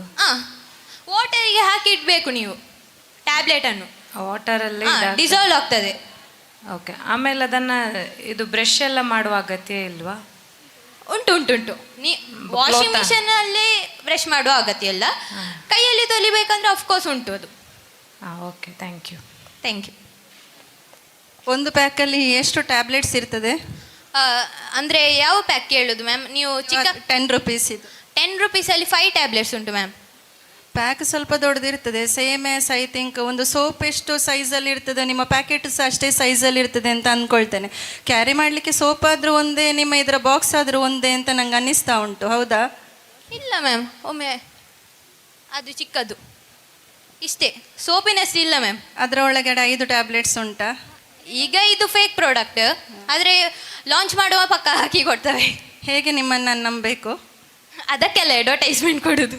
ಅಡ್ವರ್ಟೈಸ್ಮೆಂಟ್ ಕೊಡುವಲ್ಲೇ ಹೇಗಿರಬೇಕು ಕೇಳಿದರೆ ನಮಗೆ ನಿಮ್ಮ ಮೇಲೆ ನಂಬಿಕೆ ಬರುವ ಹಾಗೆ ಇರಬೇಕು. ನಾವು ನಿಮ್ಮನ್ನು ಕೇಳುವ ಹಾಗೆ ಇರಬಾರ್ದು, ಅದು ಇದು ಅಂತ. ಫಾರ್ ಎಕ್ಸಾಂಪಲ್ ನೀವೀಗ ತಗೊಂಡ್ರಿ ಟ್ಯಾಬ್ಲೆಟ್, ನಾನು ತಗೊಳ್ಳೋದೇ ಇಲ್ಲ. ಆಯಿತು, ತಗೊಳ್ಳಿ ಅಂತ ತಿಳ್ಕೊಳ್ಳಿ. ಸೊ ನಿಮಗೆ 4 ಟ್ಯಾಬ್ಲೆಟ್ ಇತ್ತು, ಕಂಪ್ಲೇಂಟ್ ಈಗ ನೀವು ಕೊಡ್ಬೋದು. ಕಂಪ್ಲೇಂಟ್ ಇಟ್ಕೊಂಡು ನಿಮ್ಮ ಹತ್ರ ಬರೋದಿಲ್ಲ, ಕನ್ಸ್ಯೂಮರ್ ಪ್ಲಾಟ್ಫಾರ್ಮಿಗೆ ಹೋಗಿ ಅಲ್ಲಿ ಕ್ಲೇಮ್ ಕೇಳ್ತೇನೆ, ಏನು ಮಾಡ್ತೀರಾ? ನಾವು ಮೋಸ ಮಾಡುವುದಿಲ್ಲ ನಿಮಗೆ. ಈಗ ನೀವಾಗೆ ಹೇಳಿದರೆ ಅಫ್ಕೋರ್ಸ್ ಒಂದು ವೇಳೆ 4 ಇದ್ದರೆ ಅದರ ಅರ್ಥ ಎಂತ? ಅದು ಸಮ್ಟೈಮ್ಸ್ ಮಿಸ್ಟೇಕ್ಸ್ ಆಗೋದು ಕಾಮನ್ ಮ್ಯಾಮ್. ಸೊ 4 ಇದ್ರೆ ನೀವು ಬರ್ಬೋದು. ನಿಮ್ಮ ಕಂಪನಿ ಹುಡ್ಕೊಂಡು ನಾನು ಬರಬೇಕಾ? ನಿಮ್ಮ ಎಸ್ಟಾಬ್ಲಿಷ್ಡ್ ಲೋಕಲ್ ಶಾಪ್ಸ್ ಹತ್ರ ಬನ್ನಿ, ಅವ್ರ ಹತ್ರ. ಲೋಕಲ್ ಶಾಪ್ಸ್ ಒಂದನ್ನು ತುಂಬಿಸಿ ನನಗೆ 5 ಮಾಡಿ ಕೊಡ್ತಾರೆ ಅದನ್ನು ನಿಮ್ಮ ಪ್ರಕಾರ? ಇಲ್ಲ, ಅವ್ರ ಹತ್ರ ನಮ್ಮ ಕಾಂಟ್ಯಾಕ್ಟ್ ನಂಬರ್ ಇರ್ತದೆ, ಅವ್ರ ಹತ್ರ ಹೇಳಿ. ಆ ಟ್ಯಾಬ್ಲೆಟ್ ಬರುವಾಗ ನನಗೆ ಇಲ್ಲಿ ಸೋಪಲ್ಲಿ ಒಂದು 10 ದಿವಸ ವಾಶ್ ಮಾಡಿ ಆಗ್ಬೋದಾ ಅಂತ ಅನ್ನಿಸ್ತದೆ. ಅದಕ್ಕಿಂತ ಇನ್ನೊಂದು ನಮ್ಮ ಪ್ರಾಡಕ್ಟ್ ಬೈ ಮಾಡ್ಬೋದಲ್ಲ? ಫ್ರೀ ಆಫ್ ಕಾಸ್ಟಿಗೆ ಕೊಡ್ತೀರಾ ಇನ್ನೊಂದು ಪ್ರಾಡಕ್ಟ್? ತಪ್ಪಾಗಿದ್ರೆ ಕೊಡ್ಬೋದು, ಇಲ್ಲದಿದ್ರೆ ಸುಮ್ಮನೆ ಎಲ್ಲ ಕೊಡುವುದಿಲ್ಲ. What are the challenges you are faced in giving this advertisement ಕೊಡುವಾಗ ನಿಮಗೆ ಯಾವುದೆಲ್ಲ ಚಾಲೆಂಜಸ್ ಬಂತು? ಚಾಲೆಂಜಸ್ ಅಂದರೆ ಫಸ್ಟ್ ನಾವು ಎಂಥದೋ ಬೇರೆ ಮಾಡಲಿಕ್ಕೆ ಹೋಗಿದ್ವಿ, ಆದರೆ ಅದು ಒಂದು ಕಂಟೆಂಟ್ ಜಾಸ್ತಿ ಆದ ಕಾರಣ ಇದು ಅಂದರೆ ಅದು ಸಾಲಿಡ್ ಆಯಿತು. ಬೇರೆ ಎಂತ ಮಾಡ್ಲಿಕ್ಕೆ ಒಂದು ನಾವು ಸಹ ನಾರ್ಮಲ್ ಪೀಪಲ್ ಆಗಿ ಡಿಟರ್ಜೆಂಟ್ ಮಾಡ್ಲಿಕ್ಕೆ ಹೋದದ್ದು ಮ್ಯಾಮ್. ಅಲ್ಲಿ ನಾವು ಸಿಲ್ವರ್ ಸಿಟ್ರೇಟ್ ಜಾಸ್ತಿ ಆದ ಕಾರಣ ಅದು ಸ್ವಲ್ಪ ಸಾಲಿಡ್ ಆಯಿತು. ಮತ್ತೆ ನಮಗೆ ಐಡಿಯಾ ಬಂತು, ಅದನ್ನು ನಿಮಗೆ ಸರಿ ಮಾಡ್ಕೊಳ್ಬೋದಿತ್ತಲ್ಲ. ಸರಿ ಮಾಡಿ ಕೊಡ್ಬೋದಿತ್ತು. ಮತ್ತೆ ನಮಗೆ ಪ್ಲಾನ್ ಬಂತು, ನಾವು ಟ್ಯಾಬ್ಲೆಟ್ ಅನ್ನೇ ಮಾಡಿ ಕೊಡ್ಬೋದಲ್ಲ ಅಂತ. ಟ್ಯಾಬ್ಲೆಟ್ ಅಂದ್ರೆ ಲಾಂಚ್ ಆಗಿರುವುದಿಲ್ಲ. ನಿಮ್ಮ ಟ್ಯಾಬ್ಲೆಟ್ನ ಸೈಜ್ ನೀವು ತುಂಬಾ ಸಣ್ಣದುಂಟು ಅಂತ ಹೇಳ್ತಾ ಇದ್ದೀರಿ. ಮನೇಲಿ ತಗೊಂಡೋಗಿ ಇಟ್ರೆ ಯಾವುದೋ ಒಂದು ಸಣ್ಣ ಮಕ್ಕಳು ಬಾಯಿಗೆ ಹಾಕಿ ಅದನ್ನು ನುಂಗಿದ್ರೆ ಏನಿರ್ಬೋದು ಇಫೆಕ್ಟ್? ಪೇರೆಂಟ್ಸ್ ಪಕ್ಕ ನೋಡ್ಕೊಳ್ಬೇಕು ಮ್ಯಾಮ್. ಮಕ್ಕಳು ಸೋಪನ್ನು ತಂದಿಟ್ರೆ ನೋಡ್ಕೊಳ್ಬೇಕು ಅಂತಿಲ್ಲ. ನಿಮ್ಮ ಟ್ಯಾಬ್ಲೆಟ್ ಅಲ್ಲಿ ಅದೊಂದು ಡಿಸ್ಅಡ್ವಾಂಟೇಜ್ ಅಂತ ನಿಮಗೆ ಅನ್ನಿಸ್ತಾ ಇಲ್ವಾ? Yes, of course it is a disadvantage. How you are overcome from that? First of all ನಾವು ಅದನ್ನು ಚಂದವಾಗಿ ರ್ಯಾಪ್ ಮಾಡಬೇಕು. ನಮ್ಮ ಪ್ರಾಡಕ್ಟ್ ಮಕ್ಕಳಿಗೆ ಓಪನ್ ಮಾಡದಾಗೆ 5 ಟ್ಯಾಬ್ಲೆಟ್ಸ್ ಅನ್ನು ಎಟ್ ಎ ಟೈಮ್ ಯೂಸ್ ಮಾಡಬೇಕಾ? ಒಂದೇ ಬಕೆಟಿನ ನೀರಿಗೆ ಹಾಕಬೇಕಾ? ಇಲ್ಲ ಇಲ್ಲ ಇಲ್ಲ, ಒಂದು ಟ್ಯಾಬ್ಲೆಟ್ ಒಂದು ಬಕೆಟಿಗೆ. ಎಷ್ಟು ಲೀಟರ್ನ ಬಕೆಟಿಗೆ ಒಂದು ಟ್ಯಾಬ್ಲೆಟ್ ಬೇಕಾಗ್ತದೆ? ಎಷ್ಟು ನೀರಿದ್ರೆ ಒಂದು ಟ್ಯಾಬ್ಲೆಟ್? 1.5 ಲೀಟರ್ಸಿಗೆ ಒಂದು ಟ್ಯಾಬ್ಲೆಟ್. 1.5 ಲೀಟರ್ ನೀರಿನ ಒಳಗಡೆ ಎಷ್ಟು ಬಟ್ಟೆಯನ್ನು ತುಂಬಿಸ್ಬೋದು ನಿಮ್ಮ ಪ್ರಕಾರ? ಜೀನ್ಸ್ ಪ್ಯಾಂಟ್ ಹಾಕಿದರೆ ಎಷ್ಟು ಹಾಕ್ಬೋದು 1.5 ಲೀಟರ್ ನೀರಲ್ಲಿ?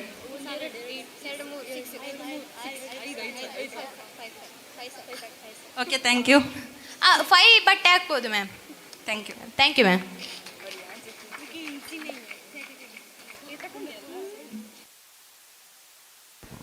Team number 5 team number 9 get ready.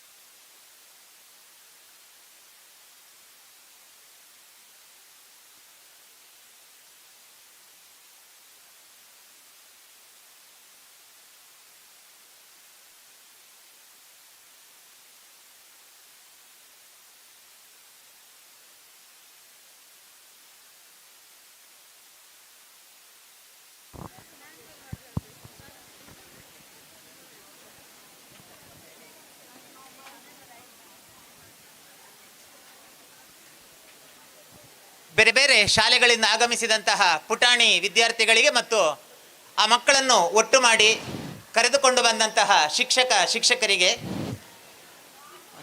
ಒಂದು ಗುಡ್ ನ್ಯೂಸ್ ಇದೆ. ಅದು ಪಾಕಶಾಲೆಯಿಂದ ಬಂದಿದೆ, ಊಟ ತಯಾರಿದೆ. ಯಾರು ಹೋಗ್ಬೋದು ಅಂತ ಹೇಳ್ತೇನೆ, ಅವರು ಮಾತ್ರ ಹೋಗಬೇಕು. ಕಾಂಪಿಟೀಷನ್ ನಡೆಸ್ತಿರುವಂತಹ ನಮ್ಮ ಶಿಕ್ಷಕರು, ವಾಲಂಟಿಯರ್ಸು, ನಮ್ಮ ಸ್ಟೂಡೆಂಟ್ಸು ಮತ್ತು ವಿಶೇಷವಾಗಿ ಜಡ್ಜಸ್ ಈಗ ಊಟಕ್ಕೆ ಹೋಗ್ಲಿಕ್ಕಿಲ್ಲ. ಇನ್ನು ಕಾಂಪಿಟೀಷನ್ ಮುಂದುವರಿತದೆ. ಅರ್ಧದಲ್ಲಿ ಹೋದರೆ ಸಮಸ್ಯೆ ಆಗ್ತದೆ. ನಾನು ಭಾಳ ಸಣ್ಣದಿರೋ ಇಲ್ಲಿಗೆ ಬಂದ ಹೈಸ್ಕೂಲ್ ಮಕ್ಕಳು ಬಂದಿದ್ದಾರಲ್ಲ, ಆ ನನ್ನ ಏಜಲ್ಲಿ ನಾವು ಆಗ ಕಾಟು ಮಾವಿನಕಾಯಿ ಬೀಳುತ್ತೋ, ಬಹಳ ಒಳ್ಳೆಯದು ಕಾಟು ಮಾವಿನಕಾಯಿ ಅಂತ.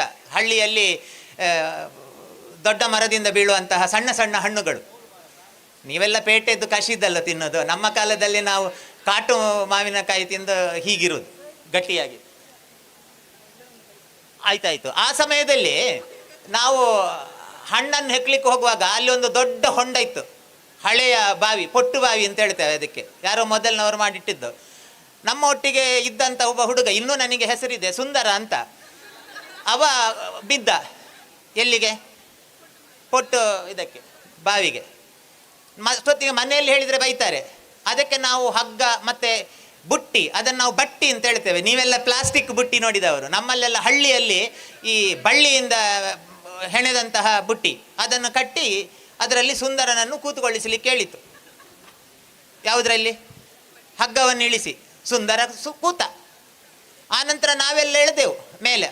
ಅಷ್ಟೊತ್ತಿಗೆ ಸಾಧಾರಣ ಮೇಲೆ ಮೇಲೆ ಅವ ಬಂದಾಗ ಆಗ ಮಾವಿನ ಹಣ್ಣು ಬಹಳ ಟೇಸ್ಟ್ ಮತ್ತು ಬಡತನ, ಒಂದೊಂದು ಹಣ್ಣಿಗೂ ಅಷ್ಟು ಬೆಲೆ ಇತ್ತು. ಇವ ಮೇಲೆ ಮೇಲೆ ಅವನನ್ನು ಎತ್ತುವಾಗ ಒಂದು ಹಣ್ಣು ಬಿತ್ತು. ಆಯಿತಾ? ನಾನು ಗ್ರಹಿಸಿದ್ದು ಉಳಿದವರು ಹಗ್ಗ ಹಿಡ್ಕೊಳ್ತಾರೆ ಅಂತ, ನಾನು ಒಬ್ಬ ಬಿಟ್ಟದ್ದಂತ ನಾನು ಗ್ರಹಿಸಿದ್ದು. ಆಯಿತಾ? ನನ್ನೊಟ್ಟಿಗಿದ್ದವ ಗ್ರಹಿಸಿದ್ದು ಉಳಿದವರು ಹಿಡ್ಕೊಳ್ತಾರೆ, ನಾನು ಹಣ್ಣು ಹಿಡಬೇಕಂತ ಅವ ಹಗ್ಗ ಬಿಟ್ಟದ್ದು. ಇನ್ನೊಬ್ಬ ಸುಂದರ ಏನಾದ? ಬಾವಿಗೆ ಬಿದ್ದ. ಹಾಗಾಗಿ ಜಡ್ಜಸ್ ಅರ್ಧದಲ್ಲಿ ಹೋದರೆ ಕಾಂಪಿಟೇಷನ್ ಬಿಟ್ಟು, ಆಯಿತಾ, ಸುಂದರನ ಅವಸ್ಥೆ ಆಗ್ಬೋದು. ಹಾಗಾಗಿ ನೀವು ಊಟಕ್ಕೆ ಹೋಗಬೇಡಿ. ಉಳಿದಂತೆ ವಿಶೇಷವಾಗಿ ಸಣ್ಣ ಮಕ್ಕಳು ಬೇರೆ ಸ್ಪರ್ಧೆಗಳಲ್ಲಿ ಭಾಗವಹಿಸ್ತಾ ಇಲ್ಲ ಅಂತಂದರೆ ಅವರು ಊಟಕ್ಕೆ ಹೋಗ್ಬೋದು. ಒಟ್ಟಿಗೆ ಕರ್ಕೊಂಡು ಬಂದ ಶಿಕ್ಷಕರಿಗೆ ಆತಂಕ ಬೇಡ, ಅಯ್ಯೋ ನಮ್ಮ ಮಕ್ಕಳು ಬೇರೆ ಕಡೆ ಇದ್ದಾರೆ, ಅವರಿಗೆ ಸುದ್ದಿ ಸಿಗ್ತದ ಇಲ್ವಾ ಊಟದ ಬಗ್ಗೆ ಅಂತ. ಎಲ್ಲ ಕ್ಲಾಸ್ ರೂಮ್ಗಳಲ್ಲಿ ಮೈಕ್ ಇದೆ, ನಾನು ಈಗಲೇ ಹೋಗಿ ಅಲ್ಲಿಂದ ಅನೌನ್ಸ್ ಮಾಡ್ತೇನೆ, ಅಲ್ಲಿ ಎಲ್ಲರಿಗೂ ಗೊತ್ತಾಗ್ತದೆ. ಇಲ್ಲಿ ಅವರಿಗೆ ಏನು ಹೇಳ್ತಾನೋ ಅಲ್ಲಿಯವರಿಗೆ ಕೂಡ ಅದೇ ಹೇಳ್ತಾನೆ. ದಕ್ಷಿಣ ಭಾರತದ ಪ್ರಸಿದ್ಧ ಪಾಕಶಾಸ್ತ್ರ ತಜ್ಞರಾದಂತಹ ಈಶ್ವರ ಭಟ್ ಮಂದಿಲ ಅವರು ಇವತ್ತಿನ ಭೋಜನವನ್ನು ತಯಾರಿಸಿದ್ದಾರೆ. ಅದರ ಮೆನು ಹೀಗಿದೆ. ಆರಂಭದಲ್ಲಿ ಸ್ಟೀಲ್ ತಟ್ಟೆಯನ್ನು ಕೊಡ್ತಾರೆ. ಲೆಕ್ಕಕ್ಕಿಂತ ಹೆಚ್ಚು ತೆಕ್ಕೊಂಡು ವೇಸ್ಟ್ ಮಾಡಬಾರ್ದು ಅಂತ ಹೇಳಿದ್ದಾರೆ. ಸೊ ಹಾಗಾಗಿ ಅಗತ್ಯ ಇಲ್ಲದಿದ್ದರೆ ತೆಕ್ಕೊಳ್ಬೇಡಿ ಯಾವುದನ್ನು ಕೂಡ, ಅಂದರೆ ಸ್ಟೀಲ್ನ ತಟ್ಟೆಯನ್ನು ಅಂತ ಹೇಳಿದ್ದಲ್ಲ, ಆಯಿತಾ. ಸೊ ಉಳಿದದ್ದನ್ನು, ಉಪ್ಪಿನಕಾಯಿ ಇದೆ ಅಂತೆ, ಅನನಾಸು ಮೆಣಸ್ಕಾಯಿ ಇದೆ ಅಂತೆ, ಪುಡಿ ಉಪ್ಪಿದೆ ಅಂತೆ, ಬೆಳ್ತಿಗೆ ಅನ್ನ. ಊಟ ಈಗಲ್ಲ, ಆ ಮಕ್ಕಳು ಹೋಗಬೇಕು, ನೀವೆಲ್ಲಿಗೆ ಹೋಗೋದು ಈಗ? ಹಾಂ, ಕ್ಲಾಸಾ? ಓಕೆ, ಆಯಿತಾ. ಆನಂತರ ಬೆಳ್ತಿಗೆ ಅನ್ನ ಇದೆ, ಸಾರು, ರಸಂ ಇದೆ. ಬ್ರಹ್ಮಕಲಶದ ರೀತಿಯಲ್ಲಿ, ಬ್ರಹ್ಮಕಲಶದ ಟೇಸ್ಟಿನಲ್ಲಿ, ಆ ಬ್ರಹ್ಮಕಲಶಕ್ಕೆ ಮಾಡುವ ಪಾಕ ಉಂಟಲ್ಲ ಅದರ ಶೈಲಿಯಲ್ಲಿ ಮಿಕ್ಸೆಡ್ ಸಾಂಬಾರ್, ವಿಶೇಷವಾಗಿ ಕುಂಬಳಕಾಯಿಯನ್ನು ಯೂಸ್ ಮಾಡಿದಂತಹ ಸಾಂಬಾರು ಇದೆ ಅಂತೆ. ಸೇಮಿಗೆ ಶಾವಿಗೆ ಪಾಯಸ ಇದೆ ಅಂತೆ, ಕಡಿ ಸ್ವೀಟ್ ಇದೆ ಅಂತೆ, ಕೊನೆಗೆ ಮಜ್ಜಿಗೆ ನೀರು. ಅದು ನಾನು ಅವಸರದಲ್ಲಿ ಬರೆಯುವಾಗ ಕೊಮ ಹಾಕಲಿಲ್ಲ, ಮಜ್ಜಿಗೆ ಕೊಮ ನೀರು ಅಂದರೆ ಬೇರೆ ಬೇರೆ ಒಟ್ಟಿಗೆ ಅಲ್ಲ, ನೀರು ಮಜ್ಜಿಗೆ ಅಲ್ಲ, ಆಯಿತಾ. ಮಜ್ಜಿಗೆ ನೀರು ಇದೆ. ಆನಂತರ ಕೊನೆಯಲ್ಲಿ ಏನು, ಇದು ನಾನು ಬರೆದದ್ದೇ ನನಗೆ ಅರ್ಥ ಆಗೋದಿಲ್ಲ. ಅದು ಕೆಲವು ಸಲ ಯಾರು ಚಂದ ಇರ್ತಾರೆ ಅವರ ಹ್ಯಾಂಡ್ ರೈಟಿಂಗ್ ಚಂದ ಇರೋದಿಲ್ಲ, ದೇವರ ಶಾಪ ಅದು. ಹಾಗೆ ನಾನು ಬರೆದದ್ದು ಕೊನೆಗೆ ಏನು, ಕೊನೆಗೆ ಏನು ಅಂತ ಕೇಳಿದಾಗ ಅವರು ಕೇಳಿದ್ದು ಕೋನು ಅಂತ. ಕೊನೆಗೆ ಏನು, ಕೊನೆಗೆ ಕೋನು, ಆಯಿತಾ. ಒಂದು ಕೂಪನ್ ಕೊಟ್ಟಿರಬೇಕು ಅದಕ್ಕೆ ಕೋನಿಗೆ. ಆನಂತರ ನಮ್ಮ ವಾಲಂಟಿಯರ್ಸಿಗೆ ಅಲ್ಲಿ ಚೈತ್ರ ಮೇಡಮ್ ಇದ್ದಾರೆ, ಆಫೀಸ್, ನಮ್ಮ ಅಡ್ಮಿನಿಸ್ಟ್ರೇಟಿವ್ ಆಫೀಸ್ ಎದುರು, ಅವರು ನಮ್ಮ ಮಕ್ಕಳಿಗೆ ಕೂಪನ್ ಕೊಡ್ತಾರೆ, ಅದನ್ನು ಪಡ್ಕೊಳ್ಬಹುದು. ಆನಂತರ ಅಲ್ಲೇ ಡಸ್ಟ್ಬಿನ್ ಇದೆ ಅಂತೆ. ಕೋನನ್ನು ತಿಂದ ನಂತರ ಅದರ ಕಸಕ್ಕೆ ಏನು ಅಂತ ಹೇಳಿದಾಗ ಅವರು ಹೇಳಿದ್ದು ಡಸ್ಟ್ಬಿನ್ನು ಅಂತ. ಸೊ ಅದರಲ್ಲೇ ಕಸವನ್ನು ಹಾಕಬೇಕಂತೆ, ಆಯಿತಾ. ಆನಂತರ ಮಕ್ಕಳೇ ಹೆದರಬೇಡಿ, ಸಣ್ಣ ಮಕ್ಕಳು, ಅತಿಥಿಗಳ ಮಕ್ಕಳು, ಹೈಸ್ಕೂಲ್ನವರು, ಊಟ ಆದ ನಂತರ ನಮ್ಮ ತಟ್ಟೆಯನ್ನು ನಾವೇ ತೊಳೆಯುವಂಥದ್ದು. ಊಟ ಆದ ನಂತರ ಅಲ್ಲಿ ಕುದಿಯುವ ನೀರುಂಟು ದೊಡ್ಡ ಕಟಾರದಲ್ಲಿ, ಅದಕ್ಕೆ ತಟ್ಟೆಯನ್ನು ನಿಧಾನಕ್ಕೆ ಹಾಕಿ ಮತ್ತೆ ಬಂದು ಇಲ್ಲೇ ಕೂತ್ಕೊಳ್ಬೇಕು ಅಂತ ಹೇಳಿದ್ದಾರೆ. ಈಗ ಬೇರೆ ಸ್ಪರ್ಧೆಗಳು, ಯಾವುದೇ ಸ್ಪರ್ಧೆಗಳಲ್ಲಿ ಇಲ್ಲದ ಬಿಡುವಿನಲ್ಲಿರುವವರು ಭೋಜನ ಶಾಲೆಗೆ ಹೋಗ್ಬಹುದು, ಊಟಕ್ಕೆ ಶಿಕ್ಷಕರು ಕೂಡ ಹೋಗ್ಬಹುದು. ಯಾವುದು ಅಲ್ಲ ನೋಡುವ, ಹೌದು, ಆ ಮಕ್ಕಳಿಗೆ ಎಷ್ಟು ಅವರಿಗೆ ಜನರಲ್ ನಾಲೆಜ್ ಇದೆ ಅಂತ ನೋಡುವ. ತೊಳೆದು ಹಾಕ್ತಾರಾ ತೊಳೆಯದೇ ಹಾಕ್ತಾರಾ ಅಂತ ಅಲ್ಲಿ ಅವರಿಗೆ ಪರೀಕ್ಷೆ ಉಂಟು, ಆಯಿತಾ. ಹಾಗೆ ಸರಿ, ಹಾಗಾಗಿ ಭೋಜನಕ್ಕೆ ಹೋಗ್ಬಹುದು ನಮ್ಮ ಮಕ್ಕಳು. ಆನಂತರ ಹೋಗುವ, ಕಾರ್ಯಕ್ರಮ ಮುಂದುವರಿಯುತ್ತದೆ, ಸ್ಪರ್ಧೆ. Team number 9.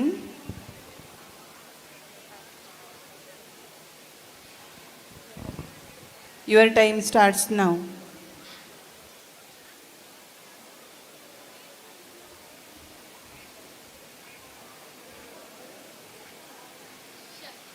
ಹೂವಿನ ಗಿಡ ಬೆಳೆಸುವುದಾದ್ರೆ ಸುಲಭವೇ, ಆದರೆ ಇತ್ತೀಚಿನ 4-5 ತಿಂಗಳಲ್ಲಿ ಹೂವಿನ ಗಿಡವೇ ಬೆಳೆಯುವುದಿಲ್ಲ.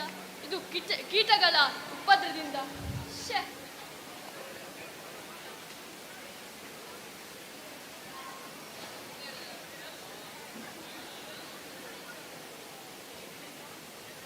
ಒತ್ತು ಆಯ್ತು, ಮನೆ ಸೇರೋಣ.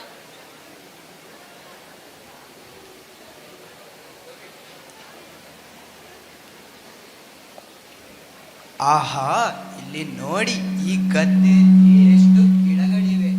ಇದನ್ನು ತಿನ್ನಲು ಎಷ್ಟು ಒಳ್ಳೆ ಆಗುತ್ತದೆ. ಆದರೂ ನನ್ನ ಹೊಟ್ಟೆ ತುಂಬಿದೆ.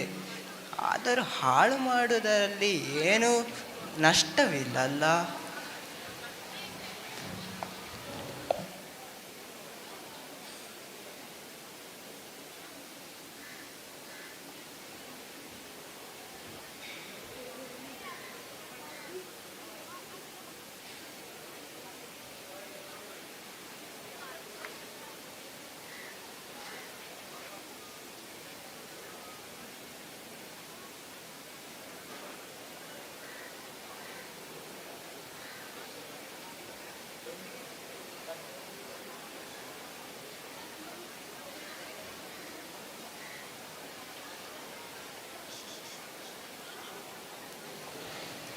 ಇನ್ನು ತಿಂದಾಯ್ತು, ಇದನ್ನು ತಿನ್ನುತ್ತೇನೆ.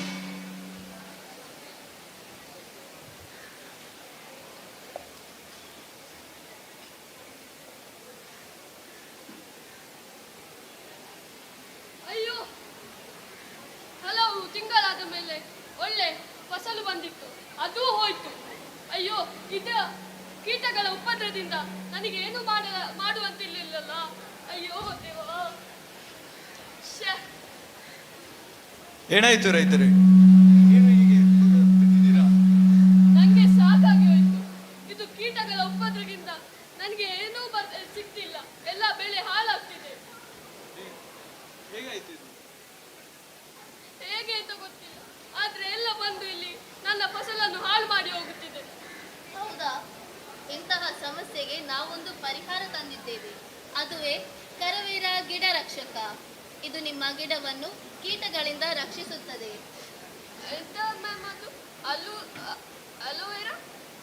ಕರವೀರ ಗಿಡ ರಕ್ಷಕ.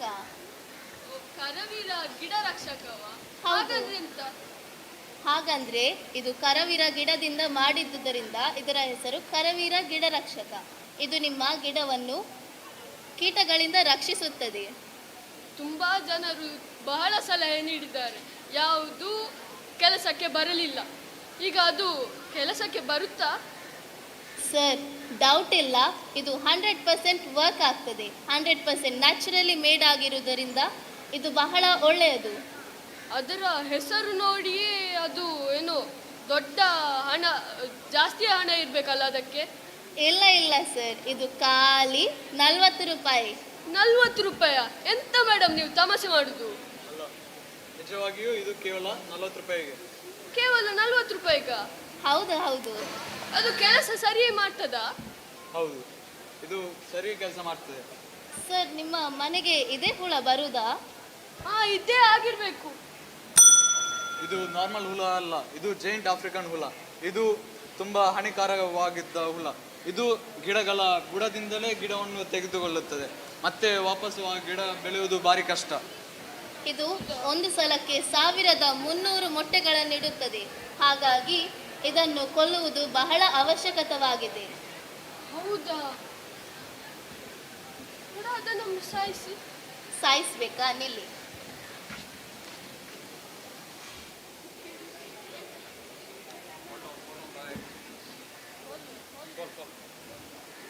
ನೋಡಿ, ನಾವು ಹೇಳಿದ್ವಲ್ಲ, ಇದು 100% ಕೆಲಸ ಮಾಡ್ತದೆ. ನೋಡಿದ್ರಾ? ಹೌದಲ್ಲ, ಕೆಲಸ ಮಾಡ್ತದಲ್ಲ. ಇದು ಕರವೀರ ಗಿಡ ರಕ್ಷಕ. ಸಾಮಾನ್ಯ ಗಿಡ ರಕ್ಷಕಗಳಿಂದ ಬೆಟರ್ ಹಾಗೂ ಬಹಳ ಒಳ್ಳೆಯದು. ಇದು 100% ನ್ಯಾಚುರಲ್, 100% ಗುಡ್. ನೇಚರ್ಗೆ ಯಾವ ಹಾನಿಯೂ ಆಗುವುದಿಲ್ಲ. ಈ ಬಸವನ ಹುಳ ಸತ್ತಿದ್ದರಿಂದ ಎಲ್ಲರಿಗೂ ಒಳ್ಳೆಯದೇ ಆಗುತ್ತದೆ. Hello everyone. Today we have launched a new spray called Cascabella Tivatia. It's called as Karavera Gida Rakshaka. Nowadays farmers suffer a lot due to giant African snails which cause huge destruction to crops. So we have launched this spray which is very dangerous to snails and can prevent them from destroying our crops. Let me say the ingredients. Not much.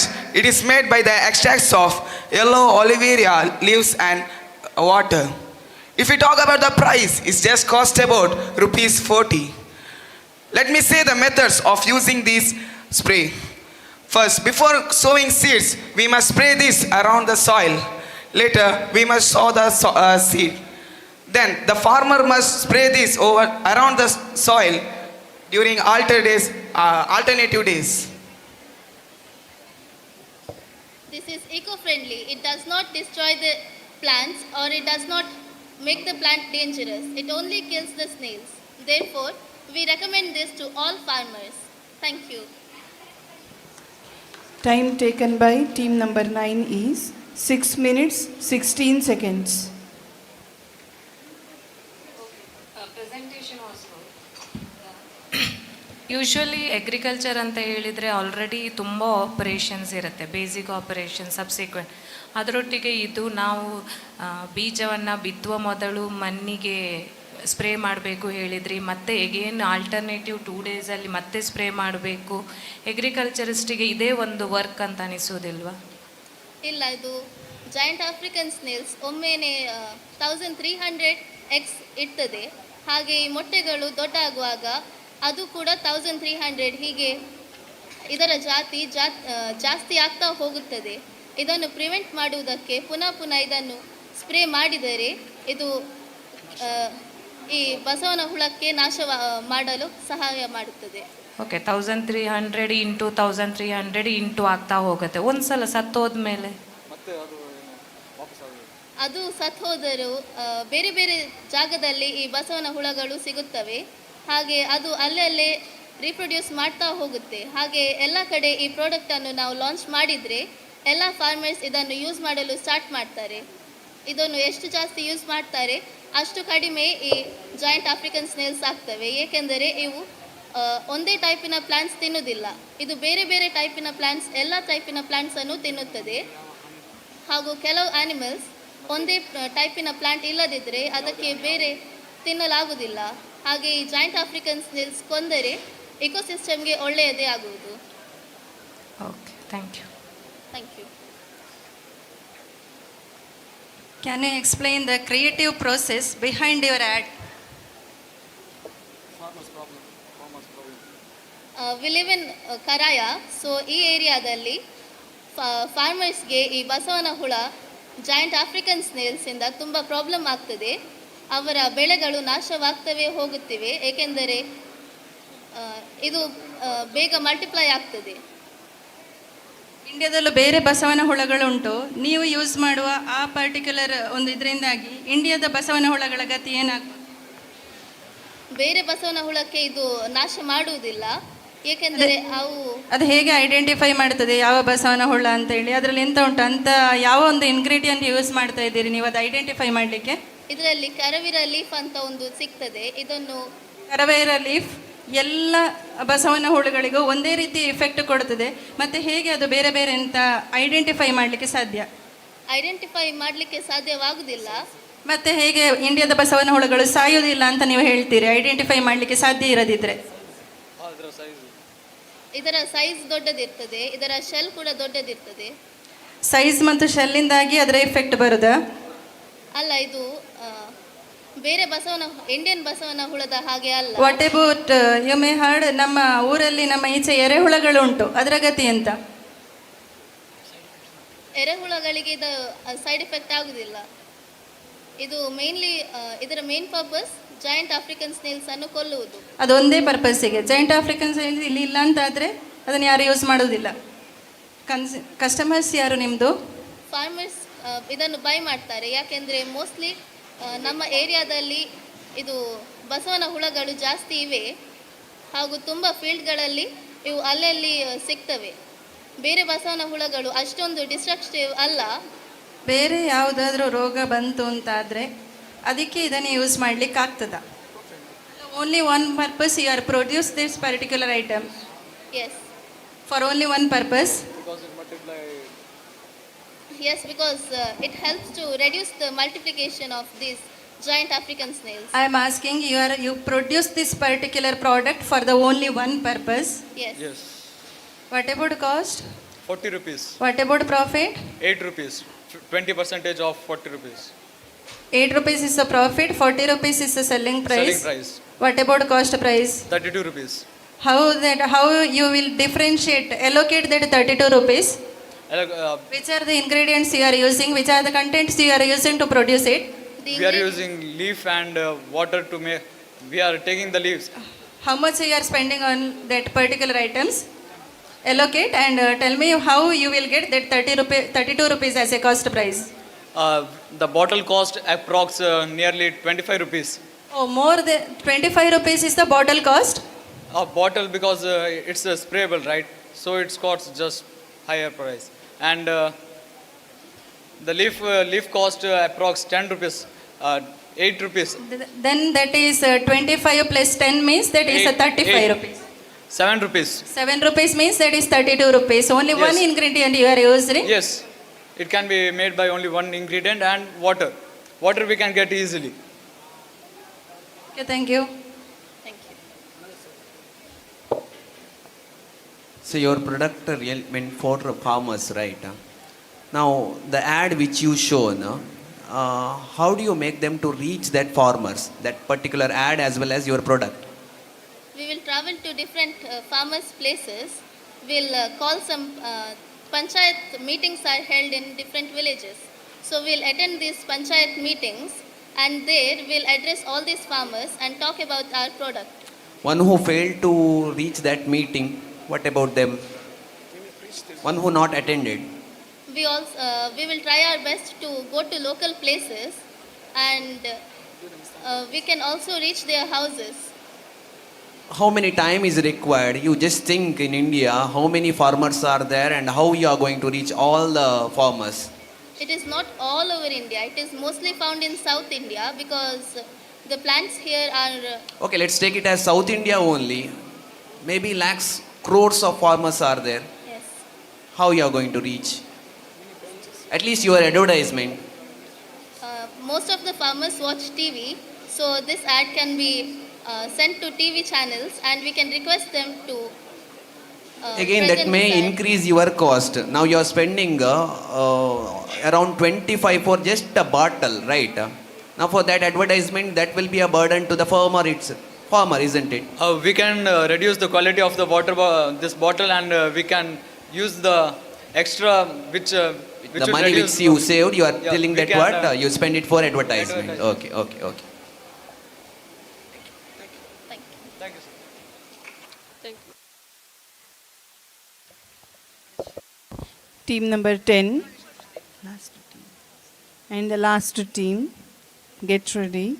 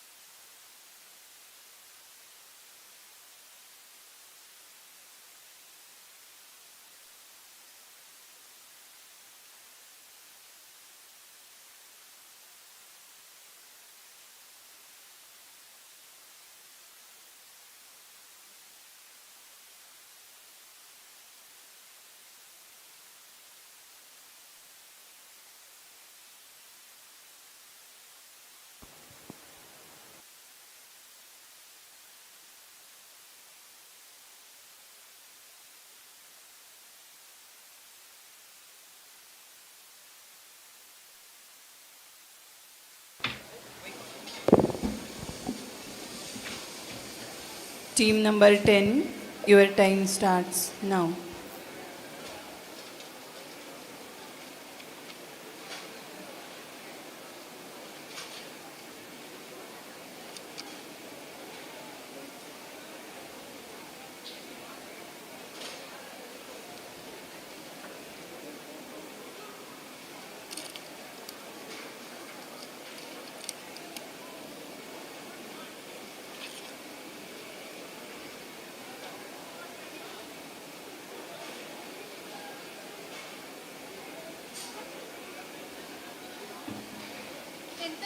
ಕಸ ಹಾಕೋದು? ನೀನೆಂತ ಗಲೀಜು, ಅಲ್ಲಲ್ಲಿ ಕಸ ಹಾಕ್ತೀಯ. ಎಂತ ಮಾಡುದು ಮರೆ, ನನ್ನ ಪೆನ್ಸಿಲ್ನ ಮೊನ್ನೆ ತುಂಡಾಯ್ತು, ಅದನ್ನು ಕಟರ್ ಮಾಡಲೇಬೇಕಲ್ಲ.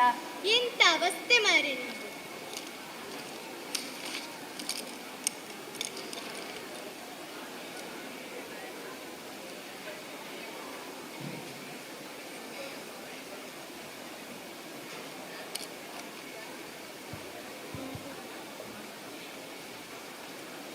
ಹೇ ನವ್ಯ, ನಂಗೊಂದು ಪೆನ್ಸಿಲ್ ಕೊಡ. ಎಂತಾಯ್ತು ನಿನ್ನ ಪೆನ್ಸಿಲಿಗೆ? ನನ್ನ ಪೆನ್ಸಿಲ್ ತುಂಡಾಯಿತು, ಈಗ ನೋಡು. ಎಂತದ ನೀನು? ಮೊನ್ನೆ ತುಂಬ ಜಂಬ ಕೊಚ್ಚಿಕೊಳ್ತಾ ಇದ್ದೆ, ನನ್ನ ಪೆನ್ಸಿಲ್ ಹಾಗುಂಟು ಹೀಗುಂಟು ಅಂತ, ಇದರಲ್ಲಿ ಬರೆದ ಅಕ್ಷರ ಚಂದ ಆಗ್ತದೆ ಅಂತೆಲ್ಲ ಹೇಳ್ತಿದ್ಯಲ್ಲ. ಎಲ್ಲಿಂದ ಸಿಕ್ತು ನಿಂಗೆ ಈ ಡಬ್ಬ ಪೆನ್ಸಿಲ್? ಇಷ್ಟು ಬೇಗ ತುಂಡಾಯ್ತಲ್ಲ. ಏ ಯೋಗಿತಾ, ನೀನು ಇಷ್ಟು ಸಣ್ಣ ಪೆನ್ಸಿಲ್ ಇಟ್ಕೊಂಡು ಅಷ್ಟೆಲ್ಲ ಮಾತಾಡ್ತೀಯಲ್ಲ. ನೀನು ಇಷ್ಟು ಸಣ್ಣ ಪೆನ್ಸಿಲ್ ಇಟ್ಕೊಂಡು ಎಷ್ಟು ದಿನ ಅಂತ ಬರೀತಿ? ನನ್ನ ಪೆನ್ಸಿಲ್ ಈಗ ತಾನೇ ಗಿಡ್ಡಾಗಿತ್ತು, ಮೊದಲು ಇಷ್ಟು ಉದ್ದ ಇತ್ತು, ಸ್ಟ್ರಾಂಗ್ ಕೂಡ ಇತ್ತು. ಸ್ಟ್ರಾಂಗಾ ನಿನ್ನ ಪೆನ್ಸಿಲ್? ಇಕೋ ತಗೋ, 5 star pencil for good hand writing, only in 20 rupees.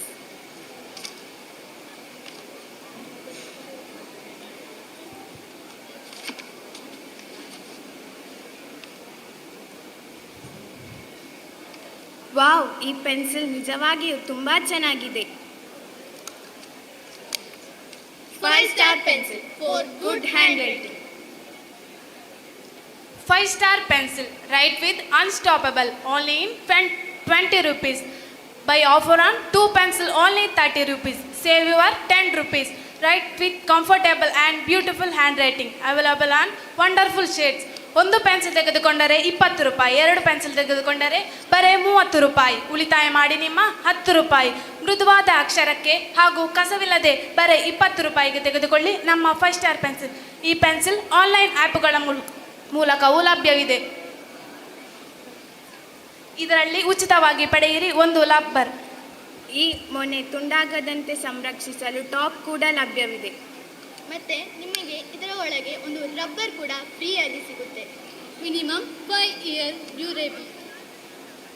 Thank you.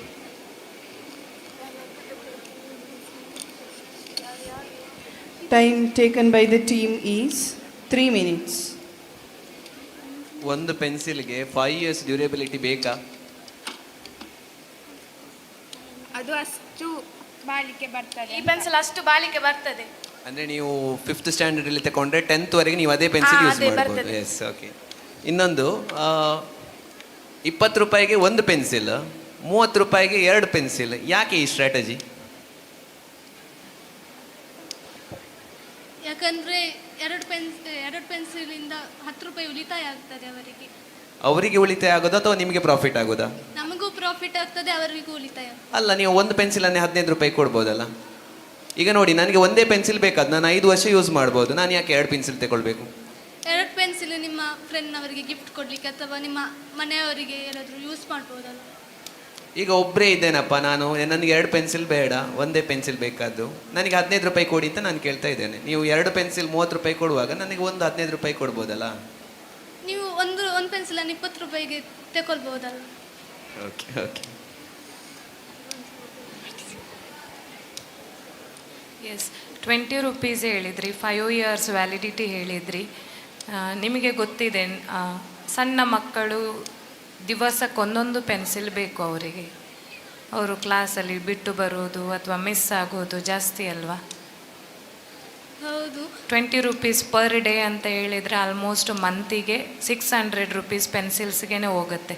ಅದಕ್ಕಿಂತ ಈಗ 5 ರೂಪೀಸಿಗೆ ಪೆನ್ಸಿಲ್ ಸಿಗ್ತಾ ಉಂಟಲ್ವಾ?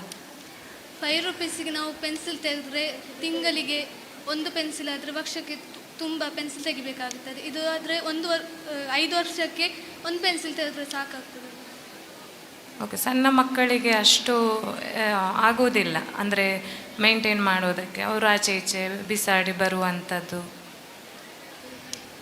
ಹಾಗಿದ್ರೆ ಅವರು ಅಂಥವರಿಗೆ ಕಾಸ್ಟ್ ಜಾಸ್ತಿ ಅಂತ ಅನಿಸೋದಿಲ್ವಾ? 20 ರೂಪೀಸ್ ಕೊಟ್ಟು ಒಂದು ಪೆನ್ಸಿಲ್ ಅಂದರೆ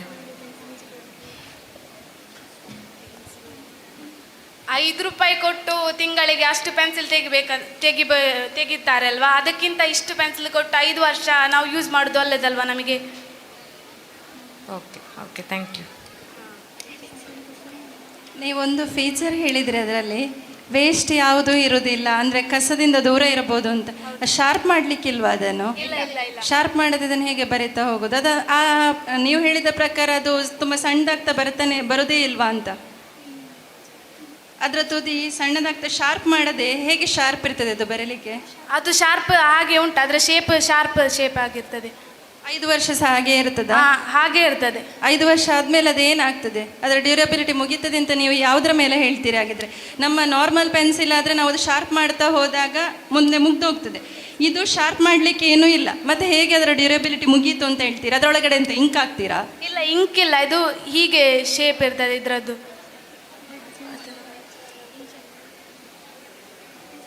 ಅದು ಮತ್ತು ಪೆನ್ ಯೂಸ್ ಮಾಡೋದು ಒಂದೇ ಅಂತ?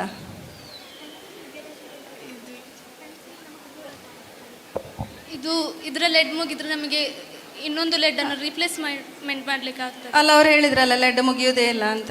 ಒಂದು ವೇಳೆ ಮುಗಿದ್ರೆ ಅದು ಒಂದು ವೇಳೆ ಮುಗಿಯೋದು ಹೇಗೆ? ಮುಗಿಯುವುದೇ ಇಲ್ಲ ಅಂತ ಆದ್ಮೇಲೆ ಒಂದು ವೇಳೆ ಮುಗಿಯೋದು ಅದು 5 ವರ್ಷದ ನಂತರ ಅದು ಸವೆತ ಬರ್ತದಲ್ಲ. ಹಾಗಿದ್ರೆ ಒಂದು ದಿನ ಬರೆದಾಗ ಸಹ ಸವೆತ ಬರಬೇಕಲ್ವಾ? ಒಂದು ದಿವಸ ಬರ್ದಾಗೆಲ್ಲ ಹಾಗೆ ಬರುದಿಲ್ಲ. ಎಷ್ಟು ದಿನ ನಾರ್ಮಲ್ ಬರೆದಾಗ ಬರುವುದಿಲ್ಲ, ಎಷ್ಟು ದಿನ ಬರೆದಾಗ ಬರ್ತದೆ? ಒಂದು 5 ವರ್ಷ.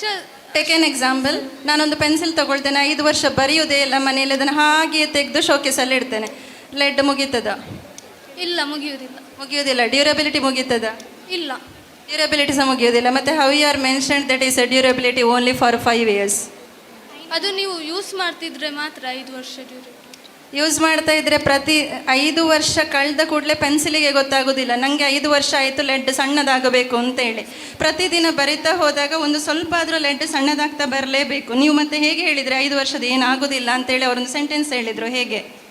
ಅದು ಸ್ಮೂತ್ ಆಗಿ ಬರೀಲಿಕ್ಕೆ ಆಗ್ತದೆ ಅದರಲ್ಲಿ 5 ವರ್ಷದ. ಅಲ್ಲ, ನಾನು ಕೇಳ್ತಾ ಇರೋದು ಲೆಡ್ 5 ವರ್ಷ ಸಣ್ಣದಾಗದೇ ಇರೋದಕ್ಕೆ ಎಂಥ ರೀಸನ್? ನೀವು ಹೇಳಿದರೆ 5 ವರ್ಷ ಆದ ಕೂಡಲೇ ಲೆಡ್ ಸಣ್ಣದಾಗ್ತದೆ ಅಂತ. ಪೆನ್ಸಿಲಿಗೆ ಏನಾದರೂ ಗೊತ್ತಾಗ್ತದೆ ನನಗೆ 5 ವರ್ಷ ಆಯಿತು ನಾನಿನ್ನು ಸಣ್ಣದಾಗಬೇಕು ಅಂತ ಗೊತ್ತಾಗ್ತದ? ಇದು 5 ವರ್ಷ ನಾವು 1 ವರ್ಷ ಯೂಸ್ ಮಾಡಿದರೆ ಅದು ಸಣ್ಣ ಆಗಿಕೊಂಡು 5 ವರ್ಷವರೆಗೆ ಆಗುವಾಗ ಅದು ಮುಗಿತದೆ. ಅದನ್ನೇ ನಾನು ಆಗ ಕೇಳ್ತಾ ಇದ್ದದ್ದು. ನೀವು ಆಗ ಸೆಂಟೆನ್ಸಲ್ಲಿ ಏನು ಹೇಳಿದರೆ ಕೇಳಿದರೆ 5 ವರ್ಷದ ಏನೂ ಆಗೋದಿಲ್ಲ, ಹಾಗೇ ಇರ್ತದೆ ಅಂತ. ಯಾವ ಸೆಂಟೆನ್ಸ್ ಕರೆಕ್ಟ್? ಈಗ ನೀವು ಹೇಳಿದ 2 ಸೆಂಟೆನ್ಸಲ್ಲಿ ಯಾವುದಾದ್ರೂ ಒಂದು ಸೆಂಟೆನ್ಸನ್ನು ಕರೆಕ್ಟ್ ಅಂತ ಒಪ್ಪಿಕೊಳ್ಳಿ. ಯಾವ ಸೆಂಟೆನ್ಸ್ ಅದು? ನಮಗೆ ಎಕ್ಸ್ಪೀರಿಯನ್ಸ್ ಇರೋದು ಹೇಗಂದರೆ 5 ವರ್ಷದವರೆಗೆ ಆಗುವಾಗ ಅದು ಸವಿತಾ ಬರ್ತದೆ ಆ ಪೆನ್ಸಿಲ್. ನಿಮ್ಮ ಎಕ್ಸ್ಪೀರಿಯನ್ಸನ್ನು ಹೇಳಲಿಕ್ಕಾಗೋದಿಲ್ಲ. ಅಡ್ವರ್ಟೈಸ್ಮೆಂಟಲ್ಲಿ ಹೇಳಿದಾಗ ಆ ಪ್ರಾಡಕ್ಟಿನ ಆ್ಯಕ್ಚುಯಲ್ ಫೀಚರ್ಸ್ ಏನುಂಟು ಅದನ್ನು ನೀವು ಹೇಳಬೇಕಾಗ್ತದೆ. Thank you.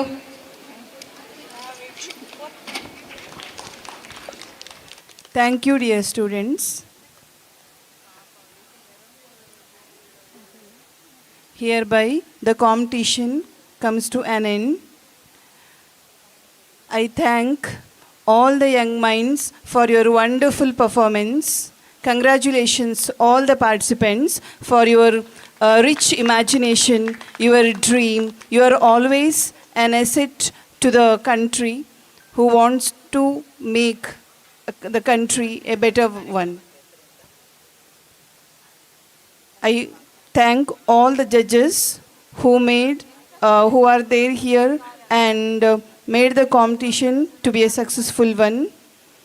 I request Sridhar Shettigar sir, lecturer in commerce, to hand in the memento to the judges.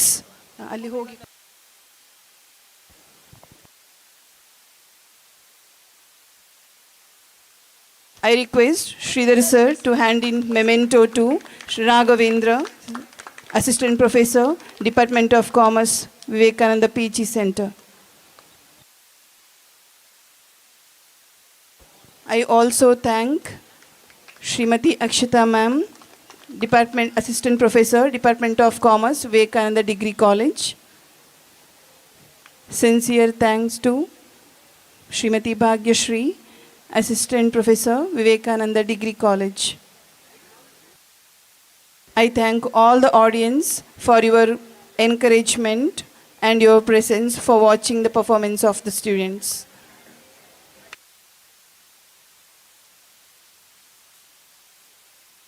Thank you one and all.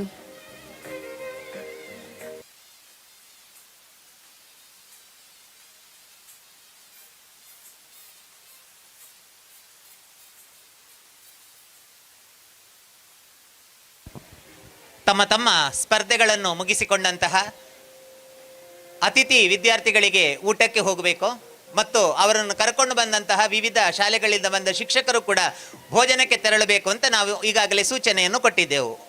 ಮೊದಲ ಪ್ರಾಶಸ್ತ್ಯವಾಗಿ ಆತಿಥೇಯರಾಗಿ ಅತಿಥಿಗಳಿಗೆ ನಾವು ಕೊಡಬೇಕಾದಂತಹ ಸಂಸ್ಕಾರ ಮತ್ತು ಪಾಲಿಸಬೇಕಾದಂಥ ಧರ್ಮ. ಈಗ ನಮ್ಮ ವಿದ್ಯಾರ್ಥಿಗಳು ನಮ್ಮ ವಾಲಂಟಿಯರ್ಸ್ ಊಟಕ್ಕೆ ತೆರಳಬೇಕು ಅಂತ ಕೇಳಿಕೊಳ್ತೇನೆ.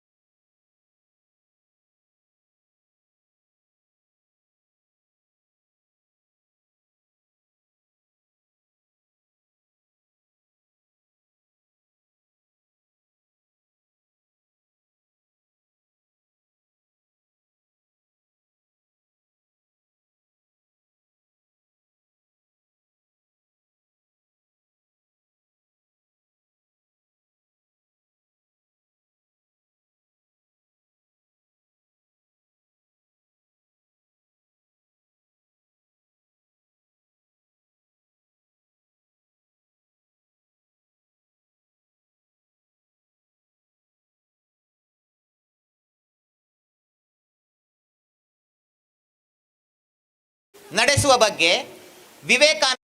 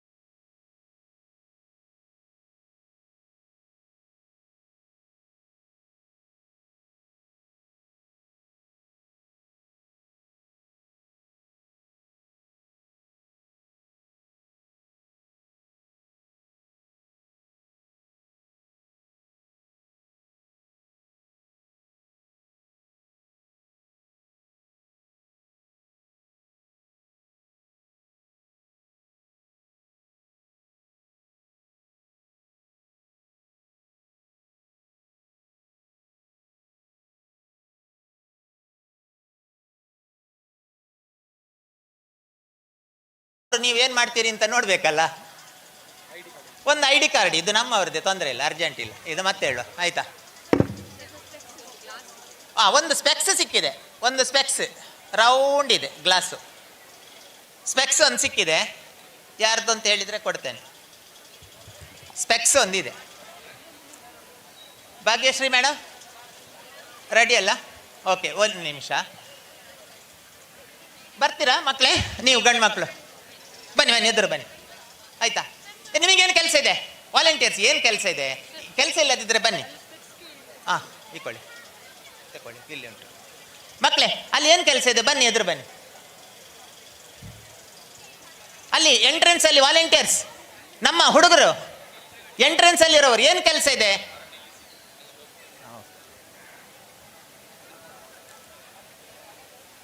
ಸಮಯಕ್ಕೆ ಸರಿಯಾಗಿ ಕಾರ್ಯಕ್ರಮವನ್ನು ಮುಗಿಸುವ. ನಾಳೆ ಯಾವುದೇ ಸಭಾ ಕಾರ್ಯಕ್ರಮ ಇರೋದಿಲ್ಲ. ನಾಳೆ ಯಾವುದೇ ಸಭಾ ಕಾರ್ಯಕ್ರಮ ಇರುವುದಿಲ್ಲ. ನೇರವಾಗಿ ವಿವಿಧ ಸ್ಪರ್ಧೆಗಳು ಆರಂಭವಾಗ್ತದೆ. ಭಾಗ್ಯಶ್ರೀ ಮೇಡಮ್, ನಿಮ್ಮ ಮಾತನ್ನು ಆರಂಭಿಸುವುದಕ್ಕಿಂತ ಮುಂಚೆ ಬಹಳ ಮುಖ್ಯವಾಗಿ ಎಲ್ಲರಿಗೂ ತಲುಪಿಸಬೇಕಾದಂಥ ಒಂದು ವಿಷಯ ನಾನು ಹೇಳಲಿಕ್ಕಿದೆ. ಅದನ್ನು ಹೇಳಿದ ನಂತರ ನೀವು ಆರಂಭಿಸಬಹುದು. ನಿಮ್ಮ ವ್ಯವಸ್ಥೆ ಪೂರ್ಣ ಆಗಿದೆ ಅಂತ ಅಂದ್ಕೊಳ್ತೇನೆ. ಗೆಸ್ಟ್ ರಿಸೋರ್ಸ್ ಪರ್ಸನ್ ಸಿಕ್ಕಿದ್ದಾರೆ, ಎಲ್ಲರೂ ಬಂದಿದ್ದಾರೆ. Yes, okay. Hari Om. Mic test ಮಾಡ್ಕೊಳ್ಳಿ ನಿಮ್ಮದು. ಹರಿ ಓಂ. ಹರಿ ಓಂ. ಹರಿ ಓಂ. ಹರಿ ಓಂ. ಹರಿ ಓಂ. ಹರಿ ಓಂ. ಹರಿ ಓಂ.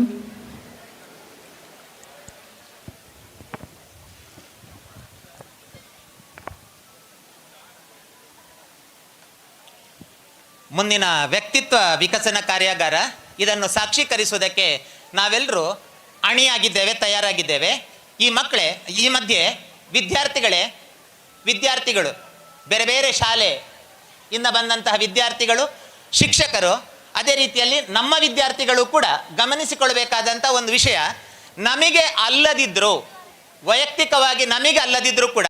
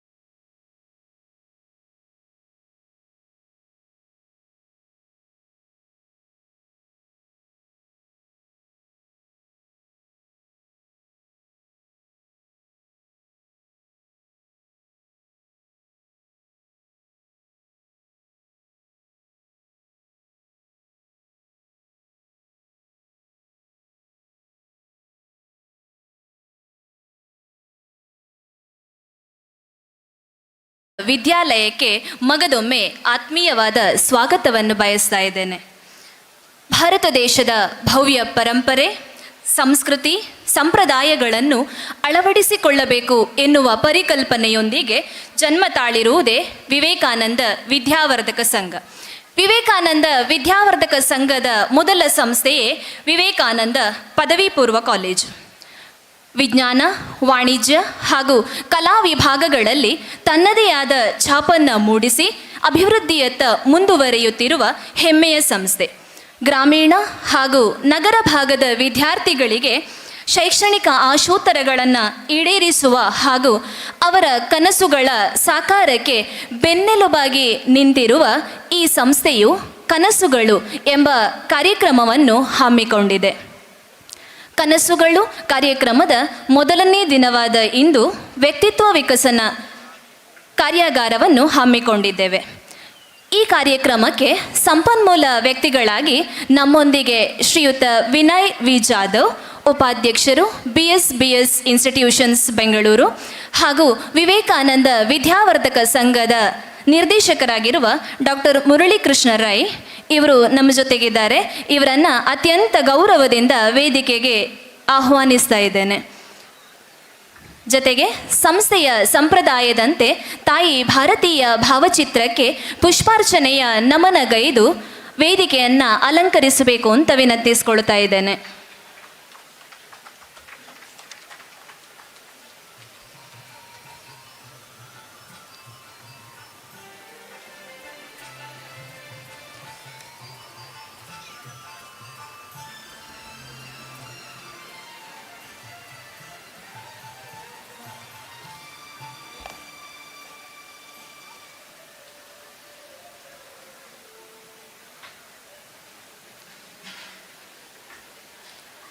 ಈ ಮೌಲ್ಯಾಧಾರಿತ ಕಾರ್ಯಕ್ರಮದಲ್ಲಿ ಸಮಯದ ಸಿಂಹಪಾಲು ಸಂಪನ್ಮೂಲ ವ್ಯಕ್ತಿಗಳಿಗೆ ದೊರಕಿಸಿಕೊಡುವ ಜಾಗೃತಿಯನ್ನು ಹೊಂದಿರುತ್ತಾ ಶ್ರೀಯುತ ವಿನಯ್ ಜಾಧವ್ ಅವರ ವ್ಯಕ್ತಿತ್ವ ಪರಿಚಯದ ಸ್ಥೂಲ ಚಿತ್ರಣ ನಿಮ್ಮ ಮುಂದೆ.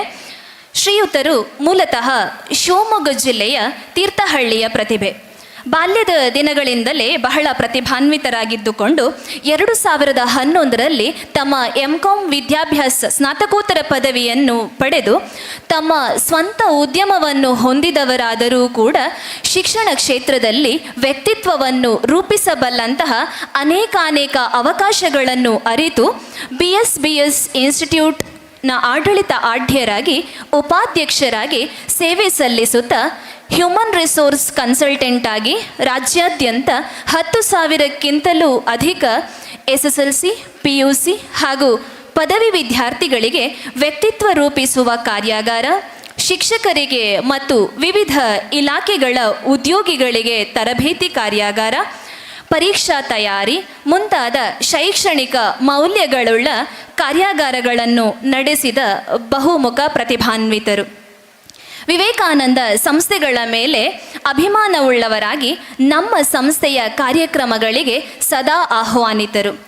ಶ್ರೀಯುತರಿಗೆ ಈ ಕಾರ್ಯಕ್ರಮಕ್ಕೆ ನಿಮ್ಮೆಲ್ಲರ ಪರವಾಗಿ ಪ್ರೀತಿಪೂರ್ವಕ ಸ್ವಾಗತವನ್ನು ಬಯಸುತ್ತಾ ಸಾಂಪ್ರದಾಯಿಕವಾಗಿ ಅಡಿಕೆ ವೀಳ್ಯದೆಲೆಯನ್ನು ಒಳಗೊಂಡ ತಾಂಬೂಲವನ್ನು ನೀಡಿ ಕಾರ್ಯಕ್ರಮಕ್ಕೆ ಸ್ವಾಗತಿಸಬೇಕಾಗಿ ಶ್ರೀಯುತ ಡಾಕ್ಟರ್ ಮುರಳೀಕೃಷ್ಣ ರೈ ಇವರಲ್ಲಿ ವಿನಂತಿಸಿಕೊಳ್ತಾ ಇದ್ದೇನೆ.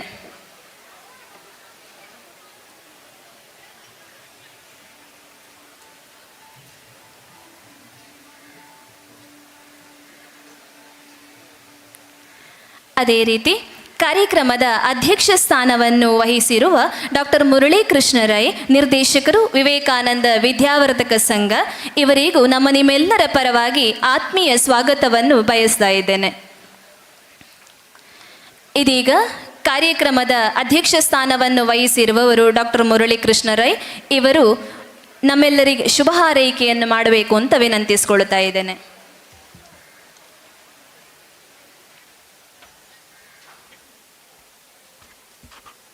ಇವತ್ತಿನ ಕಾರ್ಯಕ್ರಮದಲ್ಲಿ ಸಂಪನ್ಮೂಲ ವ್ಯಕ್ತಿಯಾಗಿ ನಮ್ಮೊಂದಿಗೆ ವೇದಿಕೆಯಲ್ಲಿರುವಂತಹ ವಿನಯ್ ವಿ ಜಾಧವ್ ಅವರೇ, ನಮ್ಮ ಅಧ್ಯಾಪಕ ವೃಂದದವರೇ, ಅಧ್ಯಾಪಕೇತರ ವೃಂದದವರೇ ಹಾಗೂ ಎಲ್ಲ ನನ್ನ ಕಿರಿಯ ಮಿತ್ರರೇ, ಮೊನ್ನೆ ಒಂದು ಗುರುಗಳು ಒಂದು ಉಪನ್ಯಾಸ ಮಾಡೋದನ್ನು ನಾನು ಕೇಳಿದೆ. ಮಕ್ಕಳನ್ನು ನೋಡಲಿಕ್ಕೆ ಹೋಗುವಾಗ ಏನಾದರೂ ಸ್ವಲ್ಪ ಸಿಹಿ ತಿಂಡಿ ಅಥವಾ ಏನಾದರೂ ಒಂದು ಆಟಿಕೆ ಇಂಥದ್ದನ್ನು ಹಿಡ್ಕೊಂಡು ಹೋಗಿ ಅಂತ ಹೇಳಿದರು. ಸೊ ಈಗ ನಮ್ಮ ಇಲ್ಲಿರುವಂತಹ ಮಕ್ಕಳು ತುಂಬ ಸಣ್ಣ ಕಿರಿಯ ಮಕ್ಕಳಲ್ಲ, ನಾವು ಪ್ರೌಢರಾಗಿದ್ದೇವೆ, ಪ್ರೌಢಶಾಲೆಗೆ ಹೋಗುವವರು. ಸೊ ಅವರಿಗೆ ನಾವು ಏನನ್ನು ಕೊಡ್ಬೋದು, ಹಾಗೆ ಕೊಟ್ಟರೆ ಅಶ್ವಮೇಧ ಮಾಡಿದಂತಹ ಪುಣ್ಯ ಬರ್ತದೆ ಅಂತ ಹೇಳಿ ಅವರು ಹೇಳಿದರು ಸ್ವಾಮಿಗಳು. ಸೊ ನೀವು ಅದಕ್ಕಿಂತ ಸ್ವಲ್ಪ ಪ್ರೌಢರಾಗಿ ಪ್ರೌಢಶಾಲೆಯಲ್ಲಿರುವವರು, ಅದಕ್ಕೆ ನಿಮ್ಮ ಎಲ್ಲರನ್ನು ಒಂದು ಜಾಗದಲ್ಲಿ ಕಲೆ ಹಾಕಿ ನಿಮ್ಮ ವ್ಯಕ್ತಿತ್ವ ಬೆಳವಣಿಗೆ ಆಗುವಂತಹ ಒಂದಷ್ಟು ಚಟುವಟಿಕೆಗಳು ಮತ್ತು ನಿಮ್ಮ ಜ್ಞಾನವನ್ನು ಹೆಚ್ಚಿಸುವಂತಹ, ನಿಮ್ಮ ಮೇಧಾವನ್ನು ಹೆಚ್ಚಿಸುವಂತಹ ಒಂದಿಷ್ಟು ಚಟುವಟಿಕೆಗಳನ್ನು ಹಾಗೂ ನಿಮ್ಮ ಜ್ಞಾನಕ್ಕಾಗಿ ಸ್ವಲ್ಪ ಒಂದಿಷ್ಟು ಸಂಪನ್ಮೂಲಗಳನ್ನು ಕೊಡುವ ಎನ್ನುವಂತಹ ಒಂದು ದೂರದೃಷ್ಟಿಯಿಂದ ನಮ್ಮ ವಿವೇಕಾನಂದ ಪದವಿ ಪೂರ್ವ ಕಾಲೇಜಿನಲ್ಲಿ ಈ ಒಂದು ಕಾರ್ಯಕ್ರಮವನ್ನು ನಾವು ಕನಸುಗಳನ್ನು, ನಿಮ್ಮಲ್ಲಿ ಒಂದಷ್ಟು ಕನಸುಗಳನ್ನು ಬಿತ್ತಲಿಕ್ಕೆ ಬೇಕಾಗಿ ಈ ಕಾರ್ಯಕ್ರಮವನ್ನು ಆಯೋಜಿಸ್ತೇವೆ. ನಿಮ್ಮ ಮೇಧಾವನ್ನು ಹೆಚ್ಚಲಿಕ್ಕೆ, ಅಂದರೆ ಬುದ್ಧಿಶಕ್ತಿಯನ್ನು ಹೆಚ್ಚಲಿಕ್ಕೆ ಮಾತ್ರ, ಮೇಧಸ್ಸನ್ನು ಹೆಚ್ಚಲಿಕ್ಕೆ ಅಲ್ಲ. ಅದರಲ್ಲಿ ಎರಡು ಉಂಟು, ಡಿಫ್ರೆನ್ಸ್ ಉಂಟು. ಮೇಧ ಅಂದರೆ ಬೇರೆ, ಮೇಧಾ ಅಂದರೆ ಬೇರೆ. ಮೇಧ ಅಂದರೆ ನಿಮ್ಮ ಬುದ್ಧಿಶಕ್ತಿ ಹೆಚ್ಚಿಸುವಂಥದ್ದು. ಮೇಧಸ್ಸು ಅಂತ ಹೇಳಿದ್ರೆ ಕೊಬ್ಬು ಅಂತ ಹೇಳ್ತೇವೆ, ಚರ್ಬಿ ಅಂತ ಹೇಳ್ತೇವೆ ನಾವು, ಅದು ಬೇಡ. ಫ್ಯಾಟ್ ಅಂತ ಹೇಳ್ತೇವೆ ನಾವು. ಅಹಂಕಾರ, ಮೇಧಸ್ಸು ಅದು ನಮಗೆ ಬೇಡ. ಸಾಮಾನ್ಯವಾಗಿ ನಮಗೆ ನಮ್ಮ ಉಪನ್ಯಾಸಕರು ಇವರು ಶ್ರೀಯುತ ಹರಿಶಾಸ್ತ್ರಿ ಸರ್ ಹೇಳೋದುಂಟು, ಪೋಷಕರಿಗೆ ಅವರೊಂದು ಕಿವಿ ಮಾತು ಹೇಳ್ತಾರೆ ಯಾವಾಗಲೂ, ಎಕ್ಸಾಮ್ನ ಟೈಮಲ್ಲಿ ಮಕ್ಕಳಿಗೆ ಮಾಂಸಾಹಾರವನ್ನು ಕೊಡಬೇಡಿ, ತುಂಬ ಗುರು ಆಹಾರವನ್ನು ಕೊಡಬೇಡಿ, ಲಘುವಾದ ಆಹಾರವನ್ನು ಕೊಡಿ, ಅವರ ಬುದ್ಧಿಯನ್ನು ಅದು ಕಡಿಮೆಗೊಳಿಸ್ತದೆ ಅಂತೇಳಿ. ಯಾಕೆಂತ ಹೇಳಿದ್ರೆ ಅದು ಬುದ್ಧಿಯನ್ನು ಮಂಕು ಮಾಡ್ತದೆ, ಮೇಧಾವನ್ನು ಕಡಿಮೆ ಮಾಡಿ ಮೇಧಸ್ಸನ್ನು ಜಾಸ್ತಿ ಮಾಡ್ತದೆ. ಹಾಗೆ ಅಂತಹ ಒಂದು ಕಾರ್ಯಕ್ರಮದಲ್ಲಿ ನಾವೆಲ್ಲ ಇವತ್ತು ಸೇರಿದ್ದೇವೆ. ಸೊ ನಿಮ್ಮ ಮೇಧಾ ವೃದ್ಧಿಯಾಗಿ ಇನ್ನು ನಿಮಗೆ ಕಳೆದ ಸಾರಿಯಲ್ಲಿ ಇದೇ ವೇದಿಕೆಯಲ್ಲಿ, ಕನಸುಗಳ ವೇದಿಕೆಯಲ್ಲಿ ತಟ್ಟಂತ ಹೇಳಿ ಕಾರ್ಯಕ್ರಮ ನಡೆಸಿಕೊಡುವಂಥ ಡಾಕ್ಟರ್ ನಾ ಸೋಮೇಶ್ವರ್ ಅವರು ಭಾಗವಹಿಸಿದರು. ಆವಾಗ ಅವರು ಹೇಳಿದಂಥ ಮಾತು ನನಗೆ ನೆನಪುಂಟು. ನಿಮ್ಮ ಓದುವಿಕೆ ಮಧ್ಯದಲ್ಲಿ ಸ್ವಲ್ಪ ಬೇರೆಡೆಗೆ ನಿಮ್ಮ ಸ್ವಲ್ಪ ಮನಸ್ಸನ್ನು ಸ್ವಲ್ಪ ಕೇಂದ್ರೀಕರಿಸಿದರೆ ನೀವು ಓದುವುದನ್ನು ಜಾಸ್ತಿ ಪರಿಣಾಮಕಾರಿಯಾಗಿ ನಿಮ್ಮ ಮೆದುಳಿಗೆ ಹೋಗ್ತದೆ ಅಂತೇಳಿ. ಕೆಲವು ನಾವು ಮಕ್ಕಳು ಓದುವುದು ಹೇಗೆ ಅಂತ ಹೇಳಿದರೆ ಬೆಳಗಿನ ರಾತ್ರಿವರೆಗೆ ಒಂದು ಓದುತ್ತಾನೇ ಇರುವುದು, ಅದು ಬೇಡ. ಸ್ವಲ್ಪ ಮಧ್ಯದಲ್ಲಿ ಒಂದು ಚಟುವಟಿಕೆ ಸ್ವಲ್ಪ ಚೇಂಜ್ ಮಾಡುವ ನಾವು. ಸೊ ಅಂತಹ ಒಂದು ಪರಿಸ್ಥಿತಿ ಇನ್ನು ಒಂದು 3-4 ತಿಂಗಳಲ್ಲಿ ನಿಮಗೆ SLC ಎಕ್ಸಾಮ್ ಬರಲಿಕ್ಕೆ ಉಂಟು, ಅಥವಾ ನಿಮ್ಮ ವಾರ್ಷಿಕ ಪರೀಕ್ಷೆ ಬರಲಿಕ್ಕೆ ಉಂಟು.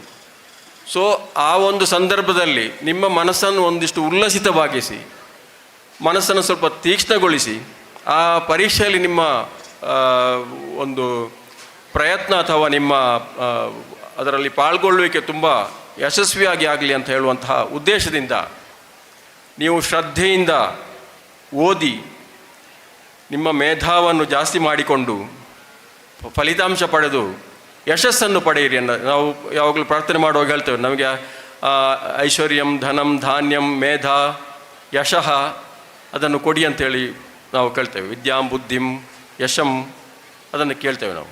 ಸೊ ಹಾಗೆಯೇ ನೀವು ಶ್ರದ್ಧೆಯಿಂದ ಓದಿ ಮುಂದಿನ ನಿಮ್ಮ ಪರೀಕ್ಷೆಯಲ್ಲಿ ನಿಮ್ಮ ಮೇಧಾ ವೃದ್ಧಿಯಾಗಿ ಯಶಸ್ಸನ್ನು ಪಡೀರಿ ಅನ್ನುವಂತಹ ಮಾತನ್ನು ಹೇಳ್ತಾ ನನ್ನ ಮಾತನ್ನು ಮುಗಿಸ್ತೇನೆ. ವಂದನೆಗಳು.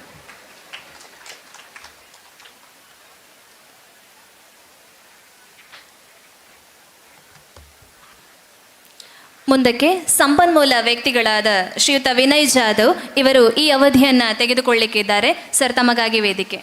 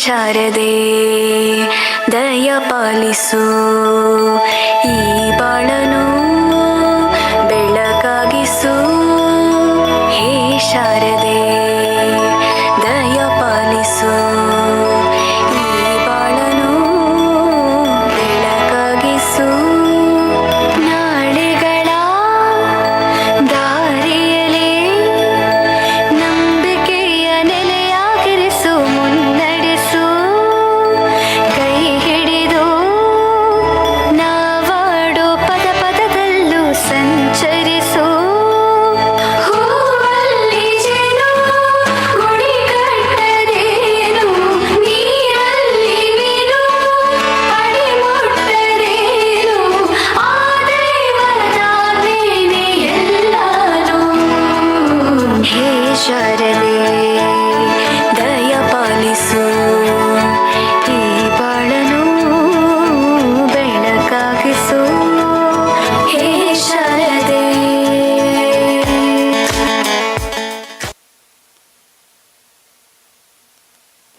Hello,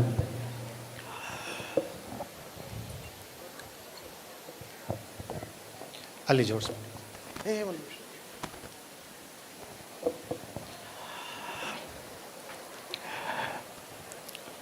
good afternoon. ಊಟ ಜಾಸ್ತಿ ಕೊಟ್ಟಿದ್ದಾರೆ ಅನ್ಸತ್ತೆ. Good afternoon. ಇಲ್ಲ, ಕೇಳಿಸ್ತಾ ಇಲ್ಲ. Good afternoon sir. ನಾನು ಹಿರಿಯರು ಹೇಳಿದ್ದನ್ನು ತುಂಬ ಅಚ್ಚುಕಟ್ಟಾಗಿ ಪಾಲಿಸ್ತೀನಿ. ಯಾತಕ್ಕಂದರೆ ನಂಗೆ ಅವ್ರ ಮೇಲೆ ಭಾಳ ದೊಡ್ಡ ಗೌರವ. 2 ಕೆಲಸ ಮಾಡಬೇಡ ಅಂತ ಹೇಳಿದ್ದಾರೆ. ಒಂದು ಏನಂದರೆ, ಮಧ್ಯಾಹ್ನ ಊಟ ಮಾಡಿ ನಿದ್ದೆ ಮಾಡ್ತಿರೋವಂಥವ್ರನ್ನ ಎಬ್ಸ್ಬಿಟ್ಟು ಪಾಠ ಮಾಡಬೇಡ ಅಂತ. ಆದರೆ ಇವಾಗ ನನಗೆ ಅನಿವಾರ್ಯತೆ ಆಗಿದೆ. ಮಧ್ಯಾಹ್ನ ಊಟ ಮಾಡಿ ಕೂತಿರೋರ ಮುಂದೆ ನಾನು ಮಾತಾಡಬೇಕಾಗಿದೆ. ಭಾಳ ಕಷ್ಟದ ಕೆಲಸ. ಯಾಕೆಂದರೆ ನಾನು ಏನು ಮಾತಾಡಿದ್ರು ನೀವು ಕೇಳೋ ಮೂಡಲ್ಲಿ ಇದ್ದೀರಾ ಇಲ್ವಾ? ಆದರೂ ಕೂಡ ನಾನೊಬ್ಬ ಒಳ್ಳೆ ಟ್ರೈನರ್ ಅಂತ ಹೇಳ್ಕೊಂಡು ಬೆಂಗಳೂರಿಂದ ಇಲ್ಲಿಗೆ ಮ್ಯಾನೇಜ್ಮೆಂಟ್ನವರು ಪ್ರತಿ ವರ್ಷ ಕರೆಸ್ತಾರೆ. ನಾನು ಒಳ್ಳೆ ಟ್ರೈನರ್ ಅಂತ ಪ್ರೂವ್ ಮಾಡ್ಕೊಳ್ಳೋದಕ್ಕೆ ನನಗೆ ಪ್ರತಿ ಸಲ ಒಂದು ಟೆಸ್ಟ್ ಈ ಥರದ್ದು. ಹಾಗಾಗಿ ಆ ಟೆಸ್ಟಲ್ಲಿ ನಾನು ಪಾಸ್ ಆಗಬೇಕಲ್ವಾ? ನಿಮಗೆಲ್ಲ ಒಂದೊಂದು ಟೆಸ್ಟ್ ಇದೆಯಲ್ಲ, ಅದೇ ಥರ ನನಗೂ ಒಂದು ಪರೀಕ್ಷೆ ಇರುತ್ತೆ ಯಾವಾಗಲೂ. ಹಾಗಾಗಿ ನಾನು ನನ್ನ ಕ್ಲಾಸ್ನ ಮಾಡೋಕ್ಕಿಂತ ಮುಂಚೆ ಅಥವಾ ನನ್ನ ಪ್ರೆಸೆಂಟೇಷನ್ ನಿಮ್ಮ ಮುಂದೆ ಇಡೋಕ್ಕಿಂತ ಮುಂಚೆ ನಾನೊಂದು ಟೆಸ್ಟನ್ನು ಮಾಡ್ತೀನಿ ನಿಮಗೆ.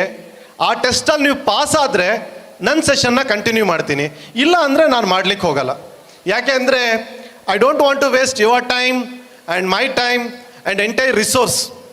ಏನು ಇದನ್ನು ಇಷ್ಟು ಚೆನ್ನಾಗಿ ಅರೇಂಜ್ ಮಾಡಿದಾರಲ್ಲ, ಇದು ಯಾವುದನ್ನು ಹಾಳು ಮಾಡ್ಲಿಕ್ಕೆ ನಂಗೆ ಇಷ್ಟ ಇಲ್ಲ. ಟೆಸ್ಟ್ ಹಾಕಿ ರೆಡಿ ಇದ್ದೀರಾ? ರೆಡಿ ಇದ್ದೀರಾ? ಓಕೆ. ನಿಮ್ಗೆಲ್ರಿಗೂ ಕೂಡ ಚಪ್ಪಾಳೆ ತಟ್ಟಕ್ಕೆ ಬರುತ್ತಾ? ತಟ್ಟಿ ನೋಡೋಣ.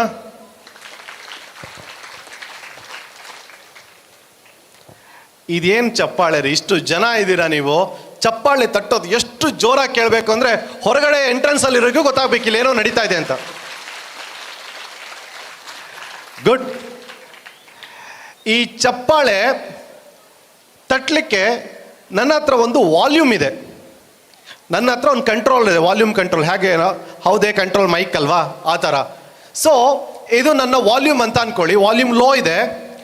ವಾಲ್ಯೂಮ್ ಹಾಗೆ ನನ್ನನ್ನು ಅಬ್ಸರ್ವ್ ಮಾಡ್ತಾ ಮೇಲಕ್ಕೆ ಹೋದಂಗೂ ಚಪ್ಪಾಳೆ ಸೌಂಡ್ ಜೋರಾಗಬೇಕು. ಮಾಡೋಣ? Okay, let's start.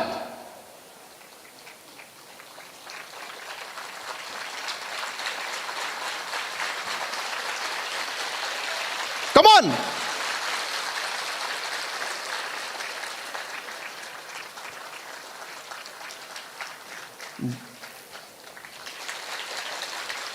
ಬರಲಿ, ಜೋರಾಗಿ ಬರಬೇಕು.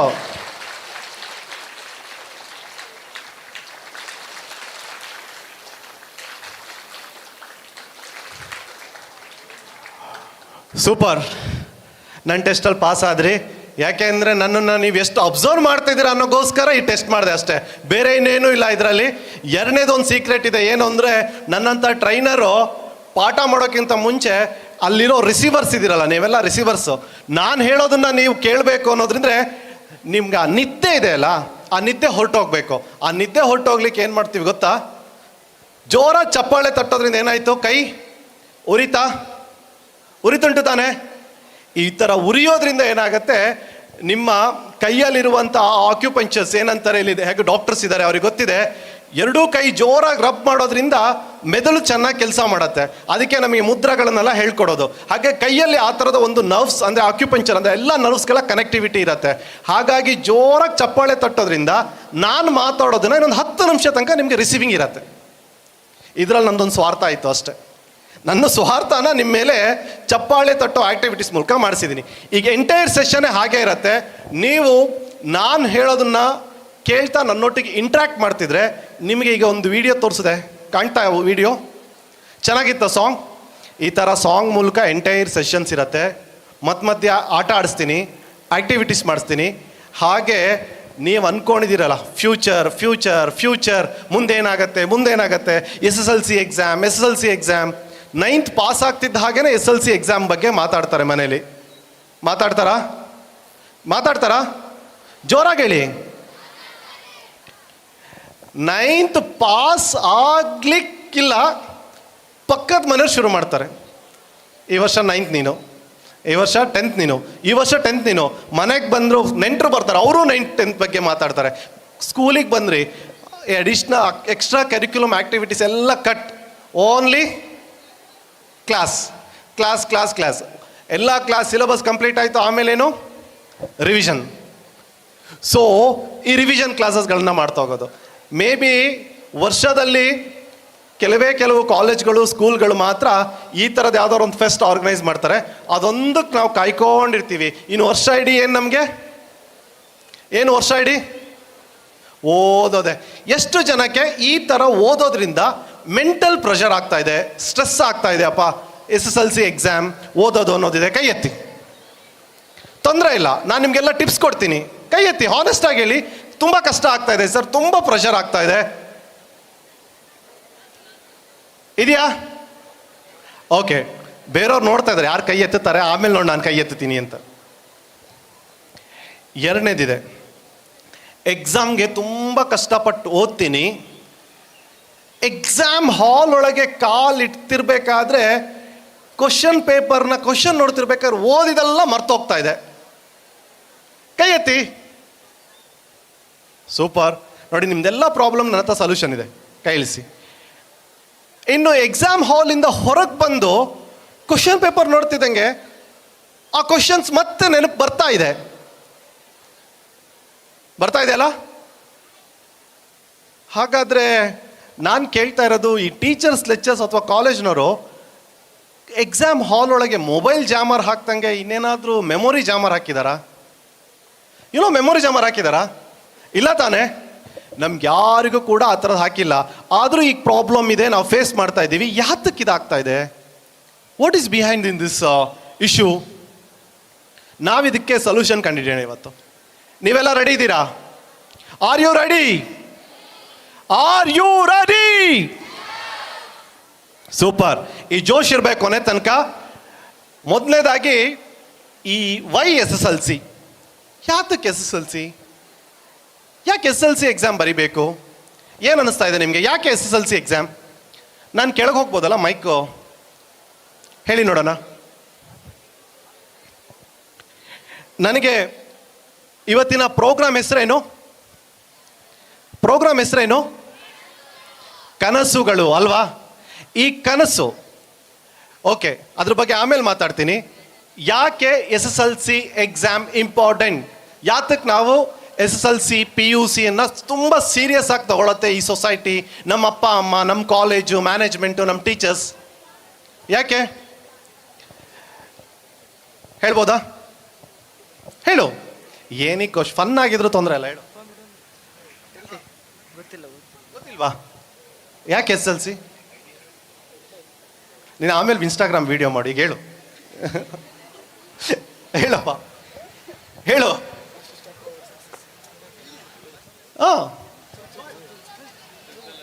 ಯಾರಿಗೂ ಗೊತ್ತಿಲ್ವಾ? ಮತ್ತೆ ಯಾಕೆ ಇಲ್ಲಿ ಬಂದು ಕೂತಿದ್ದೀರಾ? ಯಾಕೆ ಇಲ್ಲಿ ಬಂದು ಕುಂತಿದ್ದೀರಾ? ನಾನೊಂದು ಇಂಡಿಯಾನ ಇವತ್ತು ವರ್ಲ್ಡ್ ಇಂಡಿಯಾದ ಕಡೆ ನೋಡ್ತಾ ಇದೆ. ಬಿಕಾಸ್ ಇಲ್ಲಿಯ ಯಂಗ್ಸ್ಟರ್ಸ್ ಅಂದರೆ ಇಲ್ಲಿಯ ಯಂಗ್ ಕ್ರೌಡ್ನ, ಇಷ್ಟು ದೊಡ್ಡ ಪಾಪ್ಯುಲೇಷನ್ ಹೊಂದಿರುವ ಈ ಕಂಟ್ರಿ ಯಾವ ಥರ ಜರ್ನಿ ಮಾಡ್ತಾ ಇದೆ ಅಂದರೆ ನೀವೆಲ್ಲ ಜಸ್ಟ್ ಇಮ್ಯಾಜಿನ್. ಹೇಳ್ತೀಯಾ? Okay, very good. ಹೆಸರು ಹೇಳು. ಕಾವ್ಯಶ್ರೀಕೆ. SLC ಅಂದರೆ ಮುಂದಿನ ವಿದ್ಯಾಭ್ಯಾಸಕ್ಕೆ ಬುನಾದಿ ಇದ್ದಾಗೆ, ಮೆಟ್ಟಿಲಿದ್ದಾಗೆ. ಹೌದು, very good, very good. At least ಮಾತಾಡೋ ಪ್ರಯತ್ನ ಪಟ್ಲು ಕಾವ್ಯಶ್ರೀ. ಜೋರಾಗಿ ಚಪ್ಪಾಳೆ ತಟ್ಟಿ. ಕಾವ್ಯ, ಓಕೆ, ಮುಂದಿನ ವಿದ್ಯಾಭ್ಯಾಸ ಅಂದರೆ ಮುಂದೆ ಏನು? What next? ಇಂಜಿನಿಯರಿಂಗ್. ಯಾವ engineering? Computer. Very good, computer engineering. Good. At least computer engineering ಮಾಡಬೇಕು ಅಂತ ಇದ್ದೀರಾ. ಇಲ್ಲಿ ಎಷ್ಟು ಜನ BE ಕಂಪ್ಯೂಟರ್ ಸೈನ್ಸ್ ಮಾಡಬೇಕು ಅಂತ ಇದ್ದೀರಾ? Raise your hand. ಓಕೆ, ಇಷ್ಟೇ ಜನ. ಓಕೆ, ಮೆಡಿಕಲ್ ಮಾಡಬೇಕು ಅಂತ ಇದ್ದೀನಿ. ಮೆಡಿಕಲ್, ನೀನು ಕೈ ಎತ್ಸ್ಬೇಡಪ್ಪ, ನೀನಾಗ ಹೇಳು. Medical, very good. What's your name? Akhil. ನಾನು ಬಿಸ್ನೆಸ್ ಮ್ಯಾನ್ ಆಗಬೇಕು ಅಂತ ಇದ್ದೀನಿ. ಸೂಪರ್, ನೋಡಿ, ವುಮೆನ್ ಎಂಟರ್ಪ್ರೆನ್ಯೂರ್. ಗುಡ್. ನಾನು ಲೆಕ್ಚರರ್ ಆಗಬೇಕು ಅಂತ ಇದ್ದೀನಿ, ಟೀಚರ್ ಆಗಬೇಕು ಅಂತ ಇದ್ದೀನಿ. ಯಾರು ಇಲ್ವಾ? ಓಕೆ, ನಾನು ಒಬ್ಬ ಒಳ್ಳೆ ರೈತ ಆಗಬೇಕು ಅಂತ ಇದ್ದೀನಿ. ರೈತ ಮೀನ್ಸ್ ಫಾರ್ಮರ್, ಅಗ್ರಿಕಲ್ಚರಿಸ್ಟ್, ಅವನಾಗಬೇಕು ಅಂತ. ನೀನೇನಾಗಬೇಕು?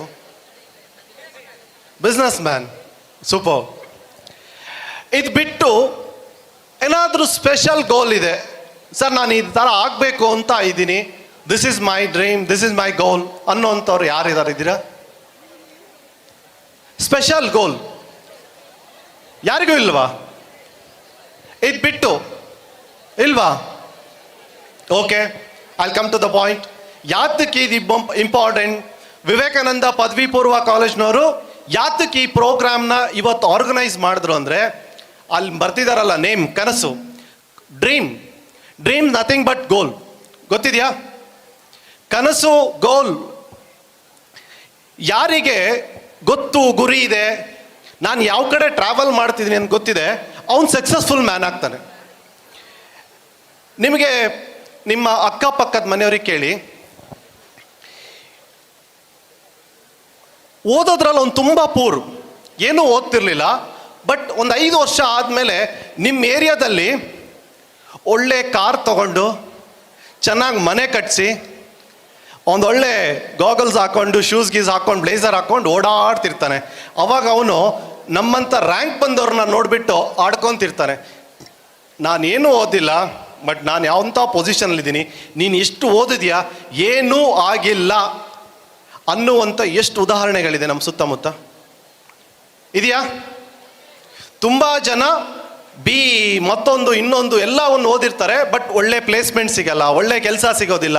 ಏನು ಓದಿಲ್ದವನು SLC ಫೇಲ್ ಆದವನು ಕೂಡ ಯಾವುದೋ ಒಂದು ಕೆಲಸ ಮಾಡಿಕೊಂಡು ಒಳ್ಳೆ ಹಣ ಮಾಡಿರ್ತಾನೆ. ನೋಡಿದೀವಾ? ಯಾತಕ್ಕೆ ಆಗ್ತಾ ಇದೆ ಇದು? ದ ಬೆಸ್ಟ್ ಎಕ್ಸಾಂಪಲ್ ಏನು ಗೊತ್ತಾ? ನಿಮ್ಮ ಹಾಗೆ ನಾನು ಕೂಡ SSLC ಎಕ್ಸಾಮ್ನ ಬರೆದಿದ್ದೆ. ಬರೆದಾದ ನಂತರ ನಿಮ್ಮ ಥರ ನಾನು ಕೂಡ ರಿಸಲ್ಟಿಗೆ ವೆಯ್ಟ್ ಮಾಡ್ತಿದ್ದೆ. ನಿಮ್ಮ ಜನ್ರೇಷನ್ಸಲ್ಲಿ ಏನಿತ್ತು ಅಂದರೆ, ಈಗ ರಿಸಲ್ಟ್ ಯಾವುದ್ರಲ್ಲಿ ಬರುತ್ತೆ? ಮೊಬೈಲಲ್ಲಿ ಬರುತ್ತೆ. ನನ್ನ ಜನ್ರೇಷನಲ್ಲಿ ರಿಸಲ್ಟ್ ಎಲ್ಲಿ ಬರ್ತಿತ್ತು ಗೊತ್ತಾ? ಸ್ಕೂಲ್ಗೆ ಹೋಗ್ಬೇಕಿತ್ತು, ಸ್ಕೂಲ್ ನೋಟಿಸ್ ಬೋರ್ಡಲ್ಲಿ ಹಾಕ್ತಾಯಿದ್ರು. ನಾನು ಸ್ಕೂಲ್ಗೆ ಹೋದೆ, ಸ್ಕೂಲ್ ನೋಟಿಸ್ ಬೋರ್ಡಲ್ಲಿ ನೋಡಿದೆ. ಫಸ್ಟು ಬೆಳಗ್ಗೆ ಎದ್ದು ರಿಸಲ್ಟ್ ದಿನ ಏನು ಮಾಡ್ತೀವಿ ಹೇಳಿ? ಎಲ್ಲಿಗೆ ಹೋಗ್ತೀವಿ? ಎಲ್ಲಿಗೆ? ಎಕ್ಸಾಕ್ಟ್ಲಿ ಸರ್, 100ಕ್ಕೆ 100 ನಾವು ಹೋಗೋದೇ ದೇವಸ್ಥಾನಕ್ಕೆ. ಯಾಕೆಂದರೆ ನಮ್ಮ ಪರೀಕ್ಷೆ ನಾವು ಬರ್ದಿದ್ದಲ್ಲ, ಯಾರು ಬರ್ದಿದ್ದು? ದೇವರು. ನಮ್ಮ ಹಣೆ ಬರನ ಯಾರು ಬರ್ದಿರೋದು? ದೇವರು. ಆ್ಯಕ್ಚುಲಿ ಬೆಳಗ್ಗೆ ದೇವಸ್ಥಾನಕ್ಕೆ ಹರಕೆ ಹೊತ್ಕೊತೀರಾ, ನೀವು ಎಲ್ಲ ಹರಕೆ ಹೊತ್ಕೊಂಡಿದ್ದೀರಾ, ನನಗೆ ಗೊತ್ತು. ನೀವು ಹರಕೆ ಹೊರ್ಕಲ್ದಲ್ಲದೆ ನಿಮ್ಮ ಅಪ್ಪ ಅಮ್ಮನೂ ಹರಕೆ ಹೊತ್ಕೊಂಡಿದ್ದಾರೆ, ನನ್ನ ಮಗಳು ಪಾಸ್ ಆದರೆ ಇಷ್ಟು ಪರ್ಸೆಂಟೇಜ್ ಬಂದರೆ ಇದನ್ನು ಅರ್ಪಿಸ್ತೀನಿ ಅಂತೇಳಿ. ಓಕೆ, ಅದೇ ಥರ ನಂದು ಪರಿಸ್ಥಿತಿ. ದೇವಸ್ಥಾನಕ್ಕೆ ಹೋದೆ, ರಿಸಲ್ಟ್ ನೋಡೋಕ್ಕೆ ಹೋದೆ. ರಿಸಲ್ಟ್ 10 o'clock ರಿಸಲ್ಟ್ ಅನೌನ್ಸ್ ಆಯಿತು. ಅನೌನ್ಸ್ ಆಗ್ತಿದ್ದ ಹಾಗೆ ನಾನೇನು ಮಾಡಿದೆ ಗೊತ್ತಾ, ರಿಸಲ್ಟ್ ನೋಡ್ಕೊಂಡು ಸೀದಾ ಮನೆಗೆ ಬರಬೇಕಲ್ವಾ. ಪಕ್ಕದ ಮನೇಲಿ ಸಾಧನ ಅಂತ ಇದ್ಲು. 10 o'clock ರಿಸಲ್ಟ್ ನೋಡು 10:30 ಮನೆಗೆ ಹೋದ್ಲು. ಅವಳು ಎಲ್ಲದರಲ್ಲೂ ಸಾಧನೆನೇ. ಎಂಥ ಸಾಧನೆ ಮಾಡಿದಾಳಂದರೆ, ಸೇಮ್ ರಿಸಲ್ಟ್ ಅನೌನ್ಸ್ ಆಗ್ತಿದ್ದಾಗೆ ಅವ್ರ ಮನೆಗೆ 10:30 ಹೋಗ್ಬೇಕಾದ್ರೆ ಅವರಪ್ಪ ಹಿಂದಿನ ದಿನವೇ ಒಂದು ಬಾಕ್ಸ್ ಸ್ವೀಟ್ ತಂದು ಇಟ್ಟಿದ್ದಾರೆ.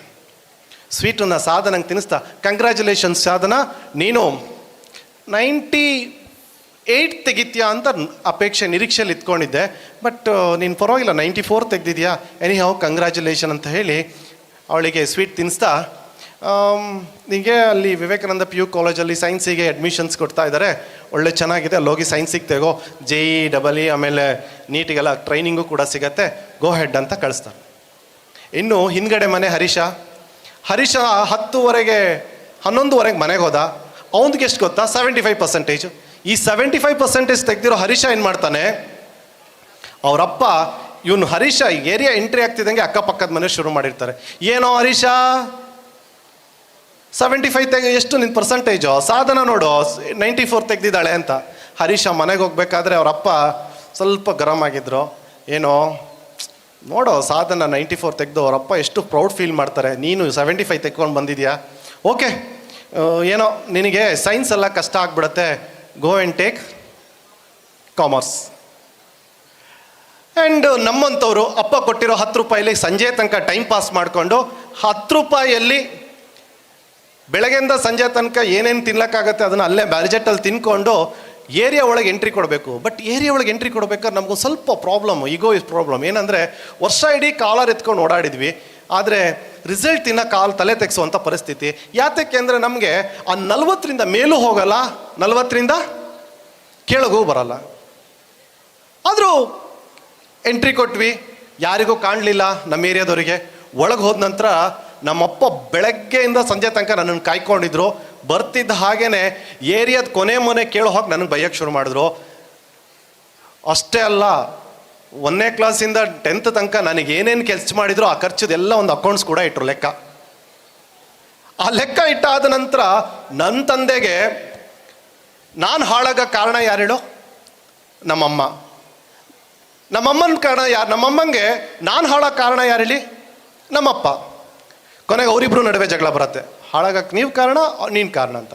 ಕೊನೆಗೆ ಅವರಿಬ್ರು ಸಮಾಧಾನ ಆಗಿ ಕೊನೆಗೆ ಒಂದು ಕನ್ಕ್ಲೂಷನ್ಗೆ ಬರ್ತಾರೆ, ನಿಂಗೆ ಸೈನ್ಸು ಆಗಲ್ಲ ಕಾಮರ್ಸು ಆಗಲ್ಲ, ಯಾವ್ದು ತಗೋ, ಜೋರಾಗಿ ಹೇಳಿ.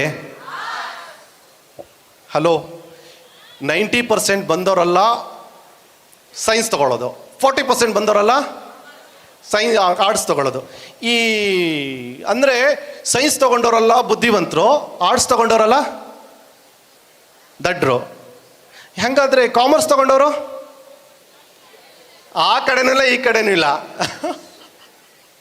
ಇಲ್ಲೋಡಿ, ಹಾಗೆ ಹೇಳೋದಾದರೆ ಈ ದೇಶದಲ್ಲಿ UPSC ಅಂತ ಒಂದು ಎಕ್ಸಾಮ್ ಇದೆ, ಗೊತ್ತಾ? ಆ ಎಕ್ಸಾಮ್ನ ಪಾಸ್ ಮಾಡೋದು ತುಂಬ ಕಷ್ಟ. ಆದರೆ ಹೈಯೆಸ್ಟ್ ಪಾಸ್ ಮಾಡೋರು ಯಾವ ಬ್ಯಾಕ್ಗ್ರೌಂಡ್ ಅವ್ರು ಗೊತ್ತಾ? ಆರ್ಟ್ಸ್. ಆರ್ಟ್ಸ್ ಕಲೀಲಿಲ್ಲ ಅಂದರೆ ಆ ಎಕ್ಸಾಮ್ ನೀವು ಪಾಸ್ ಮಾಡೋಕ್ಕೆ ಆಗೋದಿಲ್ಲ.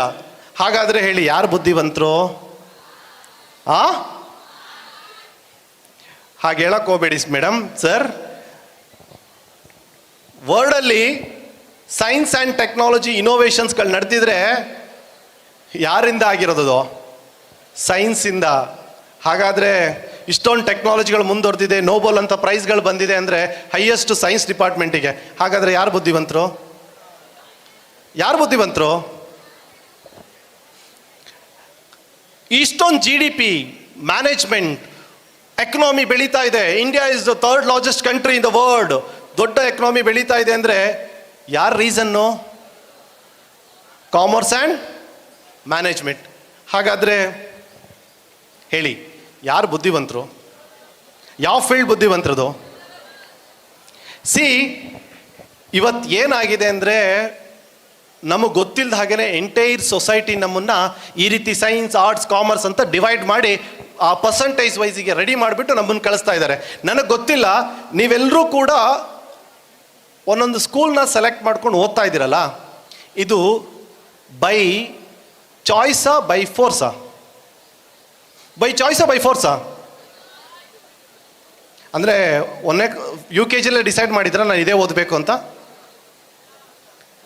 ಆದರೆ SSLCಯಲ್ಲಿ ನೀವು ಇನ್ನು ಸೆಲೆಕ್ಟ್ ಮಾಡೋಕ್ಕೆ ಹೊರಡ್ತಾ ಇದ್ದೀರಲ್ಲ, ಅದೇನಾಗಬೇಕು? ಬೈ ಫೋರ್ಸಾ ಬೈ ಚಾಯ್ಸಾ ಆಫ್ಟರ್ SSLC? By choice. ಯಾತಕ್ಕೆ ಹೇಳ್ತಾ ಇದ್ದೀನಿ ಅಂದರೆ, ನಾನು 2006 7th ಓದುವ ಟೈಮಲ್ಲಿ ಒಂದು ಮೂವಿ ಬಂತು 2008. ನೀವೆಲ್ಲ ನೋಡಿರ್ತೀರಾ ಅನ್ಸುತ್ತೆ, 3 Idiots. ನೋಡಿದ್ದೀರಾ? ಮೂವಿ ಅಂದರೆ ನೋಡೇ ಇರ್ತೀರ ಬಿಡಿ, ಮರ್ಯಾದೇನಿದೆ. ಯಾವಾಗ ಬೇಕಾದ್ರೂ ಕೇಳಿದ್ರೆ ಹೇಳ್ತಾರೆ.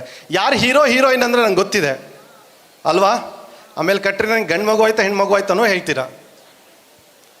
ಓಕೆ, ಸೊ ಈ ಮೂವಿ ಆ್ಯಕ್ಟ್ ಮಾಡಿದವ್ರು ಬೇಡ, ಈ ಮೂವಿನ ಬರ್ದವ್ರು ಯಾರು ಗೊತ್ತಾ? ಯಾರು ಬರ್ದಿರೋದು ಗೊತ್ತಾ? ಹೆಸರು ಗೊತ್ತಾ? Author name? ಇನ್ಸ್ಟಾಗ್ರಾಮಲ್ಲಿ ಯಾರ್ಯಾರನ್ನೋ ಫಾಲೋ ಮಾಡ್ತೀರಾ, ಫೇಸ್ಬುಕ್ಕಲ್ಲಿ ಬೇಡದಾದವ್ರನ್ನೆಲ್ಲ ಫಾಲೋ ಮಾಡ್ತೀರಾ. ಸಾಧ್ಯವಾದರೆ ಚೇತನ್ ಭಗತ್ ಅಂತ ಒಬ್ಬ ಆಥರ್ ಇದ್ದಾನೆ, ಅವನನ್ನು ಫಾಲೋ ಮಾಡಿ. ಗೊತ್ತಾ ಚೇತನ್ ಭಗತ್? ಚೇತನ್ ಭಗತ್ ಯಾವ್ದಾದ್ರು ಮೂವಿ ಪಿಕ್ಚರ್ ನೋಡಿದ್ದೀರಾ ಅದರ್ ದ್ಯಾನ್ 3 Idiots? ಹೈಯೆಸ್ಟ್ ಯಂಗ್ಸ್ಟರ್ಸ್ಗಳನ್ನು ಓದೋಕ್ಕೆ ಇನ್ಸ್ಪೈರ್ ಮಾಡಿರುವಂಥ ಒಬ್ಬ ಆಥರ್. ಈ ಚೇತನ್ ಭಗತ್ 3 Idiots ಮೂವಿ ಮಾಡೋ ಟೈಮಲ್ಲಿ ಅವನ ಲೈಫಲ್ಲಿ ಆಗಿರೋದನ್ನ ಅವನು ಆ ಮೂವಿ ಮೂಲಕ ತೋರಿಸಿದ. ಈ ಮೂವಿಲಿ ತೋರಿಸಿರೋ ಪ್ರಕಾರನೇ ಚೇತನ್ ಭಗತ್ ಯಾವ ಬ್ಯಾಕ್ಗ್ರೌಂಡ್ ಗೊತ್ತಾ? Do you know his background? He is from ನೀವೆಲ್ಲ ನೆಕ್ಸ್ಟ್ ಇಯರ್ ಕಾಯ್ತಾ ಇದ್ದೀರಲ್ಲ, JEE ಅಂತ ಎಕ್ಸಾಮ್ನ ಕ್ರ್ಯಾಕ್ ಮಾಡಿ IITಯಲ್ಲಿ ಓದಿರುವ ಒಬ್ಬ ಇಂಜಿನಿಯರ್ ಗ್ರ್ಯಾಜುಯೇಟ್. ಅದಾದಮೇಲೆ CAT ಅಂತ ಎಕ್ಸಾಮ್ನ ಬರೆದ್ಬಿಟ್ಟು ಇಂಡಿಯಾದ top most management school IIM ಕೇಳಿದ್ದೀರಾ? ಇಂಡಿಯನ್ ಇನ್ಸ್ಟಿಟ್ಯೂಟ್ ಆಫ್ ಮ್ಯಾನೇಜ್ಮೆಂಟಲ್ಲಿ ಓದಿರುವ ಒಬ್ಬ MBA ಗ್ರ್ಯಾಜುಯೇಟ್. ಇವನು ಡಿಸೈಡ್ ಮಾಡ್ದ, ಇಷ್ಟೆಲ್ಲ ನಾನು ಓದಿ ಮಾಡಿ ದೆನ್ ನಾನು ಯಾತಕ್ಕೆ ನನಗಿಷ್ಟ ಇಲ್ಲದ ಫೀಲ್ಡಲ್ಲಿ ನಾನು ಕೆಲಸ ಮಾಡಬೇಕು ಅಂತ. ನಿಮಗೆಲ್ಲ ಬರೀ ಚೇತನ್ ಭಗತ್ ಅಲ್ಲ, ಇಂಡಿಯಾದಲ್ಲಿರುವಂಥ 90% 80% ಗ್ರ್ಯಾಜುಯೇಟ್ಸ್ಗಳು ಯಾರ್ಯಾರು ತಮ್ಮ ಕೆಲಸ ಮಾಡಿ ತಮ್ಮ ಓದು ಮುಗಿಸಿ ಕೆಲಸ ಮಾಡ್ತಿದ್ದಾರಲ್ಲ, ಅವ್ರ ಜಾಬಲ್ಲಿ ಹ್ಯಾಪಿ ಆಗಿಲ್ಲ. ಇದು ರೀಸೆಂಟ್ ಸರ್ವೆ ಹೇಳ್ತಾ ಇದೆ. ಯಾರೂ ಕೂಡ ಅವ್ರ ಜಾಬಲ್ಲಿ ಹ್ಯಾಪಿ ಇಲ್ಲ. ಯಾತಕ್ಕೆ ಹ್ಯಾಪಿ ಇಲ್ಲ ಅಂದರೆ, ಅವ್ರು ಇಷ್ಟ ಇರೋ ಫೀಲ್ಡನ್ನು ಅವ್ರು ಸೆಲೆಕ್ಟ್ ಮಾಡಿಲ್ಲ. ಹಾಗಾಗಿ ವೀಕೆಂಡ್ ಬಂತಿದ್ದ ಹಾಗೇನೆ ಅವರೆಲ್ಲ ಲಾಂಗ್ ಡ್ರೈವು ಮತ್ತೊಂದು ವಿಚಿತ್ರ ಆಕ್ಟಿವಿಟೀಸ್ಗಳನ್ನ ಇಟ್ಕೊಂಡು ತಮ್ಮ ಮೆಂಟಲ್ ಸ್ಟ್ರೆಸ್ನ ಕಡಿಮೆ ಮಾಡ್ಕೊತಾ ಇದ್ದಾರೆ. ಇದು ರೀಸೆಂಟ್ ಸರ್ವೆ ಹೇಳ್ತಿರೋದು. ಇದರಿಂದ ಅವ್ರ ಹೆಲ್ತ್ ಮೇಲೆ ಇಶ್ಯೂ ಆಗ್ತಾ ಇದೆ, ಅವರ ಫ್ಯಾಮಿಲಿ ಮೇಲೆ ಇಶ್ಯೂ ಆಗ್ತಾ ಇದೆ. ಅವರಿಗೆ ದುಡ್ಡಿದ್ರೂ ಆ ದುಡ್ಡನ್ನ ಎಂಜಾಯ್ ಮಾಡ್ಕೊಳ್ಳೋಕೆ ಗೊತ್ತಾಗ್ತಾ ಇಲ್ಲ. ಈ ಪರಿಸ್ಥಿತಿಯಲ್ಲಿ ಎಂಟೈರ್ ಕ್ರೌಡ್ ಹೋಗಿದೆ. ಚೇತನ್ ಭಗತ್ ಇದೇ ಥರ ಹೋಗಿರುವಂಥ ಒಬ್ಬ ಕ್ರೌಡು. ದೆನ್ ಈ ಡಿಸೈಡೆಡ್, ನನ್ನ ಸ್ಟ್ರೆಂತ್ ಇದಲ್ಲ, ನಾನು ರೈಟರ್, ತುಂಬ ಚೆನ್ನಾಗಿ ಬರೀತೀನಿ ಅಂತ. ದೆನ್ ಈ ಸ್ಟಾರ್ಟೆಡ್ ರೈಟಿಂಗ್ ಬುಕ್ಸ್. ಇವತ್ತು ಚೇತನ್ ಭಗತ್ ರೈಟ್ರು ಆಗಬೇಕು ಅಂತ SSLCಯಲ್ಲಿ ಡಿಸೈಡ್ ಮಾಡಿದರೆ ಯಾವ ಸ್ಟ್ರೀಮ್ ತೊಗೊಬೇಕಿತ್ತು? ಆಫ್ಟರ್ SSLC ಯಾವ್ದು ತೊಗೊಬೇಕಿತ್ತು? ಯಾವುದು? Arts ತೊಗೊಳ್ಬೇಕಾಗಿತ್ತು.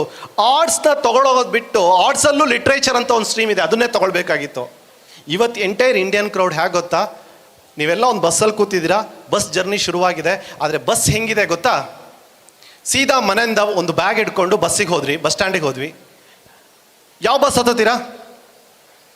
Which bus you are going to choose? ಯಾವುದು? KSRTC.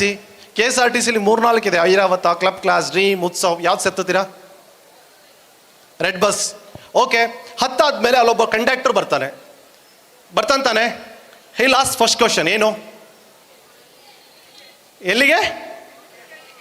ಟಿಕೆಟ್. ಎಲ್ಲಿಗೆ ಹೋಗಬೇಕು ಅಲ್ವಾ? ಅವಾಗ ಏನು ಹೇಳ್ತೀರಾ? ಏನು ಆನ್ಸರ್ ಕೊಡ್ತೀರಾ?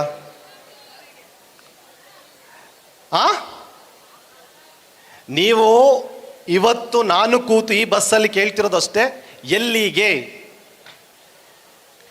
ಈ ಆನ್ಸರ್ ಗೊತ್ತಿಲ್ಲ ಅಂದರೆ ಯಾವುದೋ ಅನ್ನೋನ್ ಬಸ್ಸನ್ನ ಹತ್ತಿದ್ದೀರಾ, ಹತ್ಬಿಟ್ಟು ಕೂತ್ಕೊಂಡ್ಬಿಟ್ಟು ಎಲ್ಲಿಗೆ ಅಂತ ಗೊತ್ತಿಲ್ಲ ಸರ್, ನಿಮ್ಮಲ್ಲಿ ಸೀಟ್ ಖಾಲಿ ಇತ್ತು ಬಂದು ಕೂತೆ, ಅದು ಆರ್ಟ್ಸು ಸೈನ್ಸು ಕಾಮರ್ಸು. ದೆನ್ ಆಮೇಲೆ ಇಂಜಿನಿಯರಿಂಗ್ ಬಂದ ತಕ್ಷಣ ಇಂಜಿನಿಯರಿಂಗ್ 100 ಸ್ಟ್ರೀಮ್ಗಳಿದೆ, 3-4 ಸ್ಟ್ರೀಮ್ಗಳಿದೆ. ಅದಿಲ್ಲ ಅಂದರೆ ಡಿಗ್ರಿಗೆ ಹೋಗ್ತೀವಿ, ಅಲ್ಲಿ ಮತ್ತೆ 3-4 ಸ್ಟ್ರೀಮ್ಗಳಿದೆ. ಯಾವ ಸ್ಟ್ರೀಮ್ ಅಂತ ಗೊತ್ತಿಲ್ಲ, ಹೋಗಿ ಹತ್ತು ಕೂತ್ಕೊತೀವಿ, ನಮ್ಮ ಜರ್ನಿ ಶುರು ಮಾಡ್ತಾ ಇದ್ದೀವಿ. ಈ ಥರ ಎಂಟೈರ್ ಇಂಡಿಯಾದಲ್ಲಿರೋ ಕ್ರೌಡ್ ಟ್ರಾವೆಲ್ ಮಾಡ್ತಾ ಇದೆ. ನಾನು ಅದಕ್ಕೆ ಕೇಳ್ತಿರೋದು, is the right time, decision ತಗೊಳ್ಳಿ. ನೀವು ಏನು ಆಗಬೇಕು ಅನ್ನೋಂಥ ಕನಸು ಕಾಣಿ. ಕನಸು ಅನ್ನೋದು ನನ್ನ ಪ್ರಕಾರ ಯಾವ ಥರ ಇರಬೇಕು ಅಂದರೆ, ನಾನು ಕೂಡ ಒಬ್ಬ ರೈತರ ಮಗ. ನಾನು ಪರಿಚಯ ಮಾಡ್ಬೇಕಾದ್ರೆ ಹೇಳಿದ್ರು ತೀರ್ಥಹಳ್ಳಿ ಹಳ್ಳಿಲಿ ಹುಟ್ಟಿದೆ ಅಂತೇಳಿ. ಇವತ್ತು ಬ್ಯಾಂಗ್ಳೂರಲ್ಲಿ ನನ್ನದೇ ಆದಂಥ ಒಂದು ಇನ್ಸ್ಟಿಟ್ಯೂಷನ್ಸ್ನ ಓನ್ ಮಾಡ್ತಿದ್ದೀನಿ, ನನ್ನದೇ ಆದ ಬಿಸ್ನೆಸ್ ಇದೆ 3-4. ಓಕೆ, ಅಲಾಂಗ್ ವಿತ್ ಒಂದು 5-6 ದೇಶಗಳನ್ನ ಸುತ್ತಾಡ್ಕೊಂಡು ಬಂದಿದ್ದೀನಿ. ಆ್ಯಂಡ್ ಪ್ರಪಂಚದ ಬೇರೆ ಬೇರೆ ದೇಶಗಳ ಕಲ್ಚರ್ನ ಸ್ಟಡಿ ಮಾಡ್ತೀನಿ. ಪ್ರತಿ ವರ್ಷ ವರ್ಲ್ಡ್ ಟೂರ್ ಮಾಡಬೇಕು ಅನ್ನೋ ಆಸೆ ಇದೆ. ನಾನು ಬೇರೆ ಬೇರೆ ದೇಶಕ್ಕೆ ಹೋಗ್ತೀನಿ. ನಾಡಿದ್ದು ಕೂಡ ಡಿಸೆಂಬರಲ್ಲಿ ಇಂಡೋನೇಷ್ಯಾಕ್ಕೆ ಹೋಗಬೇಕು ಅಂತ ಡಿಸೈಡ್ ಮಾಡಿದ್ದೀನಿ. ದೆನ್ ಆಮೇಲೆ US ವೀಸಾಕ್ಕೂ ಅಪ್ಲೈ ಮಾಡಿದ್ದೀನಿ. ಇದನ್ನು ನಮ್ಮ ತಂದೆಗೆ SSLCಯಲ್ಲಿ ನಾನು ಹೇಳಿದೆ, ನಾನು ಹೀಗೆ ಆಗಬೇಕು ಅಂತ. ನಮ್ಮಪ್ಪ ಏನಂದ್ರು ಗೊತ್ತಾ, ನಮ್ಮ ತಂದೆ ಒಂದು ಸಣ್ಣ ರೈತರು ತೀರ್ಥಹಳ್ಳಿಲಿ. ಈಗಲೂ ಹಟ್ಟಿ ಇದೆ, ದನ ಇದೆ ನಮ್ಮ ಮನೇಲಿ. ಅಲ್ಲಿ ಒಂದು ಸ್ವಲ್ಪ ಅಡಿಕೆ ಗಿಡಗಳಿದೆ, ನೋಡ್ಕೊಂಡಿರುವಂಥ. ನಮ್ಮ ತಂದೆಗೆ ಹೇಳಿದ ತಕ್ಷಣ ಏನಂದ್ರೆ ಗೊತ್ತಾ, ನಿನಗೆ ದಿನ ಸ್ಕೂಲಿಗೆ ಹೋಗೋದಕ್ಕೆ ₹2 ಬಸ್ ಚಾರ್ಜ್ ಕೊಡೋದೇ ನನಗೆ ಕಷ್ಟ ಇದೆ, ಅಂಥದ್ರಲ್ಲಿ ಇವ್ನು ಇನ್ನೇನೋ ಯೋಚನೆ ಮಾಡ್ತಾ ಇದ್ದಾನೆ. ಫಸ್ಟು ನಾನು ಹೇಳಿದ್ದನ್ನು ಮಾಡು, SLC ಪಾಸ್ ಮಾಡು, ಆಮೇಲೆ ನೋಡೋಣ PUC ಅಂತ. Most of the Indian family ಏನು ಮಾಡತ್ತೆ ಅಂದರೆ, ನಾವು ಈ ಥರದ್ದು ಏನೋ ಒಂದು ಹೇಳಿದ ತಕ್ಷಣ ನಮ್ಮ ಫ್ಯಾಮಿಲಿ ನಮ್ಮನ್ನು ಅದನ್ನು ತುಂಬ ಕೆಳದ ಮಟ್ಟದಲ್ಲಿ ನೋಡತ್ತೆ. ನಿನ್ನ ಕೈಯಿಂದ ಇಟ್ ಈಸ್ ಹೈಲಿ ಇಂಪಾಸಿಬಲ್ ಅಂತ. ನಾನು ಹೇಳ್ತೀನಿ ಎವ್ರಿಥಿಂಗ್ ಈಸ್ ಪಾಸಿಬಲ್. ನೀವು ಕನ್ಸು ಕಾಳಿ, ದೊಡ್ಡದಾಗಿ ಕನ್ಸು ಕಾಳಿ. ಅದಕ್ಕೆ ಡ್ರೀಮ್ ಬಿಗ್ ಅಂತ ಹೇಳೋದು. ಅದನ್ನೇ ಇವತ್ತು ವಿವೇಕಾನಂದ ಕಾಲೇಜಿನಲ್ಲಿ ವಿವೇಕಾನಂದ್ರ ಮೂಲಕನೂ ಹೇಳಿರೋ ಅದನ್ನೇ ಡ್ರೀಮ್ ಬಿಗ್. ತುಂಬ ದೊಡ್ಡ ಗೋಲ್ ಇಟ್ಕೊಳ್ಳಿ, ಅದ್ರದ್ದು ಅರ್ಧನಾದರೂ ಕೊನೆಗೆ ರೀಚ್ ಆಗೋಕ್ಕೆ ಸಾಧ್ಯ ಇದೆ ಅಂತ. ನಾನು ಈ ಥರ ಹೋಗೋ ಟೈಮಲ್ಲಿ ಫ್ರಾನ್ಸ್ಗೆ ಹೋಗಿದ್ದೆ. ಫ್ರಾನ್ಸ್ಗೆ ಹೋದಾಗ ನಾನು ಚಿಕ್ಕಕ್ಕಿರ್ತ ನಿಮ್ಗೆಲ್ರಿಗೂ ಡಿಸ್ನಿ ವರ್ಲ್ಡ್ ಗೊತ್ತಾ? ಡಿಸ್ನಿ ವರ್ಲ್ಡ್ ನೋಡಿದ್ದೀರಾ? ಡಿಸ್ನಿ ವರ್ಲ್ಡಲ್ಲಿ ಯಾವ ಸೀರೀಸ್ ನೋಡ್ತಾ ಇದ್ರಿ ನೀವೆಲ್ಲ? ಯಾವ ಸೀರೀಸ್ ನೋಡಿದ್ರಿ ಹೇಳಿ? ನಿಮ್ಮ ಫೇವ್ರೇಟ್ ಕಾರ್ಟೂನ್ ಯಾರು?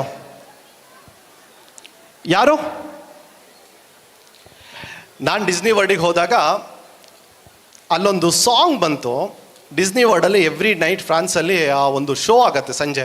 ಆ ಸಾಂಗ್ ನಾನು ನೋಡಿದ್ಮೇಲೆ ನನಗನ್ನಿಸ್ತು, ಇದು ನಮ್ಮ ಮಕ್ಳಿಗೆ ತೋರಿಸ್ಬೇಕು. ನಮ್ಮಲ್ಲಿ ತುಂಬ ದೊಡ್ಡ ಕೊರತೆ ಏನು ಗೊತ್ತಾ, ಕನ್ಸು ಕಾಣ್ತಾ ಇಲ್ಲ ನಾವು ಯಾರು ಅಂತ. ಈ ಸಾಂಗ್ ಫೇಸ್ಬುಕ್, ನಿಮಗೆ ಸೋಷಿಯಲ್ ಮೀಡಿಯಾದಲ್ಲೂ ಸಿಗತ್ತೆ, ಯೂಟ್ಯೂಬಲ್ಲೂ ಸಿಗತ್ತೆ. ಬರ್ತಾ ಇದೆಯಾ?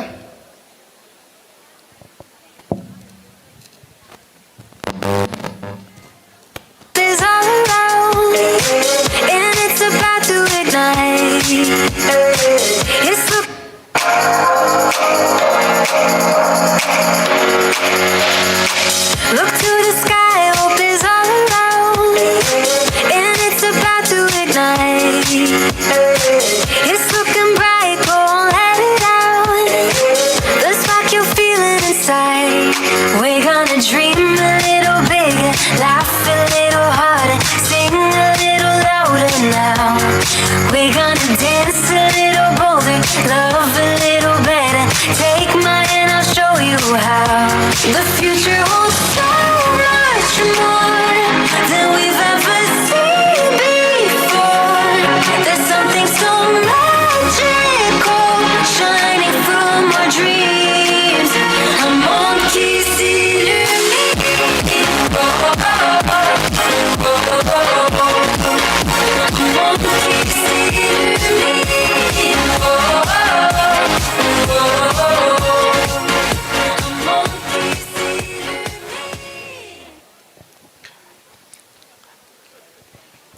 ಕಾಣ್ತಾ ಇದೆಯಾ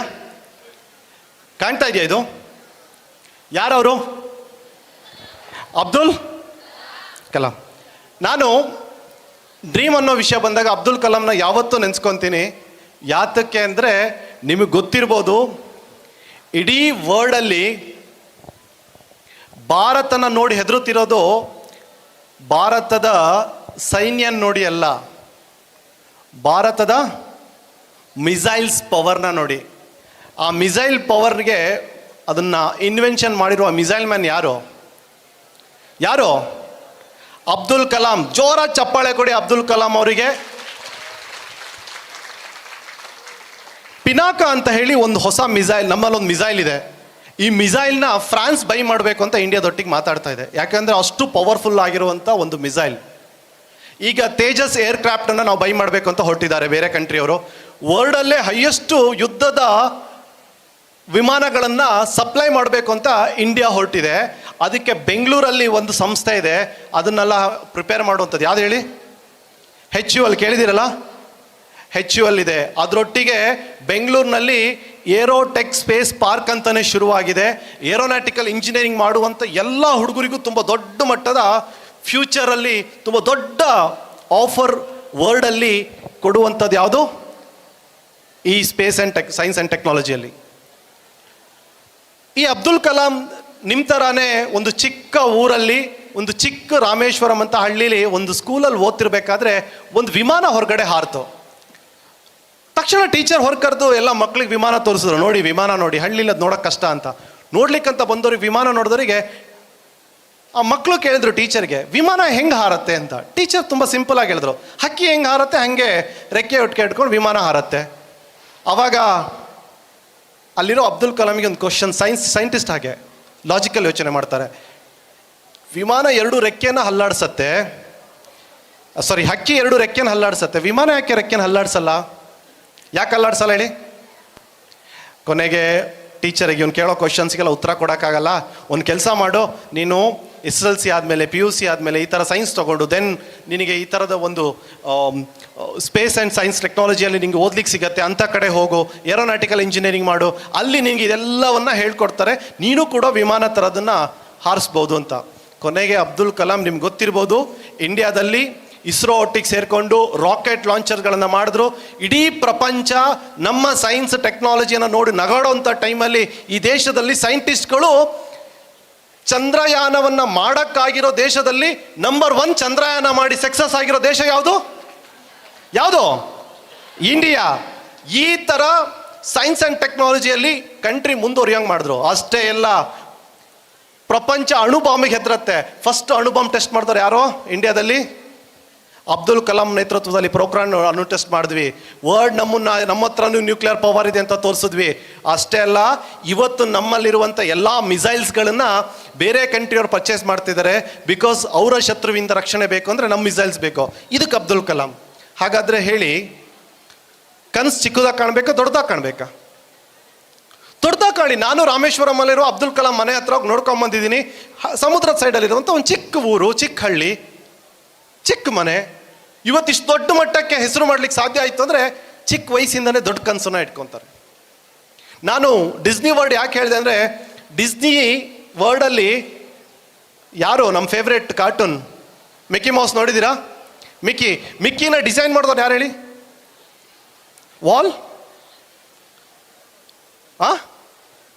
ಸರಿ ಹೇಳಿ. Walt Disney. ಇವನು ಒಂದು ಪೇಪರಲ್ಲಿ ಕಾರ್ಟೂನ್ ಆರ್ಟಿಸ್ಟ್ ಆಗಿದ್ದ ಅಂತೆ. ಎಷ್ಟೋ ಪೇಪರ್ಗಳಲ್ಲಿ ಇವನನ್ನ ಕೆಲಸದಿಂದ ರಿಜೆಕ್ಟ್ ಮಾಡಿದ್ರು. ಕೊನೆಗೆ ಒಂದು ಮಿಕ್ಕಿ ಮೌಸ್ನ ಆ ಡಿಸೈನ್ ನೋಡಿದಿರಲ್ಲ, ಈಗ ದೊಡ್ಡದಾಗಿ ಡಿಸೈನ್ ಮಾಡಿದ್ಮೇಲೆ ಅದ್ರ ಮೇಲೆ ಒಂದು ಕಾರ್ಟೂನ್ ಡಿಸೈನ್ ಆಯಿತು. ವರ್ಲ್ಡ್ ವೈಡ್ ಆ ಮಿಕ್ಕಿ ಮೌಸ್ ಕಾರ್ಟೂನ್ ತುಂಬ ಫೇಮಸ್ ಆಯಿತು. ಇವತ್ತು ಪ್ರಪಂಚದಲ್ಲಿ 2-3 ಕಡೆ ಡಿಸ್ನಿ ಕ್ರೂಸ್ಗಳು ಶುರುವಾಗಿದೆ. ಸಿಂಗಾಪುರಲ್ಲಿ ಡಿಸ್ನಿ ಕ್ರೂಸ್ ಕೂಡ ಬಂದಿದೆ.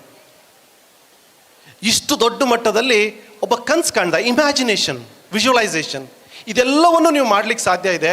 ಗುರಿ ಇಟ್ಕೊಬೇಕು, ಕನಸು ಇಟ್ಕೊಬೇಕು. ಆ ಕನಸು ಇಟ್ಕೊಂಡ್ರೆ ನಿಮ್ಮನ್ನೆಲ್ಲ ಹೀರೋಸ್ಗಳಂತ ಕರಿತೀವಿ. ಯಾವಾಗ ನಿಮ್ಮ ಕನಸು ನನಸಾಗತ್ತೆ, ನೀವು ಪ್ರಪಂಚದ ಮುಂದೆ ಒಬ್ಬ ಹೀರೋ ಥರ ಕಾಣ್ತೀರಾ. ನಾನು ನಿಮಗೆ ನಿಮ್ಮ ಈ ಒಂದು ವಿಡಿಯೋದ ಮೂಲಕ ಒಂದಿಷ್ಟು ಜನ ಹೀರೋಸ್ಗಳನ್ನ ಪರಿಚಯ ಮಾಡಿಸ್ತೀನಿ. ಮೇ ಬಿ ಅವರೆಲ್ಲರಿಗೂ ಕೂಡ ನಿಮ್ಮ ಫೇವ್ರೇಟ್ ಹೀರೋಸ್ಗಳಾಗಿರ್ತಾರೆ. ಈ ಹೀರೋಸ್ಗಳು ನಿಮ್ಮ ಫೇವ್ರೇಟ್ ಆಗಿದ್ದರೆ ಅವರು ಬಂದಾಗ ಜೋರ ಚಪ್ಪಾಳೆ ತಟ್ಟಿ. ಯಾಕೆಂದರೆ ಮೂವೀಸ್ ಬರೋ ಹೀರೋಸ್ಗಳು ನೋಡಿದ ತಕ್ಷಣ ವಿಜುವಲ್ ಹೊಡಿತೀವಿ, ಚಪ್ಪಾಳೆ ತಟ್ತೀವಿ. ಆದರೆ ಯುವರ್ ರಿಯಲ್ ಲೈಫ್ ಹೀರೋಸ್ಗಳು, ಇವರು ಕೂಡ ತುಂಬ ಸಾಧನೆ ಮಾಡಿದ್ದಾರೆ. ಇವರ ಫೀಲ್ಡ್ಗಳು ನಿಮಗೆ ಒಬ್ಬೊಬ್ರಿಗೆ ಇಷ್ಟ ಆಗ್ಬೋದು, ಒಬ್ರಿಗೆ ಇಷ್ಟ ಆಗದೆ ಇರ್ಬೋದು. ಬಟ್ ನೋಡೋಣ, ನಿಮ್ಮ ಚಪ್ಪಾಳೆ ಮೂಲಕ ಕಾಣ್ತಾ ಇದೆಯಾ? ಸ್ವಲ್ಪ ಸೌಂಡ್ ಇಶ್ಯೂ ಇದೆ.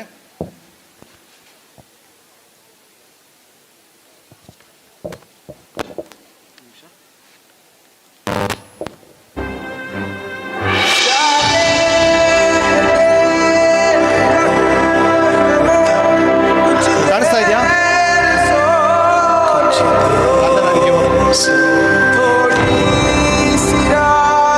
ನೇಷನ್ ಫಸ್ಟ್ ಅಂತ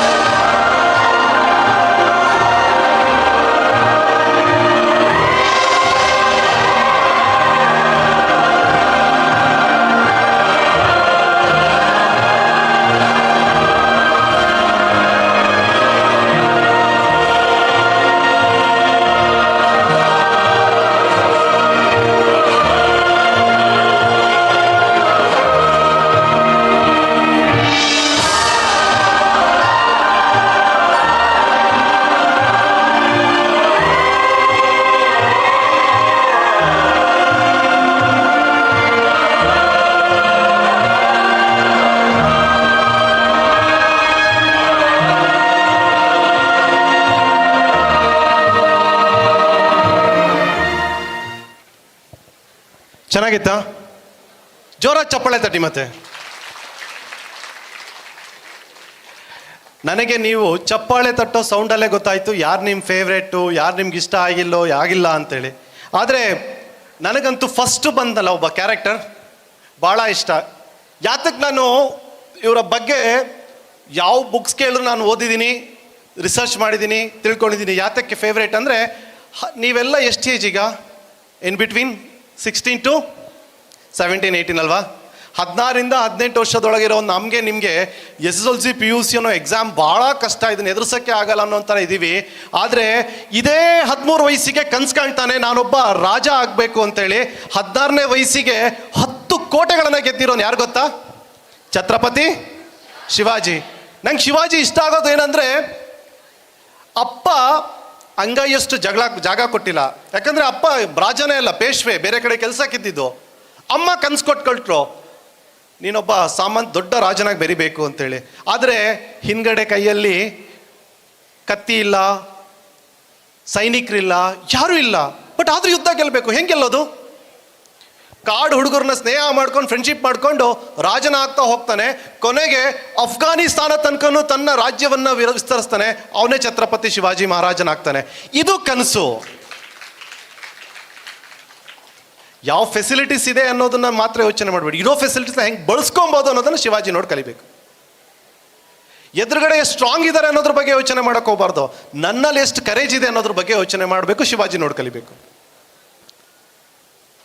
ಹಾಗೆ ಮೇ ಬಿ ಗಾಂಧೀಜಿನ ನೀವು ಅಷ್ಟು ಇಷ್ಟಪಟ್ಟ ಇಲ್ಲದೆ ಇರಬಹುದು, ಆದರೆ ಒಂದಂತೂ ಪಕ್ಕ, ತಾನು ಬಟ್ಟೆ ಇಲ್ದೇನೆ ಬರೀ ಪಂಚೆಲಿ ಅವತ್ತಿನ ಕಾಲದಲ್ಲೇ ಒಬ್ಬ ಗ್ರೇಟ್ ಬೇರೆ ಕಂಟ್ರಿಯಲ್ಲಿ ಹೋಗಿ ಲಾ ಓದ್ಕೊಂಡು ಬಂದಿರೋ ಒಬ್ಬ ವ್ಯಕ್ತಿ ಆಲ್ರೆಡಿ ಆಫ್ರಿಕಾದಲ್ಲಿ ರೆವಲ್ಯೂಷನ್ ಕ್ರಿಯೇಟ್ ಮಾಡ್ದನು. ಇಂಡಿಯಾದಲ್ಲಿ ಬಂದು ನಾನು ಬರೀ ಪಂಚೆ ಉಟ್ಕೊಂಡು ಇಡೀ ಇಂಡಿಯಾ ಸುತ್ತೀನಿ ಅಂತ ಹೇಳಿ ದುಡಿಮೆ ಮಾಡಿದೆ, ದುಡ್ಡಿನ ಬಗ್ಗೆ ಯೋಚನೆ ಮಾಡಿದೆ, ತನ್ನ ಬಿಸ್ನೆಸ್ನ ಡೆವಲಪ್ ಮಾಡಿದೆ ಕೆಲಸ ಮಾಡಿದವರು ಗಾಂಧೀಜಿ. ಅದಕ್ಕೆ ಇವತ್ತು ದುಡ್ಡಿನ ಹಿಂದೆ ಗಾಂಧೀಜಿ ಹೋಗಿಲ್ಲ, ಆದರೆ ಎಲ್ಲ ದುಡ್ಡಲ್ಲಿ ಯಾರಿದ್ದಾರೆ? ಗಾಂಧೀಜಿ ಇದ್ದಾರೆ. ಇದು ಗಾಂಧಿ ತಾತನ ತಾಕತ್ತು. ಆ್ಯಂಡ್ ಅಲ್ಲಿ ಹೋಗ್ಬೇಕಾದ್ರೆ ಇನ್ನೊಬ್ಬ ವ್ಯಕ್ತಿ ನೋಡಿದ್ರಿ. ನಾನು ತುಂಬ ಸಲ ಹೇಳ್ತಿರ್ತೀನಿ, ಈ ಮನುಷ್ಯ ನಂಗೆ ಭಾಳ ಇಷ್ಟ ಆಗೋದು ಯಾಕೆ ಗೊತ್ತಾ? ಇಡೀ ದೇಶದಲ್ಲಿ ಶ್ರೀಮಂತಿಕೆ ಅಂದರೆ ನೋಡಿದ್ರೆ ರಿಲಯನ್ಸ್ ಕಂಪ್ನಿ ನೋಡಿ ಕರಿತೀವಲ್ವಾ, ಭಾಳ ದೊಡ್ಡ ಶ್ರೀಮಂತರು ಅಂತ.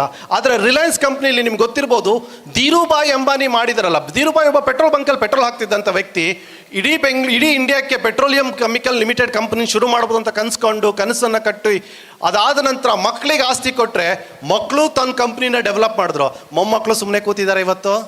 ಮೊನ್ನೆ ಎಲ್ಲ ಮದುವೆ ನೋಡಿ ಇನ್ಸ್ಟಾಗ್ರಾಮಲ್ಲಿ ಅವ್ರ ಮದುವೆದು ವೀಡಿಯೋಸ್ ನೋಡಿ ಎಂಜಾಯ್ ಮಾಡಿದ್ವಿ. ಸುಮ್ಮನೆ ಕೂತಿಲ್ಲ, ಮಕ್ಕಳು ಜಿಯೋ ಅಂತ ಹೇಳ್ಕೊಂಡು ಇನ್ನೊಂದು ಯಾವುದ್ಯಾವುದೋ ಕಂಪ್ನಿಗಳನ್ನು ಶುರು ಮಾಡ್ತಾ ಇದ್ದಾರೆ. ಇದು ನಮಗೆ ಆಸ್ತಿ ತುಂಬ ಇದೆ, ನಾನು ಆರಾಮಾಗಿರ್ಬೋದು, ಕಾಲ ಮೇಲೆ ಕಾಲು ಹಾಕ್ಕೊಂಡು ಕಷ್ಟಪಡಬಾರ್ದು ಅಂತಿದ್ರೆ ರಿಲಯನ್ಸ್ ಕುಟುಂಬ ನೋಡಿ ಕಲಿಬೇಕು. ಜನ್ರೇಷನಿಂದ ಹೊಸ ಇನೋವೇಷನ್ಸ್ ಕಡೆ ಹೋಗ್ತಾ ಇದ್ದಾರೆ. ಹಾಗೆ ನನಗೆ ಬ್ಯೂಟಿನೇ ಇಂಪಾರ್ಟೆಂಟು, ನೋಡೋಕ್ಕೆ ಚೆಂದ ಕಾಣಬೇಕು, ನಾನು ಚೆನ್ನಾಗಿದ್ದರೆ ಮಾತ್ರ ನನಗೆ ಜನ ಗೌರವ ಕೊಡ್ತಾರೆ ಅಂದಿದ್ರೆ, ನಮ್ಮ ಸುಧಮ್ಮ ಸೀರೆ ಉಟ್ಕೊಂಡು ಬಾಲಿವುಡ್ನ ಶೋಗಳಲ್ಲೂ ಕೂಡ ಮಿಂಚುತ್ತಿರಲಿಲ್ಲ. ಕಾಮಿಡಿ ವಿತ್ ಕಫೀಲಲ್ಲಿ 2 ಸಲ ಬಂದರು. ಯಾರು? ಸುಧಾಮೂರ್ತಿ. ಯಾಕೆ? Modern dress ಹಾಕೊಂಡಿದ್ಕ? ಏನು ಹಾಕೊತಾರೆ? ನಾರ್ಮಲ್ ಕಾಟನ್ ಸ್ಯಾರಿ ಉಟ್ಕೊಂಡು ಓಡಾಡ್ತಾರೆ. ಈ ಸುಧಾಮೂರ್ತಿಗೆ ಅವ್ರದ್ದೊಂದು ಕತೆ ಇದೆ, ನಂಗೆ ತುಂಬ ಸಲ ಹೇಳಬೇಕು ಅಂತ ಇರ್ತೀನಿ. ಸುಧಾಮೂರ್ತಿಯವ್ರು ಫಸ್ಟ್ ಇನ್ಫೋಸಿಸ್ ಶುರು ಮಾಡೋಕ್ಕಿಂತ ಮುಂಚೆ ಮುಂಬೈಯಲ್ಲಿ ಒಂದು ಕಡೆ ಕೆಲಸ ಮಾಡ್ತಾಯಿದ್ರು. ಕೊನೆಗೆ ಆ ಕೆಲಸ ಬಿಟ್ಟು ಕೊನೆಗೆ ಒಂದಿಷ್ಟು ಚಿನ್ನನ ಅಡ ಇಟ್ಟು ಆ ಚಿನ್ನದಿಂದ ಶುರು ಮಾಡಿದೆ ಇನ್ಫೋಸಿಸ್ ಅಂತ ಕಂಪ್ನಿ. ಇವತ್ತು ಪ್ರಪಂಚದಲ್ಲಿ ಇಂಡಿಯಾ, ಬ್ಯಾಂಗ್ಳೂರ್ನೆಲ್ಲ IT-BT ಸಿಟಿ ಅಂತ ಕರೀತಾರೆ. ಅಂದರೆ ಬಿಕಾಸ್ ಆಫ್ ದೀಸ್ ಪೀಪಲ್. ಸುಧಾಮೂರ್ತಿಯವರು ಮುಂಬೈಯಲ್ಲಿ ಪುಣೆಯಲ್ಲಿ ಕೆಲಸ ಮಾಡೋ ಟೈಮಲ್ಲಿ ಒಂದು ಕಂಪ್ನಿಲಿ ಕೆಲಸ ಮಾಡ್ತಾಯಿದ್ರು. ಒಂದು 5:30 ಎಲ್ಲ ಕೆಲಸ ಮುಗ್ದಾದ ನಂತರ ತನ್ನ ಗಂಡಂಗೋಸ್ಕರ ಕಾಯ್ತಾಯಿದ್ರು. ನಾರಾಯಣ ಮೂರ್ತಿನೂ ಅವಾಗ ಇನ್ನೊಂದು ಯಾವುದೋ ಒಂದು ಕಂಪ್ನಿ ಚಿಕ್ಕದಾಗಿ ಕೆಲಸ ಮಾಡ್ತಿದ್ರು. ಕೈಯಲ್ಲಿ ಒಂದು ಮೊಫೆಡ್ ಇತ್ತು. ಗಂಡ ಬಂದು ಹೆಂಡ್ತಿನ ಪಿಕಪ್ ಮಾಡ್ಕೊಂಡು ಮನೆಗೆ ಹೋಗೋದು ಈ ಮಿಡ್ಲ್ ಕ್ಲಾಸ್ ಫ್ಯಾಮಿಲಿಯ ಮಾಮೂಲಿ ಗುಣ.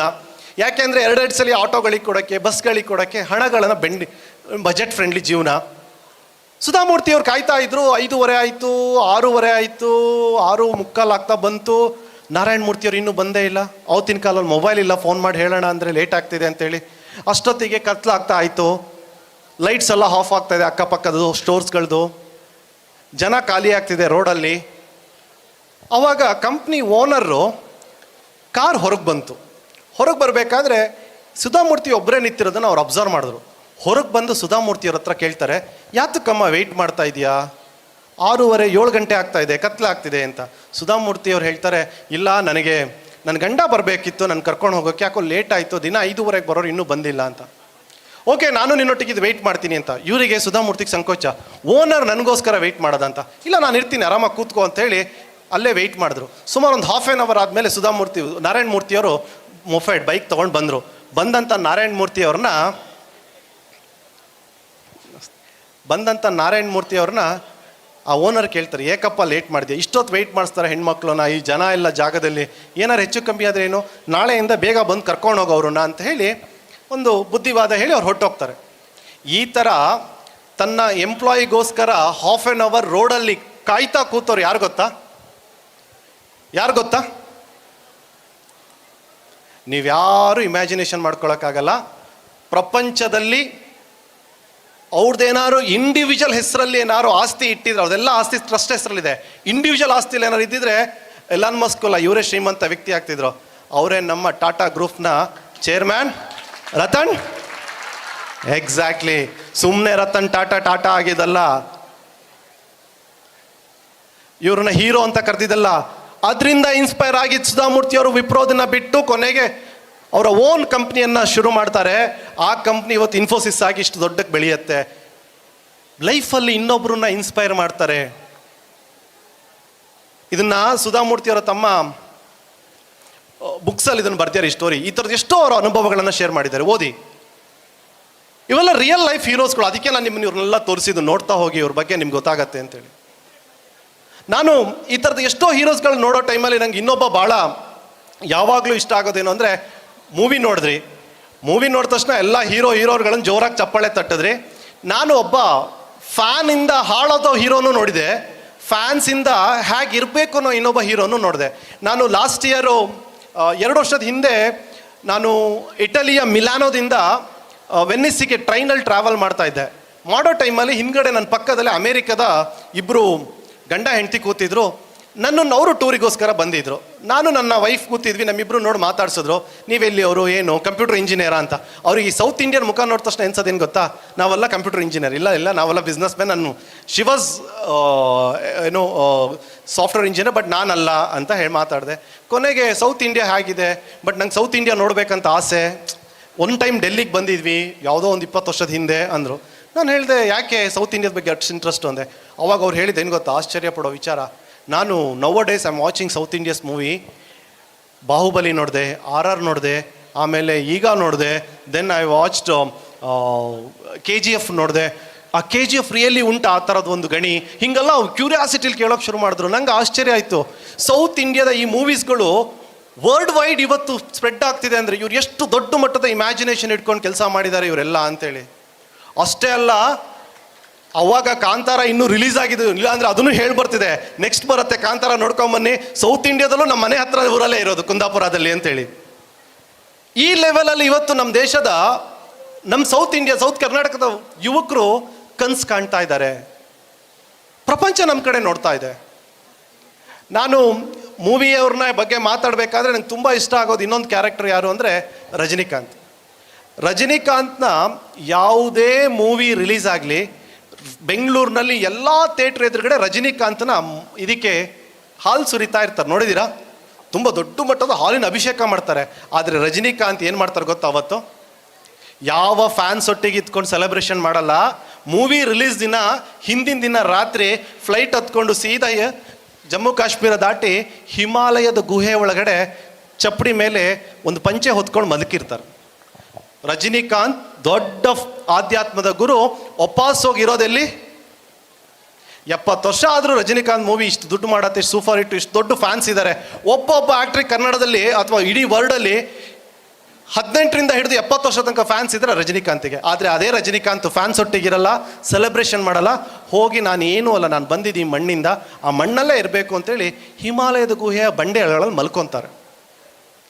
ಈ ಥರ ಫ್ಯಾನ್ಸ್ಗಳನ್ನ, ಈ ಥರದ ಆ್ಯಕ್ಟರ್ಸ್ಗಳನ್ನು ನಿಮಗೆ ನಿಮ್ಮ ಲೈಫಲ್ಲಿ ಇನ್ಸ್ಪೈರ್ ಮಾಡಬೇಕು. ನಾನು ಈ ಥರ ಭಾಳಷ್ಟು ಜನಗಳನ್ನು ನೋಡಿದ್ದೀನಿ. ನಿಮ್ಮನ್ನು ಇನ್ಸ್ಪೈರ್ ಮಾಡೋರು ಹೀರೋಗಳಾಗಿರ್ಬೇಕು, ರೋಲ್ ಮಾಡೆಲ್ ಆಗಿ ಇಟ್ಕೊಬೇಕಾದ್ರೆ ಇಂಥವ್ರ ಲೈಫ್ ಸ್ಟೋರಿಗಳನ್ನ ಓದಿ ಖಂಡಿತ ಒಳ್ಳೇದಾಗತ್ತೆ. ನಾನು ಆ ಥರದ ಭಾಳಷ್ಟು ವ್ಯಕ್ತಿಗಳನ್ನು ಜೀವನದಲ್ಲಿ ಓದಿ ನನಗೆ ಅದ್ರ ಬಗ್ಗೆ ಇಂಟ್ರೆಸ್ಟಿಂಗ್ ಬಂದು ನಾನು ಈ ಥರದ ಕೆಲಸಗಳಿಗೆ ಬಂದಿರೋದು. ನನಗೆ ಅಲ್ಲಿ ಭಗತ್ ಸಿಂಗ್ ಫೋಟೋ ನೋಡಿದ ತಕ್ಷಣ ಜೋರಾಗಿ ಚಪ್ಪಾಳೆ ತಟ್ಟಿದ್ರಿ ನೀವೆಲ್ಲ. ಭಗತ್ ಸಿಂಗ್ ನಂಗೆ ಯಾಕೆ ಇಷ್ಟ ಆಗೋದಂದರೆ ಇನ್ನೊಬ್ಬ ವ್ಯಕ್ತಿ ಎಲ್ಲರೂ ಇನ್ಸ್ಪೈರ್ ಮಾಡಿರೋದು. 24 ವಯಸ್ಸಿಗೆ ನಾವೆಲ್ಲ ಎಂಜಾಯ್ ಮಾಡ್ತಿದ್ರೆ 24 ವಯಸ್ಸಿಗೆ ಭಗತ್ ಸಿಂಗ್, ರಾಜ್ಗುರು, ಸುಖದೇವ್ ಏನು ಮಾಡಿದ್ರೆ ಹೇಳಿ? ಅವರನ್ನು ಬ್ರಿಟಿಷ್ ನೇಣ ಹಾಕಿ ಸಾಯಿಸಿದ್ರು, ಬಲಿದಾನ ತಗೊಂಡ್ರು ಈ ದೇಶಗೋಸ್ಕರ. ಭಗತ್ ಸಿಂಗ್ನ ನೇಣ ಹಾಕಕ್ಕೆ ಕರ್ಕೊಂಡು ಹೋಗ್ತಾ ಇದ್ರಂತೆ.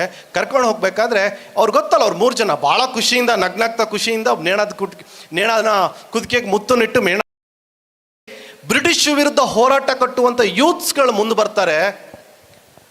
ಒಬ್ಬ ಭಗತ್ ಸಿಂಗ್, ರಾಜ್ಗುರು, ಸುಖದೇವನೇ ತಡ್ಕೊಳಕ್ಕಾಗಿರೋ ಈ ಬ್ರಿಟಿಷರು, ಸಾವಿರಾರು ಬ್ರಿಟಿಷರು ರಾಜ್ಗುರು, ಸುಖದೇವ್, ಭಗತ್ ಸಿಂಗ್ ಹುಟ್ಟಿದ್ರೆ ಉಳಿತಾರೆ ಈ ದೇಶದಲ್ಲಿ, ನಾಡಿದ್ದೇ ಈ ದೇಶ ಬಿಟ್ಟು ಹೊರಟೋಗ್ಬಿಡ್ತಾರೆ. ಆ ಥರದ ಇನ್ಸ್ಪಿರೇಷನ್ ನಾನು ಮಾಡಬೇಕು ಅನ್ನೋ ಉದ್ದೇಶದಿಂದ ನಾವು 3 ಜನ ಇವತ್ತು ಈ ದೇಶಕ್ಕೋಸ್ಕರ ಪ್ರಾಣ ಕೊಡ್ತಾ ಇದ್ದೀವಿ ಅಂತ. ತನ್ನ ಸಾವಲ್ಲೂ ಕೂಡ ಒಂದು ಮೆಸೇಜ್ ಕೊಟ್ಟು ಹೋದಂಥ ಯುವಕರು ಇವರು. ನಂಗೆ ಈ ಥರ ಭಾಳಷ್ಟು ಇನ್ಸ್ಪಿರೇಷನ್, ಬರೀ ಅವರಂತಲ್ಲ, ರೀಸೆಂಟ್ ನಮ್ಮ ದೇಶದಲ್ಲಿ ಸಿಯಾಚಿನ್ ಅಂತ ಒಂದು ಬೆಟ್ಟ ಇದೆ ಗೊತ್ತಾ? ಇಲ್ಲಿ ಯುದ್ಧವನ್ನು ನಮ್ಮ ಗಡಿ ಕಾಯೋದು ಭಾಳ ಕಷ್ಟ, ಪ್ರಪಂಚದಲ್ಲೇ ಅತ್ಯಂತ ಕಷ್ಟಕರವಾಗಿರುವಂಥ ಗಡಿ. ಈ ಗಡಿಯಲ್ಲಿ ಕಾಯಬೇಕಾದ್ರೆ ಒಂದು 3-4 ವರ್ಷದ ಹಿಂದೆ ಏನಾಯಿತು, ಸಿಯಾಚಿನಲ್ಲಿ ಯುದ್ಧ ಆಗಿ ಸಾಯಬೇಕು ಅಂತೇನಿಲ್ಲ, ಪ್ರತಿ ವರ್ಷ ಹಿಮಪಾತ ಆಗಿ, ಅಂದರೆ ಆ ಸ್ಲೈಡ್ ಆಗತ್ತಲ್ಲ ಅದರಲ್ಲಿ ಸಾಯ್ತಾರೆ. ಯಾಕಂದರೆ ಅಲ್ಲಿ -40 ಡಿಗ್ರಿ 50 ಡಿಗ್ರಿ ಅಷ್ಟು ಚಳಿ ಇರುತ್ತೆ. ಇಂಥ ಕಡೆ ಹೋದಾಗ ನಮ್ಮ ಹಾಸನದ ನಾಗೇಶ್ ಅನ್ನುವಂಥ ಒಂದು ಹನುಮಂತಪ್ಪ ಕೊಪ್ಪದಾರ್ ಅಂತ ಹೇಳಿ ಅದರಲ್ಲಿ ಮುಳುಗಿ ಸತ್ತೋಗ್ತಾರೆ. ನಿಮ್ಗೆ ಗೊತ್ತಿರ್ಬೋದು, ಒಂದು 3-4 ದಿನ ದೊಡ್ಡ ಸ್ಟೋರಿ ಆಗುತ್ತೆ. ಆಮೇಲೆ ಅವರಿಗೆ ಬಾಗಲಕೋಟೆ ಫ್ಯಾಮಿಲಿ ಅವರಿಗೆಲ್ಲರೂ ದುಡ್ಡು ತೊಗೊಂಡೋಗಿ ಕೊಡ್ತಾರೆ, ತುಂಬ ದೊಡ್ಡ ಮಟ್ಟದಲ್ಲಿ ಆಗುತ್ತೆ. ಅದೇ ಥರ ನಮ್ಮ ಒಂದಿಷ್ಟು ಸ್ನೇಹಿತರುಗಳು ದುಡ್ಡನ್ನು ಒಟ್ಟು ಮಾಡಿಬಿಟ್ಟು ಅವ್ರಿಗೆ ಕೊಡೋಕ್ಕಂತ ಹೋದರು. ಕೊಡೋಕೆ ಹೋದ ತಕ್ಷಣ ಆ ಹನುಮಂತಪ್ಪ ಕೊಪ್ಪದವರ ಹೆಂಡತಿ ಏನು ಹೇಳ್ತಾರೆ ಗೊತ್ತಾ? ಸರ್, ನಮ್ಮ ಗಂಡನ ಸಾವು ತುಂಬ ಪ್ರಚಾರ ಬಂತು ನ್ಯಾಷನಲ್ ಮೀಡಿಯಾಗಳಲ್ಲಿ, ಇವತ್ತು ಎಲ್ಲರೂ ನಂಗೆ ದುಡ್ಡು ಕೊಟ್ಟಿದ್ದಾರೆ.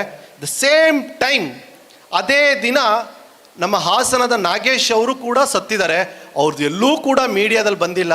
ಹಾಗಾಗಿ ದಯವಿಟ್ಟು ಅವರ ಹೆಂಡತಿಗಿದ್ರ ಅವಶ್ಯಕತೆ ಹೋಗಿ ಕೊಡಿ ಅಂತಂದರು. ಯಾವುದಾದ್ರೂ ಒಬ್ಬರು ಯೋಧರು ಫ್ಯಾಮಿಲಿ ತನಗೋಸ್ಕರ ಬೇರೆಯವ್ರಿಗೆ ಸ್ಯಾಕ್ರಿಫೈಸ್ ಮಾಡೋದಂದ್ರೆ ಇದನ್ನ ನೋಡಿ ಕಲಿಬೇಕು. ಈ ಥರ ನನಗೆ ಆಮೇಲೆ ಅನ್ನಿಸ್ತು, ಅವ್ರು ಹೇಳಿ ಸರಿಯಲ್ಲ ಅಂತ ಹೇಳಿ ನೆಕ್ಸ್ಟ್ ವರ್ಷ ಕಾರ್ಗಿಲ್ ವಿಜಯೋತ್ಸವ ದಿನ ನಾಗೇಶ್ ಅವರ ಹೆಂಡತಿ ಹಾಸನದಲ್ಲಿ ಒಂದು ಅಮ್ಮ ಅಂತ PG ನಡೆಸ್ತಾ ಇದ್ರು. ಯಾಕಂದ್ರೆ 2 ಮಕ್ಕಳಿದ್ದಾರೆ, ಅವ್ರ ಜೀವನ ನಡೆಸಬೇಕು ಅಂತ. ಕೊನೆಗೆ ನನ್ನ ಫೇಸ್ಬುಕ್ಕಲ್ಲಿದೆ, ನಾನೊಂದು ಕಾರ್ಗಿಲ್ ವಿಜಯೋತ್ಸವಕ್ಕೆ ಅವ್ರನ್ನ ಜಯನಗರಕ್ಕೆ ಕರೆಸಿ ನಾವೆಲ್ಲ ದುಡ್ಡು ಒಟ್ಟು ಮಾಡಿ ಅವ್ರಿಗೆ ಒಂದಿಷ್ಟು ಹಣಕಾಸಿನ ಸಹಾಯ ಕೂಡ ಮಾಡಿದ್ವಿ. ಇದು ನನಗೆ ಇನ್ಸ್ಪೈರ್ ಮಾಡ್ತು ಈ ಸ್ಟೋರಿ. ಇದನ್ನು ನಾನು ಫೇಸ್ಬುಕ್ಕಲ್ಲಿ ಓದಿದೆ, ನಾನೇನೋ ಮಾಡಬೇಕು ಅಂತ ಅನ್ನಿಸ್ತು. ಈ ಥರ ದೇಶಕ್ಕೋಸ್ಕರ, ಈ ಸಮಾಜಕ್ಕೋಸ್ಕರ ತಮ್ಮನ್ನು ಸ್ಯಾಕ್ರಿಫೈಸ್ ಮಾಡಿರೋದ್ರಿಂದ ನಾವೆಲ್ಲ ಇಷ್ಟು ಒಳ್ಳೆ ಫೆಸಿಲಿಟೀಸಲ್ಲಿ ಕೂತ್ಕೊಂಡು ವಿವೇಕಾನಂದ ಅಂತ ಒಂದು ಸಂಸ್ಥೆ ಇದಕ್ಕೆ ಬೇಕಾಗಿರೋ ವ್ಯವಸ್ಥೆಗಳನ್ನು ಮಾಡಿಕೊಂಡು ನಮಗೆಲ್ಲರಿಗೂ ಕೂಡ ಒಂದು ಜೀವನವನ್ನು ಕಟ್ಕೊಡ್ತಾ ಹೊಸ ಕನಸು ಏನು ಅನ್ನೋದನ್ನು ನಮಗೆ ತೋರಿಸ್ತಾ ಇದೆ. ಈ ಕನಸನ್ನು ನಾವು ನನಸು ಮಾಡಿಸ್ಕೊಬೇಕು. ಫಸ್ಟ್ ಕನಸು ಕಾಣೋಣ, ಕನಸು ಕಾಣಿದ್ಮೇಲೆ ನನಸು ಮಾಡ್ಕೊಳ್ಳೋಣ, ಅದಕ್ಕೆ ಹಾರ್ಡ್ ವರ್ಕ್ ಮಾಡೋಣ. ಹಾರ್ಡ್ ವರ್ಕ್ ಮಾಡಲೇಬೇಕು. ನೋಡಿ, ಹಾರ್ಡ್ ವರ್ಕ್ ಇಲ್ಲದೆ, ಪೇಯ್ನ್ ಇಲ್ಲದೆ ನಾವು ಏನನ್ನೂ ಗೇನ್ ಮಾಡೋಕ್ಕಾಗಲ್ಲ. ಇದು ನಿಮಗೆ ಮಾತ್ರ ಅಲ್ಲ, ಮನುಷ್ಯರಿಗೆ ಮಾತ್ರ ಅಲ್ಲ, ಪ್ರಾಣಿಗಳಿಗೂ ಕೂಡ ಹಾರ್ಡ್ ವರ್ಕ್ ಅನ್ನೋದು ನಿಶ್ಚಿತ. ನಾವೆಲ್ಲರೂ ಕೂಡ ಹಾರ್ಡ್ ವರ್ಕ್ ಮಾಡಲೇಬೇಕು. ಯಾತಕ್ಕೆ ಅಂದರೆ ನಿಮ್ಗೆಲ್ರಿಗೂ ಕೂಡ ಗರುಡ ಗೊತ್ತಾ? ಹದ್ದು ನೋಡಿದ್ದೀರಾ? ಈ ಲಾಂಗೆಸ್ಟ್ ಸ್ಪ್ಯಾನ್ ಅಂದರೆ ಪಕ್ಷಿ ಪ್ರಭಯದಲ್ಲಿ ಅತಿ ಹೆಚ್ಚು ವರ್ಷಗಳ ಕಾಲ ಬದುಕುವಂಥ ಒಂದು ಪಕ್ಷಿ. ಈ ಪಕ್ಷಿ 80 ವರ್ಷ, 60ರಿಂದ 80 ವರ್ಷ ಬದುಕತ್ತೆ. ಬಟ್ 60ರಿಂದ 80 ವರ್ಷ ಬದುಕಬೇಕಾದ್ರೆ ಈ ಪಕ್ಷಿಗೆ ಒಂದು ಸ್ಟೋರಿ ಇದೆ, ತುಂಬ ಚೆನ್ನಾಗಿ ಯೂಟ್ಯೂಬಲ್ಲಿದೆ. ಸಾಧ್ಯವಾದರೆ ಅದನ್ನು ಸರ್ಚ್ ಮಾಡಿ, ಏನೇನೋ ಬೇರೆ ನೋಡ್ತೀರಾ, ಇದನ್ನು ಸರ್ಚ್ ಮಾಡಿ ನೋಡಿ. ಡಾಕ್ಯುಮೆಂಟ್ರಿ ಮಾಡಿದ್ದಾರೆ ನ್ಯಾಷನಲ್ ಜಿಯೋಗ್ರಫಿ ಚಾನಲ್ ಅವರು. ಈ ಪಕ್ಷಿ 80 ವರ್ಷ ಬದುಕಬೇಕಂದ್ರೆ ತಾನು ಬೇಟೆ ಆಡಬೇಕು, ತಿನ್ನಬೇಕು. ಬಟ್ 40 ವರ್ಷ ಆಗ್ಬೇಕಾದ್ರೆ ಏನಾಗಿರುತ್ತೆ ಗೊತ್ತಾ? ಅದ್ರದ್ದು ಕೊಕ್ಕು ಇದೆ ಅಲ್ಲ, ಮೂತಿ ಓವರ್ ಬೆಂಡಾಗಿ ಯಾವುದನ್ನು ಕುಕ್ಕಿ ತಿನ್ನೋಕ್ಕಾಗಲ್ಲ. ಬಾಡಿ ವೆಯ್ಟ್ ಜಾಸ್ತಿಯಾಗಿ ಎತ್ತರಕ್ಕೆ ಹಾರಕ್ಕಾಗಲ್ಲ. ಈ ಮುಗ್ರಿದೆಲ್ಲ ಇನ್ಯಾವುದನ್ನು ಗಟ್ಟಿಯಾಗಿ ಹಿಡ್ಕೊಳಕ್ಕೆ ಅದಕ್ಕಾಗಲ್ಲ, ಓವರ್ ಬೆಂಡ್ ಆಗಿರುತ್ತೆ. ಡಿಸೈಡ್ ಮಾಡುತ್ತೆ, 40 ವರ್ಷಕ್ಕೆ ನನ್ನ ಸ್ಟ್ರೆಂತ್ ಕಳ್ಕೊಂಡ್ಬಿಟ್ಟೆ, ನಾನು ಇನ್ನೂ 40 ವರ್ಷ ಬದುಕ್ಬೋದು, ದೇವ್ರು ನನಗೆ ಇನ್ನೂ ಆಯುಷ್ ಕೊಟ್ಟಿದ್ದಾನೆ 40 ವರ್ಷ, ಏನು ಮಾಡಲಿ? ದೆನ್ ಇಟ್ ಹ್ಯಾಸ್ ಡಿಸೈಡ್, ಅದು ಡಿಸೈಡ್ ಮಾಡುತ್ತೆ, ನನ್ನನ್ನು ನಾನು ಚೇಂಜ್ ಮಾಡ್ಕೊಳ್ಬೇಕು. ಅದಕ್ಕೊಂದು ಪ್ರೋಸೆಸ್ ಇದೆ. ಅದನ್ನು ಈಗಲ್ನ ರೀಬರ್ತ್ ಅಂತ ಕರೀತಾರೆ. ಈಗಲ್ನ ಮರು ಜನ್ಮ ಅಂತ. ಏನು ಮಾಡುತ್ತೆ ಗೊತ್ತಾ ಮರು ಜನ್ಮಕ್ಕದು? ಒಂದು ಪ್ಲೇಸನ್ನು ಸೆಲೆಕ್ಟ್ ಮಾಡುತ್ತೆ. ಯಾವ ಪ್ಲೇಸ್ ಅಂದರೆ ತುಂಬ ಎತ್ತರದ ಗುಡ್ಡ, ಅಲ್ಲಿ ಜನಗಳು ಯಾರು ಹೋಗಬಾರ್ದು, ಯಾವ ಪ್ರಾಣಿಗಳು ಬರಬಾರ್ದು, ಆ ಕಲ್ಲು ಬಂಡೆಗಳ ಮಧ್ಯದಲ್ಲೂ ಕೂತ್ಕೊಳ್ಳುತ್ತೆ. ಕೂತ್ಕೊಂಡ್ಬಿಟ್ಟು ತನ್ನ ಕೊಕ್ಕಿದೆ ಅಲ್ಲ ಮೂತಿ, ಅದರಿಂದ ತನ್ನ ಪುಕ್ಕಗಳನ್ನು ತಾನೇ ಕಿತ್ಕೊಳ್ಳುತ್ತೆ, ಪೂರ್ತಿ ಕಿತ್ಕೊಳ್ಬಿಡತ್ತೆ. ಸಖತ್ ಪೇಯ್ನ್ ಪ್ರೋಸೆಸ್, ಅದಕ್ಕೆ ತಡ್ಕೊಳ್ಳುತ್ತೆ. ಅದಾದಮೇಲೆ ಒಂದು ಮೂತಿನ ಬಂಡೆಗೆ ಬಡಿಯತ್ತೆ, ಬಡ್ದು ಮೂರ್ತಿನ ಪೂರ್ತಿ ತುಂಡಾಗಿ ರಕ್ತ ಇಳಿಯತ್ತೆ. ಉಗ್ರಿದೆ ಅಲ್ಲ, ಉಗ್ರನ್ನ ಬಂಡೆಗೆ ಗೆರ್ಚಿ ಪೂರ್ತಿ ತುಂಡು ಮಾಡ್ಕೊಳ್ಳುತ್ತೆ. ತುಂಡು ಮಾಡಿಕೊಂಡು ಆ ರಕ್ತದಲ್ಲಿ ನೋವಲ್ಲಿ ಸರಿ ಸುಮಾರು 30 ದಿನ ಅಲ್ಲೇ ಬಿತ್ಕೊಳ್ಳುತ್ತೆ. ಆ ಟೈಮಲ್ಲಿ ಆ ಈಗಲ್ಗೆ ಒಂದು ಚಿಕ್ಕ ಇರುವೆ ಕೂಡ, ಒಂದು 10 ಇರುವೆಗಳು ಬಂದು ಅದ್ರ ಮೇಲೆ ಮುತ್ತಿಗೆ ಹಾಕಿದ್ರೆ ಅದು ಸಾಯುತ್ತೆ. ಅಷ್ಟು ದೊಡ್ಡ ರಿಸ್ಕನ್ನ ತಗೊಳತ್ತೆ. ಯಾತಕ್ಕೆ ತಗೊಳತ್ತೆ ಗೊತ್ತಾ? ದೇವ್ರು ಕೊಟ್ಟಿರೋ ಇನ್ನು 30-40 ವರ್ಷ ನಾವು ಬದುಕಬೇಕು ಅನ್ನೋಗೋಸ್ಕರ. 30-35 ದಿನ ಆದಮೇಲೆ ನಿಧಾನಕ್ಕೆ ಚೇತರಿಸ್ಕೊಳ್ಳುತ್ತೆ. ಅಲ್ಲೇ ಏನೋ ಸಣ್ಣ ಪುಟ್ಟ ನೀರು ಸಿಕ್ಕಿದ್ರೆ, ಕಾಳುಗಳು ಸಿಕ್ಕಿದ್ರೆ ಹಾಗೇ ತಿನ್ನತ್ತೆ. ಹಾಗೇ ಆ ರೆಕ್ಕೆಗಳು ಬೆಳೆಯುತ್ತೆ. ಬೆಳೀತಾ 60-65 ದಿನ ಆದಮೇಲೆ ಮತ್ತೆ ನಾರ್ಮಲ್ ಪೊಸಿಷನಿಗೆ ಬರುತ್ತೆ. ಬಂದಾದಮೇಲೆ ಆಮೇಲೆ ಅದು ಮತ್ತೆ ಶುರು ಮಾಡುತ್ತೆ ತನ್ನ ಲೈಫ್ನ. ತಾನು ಇನ್ನು 30 ವರ್ಷ ಬದುಕಕ್ಕೆ ಬೇಕಾಗಿರುವಂಥ ಆ ಒಂದು ಬಲಿಷ್ಠವಾದ ದೇಹವನ್ನು ಪ್ರಿಪೇರ್ ಮಾಡ್ಕೊಳ್ಳುತ್ತೆ. ನೋಡಿ, ಪ್ರಪಂಚದಲ್ಲಿ ಅತ್ಯಂತ ಕ್ರೂರವಾದ ಪ್ರಾಣಿ ತಾನು ದೇವ್ರು ಕೊಟ್ಟ ಅಷ್ಟೂ ಆಯುಷನ್ನು ಬದುಕಬೇಕು ಅನ್ನೋಗೋಸ್ಕರ ದೇವ್ರು ಕೊಟ್ಟ ಒಂದು ಪರೀಕ್ಷೆ ಇದೆಯಲ್ಲ, 40-45 ದಿನದ ಪರೀಕ್ಷೆನ ಎದುರಿಸೋಕೆ ರೆಡಿ ಇದೆ, ರಿಸ್ಕ್ ತಗೊಳತ್ತೆ. ಆದರೆ ನಾವು ಮಾನವ ಜನ್ಮ ದೊಡ್ಡದು, ಹಾಳಿ ಮಾಡಿಕೊಳ್ಳಿರೋರು ಹುಚ್ಚಪ್ಪಗಳಿರ ಅಂತ ಹೇಳುವ ಪುರಂದರದಾಸರ ಕೀರ್ತಿ ಥರ, ಆ ಕೀರ್ತನೆ ಅರ್ಥ ಥರ ನಾವೇನು ಮಾಡ್ತಾ ಇದ್ದೀವಿ ಗೊತ್ತಾ? ಇವತ್ತಿನ ಕ್ಷಣಿಕ ಸುಖಕ್ಕೆ ತಮ್ಮ ಜೀವನವನ್ನು ಹಾಳು ಮಾಡ್ಕೊತಾ ಇದ್ದೀವಿ. ಇವತ್ತು ನಮ್ಮ ಹುಡುಗರ ಕೈಯಲ್ಲಿ ಈ ಸಿಗರೇಟ್ ಬರ್ತಾ ಇದೆ.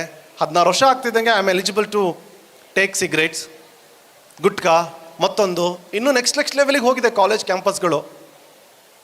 ಕಷ್ಟಪಡಿ 5 ವರ್ಷ ಕಷ್ಟಪಡಿ, ಲೈಫ್ ತುಂಬ ಚೆನ್ನಾಗಿರುತ್ತೆ. ನಾನು ಯಾಕೆ ಹೇಳ್ತಾ ಇದ್ದೀನಿ 5 ವರ್ಷ ಕಷ್ಟಪಡಬೇಕು ಅಂತ ಹೇಳಿದ್ರೆ, ನೀವು 5 ವರ್ಷ ಕಷ್ಟಪಟ್ಟರೆ ಇನ್ನು ಬರುವಂಥ 30-35 ವರ್ಷ ಭಾಳ ಆರಾಮಾಗಿರ್ಬೋದು. ನೀವು ಅಂದ್ಕೊಂಡಿರೋದನ್ನು ಸಾಧಿಸ್ಬೋದು, ಅಂದ್ಕೊಂಡಿರೋ ಹಾಗೆ ಜೀವನವನ್ನು ಕಟ್ಕೊಳ್ಬೋದು. ಬಟ್ 5 ವರ್ಷ ಕಷ್ಟಪಡೋಕ್ಕೆ ನಾವು ರೆಡಿ ಇಲ್ಲ. ನಾವು 5 ದಿನದ ಈ ಕ್ಷಣಿಕ ಸುಖಕ್ಕೆ ನಮ್ಮ ಜೀವನವನ್ನು ಹಾಳು ಮಾಡ್ಕೊತಾ ಇದ್ದೀವಿ.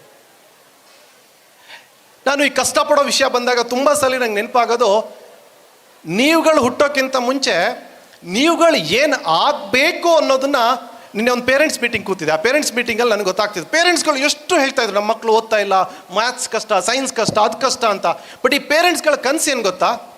ನಮ್ಮ ಮಕ್ಕಳು ಚೆನ್ನಾಗಿ ಓದಬೇಕು. ನಿಮ್ಗೆ ಗೊತ್ತಿರಲಿ, ತುಂಬ ಇಂಪಾರ್ಟೆಂಟು, ಗಮನ ಇಟ್ಟು ಕೇಳಿ. ಲಾಸ್ಟ್ 5 ಮಿನಿಟ್ಸ್ ನಾನು ನಿಮ್ಗೆ ಮಾತಾಡ್ತಿದ್ದೀನಿ. ಈ 5 ಮಿನಿಟ್ಸಲ್ಲಿ ನಿಮ್ಗೆ ಹೇಳಬೇಕಾಗಿರೋ ಈ ವಿಷಯವನ್ನು ನೀವು ಇಂಪ್ಲಿಮೆಂಟ್ ಮಾಡಲೇಬೇಕು. ಯಾರಿಗೋಸ್ಕರ ಕಷ್ಟಪಡಬೇಕು ಗೊತ್ತಾ? ನಾವು ಯಾರಿಗೋಸ್ಕರ ಕಷ್ಟಪಡಬೇಕು? ಯಾರಿಗೋಸ್ಕರ? ಜೋರಾಗಿ ಹೇಳಿ. ನಮಗೋಸ್ಕರ ತಾನೇ? ಅಲ್ಲ. ಏನಿದೆ ವರ್ಡ್ ಇಲ್ಲಿ? ಏನಿದೆ?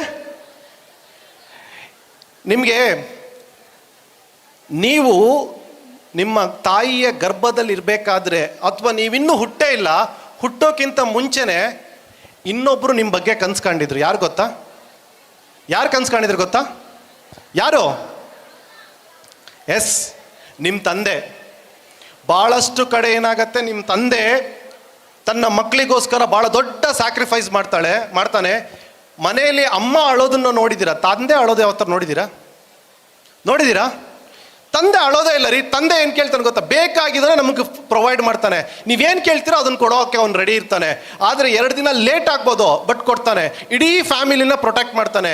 ನೀವು ನಿಮ್ಮ ತಂದೆ ಯಾವತ್ತಾರು ಹೊಸ ಬಟ್ಟೆ ಹಾಕೊಂಡು ಓಡಾಡೋದನ್ನು ನೋಡಿದ್ದೀರಾ? ತನಗೋಸ್ಕರ ಏನಾದರೂ ಖರ್ಚು ಮಾಡ್ಕೊಳ್ಳೋದು ನೋಡಿದ್ದೀರಾ? ಇದೇ ಥರ ಒಂದು ಫೇಸ್ಬುಕ್ಕಲ್ಲಿ ಸ್ಟೋರಿ ಬಂತು.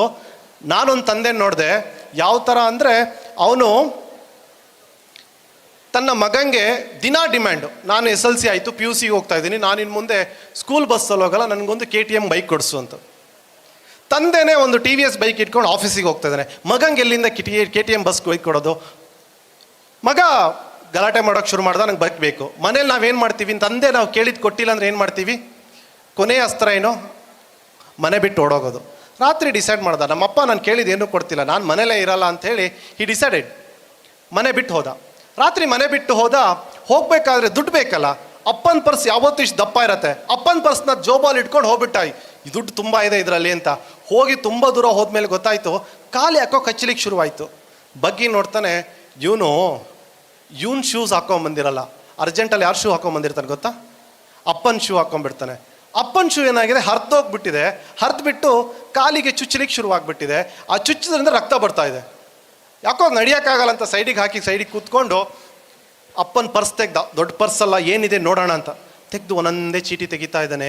ಆ ಚೀಟಿ ಒಳಗೆ ನೋಡ್ತಾನೆ, ಅಪ್ಪ ಲಾಸ್ಟ್ ಇಯರ್ ಫೀಸ್ನ ಎಲ್ಲಿ ಸಾಲ ತಂದು ಕೊಟ್ಟರು ಆ ಸಾಲದ ಡೀಟೇಲ್ ಅಲ್ಲಿದೆ. ಈ ವೀಕ್ ಬೇಕಾಗಿರೋ ಜಿನ್ಸಿಗೆ ಬೇಕಾಗಿರುವ ಆ ಜಿನ್ಸಿ ಅಂಗಡಿ ಕೊಟ್ಟಿರುವ ಸಾಲದ ಡೀಟೇಲ್ ಅದರಲ್ಲಿದೆ.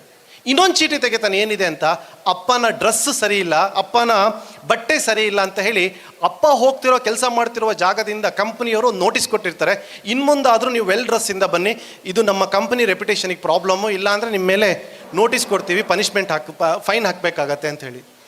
ಇದೆಲ್ಲ ನೋಡಿದ ತಕ್ಷಣ ಮಗಂಗೆ ಭಾಳ ಬೇಜಾರಾಗತ್ತೆ. ನನ್ನ ತಂದೆ ನನಗೋಸ್ಕರ ಇಷ್ಟೆಲ್ಲ ಸ್ಯಾಕ್ರಿಫೈಸ್ ಮಾಡ್ತಾ ಇದ್ದಾರೆ, ನಾನು ಕೇಳಿದ್ಕಿಂತಲೂ ಜಾಸ್ತಿ ನನ್ನನ್ನು ಏನು ಹೆಚ್ಚಿಗೆ ತಂದು ಕೊಡ್ತಾ ಇದ್ದಾರೆ, ನಾನು ಯಾವುದಕ್ಕೂ ಹಠ ಬಿದ್ದೆ ಅಂತ ಸೀದಾ ವಾಪಸ್ ಮನೆಗೆ ಹೋಗ್ತಾನೆ. ಮನೆಗೆ ಹೋಗ್ಬೇಕಾದ್ರೆ ಬೆಳಗ್ಗೆ ಆಗಿರುತ್ತೆ. ತಾಯಿಗೆ ಫುಲ್ಲು ಗಾಬರಿಯಿಂದ ಇರ್ತಾರೆ, ಎಲ್ಲಿ ಹೋಗಿದ್ಯೋ ರಾತ್ರಿ ಇಡೀ? ಅಪ್ಪ ಹೆದರ್ಕೊಂಡಿದ್ರು, ನಾವೇನು ಮಾಡಬೇಕು ಅಂತ. ಇಲ್ಲ ಅಮ್ಮ, ನಂಗೆ ತಪ್ಪಾಯಿತು, ನಂಗೆ ಕ್ಷಮಿಸು, ನಂಗೆ ಬೈಕಿಗೆ ಬೇಡ, ನಾನು ಆರಾಮಾಗಿ ಅಪ್ಪ ಹೇಳ್ದಂಗೆ ಕೇಳ್ತೀನಿ ಅಂತ ಹೇಳಿ ಅಪ್ಪ ಎಲ್ಲಿ ಕೇಳಿದ್ರೆ ಅಪ್ಪ ಮನೇಲಿಲ್ಲ. ಇಲ್ಲ, ಅಪ್ಪ ಏನು ಮಾಡಿದ್ರು, ತಮ್ಮ ಹಳೆ ಬೈಕನ್ನ ಶೋರೂಮಲ್ಲಿ ಎಕ್ಸ್ಚೇಂಜ್ ಮಾಡಿ ನಿನ್ಗೆ ಗೊತ್ತಿರೋ ಹೊಸ ಬೈಕ್ ತಗೊಂಡ್ಬರಕ್ಕೆ ಹೋಗಿದ್ದಾರೆ, ದಯವಿಟ್ಟು ನಿಂಗೆ ಬೈಕ್ ಬರುತ್ತೆ, ನಾಳೆಯಿಂದ ಮನೆ ಬಿಟ್ಟು ಹೋಗಬೇಡ ಅಂತ. ಇಲ್ಲ, ಅಪ್ಪ ನಂತರ ಓಡೋಗಿ ಕಾಲಿಗೆ ಬೀಳ್ತಾನೆ. ಅಪ್ಪ ತಪ್ಪಾಯ್ತಪ್ಪ, ನನಗೆ ಬೈಕ್ ಬೇಡ, ನಿನ್ನ ಸ್ಯಾಕ್ರಿಫೈಸ್ ಏನು ಅಂತ ನಂಗೆ ಅರ್ಥ ಆಗಿದೆ, ಇನ್ನು ಯಾವತ್ತಿದ್ರೂ ನೀನು ಹೇಳಿದ್ದನ್ನ ನಾನು ಕೇಳ್ತೀನಿ, ನೀನು ಏನು ಕೇಳಿಸ್ತೀಯೋ ಅದು ನಾನೇ ನಿನಗೊಂದು ಹೊಸ ಬೈಕನ್ನೋ ಹೊಸ ಕಾರ್ನ ಗಿಫ್ಟ್ ಕೊಡ್ತೀನಿ, ಅಲ್ಲಿ ತನಕ ನಾನು ನಿನ್ನ ಹತ್ರ ಏನೂ ಕೇಳಲ್ಲ ಅಂಥೇಳಿ ಪ್ರತಿಯೊಬ್ಬ ತಂದೆನೂ ಕೂಡ ತನ್ನ ಫ್ಯಾಮಿಲಿನ ಪ್ರೊಟೆಕ್ಟ್ ಮಾಡೋದಕ್ಕೋಸ್ಕರ ಈ ರೀತಿ ಅನೇಕ ಸ್ಯಾಕ್ರಿಫೈಸ್ನ ಅವ್ನು ಮಾಡ್ತಾನೆ. ಆದರೆ ಆ ಸ್ಯಾಕ್ರಿಫೈಸ್ ಮಾಡೋ ತಂದೆಗೆ ನಾವೇನು ಕೊಟ್ಟಿದ್ದೀವಿ? ನಾನು ಯಾಕೆ ಹೇಳ್ತಾ ಇದ್ದೀನಿ, ಮನೇಲಿ ಇಬ್ಬರು ವ್ಯಕ್ತಿ ಆ ಥರ ಸ್ಯಾಕ್ರಿಫೈಸಲ್ಲಿ ಇರ್ತಾರೆ. ಒಂದು ತಂದೆ, ಇನ್ನೊಬ್ರು ಯಾರು ಹೇಳಿ? ಪ್ರಪಂಚದಲ್ಲಿ ಎಲ್ಲೂ ಕೂಡ ದೇವ್ರು ಸೃಷ್ಟಿ ಮಾಡೋಕ್ಕಾಗಲ್ಲ ಅಂತ ಹೇಳಿ, ದೇವ್ರು ಇರೋಕ್ಕಾಗಲ್ಲ ಅಂತ ದೇವ್ರು ಇನ್ನೊಂದು ರೂಪದಲ್ಲಿ ಇಟ್ಟಿರ್ತಾನೆ. ಯಾರವರು? ಅಮ್ಮ. ನಾನು ನಿಮಗೀಗ ಹಸಿವಾಗ್ತಾ ಇದೆ, ಏನೋ ತಿನ್ನಬೇಕು ಅಂತ ನಿಮ್ಗಿಲ್ಲಿ ಅನಿಸಿದ್ರೆ ಕೈಯಲ್ಲಿ ಮೊಬೈಲ್ ಇಟ್ಕೊಂಡು ನೋಡಿ. ನಾನಂತೂ ತುಂಬ ಸಲ ಟೆಸ್ಟ್ ಮಾಡಿ ನೋಡಿದ್ದೀನಿ. ಆ ಟೈಮಲ್ಲಿ ಫಸ್ಟ್ ಫೋನ್ ಮಾಡೋದು ಯಾರು ಗೊತ್ತಾ ನಮಗೆ? ಅಮ್ಮ. ನನ್ನ ಮಗಳು ಮಧ್ಯಾಹ್ನ ಊಟ ಮಾಡಿದ್ನೋ, ಮಗ ಮಧ್ಯಾಹ್ನ ಊಟ ಮಾಡಿದ್ನೋ, ಅಥವಾ ಈಗ ಸಂಜೆ ಸ್ಕೂಲಿಂದ ಬರ್ತಾನೆ, ಏನಾದರೂ ಅವ್ನಿಗೆ ಮಾಡಿಡಬೇಕು. ಪ್ರತಿ ಸಲ ನಿಮ್ಮ ಊಟದ ಬಗ್ಗೆ ಕೇರ್ ಮಾಡೋದು ಯಾರು? ಅಮ್ಮ. ನಾನು ಹೇಳ್ತೀನಿ ಕೇಳಿ, ಯಾಕೆ ಅವಳಿಗೆ ಯಾವಾಗಲೂ ನಿಮ್ಮ ಊಟದ ಬಗ್ಗೆ, ನಿಮ್ಮ ಹಸುವಿನ ಬಗ್ಗೆ ಚಿಂತೆ ಅಂದರೆ, 9 ತಿಂಗಳು ಹೊಟ್ಟೆಯೊಳಗೆ ನೀವು ಇರ್ತೀರಲ್ಲ, ನಿಮ್ಮ ಕ್ರೇವಿಂಗ್ ಏನು, ನಿಮ್ಮ ಹಸುವೇನು ಅನ್ನೋದು ಅವಳಿಗೆ ಗೊತ್ತಿದೆ. ನೋಡಿ, ಈ ಬಾಣಂತಿ ಬಸ್ರಿ ಆಗಿರುವ ಒಂದು ಹೆಂಗಸು ಆಸೆ ಅಂತ ತುಂಬ ತಿಂತಿರ್ತಾಳಲ್ಲ, ಯಾರಿಗೋಸ್ಕರ ತಿಂತಾಳೆ? ಅವಳು ಆಸೆ ಅಲ್ಲ, ಹೊಟ್ಟೆಯೊಳಗಿರುವ ನಮ್ಗಳ ಆಸೆಯನ್ನು ಅವಳು ನೀಗಿಸ್ತಾ ಇರ್ತಾಳೆ. ಈ ಥರ ತಾಯಿಯಂದರು ಹೊಟ್ಟೆಯೊಳಗೆ ಇಟ್ಕೊಂಡಿರೋ ತಾಯಿ ನಿಮ್ಮನ್ನು ಡೆಲಿವರಿ ಮಾಡಬೇಕಾದ್ರೆ ಒಂದು ದೊಡ್ಡ ಪೈನ್ ಪಡಿತಾಳೆ. ಎಂಥ ಪೈನ್ ಅಂದರೆ, ನನಗೊತ್ತಿರೋ ಹಾಗೆ ಒಬ್ಬ ಮಗುವಿನನ್ನು ಜನ್ಮ ಕೊಡಬೇಕಾದ್ರೆ ಗಂಡು ಮಕ್ಕಳು ನಮಗೆ ಗೊತ್ತಿರಬೇಕು, ನಮ್ಮ ಅಷ್ಟೂ ಮೂಳೆನ ಒಂದು ಕಡೆ ಹಾಕಿ ಮುರಿದ್ರೆ ಏನು ಪೈನ್ ಆಗುತ್ತೆ, ಒಂದು ತಾಯಿ ತನ್ನ ಮಗುವಿಗೆ ಜನ್ಮ ಕೊಡಬೇಕಾರಾಗ ಒಂದು ಪೈನ್ ಇದೆ ಅಂತ. ಈ ಪೈನನ್ನು ಎದುರಿಸ್ಲಿಕ್ಕೆ ತಾಯಿ ಏನು ಮಾಡ್ತಾಳೆ ಗೊತ್ತಾ? ರೆಡಿ ಆಗ್ತಾಳೆ ಮೆಂಟಲಿ, ನಾನೊಂದು ಮಗುವಿಗೆ ಜನ್ಮ ಕೊಡ್ತಾ ಇದ್ದೀನಿ, ಆ ಮಗು ಏನಾಗಬೇಕು, ಫ್ಯೂಚರಲ್ಲಿ ಡಾಕ್ಟರ್ ಆಗಬೇಕು, ಇಂಜಿನಿಯರ್ ಆಗಬೇಕು, ಹಾಗಾಗಬೇಕು, ಹೀಗಾಗಬೇಕು, ಅವಳು ಹೀಗೆ ಬದುಕಬೇಕು, ಹಾಗೆ ಬದುಕಬೇಕು ಅಂತ ಕನಸು ಕಾಣ್ತಿರ್ತಾಳೆ. ಆ ಕನಸಿಗೆ ಇದು ಏನು ಪೇಯ್ನು, ಆ ಖುಷಿ ನನ್ಗೆ ಕೊಡ್ತಾಳೆ ಅಂತ ಕಾಯ್ತಾ ಕೂತಿರ್ತಾಳೆ. ಪ್ರತಿದಿನ ಒಂದು 9 ದಿನ ನಿಮ್ಮನ್ನು ಕೇರ್ ಮಾಡ್ತಾಳೆ, ಒಂದು ದಿನ ಜನ್ಮ ಕೊಡ್ತಾಳೆ. ಆ ಜನ್ಮ ಕೊಡೋದನ್ನು ಸೈನ್ಸ್ ಒಂಥರ ಹೇಳಿದ್ರೆ, ಕವಿಗಳೇನು ಹೇಳ್ತಾರೆ ಗೊತ್ತಾ? ನಿಮಗೆ ಜನ್ಮ, ನಿಮ್ಮ ತಾಯಿಗೆ ಅದು ಪುನರ್ ಜನ್ಮ, ರೀಬರ್ತ್. ನಿಮ್ಮ ತಾಯಿಗೆ ರೀಬರ್ತ್. ತುಂಬ ಸಲ ಕೇಳ್ತೀನಿ, ನಮ್ಮ ತಂದೆ ತಾಯಿಗಳಿಗೆಲ್ಲ ಹಳ್ಳಿಲಿ ಹುಟ್ಟಿದ್ದಾರೆ, ಅವ್ರಿಗೆ ಅವ್ರ ಬರ್ತ್ಡೇ ಡೇಟ್ಗಳು ಗೊತ್ತಿರಲ್ಲ. ನಾನು ಸುಮ್ಮನೆ ಸಲ ಕೇಳ್ಬೇಕಾದ್ರೆ ನಾನು ಹೇಳ್ತೀನಿ, ನಮ್ಮ ತಾಯಿದು ಬರ್ತ್ಡೇ ಡೇಟ್ ಕೊಟ್ಟಿಲ್ಲ, ತೊಂದರೆ ಇಲ್ಲ, ನಿನ್ನ ಬರ್ತ್ಡೇ ದಿನ ನಿನಗೆ ಏನು ಗಿಫ್ಟ್ ಬೇಕು ಅಂತ ನಿಮ್ಮ ತಂದೆ ತಾಯಿ ಹತ್ರ ಕೇಳ್ತಿರ್ತೀಯಲ್ಲ. ಯಾಕಂದರೆ ಪಕ್ಕದ ಮನೆಯವ್ರು ಕೊಡಿಸಿರೋದನ್ನ ನೋಡಿ ಅವ್ರ ತಂದೆ ತಾಯಿಯೊಟ್ಟಿಗೆ ನಮ್ಮ ತಂದೆ ತಾಯಿನ ಕವರ್ ಮಾಡ್ತಿರ್ತಿಲ್ಲ. ಅವಾಗ ನಿಮ್ಮ ತಾಯಿಗೆ ಹೇಳ್ಬಿಡು, ನನಗೆ ನಿನ್ನ ಬರ್ತ್ಡೇ ಡೇಟ್ ಗೊತ್ತಿಲ್ಲ, ನಿನ್ನ ಬರ್ತ್ಡೇ ಸೆಲೆಬ್ರೇಟ್ ಮಾಡೋದು ಗೊತ್ತಿಲ್ಲದೆ ಇರ್ಬೋದಮ್ಮ, ಆದರೆ wish you happy birthday, because ನನಗೋಸ್ಕರ ನೀನು ಇವತ್ತು ಸತ್ತಿ ಹುಟ್ಟಿದೀಯಾ ಅಂತ. ಈ ಥರ ಭಾಳಷ್ಟು ಜನ ತಾಯಿಯಂದ್ರೆ ತಂದೆ ತಾಯಿಗಳು ತಮ್ಮ ಮಕ್ಕಳಿಗೋಸ್ಕರ ಈ ಥರದ್ದು ಎಷ್ಟೋ ರಿಸ್ಕ್ಗಳನ್ನು ತೊಗೊಂಡಿರ್ತಾರೆ. ಆದರೆ ಈ ತಾಯಿಗೋಸ್ಕರ ನಾವು ಏನನ್ನು ಕೊಡ್ತಾ ಇದ್ದೀವಿ? ನಾನು ನೀವು ಇಂಜಿನಿಯರಿಂಗ್ ಆದರೆ, ಡಾಕ್ಟರ್ಸ್ಗಳಾದರೆ, ಇನ್ನೇನೋ ಆದರೆ ನಿಮ್ಗಿಂದ ಏನಾದ್ರು ಸಿಗತ್ತಾ ಅವರಿಗೆ? ಖಂಡಿತ ಸಿಗಲ್ಲ. ನಾನು MBA ಕಾಲೇಜಲ್ಲಿ ಕೆಲಸ ಮಾಡಬೇಕಾದ್ರೆ ಫೈನಲ್ ಪ್ಲೇಸ್ಮೆಂಟ್ ಆದಾಗ ಫೈನಲ್ ಚೆಕ್ ಅಂತ ಬರುತ್ತೆ. ನಾವು ತುಂಬ ಸಲ ಕೇಳ್ತಿದ್ದೆ, ಫಸ್ಟ್ ಮಂತ್ ಸ್ಯಾಲ್ರಿ ಬಂದಾಗ ಏನು ಮಾಡ್ತೀರಾ ಅಂತ. ಎಲ್ಲ ಮಕ್ಕಳಿಗೂ ಆಸೆ, ಫಸ್ಟ್ ಮಂತ್ ಸ್ಯಾಲ್ರಿ ಬಂದಾಗ ನಮ್ಮ ಅಮ್ಮನ ಕೈಯಲ್ಲಿ ಹೋಗಿ ಕೊಡ್ತೀನಿ ದುಡ್ಡು. ಅಮ್ಮ ಏನು ಮಾಡ್ತಾರೆ ಗೊತ್ತಾ, ಮನೇಲಿ ದುಡ್ಡು ತೊಗೊಂಡು ದೇವ್ರ ಮುಂದೆ ಇಡ್ತಾಳೆ, ತುಪ್ಪ ದೀಪ ಹಚ್ಚುತ್ತಾಳೆ. ತುಪ್ಪ ದೀಪ ಹಚ್ಚಾದ್ಮೇಲೆ ಸುಮ್ಮನೆ ಪರೀಕ್ಷೆ ಮಾಡಿ, ನೀವು ಪರೀಕ್ಷೆ ಮಾಡಿ, 5 ವರ್ಷ ಬಿಟ್ಟು ನಿಮ್ಮ ಫಸ್ಟ್ ಮಂತ್ ಸ್ಯಾಲ್ರಿ ಬಂದ ತಕ್ಷಣ ಏನಾಗುತ್ತೆ. ಯಾಕಂದ್ರೆ ದಿನಾ ಬೈತಿರ್ತಾರೆ ನಮ್ಮ ಅಪ್ಪ ಅಮ್ಮ, ದುಡಿ ಒಂದು ಪೊಸಿಷನ್ ಹೋಗು ಅಂತೇಳಿ. ಅವಾಗ ಹೋಗಿ ಕೇಳಿ ತಾಯಿಗೆ. ಮ್ಯಾಕ್ಸಿಮಮ್ ತಾಯಿ ಅಂದ್ರೆ ಟೆಸ್ಟ್ ನಾನು ಮಾಡಿದಾಗ ನಂಗೆ ಅನಿಸಿದ್ದು, ಅವ್ರು ಹೇಳಿದ್ದು ಇದೇ ವರ್ಡು. ಎಷ್ಟು ಬ್ಯೂಟಿಫುಲ್ ಆಗಿ ಹೇಳ್ತಾರೆ ಅಂದರೆ ತಂದೆ ತಾಯಿಗಳು, ನೀನು ಅಕ್ಕ ತಂಗಿ ಅಣ್ಣ ತಮ್ಮ ಇದ್ರೆ ಹೇಳ್ತಾರೆ, ನಂಗೆ ಅದು ಕೊಡಿಸೋ ಇದು ಕೊಡಿಸೋ ಅಂತೇಳಿ ಅವ್ರದ್ದೆಲ್ಲ ಲೀಸ್ಟ್ಗಳಿರುತ್ತೆ. ತಾಯಿಗೆ ಹೋಗಿ ಕೇಳಿ, ಅದು ನೀನು SLCಲಿ ಇರ್ತಾ ಅದು ಯಾವುದೋ ಒಂದು ಶೂ ತೊಗೊಬೇಕು ಅಂತಿದೆಯಲ್ಲ, ಆ ಬ್ರ್ಯಾಂಡ್ ಶೂ ಈ ದುಡ್ಡಲ್ಲಿ ಬರುತ್ತಾ? ಅದ್ಯಾವುದೋ ಸ್ಮಾರ್ಟ್ ವಾಚ್ ಕೇಳ್ತಿದ್ಯಲ್ಲ, ಅದು ಈ ದುಡ್ಡಲ್ಲಿ ತೊಗೊಳ್ಬೋದಾ? ಅದ್ಯಾವುದೋ ಒಂದು ಬ್ರ್ಯಾಂಡೆಡ್ T-ಶರ್ಟ್ ಹೇಳ್ತಿದ್ಯಾ, ತುಂಬ ಕಾಸ್ಟ್ಲಿ ಇತ್ತು, ಅದನ್ನು ಈ ದುಡ್ಡಲ್ಲಿ ತರ್ಬೋದಾ? ನಿನಗೆ ಬೈಕ್ ಬೇಕು ಅಂತಿದೆಯಲ್ಲ, ಈ ದುಡ್ಡಲ್ಲಿ EMIಲಿ ತರ್ಬೋದಾ? ಪ್ರತಿ ಸಲ ತನ್ನ ಮಕ್ಕಳಿಗೆ ಏನು ಬೇಕು ಅನ್ನೋದನ್ನ ಅವತ್ತೂ ಕೂಡ ಯೋಚನೆ ಮಾಡೋದು ಯಾರು ಹೇಳಿ? ಯಾರು? ಅಮ್ಮ. ಹಾಗಾಗಿ ನಾನೊಂದು ತಾಯಂದ್ರಿಗೋಸ್ಕರ ಒಂದು ಸಾಂಗ್ನ ಎಡಿಟ್ ಮಾಡಿಸಿದ್ದೆ. ನಂಗೆ ಭಾಳ ಇಷ್ಟ ಈ ಸಾಂಗ್. ತುಂಬ ಸರಿ ಈ ಸಾಂಗ್ನ ಭಾಳಷ್ಟು ಕಡೆ ನಾನು ಪ್ಲೇ ಮಾಡಿದ್ದೆ.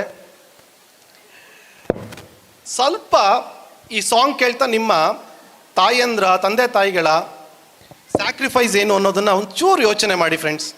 ಯಾಕೊತ್ತಾ, ಅವ್ರಿಗೆ ನಾವು ಈ ಥರ ಸಾಂಗಿಂದ ಬಿಟ್ಟರೆ ಬೇರೆ ಯಾವ ರೀತಿಯಲ್ಲೂ ಕೂಡ ಥ್ಯಾಂಕ್ಸ್ ಹೇಳೋಕ್ಕಾಗಲ್ಲ.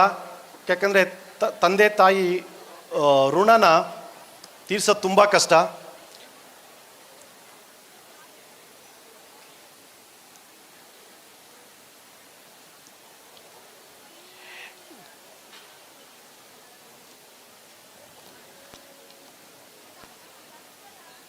ಬರ್ತಾ ಇದೆಯಾ?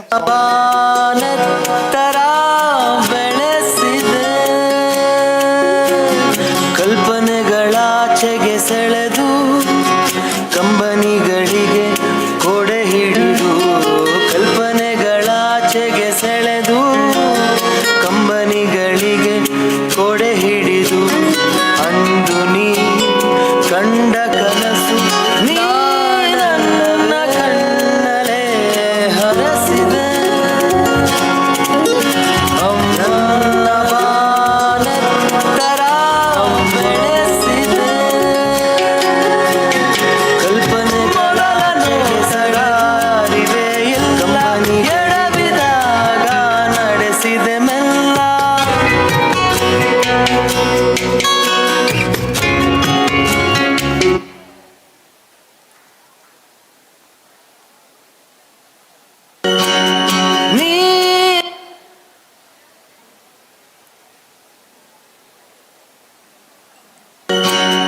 ನೀ ನನ್ನ ಕಣ್ಣಲೆ ಹರಸಿದೆ, ನನ್ನ ಬಾನೆತ್ತರ ಬೆಳೆಸಿದೆ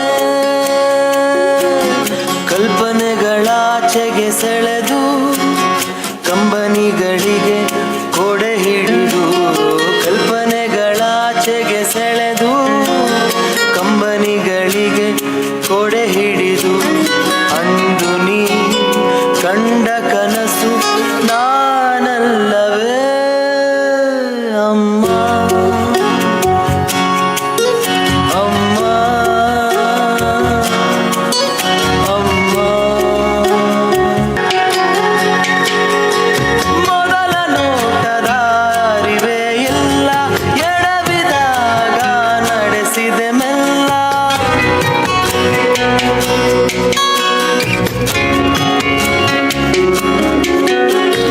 ತುಂಬು ಪ್ರೀತಿಯ ಚಿಲುಮೆಯ ಹರಿಸಿ ನನ್ನ ಮುಖದಲ್ಲಿ ನಗುವನ್ನು ತರಿಸಿ, ಆಸೆಗಳಿಗೆ ನೀರೆರೆದು ನೋವುಗಳ ತಡೆ ಹಿಡಿದು, ಸೋಲುಗಳಲ್ಲಿ ಜೊತೆ ನಿಂತು ಗುರಿಯೆಡೆಗೆ ಕೈ ಹಿಡಿದು,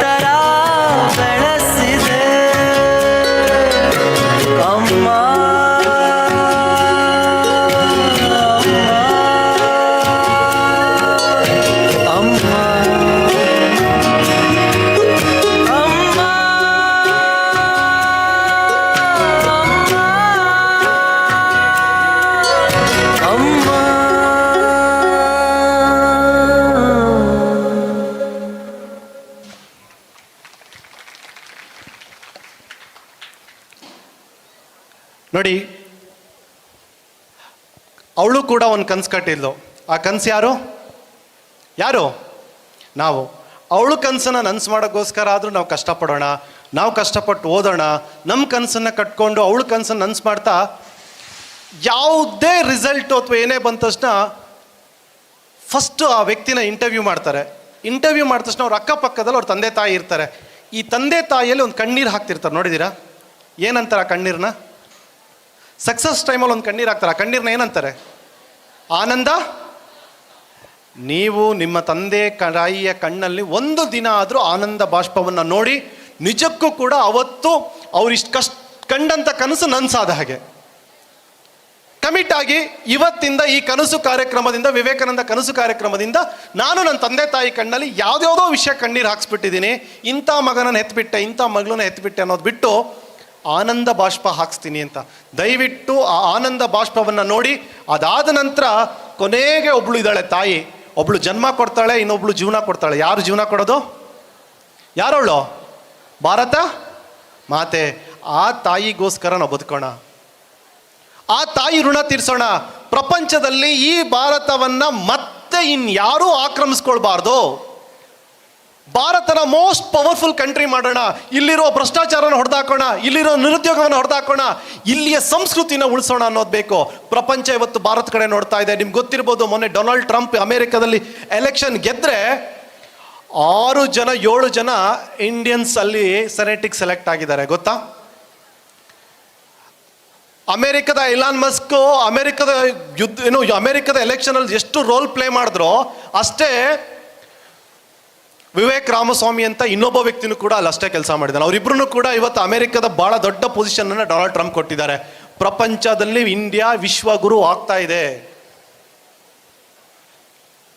ಇಷ್ಟು ಟೆಸ್ಲಾ ಅನ್ನೋಂಥ ಟೆಕ್ನಾಲಜಿ ಯಾರೋ? Elon Musk. ಅದಕ್ಕೂ ದೊಡ್ಡ ಟೆಕ್ನಾಲಜಿ ಗೂಗಲ್ನ CEO ಯಾರು? ಸುಂದರ್ ಪಿಚಾಯ್. ಈ ಥರದ ಪ್ರಪಂಚದಲ್ಲಿ ಬೇಕಾಗಿರೋ ದೊಡ್ಡ ದೊಡ್ಡ ಕಂಪ್ನಿಗಳಿಗೆ ಇಂಡಿಯಾ ಇವತ್ತು ಆಶ್ರಯ ಆಗಿದೆ, ಇಂಡಿಯನ್ ಮೈಂಡ್ಸ್ಗಳ ಆಶ್ರಯ ಆಗಿದೆ. ಅಂಥ ಒಂದು ಆಪರ್ಚುನಿಟಿ ನಾವು ಗ್ರಾಪ್ ಮಾಡೋಣ. ಪ್ರಪಂಚದಲ್ಲಿ ಭಾರತವನ್ನು ಮತ್ತೆ ಸೂಪರ್ ಪವರ್ ನೇಷನ್ ಆಗಿ ಮಾಡಬೇಕು. ಆಲ್ರೆಡಿ ಶುರುವಾಗಿದೆ, ಅದು ಇನ್ನೂ ದೊಡ್ಡದಾಗಿ ನೋಡಬೇಕು. ಅಂಥ ಕನಸನ್ನು ಕಟ್ಟೋದಕ್ಕೆ ವಿವೇಕಾನಂದ ಈ ಒಂದು ಕಾರ್ಯಕ್ರಮ ಏನಿದೆ ಅಲ್ಲ, ಕನಸು ವರ್ಷಕ್ಕೊಂದ್ಸಲಿ ಸೇರಿಸ್ತಾರಲ್ಲ, ನಮ್ಗಳ ಈ ಕನಸು ಆಗಬೇಕು. ನಾವು ದುಡಿಮೆ ಮಾಡಿ ದುಡ್ಡನ್ನು ತಂದಾದ ನಂತರ ಆ ದುಡ್ಡನ್ನು ಎಲ್ಲಿಗೆ ಇನ್ವಯಿಸ್ಬೇಕು ಗೊತ್ತಾ? ಈ ಥರದ ಸಂಸ್ಥೆಗಳನ್ನು ಕಟ್ಟೋದಕ್ಕೆ. ರವೀಂದ್ರ ಸರ್ ಇಲ್ಲೇ ಕೂತಿದ್ದಾರೆ, ನಾನು ಅವ್ರಿಗೆ ಯಾವಾಗಲೂ ಕೇಳ್ತಾ ಇದ್ದೆ, ಇಷ್ಟೊಂದು ಸಂಸ್ಥೆ ಹೆಂಗೆ ಕಟ್ಟಿದ್ರಿ ಅಂದರೆ ಸ್ಟೂಡೆಂಟ್ ದುಡ್ಡಿಂದ ಅಲ್ಲ, ವಿವೇಕಾನಂದ ಕಾಲೇಜಿಂದ ಓದೋದು ಅಂತ ಎಷ್ಟೋ ಜನ ವ್ಯಕ್ತಿಗಳು ತುಂಬ ದೊಡ್ಡ ದೊಡ್ಡ ಪೊಸಿಷನಲ್ಲಿದ್ದಾರೆ.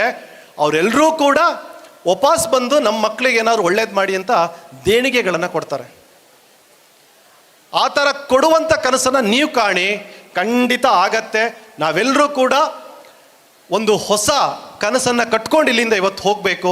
ಈ ಕನಸು 10 ವರ್ಷ ಬಿಟ್ಟು ಈ ವೇದಿಕೆ ಮೇಲೆ ನಿಮ್ಗಳನ್ನು ಗೆಸ್ಟ್ ಆಗಿ ಈ ಸಂಸ್ಥೆ ಕರೆಯೋ ರೀತಿ ಕನಸು ಕಾಳಿ. ಆ ಥರದ ಕನಸನ್ನು ಕಟ್ಕೊಂಡ್ರೆ ಖಂಡಿತ ನಾವೆಲ್ಲರೂ ಕೂಡ ಈ ಸಂಸ್ಥೆಗೆ, ಈ ಕಾರ್ಯಕ್ರಮಕ್ಕೆ ಒಂದು ದೊಡ್ಡ ಧನ್ಯವಾದವನ್ನು ಕೊಟ್ಟ ಹಾಗಾಗತ್ತೆ. ಅದು ಬಿಟ್ಕೊಂಡು ಈಗ ಹೊಡೆಯೋ ಚಪ್ಪಾಳೆ ಅಲ್ಲ, ಅವತ್ತು ನಿಮ್ಗೆಲ್ಲನ್ನು ಕರೆಸಿ ಕೆಳಗೆ ಕೂತವ್ರು ಹೊಡಿತಾರಲ್ಲ ಚಪ್ಪಾಳೆ, ಆ ಚಪ್ಪಾಳೆಯನ್ನು ನೀವು ಕನಸು ಕಟ್ಕೊಂಡು ಹೋಗಿ. ನಿಮ್ಗೆಲ್ರಿಗೂ ಒಳ್ಳೆಯದಾಗಲಿ. ನನಗೆ ಕೊಟ್ಟಿರುವಂಥ ಈ ಸಮಯ, ನಾನು ಪ್ರತಿ ವರ್ಷ ವಿವೇಕಾನಂದದ ಭಾಳಷ್ಟು ಜನ ವಿದ್ಯಾರ್ಥಿಗಳನ್ನ ಇಂಟ್ರ್ಯಾಕ್ಟ್ ಮಾಡ್ತಿರ್ತೀನಿ, ಮಾತಾಡಿಸ್ತಿರ್ತೀನಿ, ಅವ್ರಿಗೊಟ್ಟಿಗೆ ಈ ಥರದ ಕನಸನ್ನು ತುಂಬಿಸ್ತಾ ಇರ್ತೀನಿ. ಕನಸು ಕಾಣಿ, ನಿಮ್ಮ ಕನಸನ್ನು ನನಸು ಮಾಡೋಕ್ಕೆ ಒಂದು ಗುರಿ. ವಿವೇಕಾನಂದರು ಹೇಳಿದಾಗೆ ಒಂದು ಗುರಿ, ಮುಂದೆ ಗುರಿ ಇಟ್ಕೋ, ಹಿಂದೆ ಗುರುನ ಇಟ್ಕೋ. ಖಂಡಿತ ನೀನು ಅಂದ್ಕೊಂಡಿದ್ದನ್ನ ರೀಚ್ ಆಗ್ಲಿಕ್ಕೆ ಸಾಧ್ಯ ಇದೆ. ಕನಸು ನೀವು ಇಟ್ಕೊಳ್ಳಿ, ಗುರುಗಳಾಗಿ ನಾವೆಲ್ಲ ಇರ್ತೀವಿ, ನಿಮಗೆ ಸಪೋರ್ಟ್ ಮಾಡ್ತೀವಿ. ನೀವೇನು ಅನ್ಕೊತೀರಾ ಅದಕ್ಕೆ ನಮ್ಮ ಕೈಯಲ್ಲಾದಷ್ಟು ಸಹಾಯ ಕೂಡ ಮಾಡ್ತೀವಿ ಅಂತ ಹೇಳ್ತಾ, ಈ ವಿವೇಕಾನಂದರ ವಾಣಿ ಮೂಲಕ ನನ್ನ ಒಂದು ಸುಮಾರು 1.25 ಗಂಟೆಗಳ ಈ ಒಂದು ಸೆಷನ್ನ ಎಂಡ್ ಮಾಡ್ತಾ ಇದ್ದೀನಿ. ಸೊ ನಿಮ್ಮ ಹತ್ರ ಏನಾದರೂ ಪ್ರಶ್ನೆಗಳಿದ್ರೆ, ಕ್ವಶನ್ಸ್ಗಳಿದ್ರೆ ನಾನು ಕೇಳ್ಬೋದು. ಇಲ್ಲ ಅಂದರೆ ಆಮೇಲೆ ನಾನು ಅಲ್ಲೇ ಇರ್ತೀನಿ, ಅಲ್ಲಿ ಬಂದು ನನ್ನನ್ನು ಮಾತಾಡಿಸಿ ನಿಮ್ಮೇನೋ ಡೌಟ್ಸ್ಗಳನ್ನು ಶೇರ್ ಮಾಡ್ಕೊಬೋದು.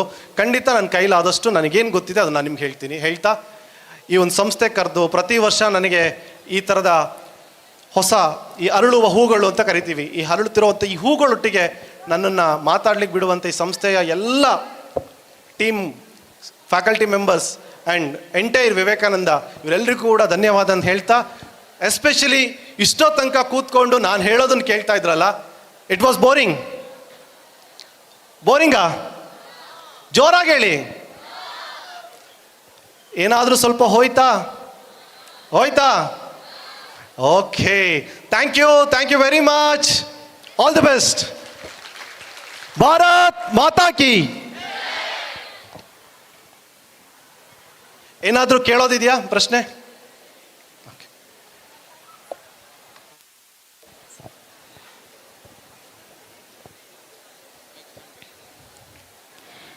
ಕಾರ್ಯಕ್ರಮದ ಕೊನೆಯಲ್ಲಿ ಸವಿ ನೆನಪಿಗಾಗಿ ಅತಿಥಿಗಳಿಗೆ ಸ್ಮರಣಿಕೆಯನ್ನು ನೀಡಿ ಗೌರವಿಸಬೇಕು ಅಂತ ಶ್ರೀಯುತ ಮುರಳೀಕೃಷ್ಣ ರೈ ಅವರಲ್ಲಿ ವಿನಂತಿಸಿಕೊಳ್ತಾ ಇದ್ದೇನೆ. ಅದೇ ರೀತಿ ಅಧ್ಯಕ್ಷರಾದ ರವೀಂದ್ರ ಪಿ ಇವರು ಕೂಡ ಜೊತೆ ಸೇರಿಕೊಳ್ಳಬೇಕು ಅಂತ ಕೇಳಿಕೊಳ್ತಾ ಇದ್ದೇನೆ.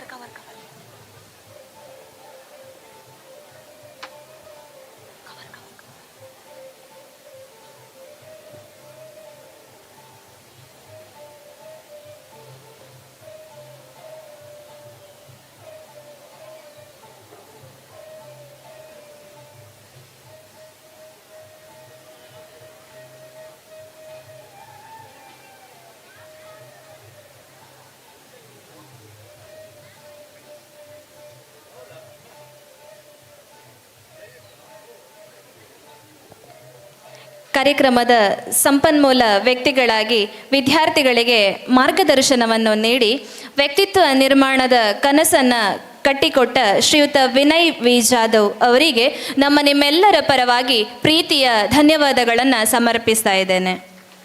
ಅದೇ ರೀತಿ ಅಧ್ಯಕ್ಷ ಸ್ಥಾನವನ್ನು ವಹಿಸಿರುವ ಡಾಕ್ಟರ್ ಮುರಳೀಕೃಷ್ಣ ರೈ, ನಿರ್ದೇಶಕರು, ವಿವೇಕಾನಂದ ವಿದ್ಯಾವರ್ಧಕ ಸಂಘ ಪುತ್ತೂರು, ಇವರಿಗೂ ನಿಮ್ಮೆಲ್ಲರ ಪರವಾಗಿ ಆತ್ಮೀಯ ಧನ್ಯವಾದಗಳನ್ನು ಸಮರ್ಪಿಸ್ತಾ ಇದ್ದೇನೆ. ಇದೀಗ ಶಾಂತಿ ಮಂತ್ರ, ಇದರೊಂದಿಗೆ ಕಾರ್ಯಾಗಾರ ಕೊನೆಗೊಳ್ಳುತ್ತದೆ. ನಂತರ ನಾಳೆಯ ಕಾರ್ಯಕ್ರಮದ ಮುನ್ನೋಟವನ್ನು ಒಂದ್ಸಲ ಕೇಳಿಕೊಂಡು ಮತ್ತೆ ನಾವೆಲ್ಲರೂ ತೆರಳೋಣ. ಇದೀಗ ಶಾಂತಿ ಮಂತ್ರ.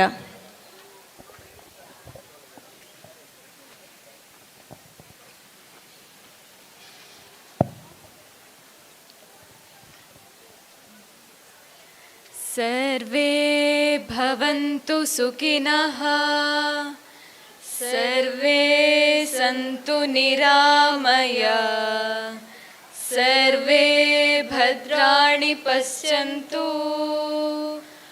ಮಾ ಕಶ್ಚಿತ್ ದುಃಖ ಭಾಗ್ ಭವೇತ್. ಓಂ ಶಾಂತಿ ಶಾಂತಿ ಶಾಂತಿ.